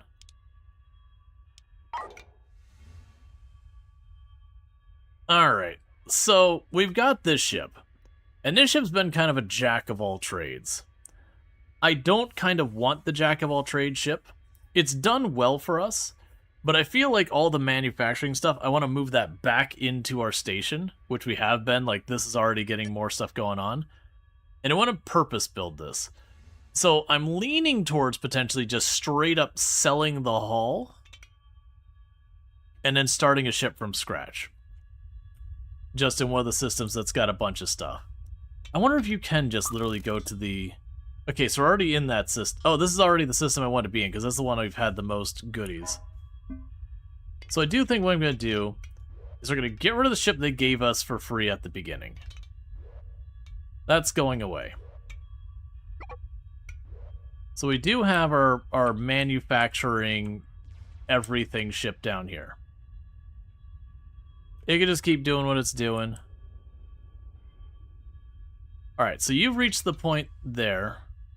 CO2 warning, it's getting to the point of potentially fatal. Alright. CO2 scrubber by you.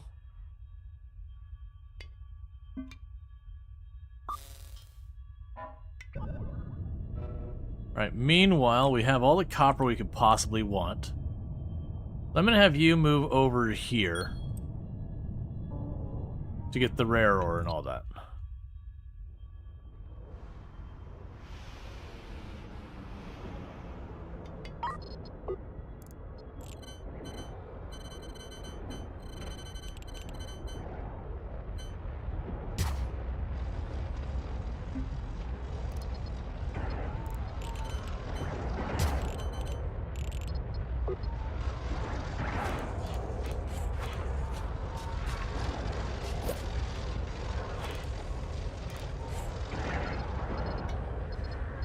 Okay, and now we can add cables.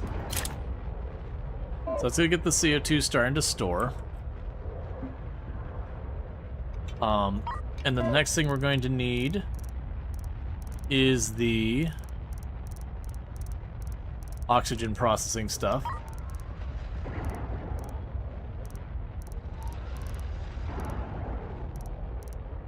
Not oxygen maker, air reprocessor. I'm going to buy both of them.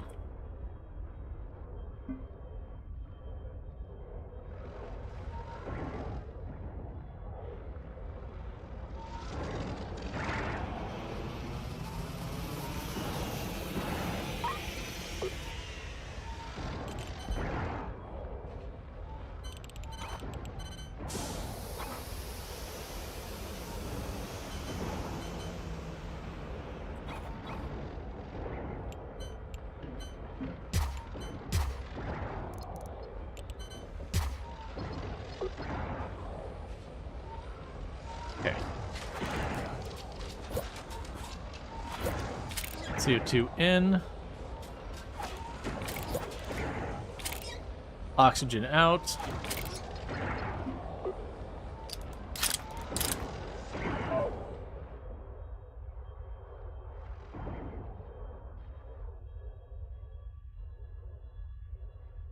Alright, so new plan, because we got a problem here. I need you to not be mining right now. Go ahead and face that way. And just work on making your things, because we might have too much copper on board. I won't say whose fault it is. But, you know, we might actually have too much on board. Thank you Morgan_X_W for subscribing for 2 months. And thank you, Morgan, for the Prime Gaming sub. You only get one of those a month, and you used it here? And that means a heck of a lot, so thank you so much for that. I do really appreciate it. I do hope you've been enjoying the stream. Alright. So I've got all that sitting there. In the meantime, we'll expand storage a little bit. That should help unjam things. And then just let this thing churn away for a while. Now, from here, I want to go to the editor. And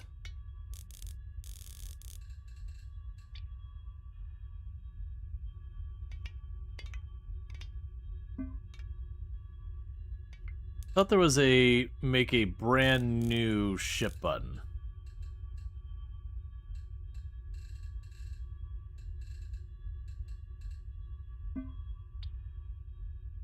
That's right. We'll just have to deal with that when it's time to move the defense platform. Or not defense platform, just move the platform. That's actually what we can do, is we've got our ore on board, so now we need to go to a gas giant system. So we can go ahead and move there, or nebula system, sorry, not gas giant. Nebula system, okay. That's a nebula system over there. We got our goodies on board.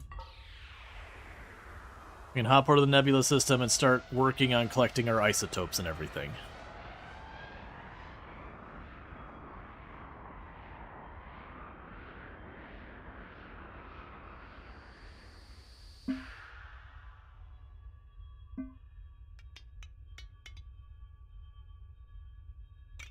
Fabricate a ship.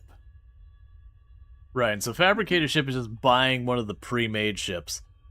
And boy, do they get expensive.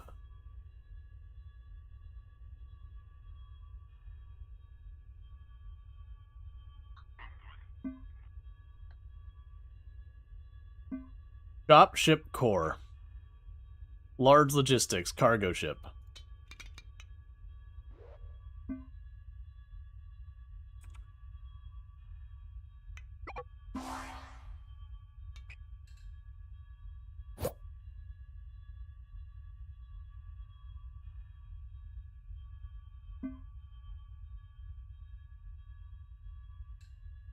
Okay.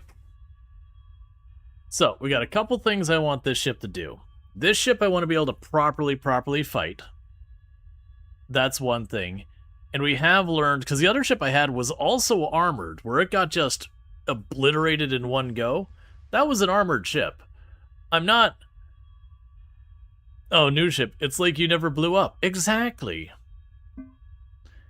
So I'm actually curious of how you can do that. Because there is just like a health stat on your ship as well. So you need to keep getting punched in the same place.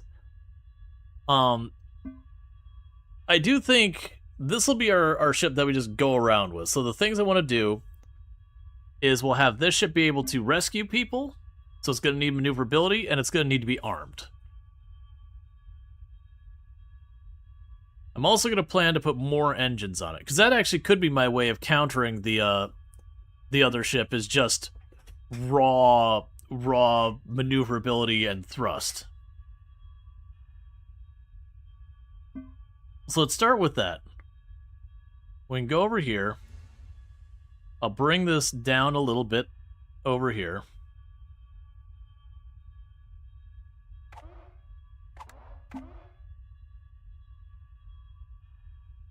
Not really what I'm looking for.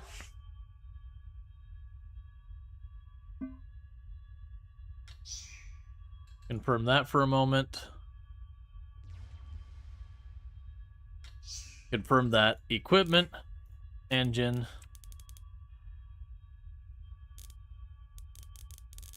But, so I can't rotate the engines. So even though all this is set up to be that way, I have to make this the back over here. Which is a little bit super annoying that that is the way it is, but, you know, it's whatever.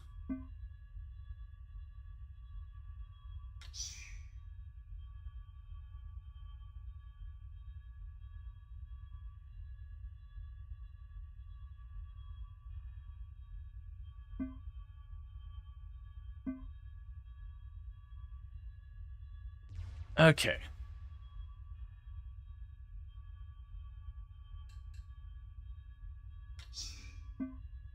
So I've got all that.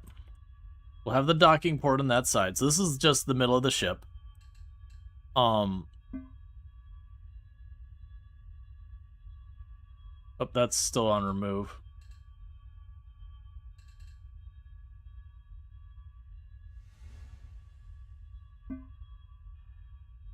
Cancel the symmetry up here.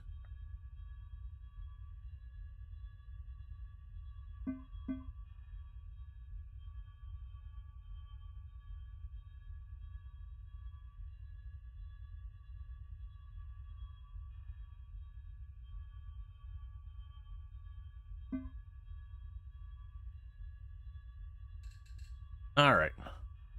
We're going to start by just basically getting back here, opening all this up.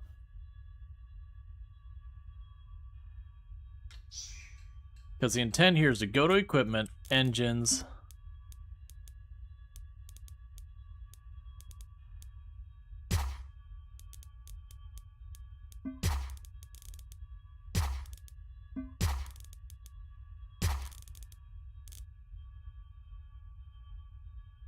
We're just gonna have a lot of fire, like a lot of power to get it going.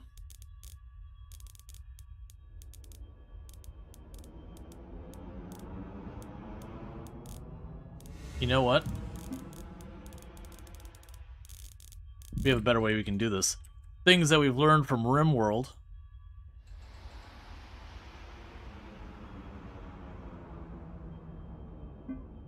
Axe that off real fast, axe that off, do this.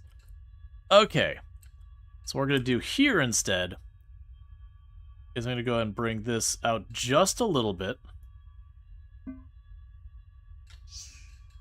Hollow it out. And then let's grab 2 of those engines.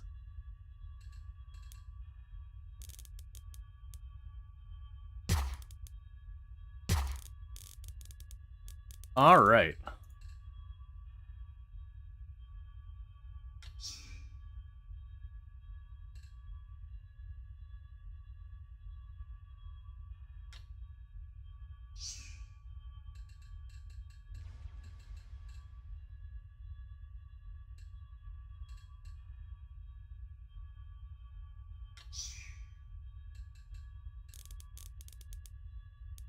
I'm trying to figure out how to make any of this work the way I want.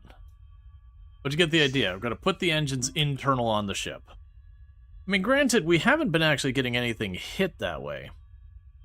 So maybe it doesn't really matter.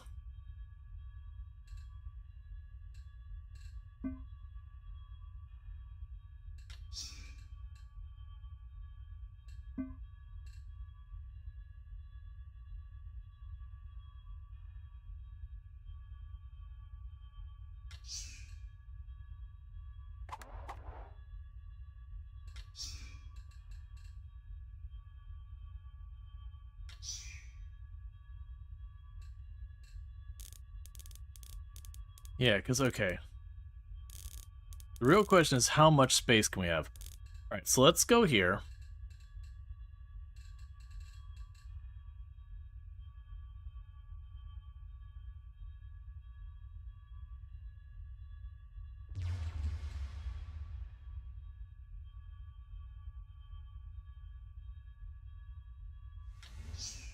Let's start with that. Go to equipment.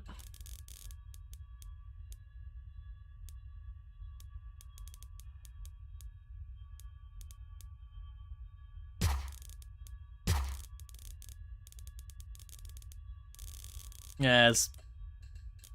I know I keep going back and forth. I think we'll just put them on the back. I was gonna do the whole gimmick where you could like put them internal to the ship and all that. Because that's always a classic.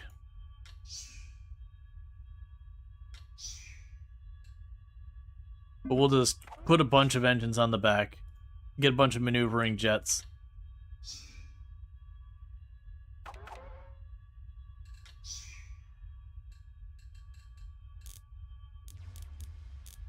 We need to hollow the place out. Alright.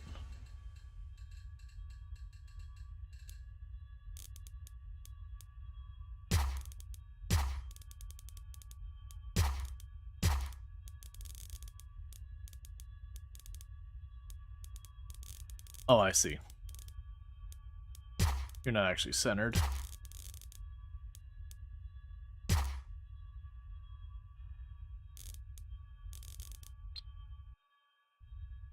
Okay, so that starts with that.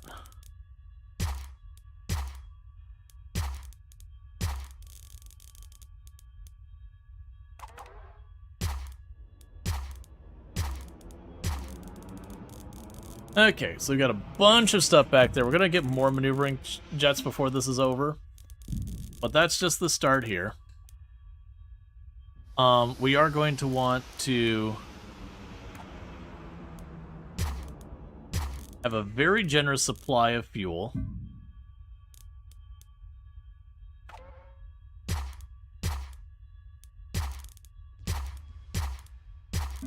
A very generous supply of power.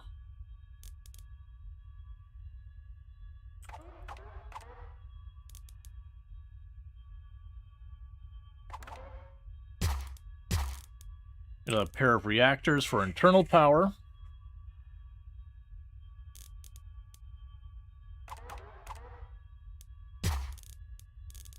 And a fuel loader down here.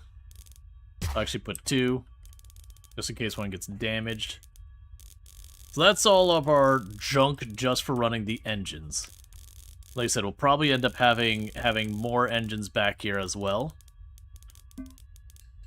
Okay. So the next thing to consider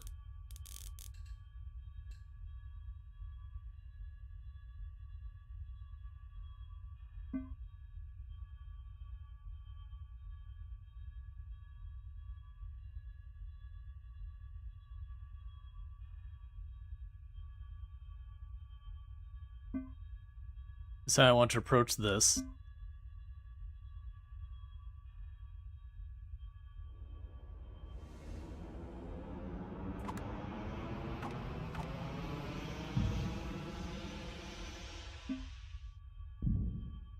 Oh.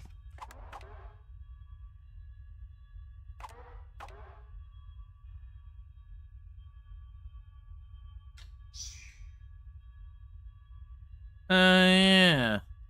That's a problem, isn't it? We did that same thing last time, too. It's probably okay. We'll want to go into here.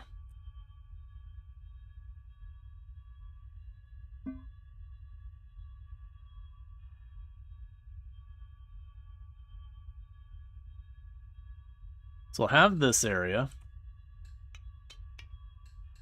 And equipment. And again, we want this one to be obnoxiously maneuverable.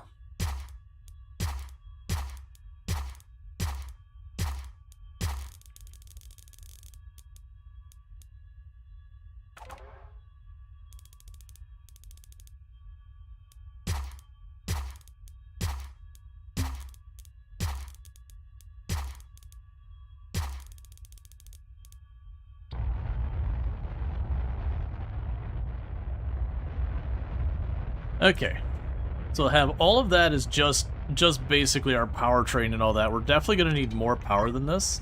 We're going to be definitely moving up to the big reactor. Okay, so that's just the back part for handling that kind of stuff.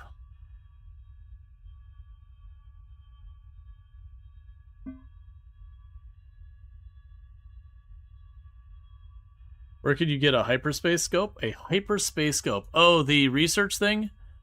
I think there's a procedural generation in how the galaxy is, so I can't tell you what system it goes in. But one of the system apps is able to just find it for purchase on the market.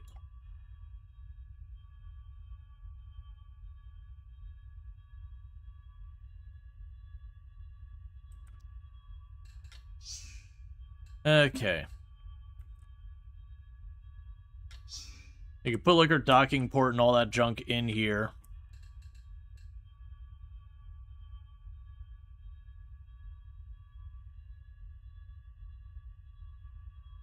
Actually, you know what?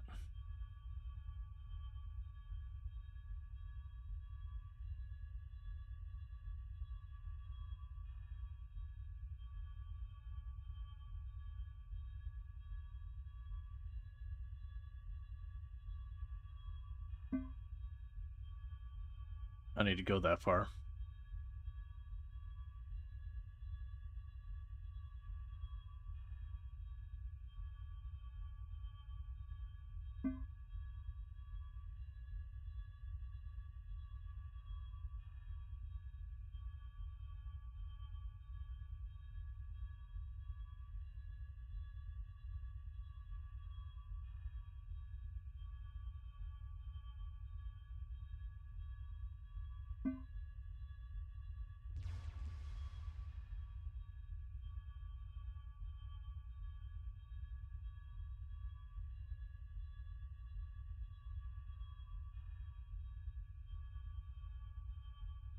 Aesthetics matter.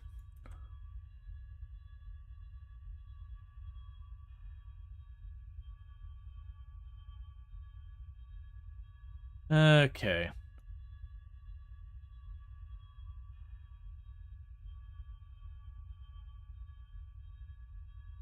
Where's the pool and the petting zoo go? You don't want to ask questions about what happened to animals earlier. You really don't want to ask those questions. It's not my fault. They were quantum entangled. It was a very important scientific discovery. It couldn't be left undiscovered.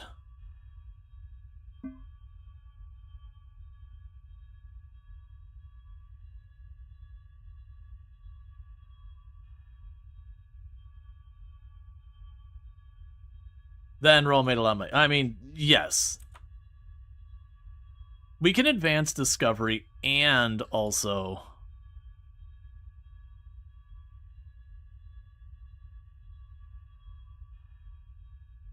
have things benefit science. Is this important for our ship design? Nope. Am I doing it anyways? Yep. Alright.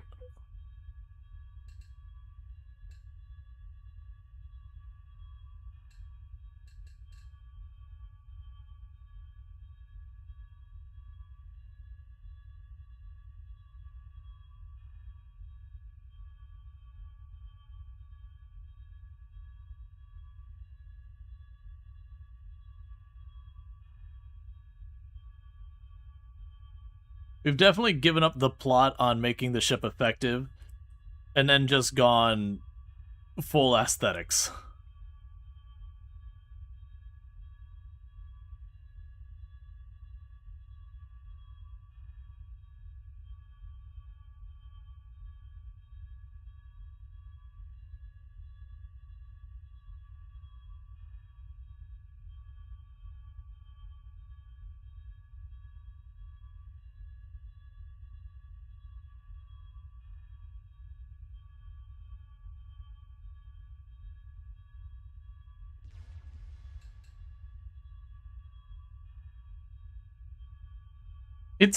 It's basically a sword without a handle. It's just a sword, but someone forgot to put the part you grab it, and instead just left it with a pommel and a blade. Alright, confirm. And hollow the whole thing out. Confirm.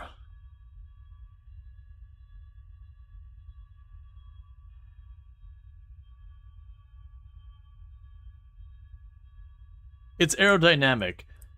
Space aerodynamic, yes. Alright. So...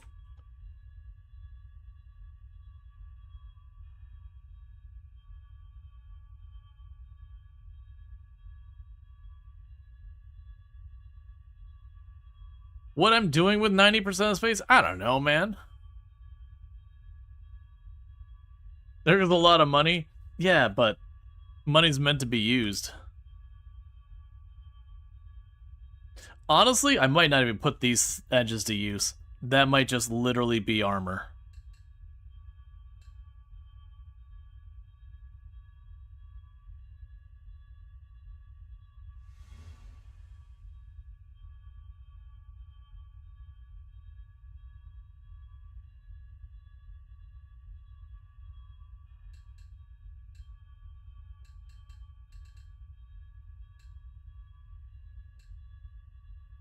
Wait, I'm done.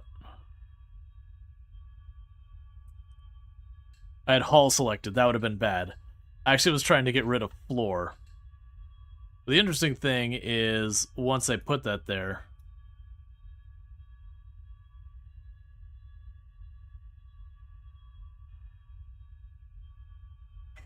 okay.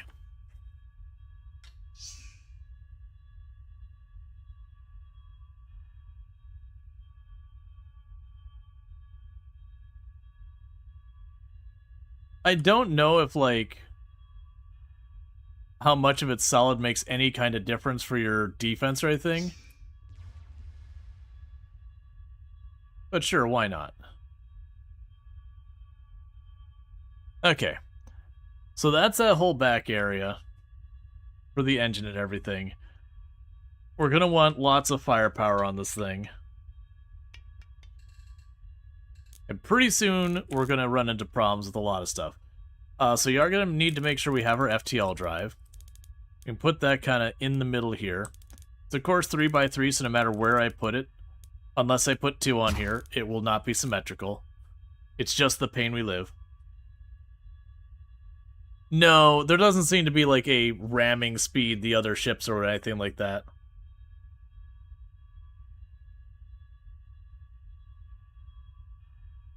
Alright.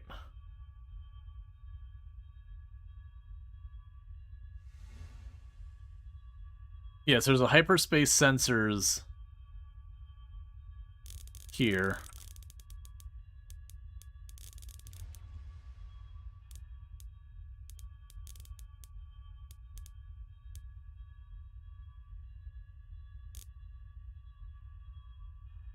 Science station, we'll probably want to add that to our place. If you install 2, will it go faster? I don't believe so, but I also have no basis on any of that. Yeah, so you've got the hyperspace thing there. The refinery, none of that I'm going to care about. What we could probably do back here, I'm sure we're going to end up needing the big reactor as well. Which that'll be a thing to tackle.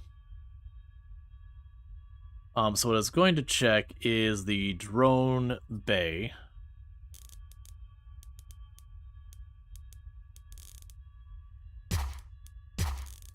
That's for picking stuff up.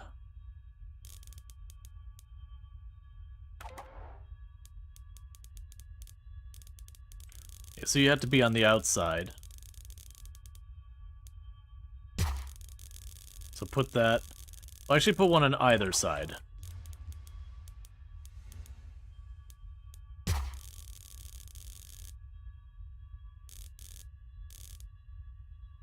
Whatever we red paint it, it'll make it go faster. Yeah, we'll definitely figure all that out.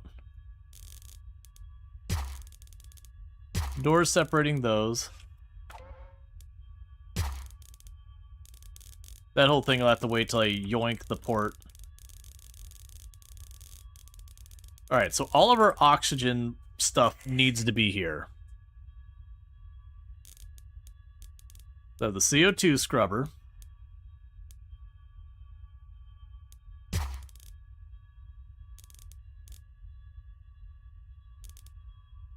We'll have the oxygen thing there. We're going to need...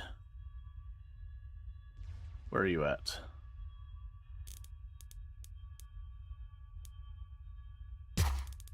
Actually, I put 2 of the really big tanks here. Put an air duct up here.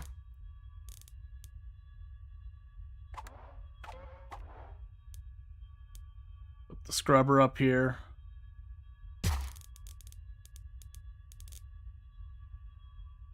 And let's see.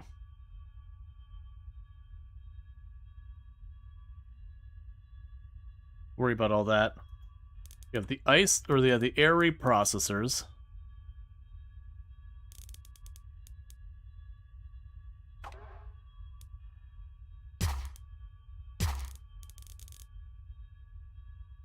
Alright. There's hyperspace scoop, all that, munitions, benches.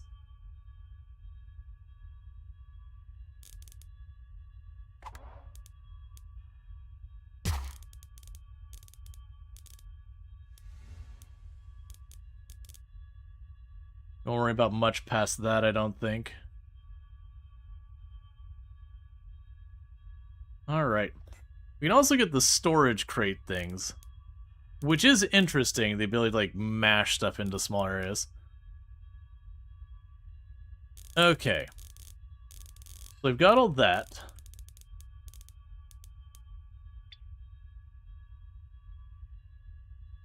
And that gives us a bit more functionality.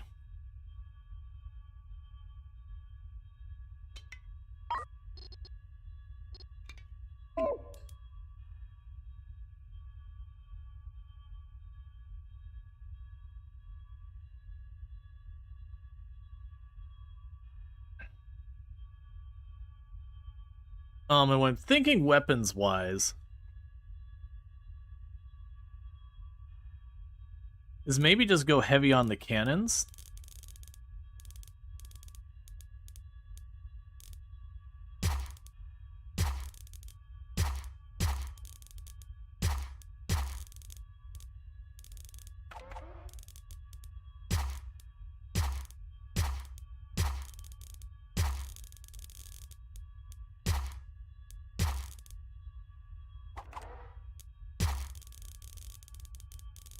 Okay.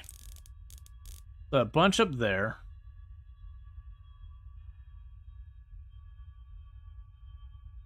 Now, the other thing I noticed is they had this whole thing about needing to use the weapons terminals, because each terminal can handle 4. So there's 4 here, 4 there,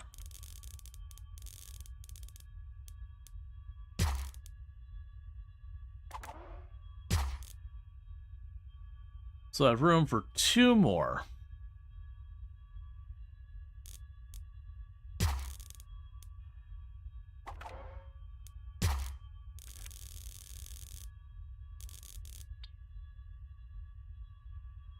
Alright, so technically, if we get all this stuff hooked up, the ship will be functional. Obviously, I've got this giant interior space, which I'm going to go like this for right now.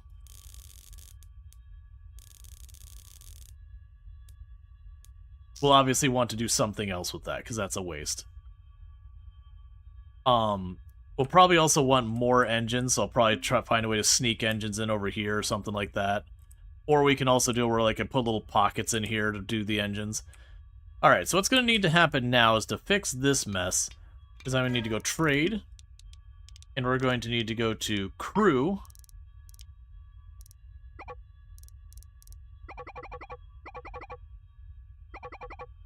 We get 12 crew, and their spacesuits. Make sure we always keep those.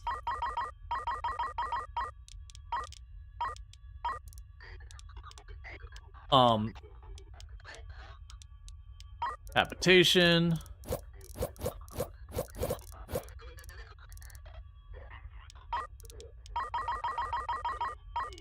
Keep 10 oxygen. Keep 10 water. Keep 10 food.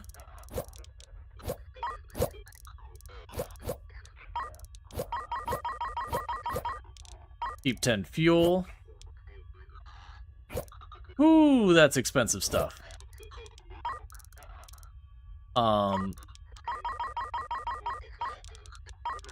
Keep 10 of our fuel for FTL.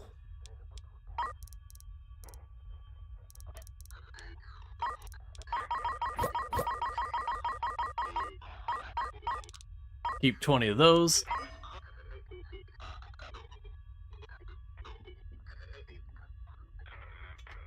Alright, meanwhile, we'll need to go here and go pipes.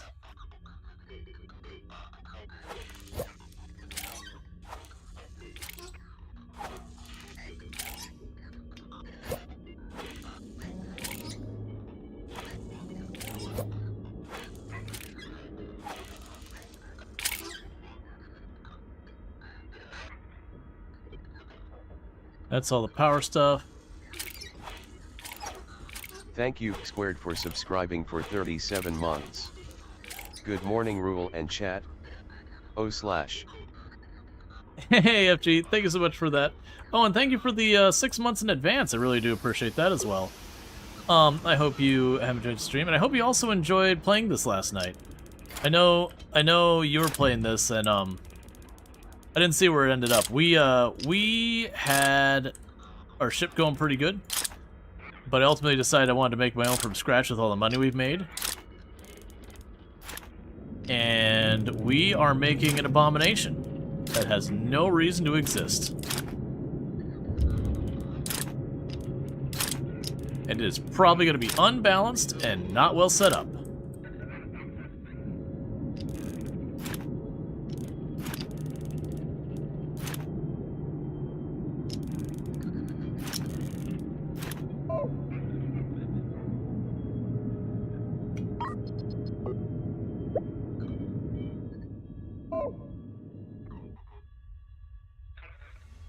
Okay, yoink that.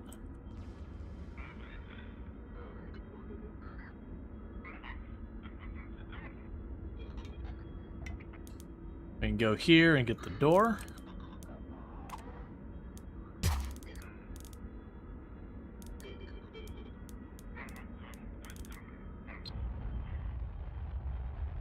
Alright, so you've got all that going. You end up scrapping the second ship you get due to the story. It is basically at the point that you are now, aka building your own ship. Yeah. It started as a ship that made sense. It didn't stay there very long. Because then I started getting artsy, and so now it sort of looks like a sword without a handle. Because I picked a fight with a really, really strong pirate, and it just Death Starred me. Like my combat ship that had beaten everything without any effort just got basically kind of 1-2 volleyed and done. I was like, alright. So at first it's like, okay, well how do I counter this? Maybe I go where I can just outmaneuver it so it can't get its shot lined up. Just move fast. That kind of deal. And then that quickly went away when I started doing whatever this is. It's a bit phallic, isn't it? I mean, with big spiky bits.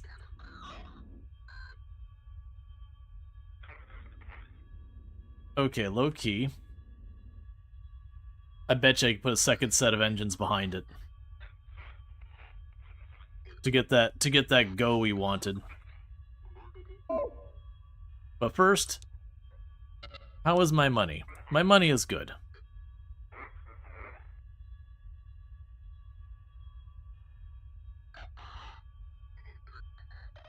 Her shape should always be a pain, that's always law. It's shaped like the aliens heard from Halo. None of that was intentional either. Why are you complaining about lack of storage? What are you taking on that's taking up all your storage? Oh, you're getting all your canisters. That's right. It's okay, we'll just disregard anyone's desire to not be overwhelmed with junk everywhere.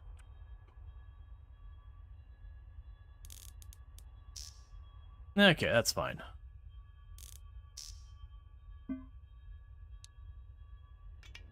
Alright. Because you are getting your fabricating motors done. You're making your Stargate resin and your Stargate actuators. Oh, right. We just need to sell those. So let's go to sell Stargate actuators. Sell if above 0, confirm. Stargate resin, sell if above 0, confirm. Stable isotopes we keep. And the rest of that we keep for right now. Alright.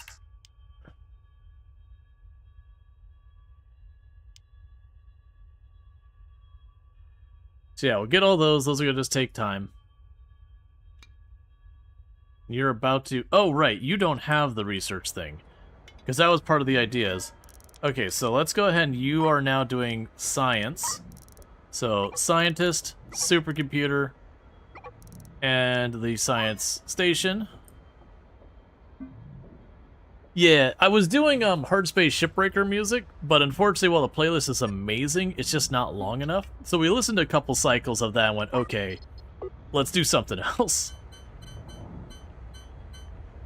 I love some Hard Space Shipbreaker, but, you know.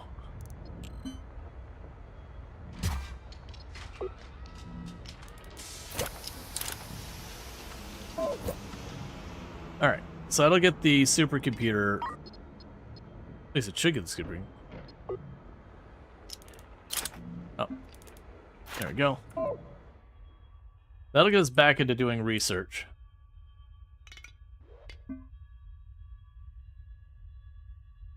Okay, we also need to crew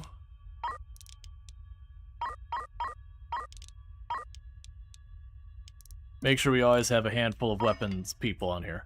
Yeah, the whole middle of the ship not having a use right now is kind of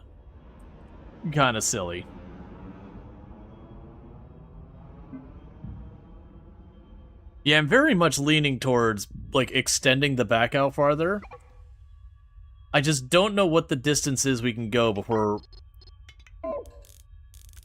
for the engines and all that.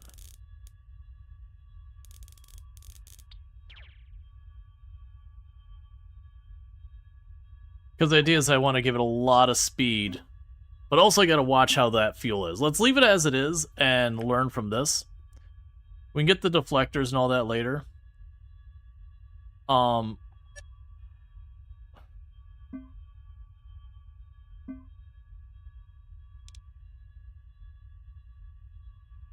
The other thing we're gonna do is let's watch our money really disappear. Armor.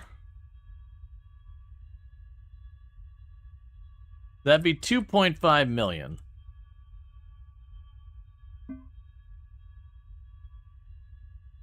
Those are cosmetic bits. So it knocks it down a bit more. Knocks down a bit more.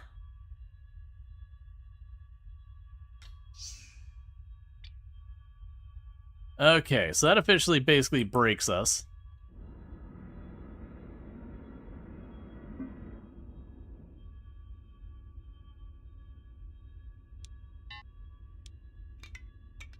Barship is literally just making money magically appear.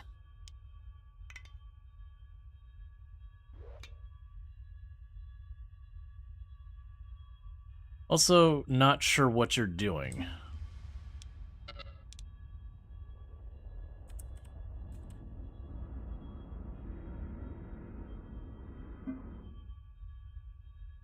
Like, you're chilling here. But it's not like anyone's picking anything up, and I don't think anyone's selling anything to you. Oh, it might be stuck. We had this earlier, where it got stuck, and all I had to do to unstick it was to buy, like, one thing. So let's go ahead and just go down here and be like, you know what you can always use another one of? Container of oxygen.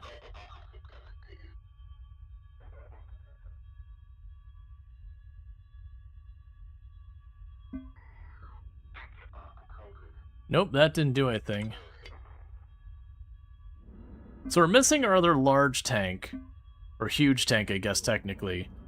Which is a problem, because that's what I was going to be hooking that all up. We also only got 4 of our giant number of thrusters. So we can get the medium tank, which is fine if needed.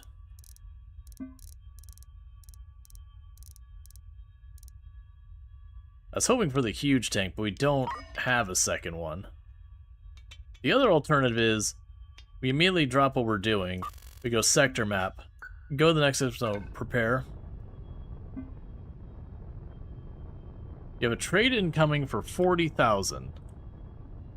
Well, then do it. Like, what are you waiting on? Because we're gonna suffocate here if you don't do that. It's fine, we'll figure it out.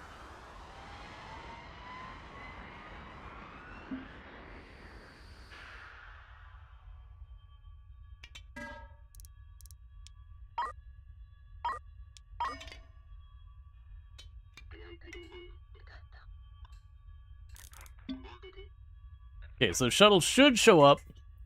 The important one is that the huge tank actually gets through. Because if that gets through, then we have life support, and then we can just kind of come and go as we need to bring everything online.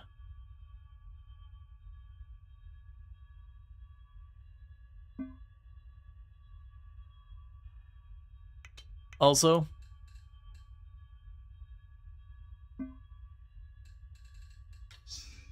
should probably maybe have where all our guns are.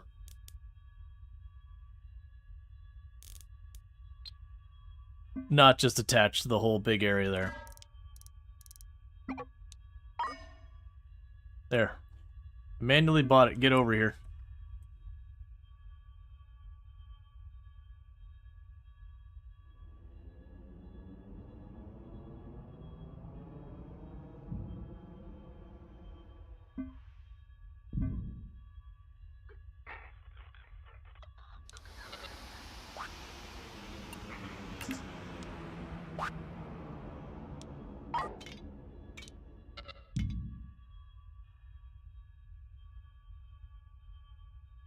Yeah, no, I was probably gonna put, like, more weapons along the way.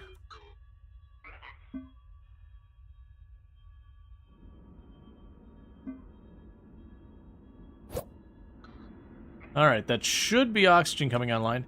I just realized I don't have an oxygen loader. Okay, well, let's fix that. So, oxygen loader, do this.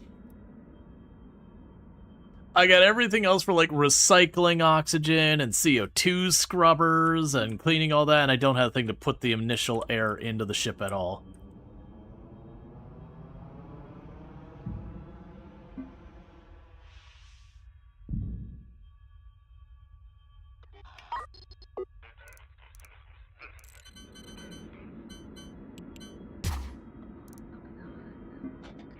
That'll already be good.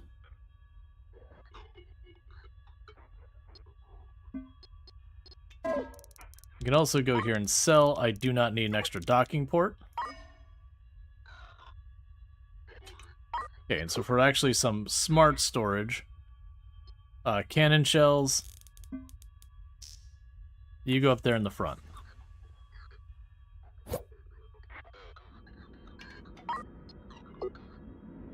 And then we can go over here.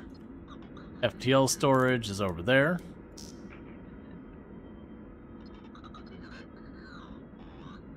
Fuel storage can be here and here. Oxygen storage is there. Right now you can go water storage and food storage there.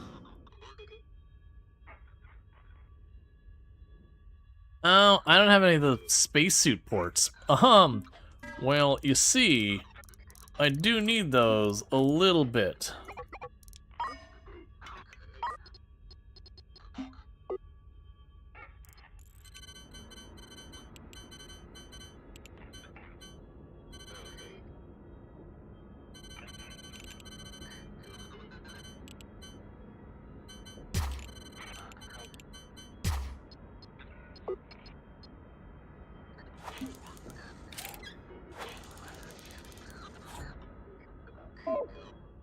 And that'll do for now.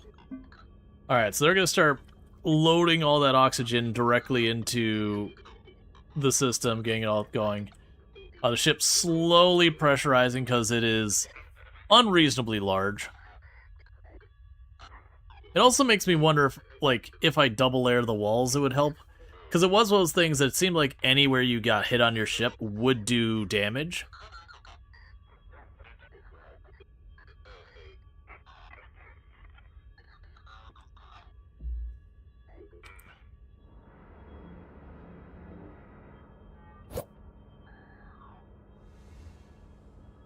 I'm curious about that one blinking, having like a not full red gauge there. Alright, so, contracts. You need to do something. All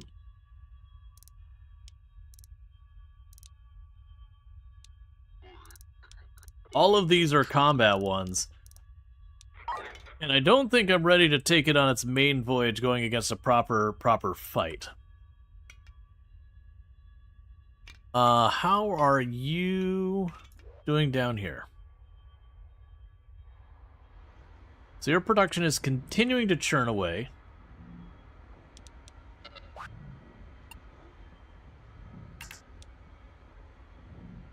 Alright, so we're still waiting on the motors. We're basically making everything we need. It's just gonna take time. It's actually looking like I've got no shortage of copper, but we are out of metal, like iron metal. We are getting plenty of the refined gas. Like, I've got tons of the refined gas.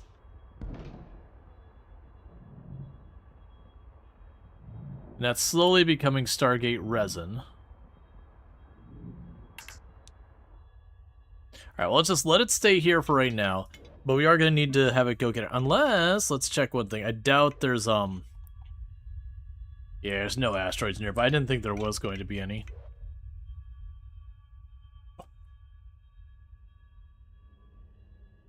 It's taken a hot minute to pressurize the giant open fuselage for some reason. I can't imagine why.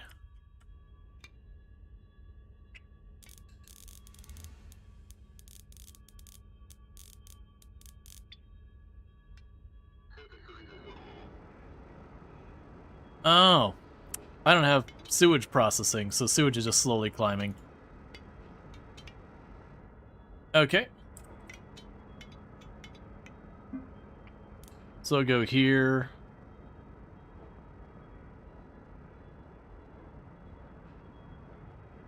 Sewage pipe we'll put right there.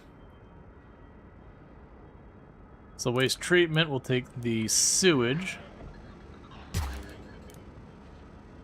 Make that into gross water.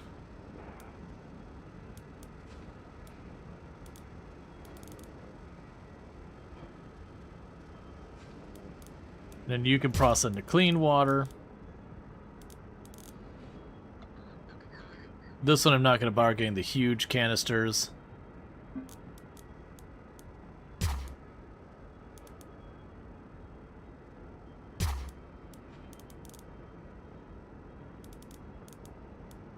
Yes, it'd be this down. Okay.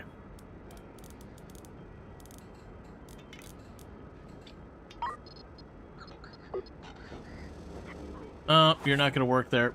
You're going to have to move. Actually, you can fix this.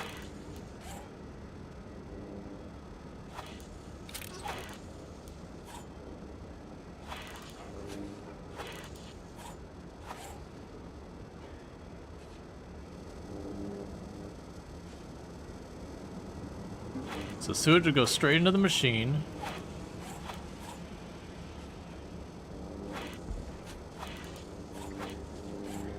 Wastewater will go there. And the good water will go here. And then I will need one more loader to get the water back out.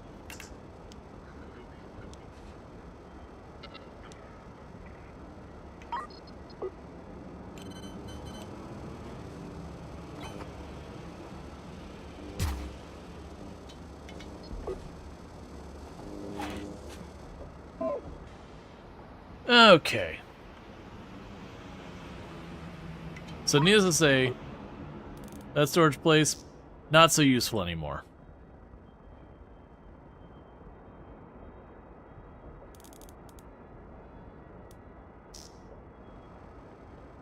Oh wait, that's just set to cargo.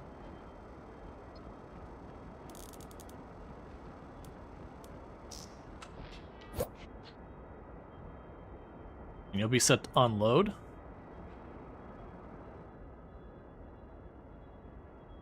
And even with all the oxygen we're shoving in there, it's just burning through it. Yeah, this was, it was definitely one of those things. You have a graphical mishap? Yeah.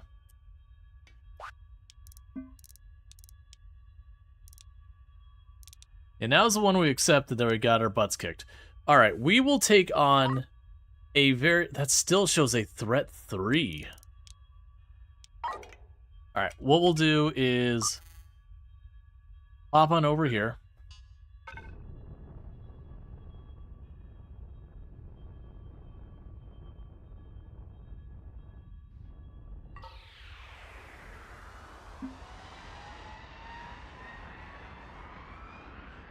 They do have a couple of the guns built, but not that many yet. Okay, so we got manufacture resources, manufacture resources, manufacture resources, cargo delivery to nearby system. Sure. Difficulty 4.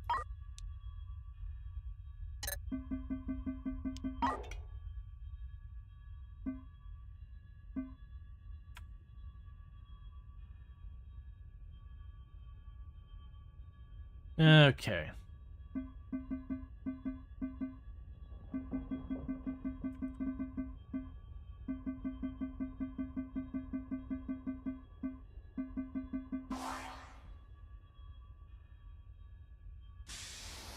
All right, you're off.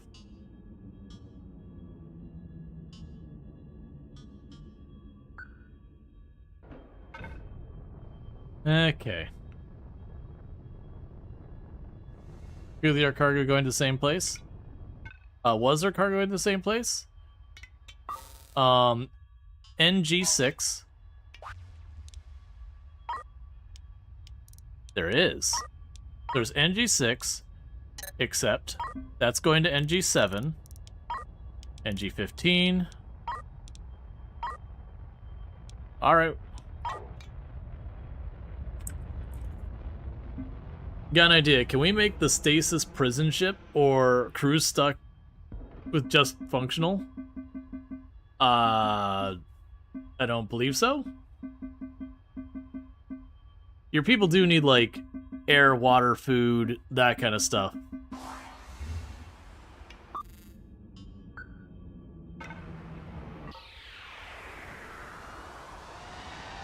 Yeah, introversions need studio.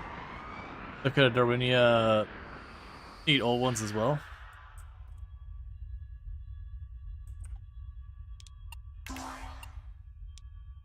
Turn in the first contract.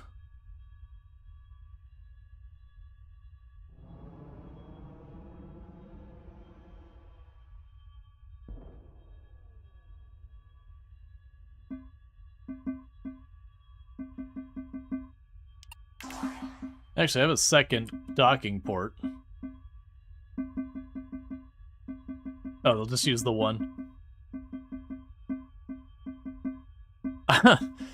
All the effort into building this ship, it's like, what are you going to do with it? It's just a big cargo ship. Don't worry about it.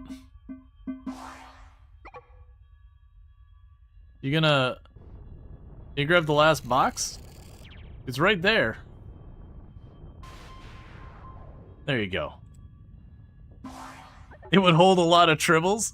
Just saying.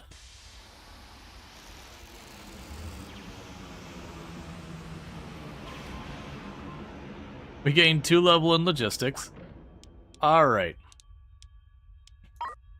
So we got N15 and rescue civilians. I don't think we can rescue the civilians yet. We're still waiting on systems to get installed. So we'll go ahead and do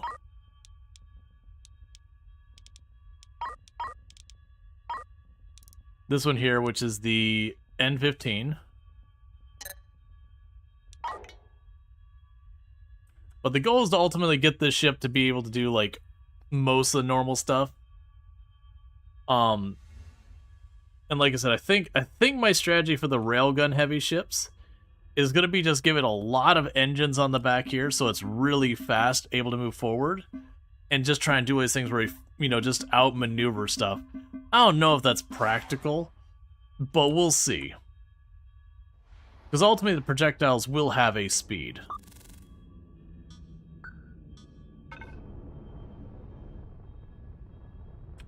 But for the moment, we're just waiting for them to get more and more stuff installed. Then all of our money's going to be going towards that, probably.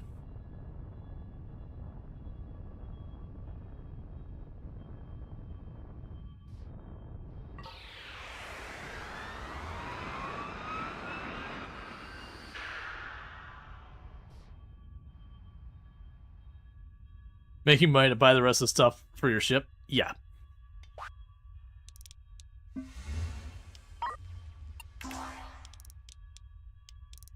Bunch of rescue missions. If we can get the sewage stuff and all that online, I think it'll be good. The other curiosity is I've seen all this.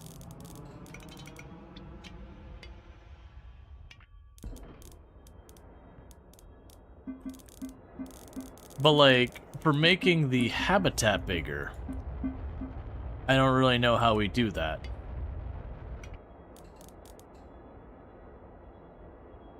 Is auto-buy enabled? Yes. Yeah, so they're gonna fill in the gaps. So that's the one I'm not quite sure of. Oh, here we go, habitat. It's its own thing up here.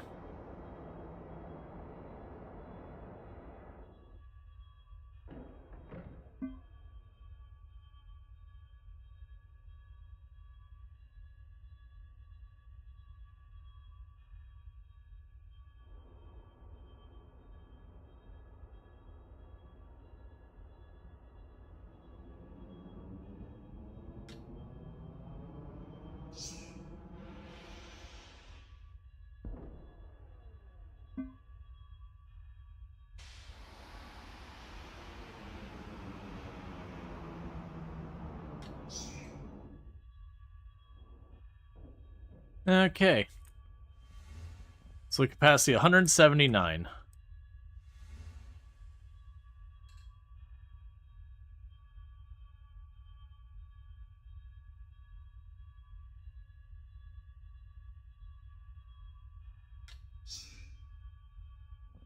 Capacity of 250.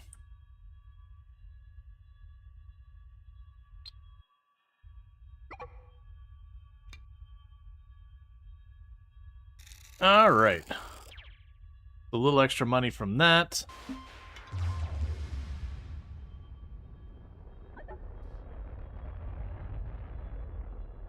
Do I have to, like... So I've got the thing here where it should auto-buy what I'm missing.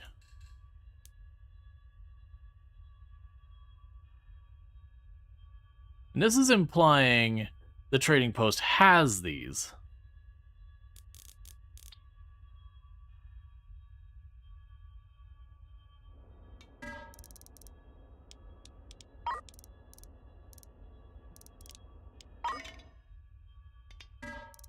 I think it's one of these things again. We can go ahead and do this, habitat. See if we can't unstick it. So grab one oxygen canister, because I'll need all I can get. And my hope is that'll pull up and it'll grab what it can. Yeah, no, we don't have enough money for everything, but it should buy what it can. So I think if we bring the one in, it'll probably grab some of the stuff for us. Or not. Alright, so. 2 medium canisters. We got the stuff back here. Waste water purifier. And the sewage pipe. But you get all that going.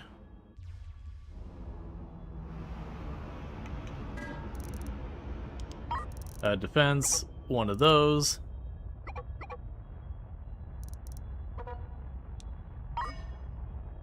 That's me broke.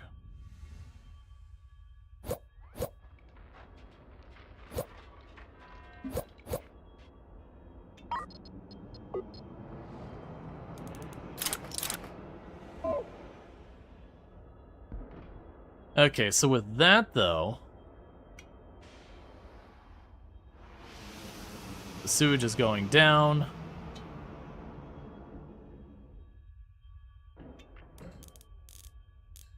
Paint.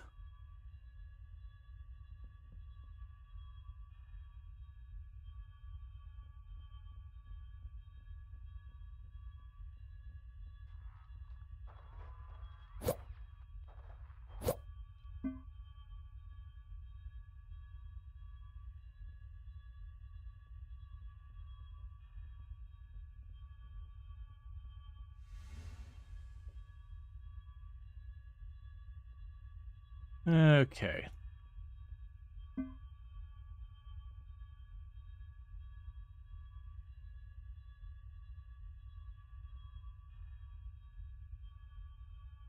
That's gonna take way too long to do the paint.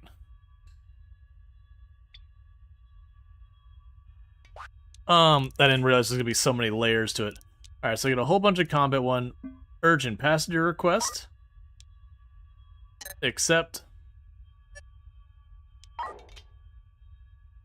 You're trying to think of what the ship reminds me of. I finally clicked. Sword from Halo. Yeah, no, I've gotten that a lot.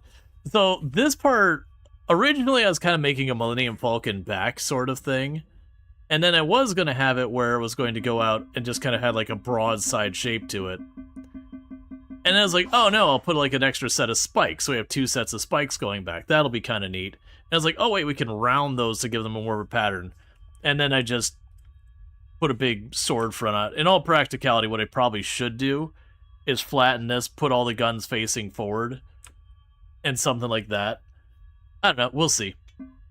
Regardless of, we do have the transport passengers.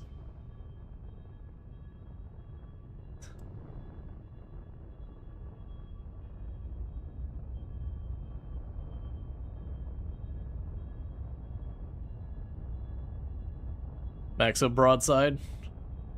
Yeah, one downside is we actually aren't fully armored. These pieces, because they're just empty thing. Oh, we got a trade incoming for 6,000.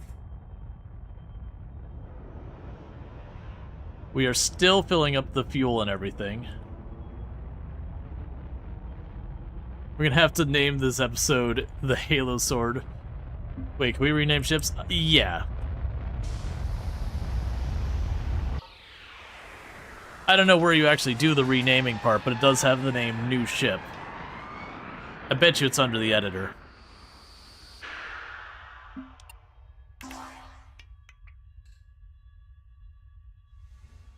New Ship. The Sword of Halo. I almost want to go with the opposite of being like, you know, it's like, it's not the sword from Halo. I know what it looks like. UMS. USM. Whatever.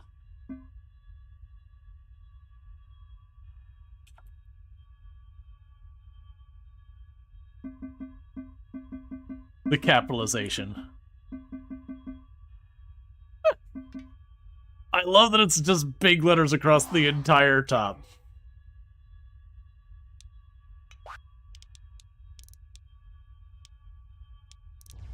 Okay. Urgent passenger request.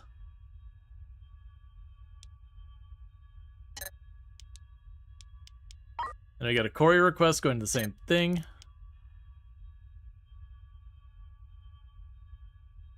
Now if you're gonna think some loot, I am okay with this.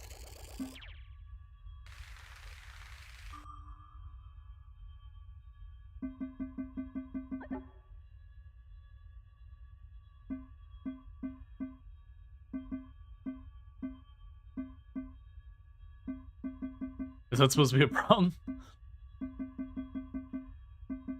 Alright.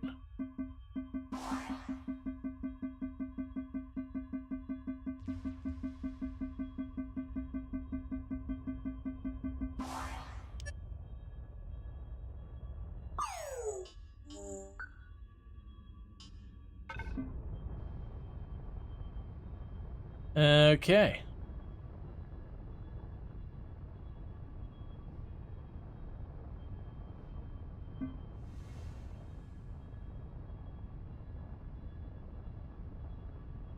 Little by little, we are getting the thing armed and going.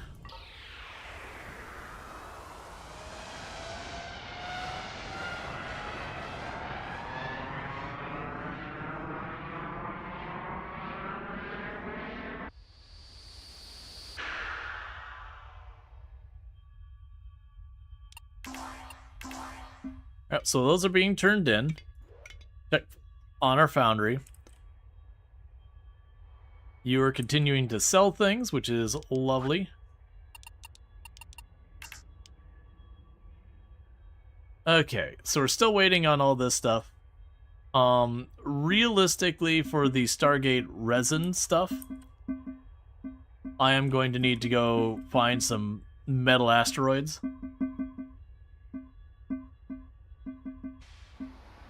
Metallic, whatever.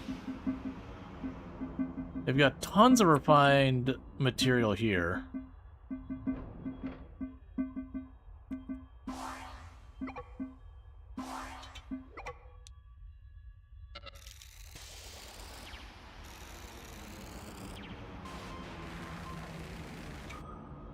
Okay.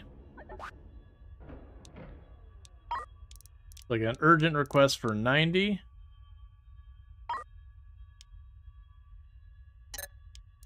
Anyone else going to the same place? Nope. Trade, defense. Give me a pair of cannons.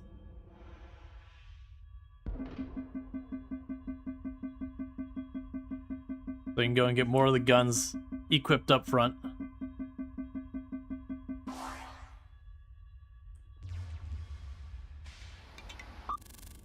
Alright.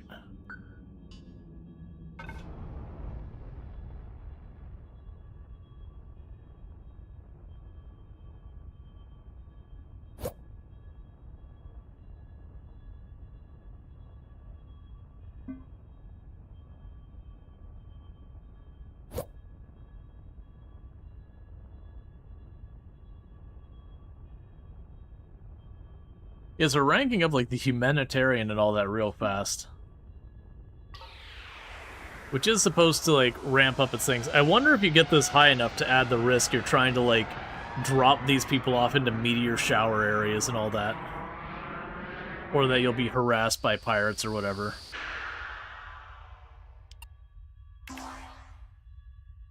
Okay.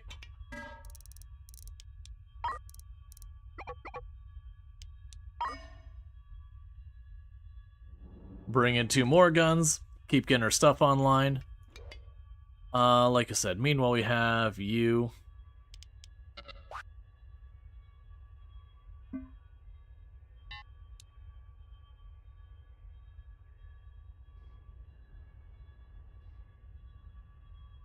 Total sales revenue 1.3 million.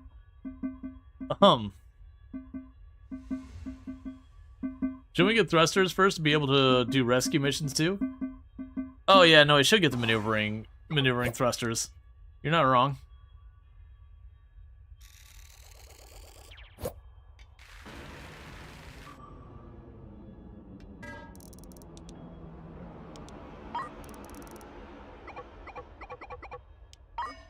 Especially since they're a lot cheaper.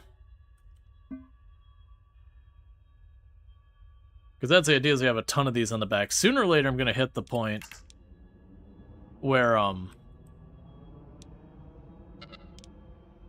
not going to have the power, because we just have the 2 reactors going here real fast.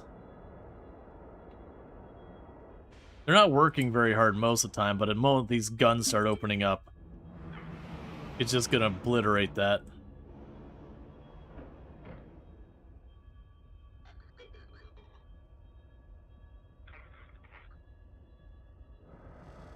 I don't remember what you're hooked up. Oh, you're CO2, I think.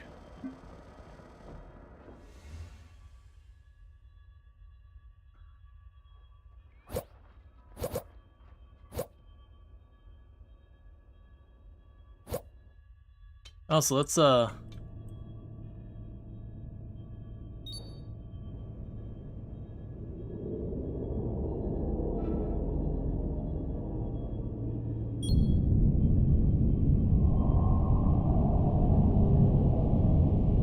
So, that's definitely not spry. The maneuverability is okay, but it's definitely not spry from a raw just go. Which I figured was going to be the problem when I started making this larger and larger. That's okay. So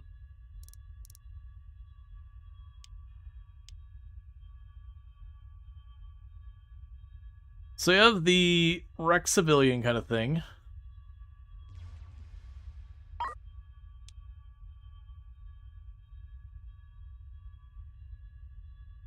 The ship is moving. You'll need some skill to dock safely. Plus 25 pay. Alright.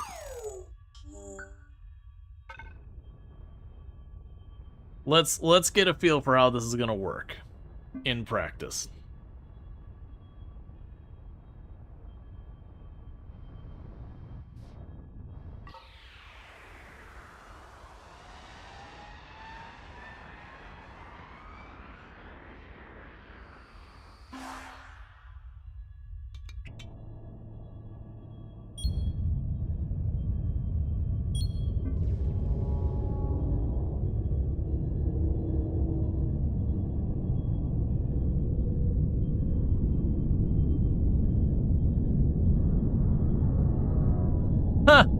A Crate Mark II fuel rat. That's a reference. So the Crate Mark II, which looks vaguely like that, that's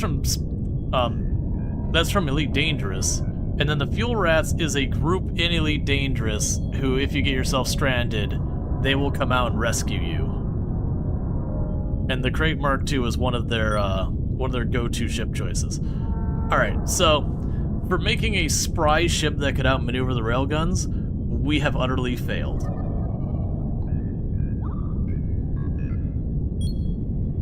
It is what it is.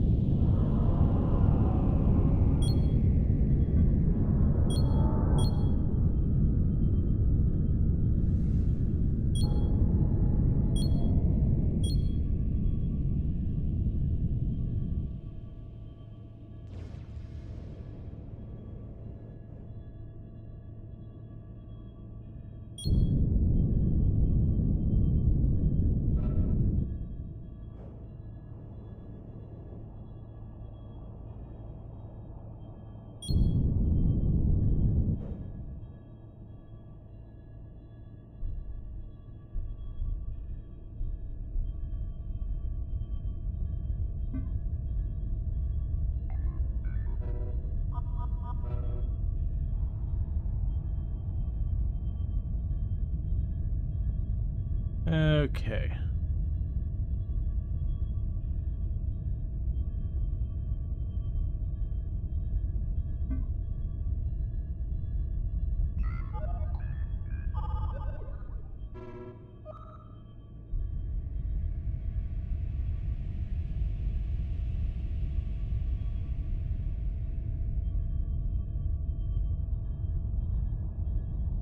We need way more maneuvering thrusters.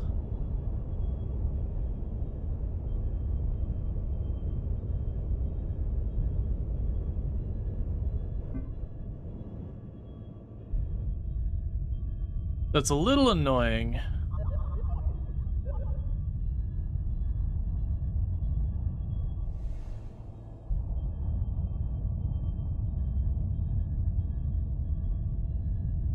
That we keep snapping into place.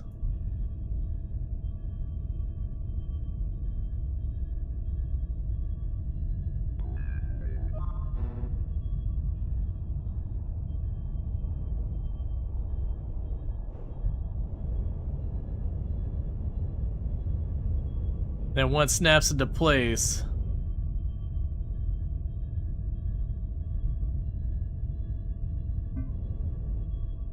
it's like pushing us away.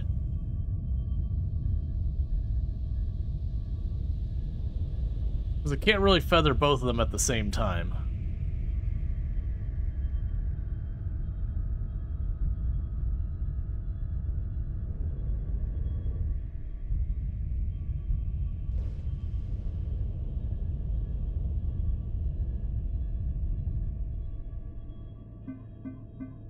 Okay, we finally got it.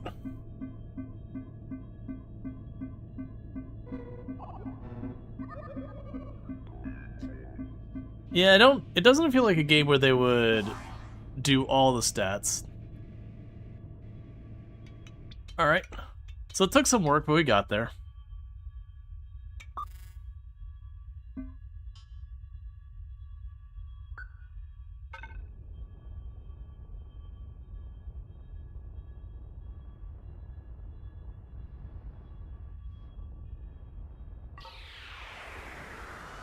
Now, I think right now the issue is just the mass of the ship. Not really, because it doesn't seem to like be pushing based on where the balance of weight is and that.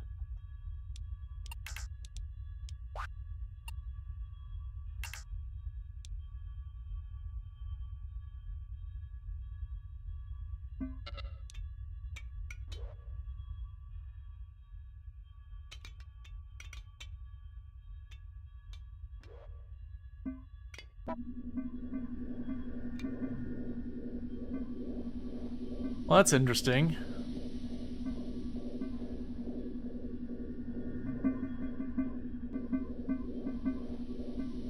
Seeing just how much power is being put where and all that.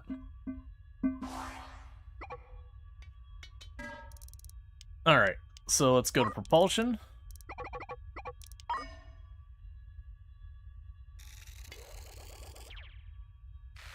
And meanwhile, I think we've collected enough of your stuff.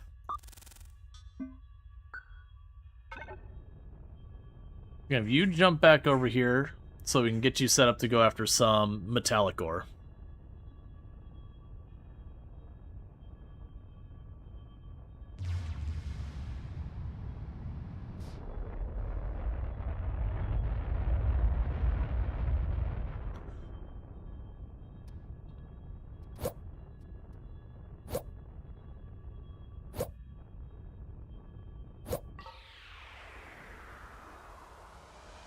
They're all just running around, taking care of the copper, making it all into ingots.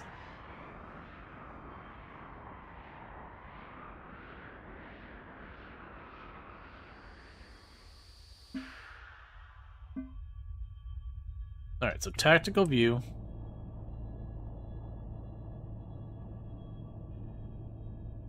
Don't care about that ore right now.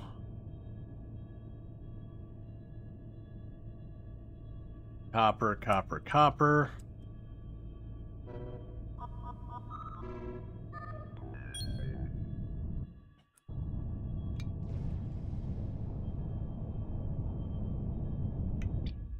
Okay, you deal with that. We can go here. You already got all they have there for me. So 3 more cannons. Meanwhile, we can go over here to the contracts. Rescue civilians from a wrecked one. The ship is spinning out of the control. The ship engines will explode very soon. There are hostile forces in the area. Nah, that one might be a little bit out of my depth. That one there might be a little bit beyond our current ship setup. I would like to do it. I'm not feeling too great about our odds of succeeding there. Level 5 difficulty. Level 6 difficulty. Level 5 difficulty.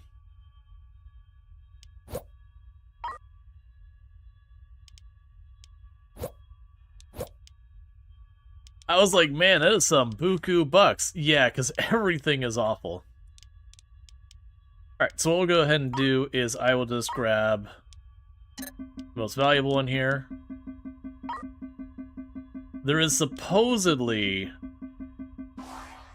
a pirate in that system as well, at a lower difficulty. I will accept it.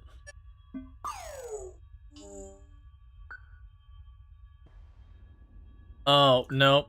I just realized what I did. Nope. It was in the same system as the other pirate who just Death Starred us.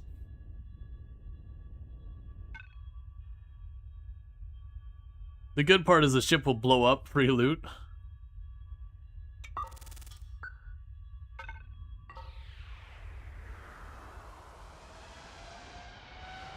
Because the other ship, if you didn't see, it was shaped like a C and was nothing but railguns on the front, so the moment it came in range, it just kind of Death Starred me. And my entire plan for fighting it when I started this was just have a very, very fast maneuverable ship, so it'd fire and I could just basically kind of push past, you know, its stuff. To try and get around the side. And then this is what we actually came up with, which was not at all what I said I was going for.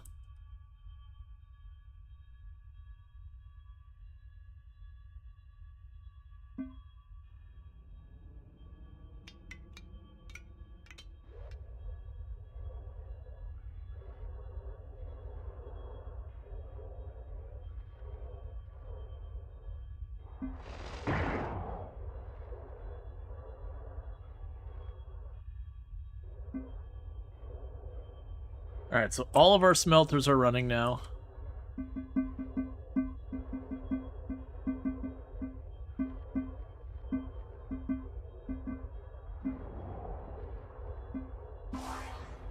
So all of these are now running.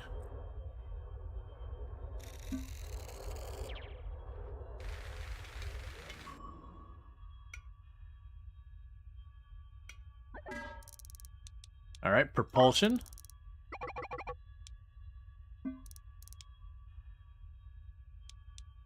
Then defense. Chuck a bit more on there.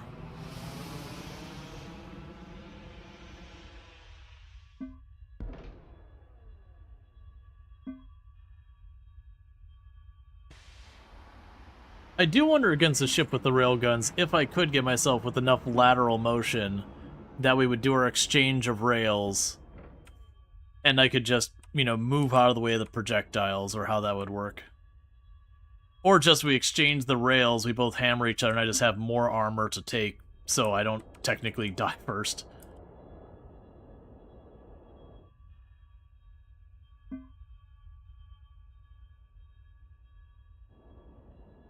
Okay, we're getting more maneuvering thrusters.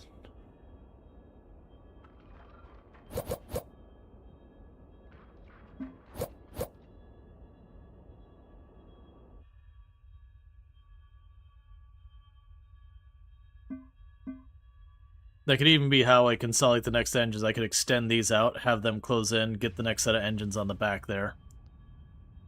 I think that'll work well. Because then we have the little tiny tunnel to just set it up. Alright. So contracts. You're out of control. The ship is moving. That one is just moving and all that. For 145, we also got...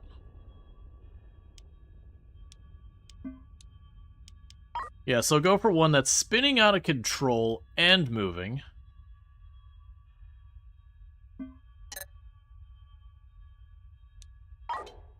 I don't exactly feel like we're in great shape for dealing with that, but I do want to continue to escalate the difficulty.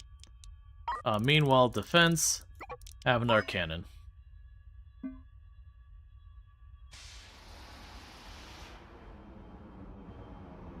Something else popped up in the same sector? I didn't see a mark for it.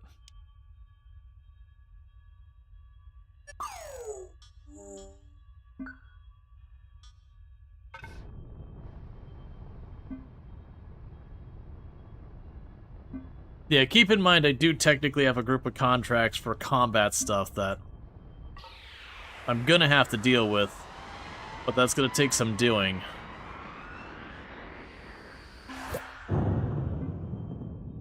Meteor shower immediately took a hit.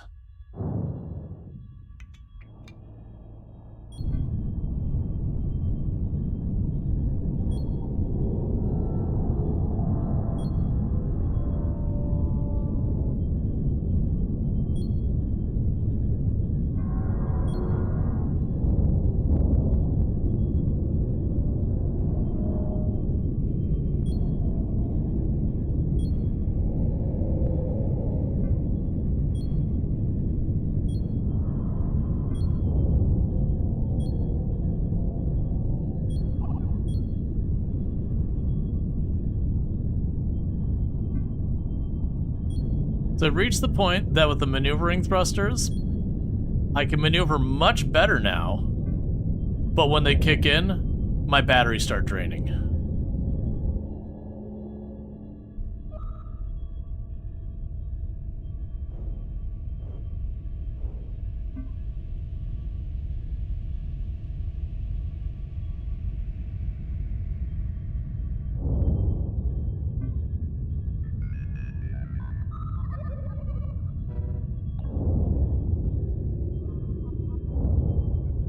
Just take the hits.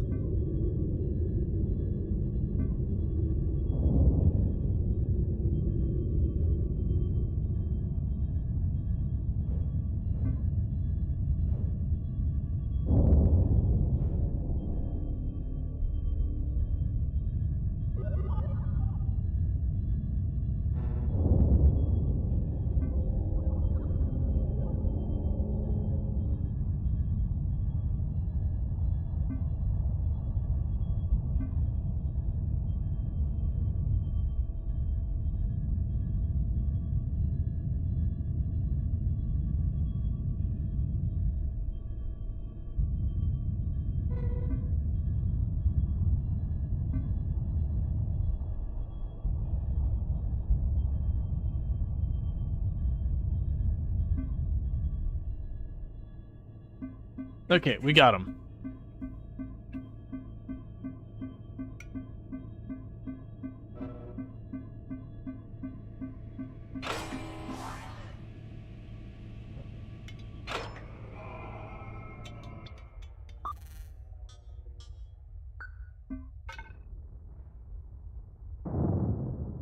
Yeah, so we can turn pretty quick now, but it does drain our batteries when we do it.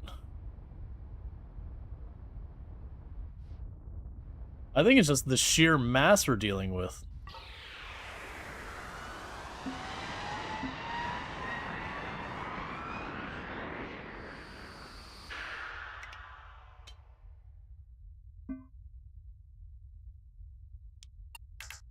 Turn in the contract.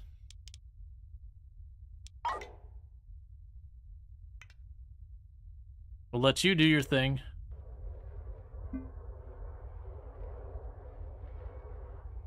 You're continuing to process stuff and sell stuff, so that's good.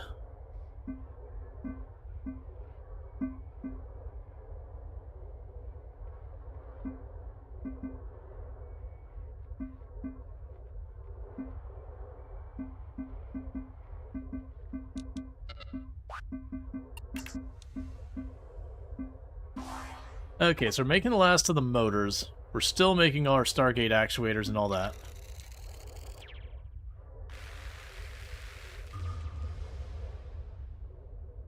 That's fine. Okay, so we can't repair the ship here. We do have more money. How are we doing on our maneuverability and all that stuff? So I have 4 more of the thrusters. I am going to need more power, though. Which is something I was kind of anticipating was coming.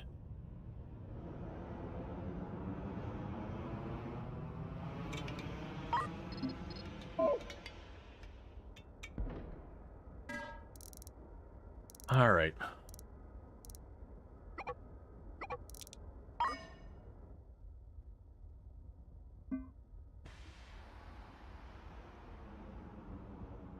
Honestly, I probably could have gone away by just putting a bunch more batteries. It's probably the safer long-term fix. So I was going to put like a reactor back here and back here. We can run the fuel lines up. I'm assuming that'll continue to run them easier. I also just remembered we have that.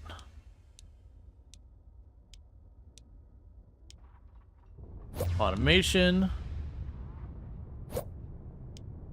Logistics. Alright. So install.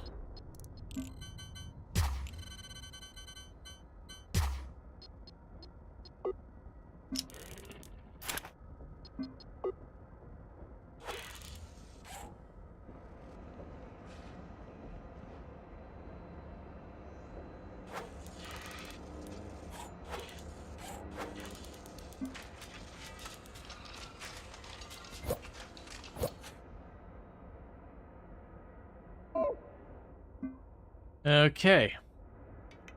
One thing we're also going to need to add for auto trade.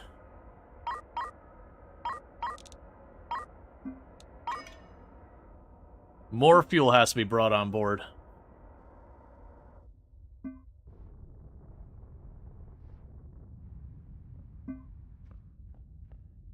We also are only short 2 cannons now. And then the two gun stations. And at that point, we'll finally actually have the ship we designed that far set up. Like I said, I do think what'll happen is I'll expand the back here, and I'll put another row of engines.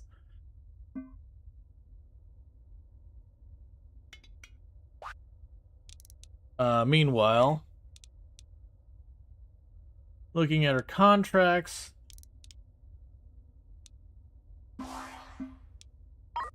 Urgent passage. Sure. There's cargo. Sure. More cargo. Sure.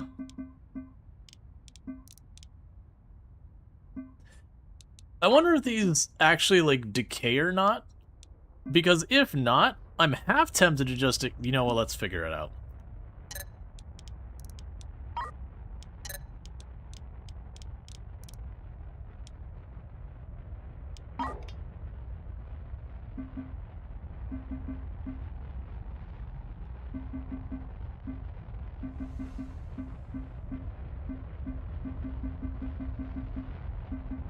Battery low on you.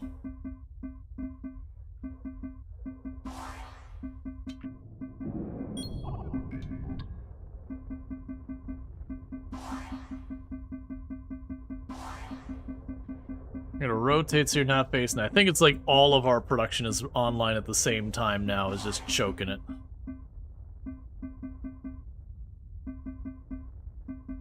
In theory, could you add thrusters in the front of it without moving the power and such via a long pipe?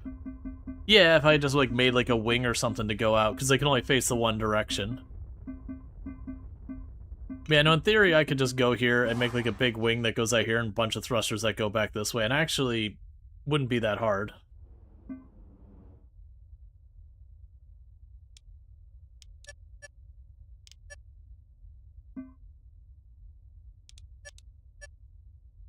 Okay, urgent passenger request.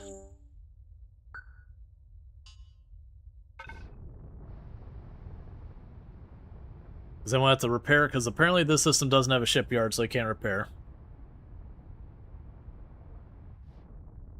Alright. Oh.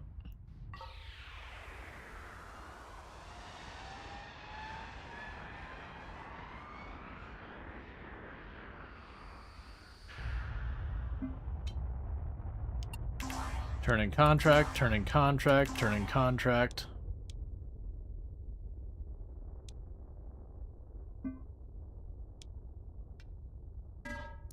Trade. So we have defense. We want 2 cannons. And the computer. Once those 2 are done.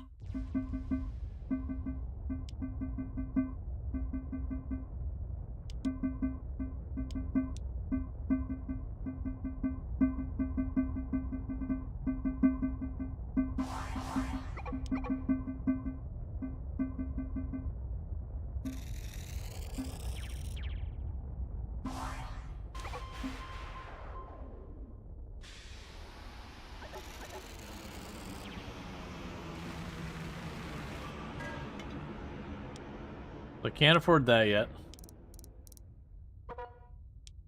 So get the 2 guns for now.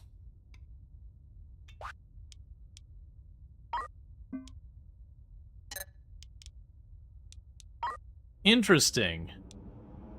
So I do have one that's to rescue people in the same system we have delivery. Alright.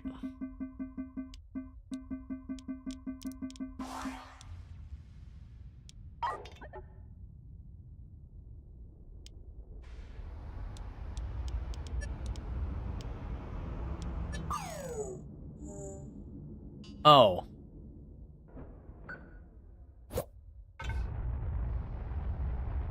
Well. They're not gonna get helped.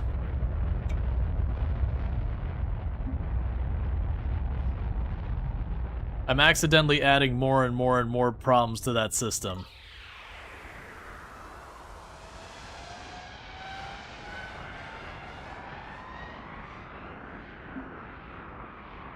Okay.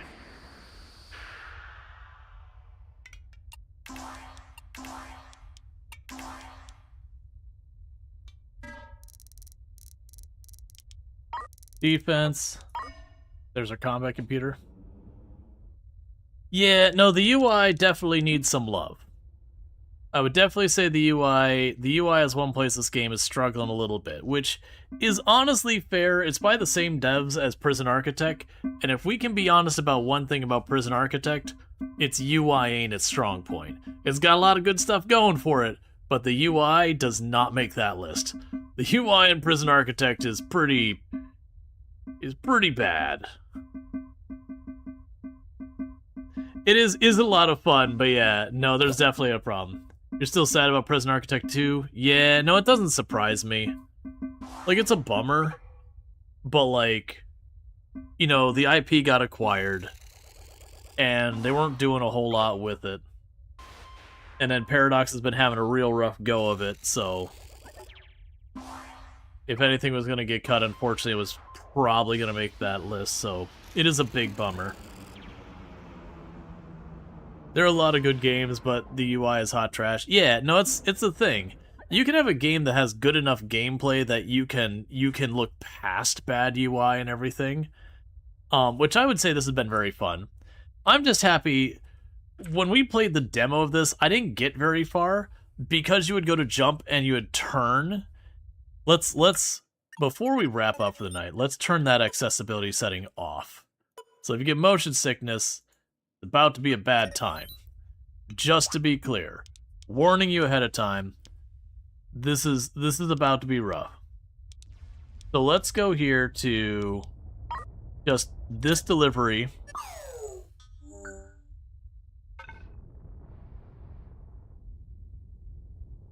Okay, they still toned it down. This is still better than it was. Because weirdly before, it had like 3 or 4 layers that were all parallaxing different. And it was it was really rough. Like, I don't normally get motion sick, but it was definitely one of those things that, even as someone who doesn't get motion sick, is like, I only did like 1 or 2 or 3 jumps. I was like, all right, hang on.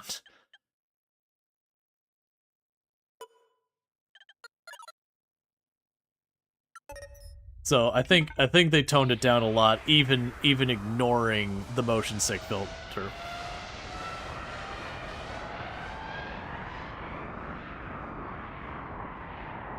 Yeah, no, Dwarf Fortress is usually the one when people talk about bad UI that comes up.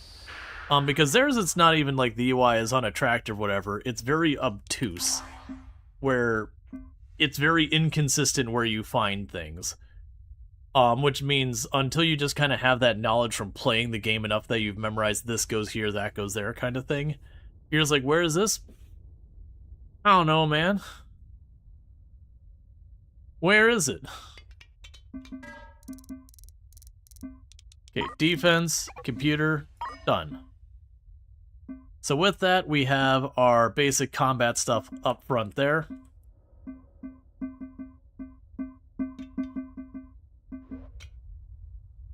Like, because Dwarf Fortress is actually a fantastic game, but it's definitely one of those things, it's a good game in spite of its UI.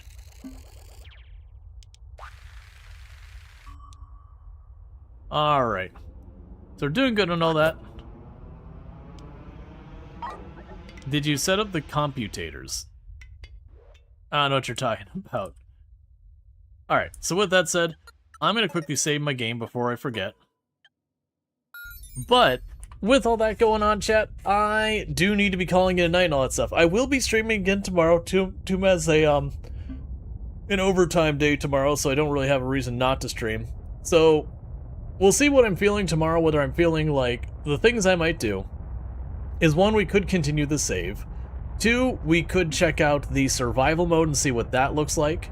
Or 3, we might check out Feastopia, which is a city builder that's heavily based around, like, food. It's very Against the Storm-esque, where there's, like, you would do stuff to get bonuses, but they're randomized, you don't get control of it, so there's kind of a roguelike element to it and all that, or roguelite element to it. There's meta progression and all that. The rounds, you don't spend 100 hours building your city.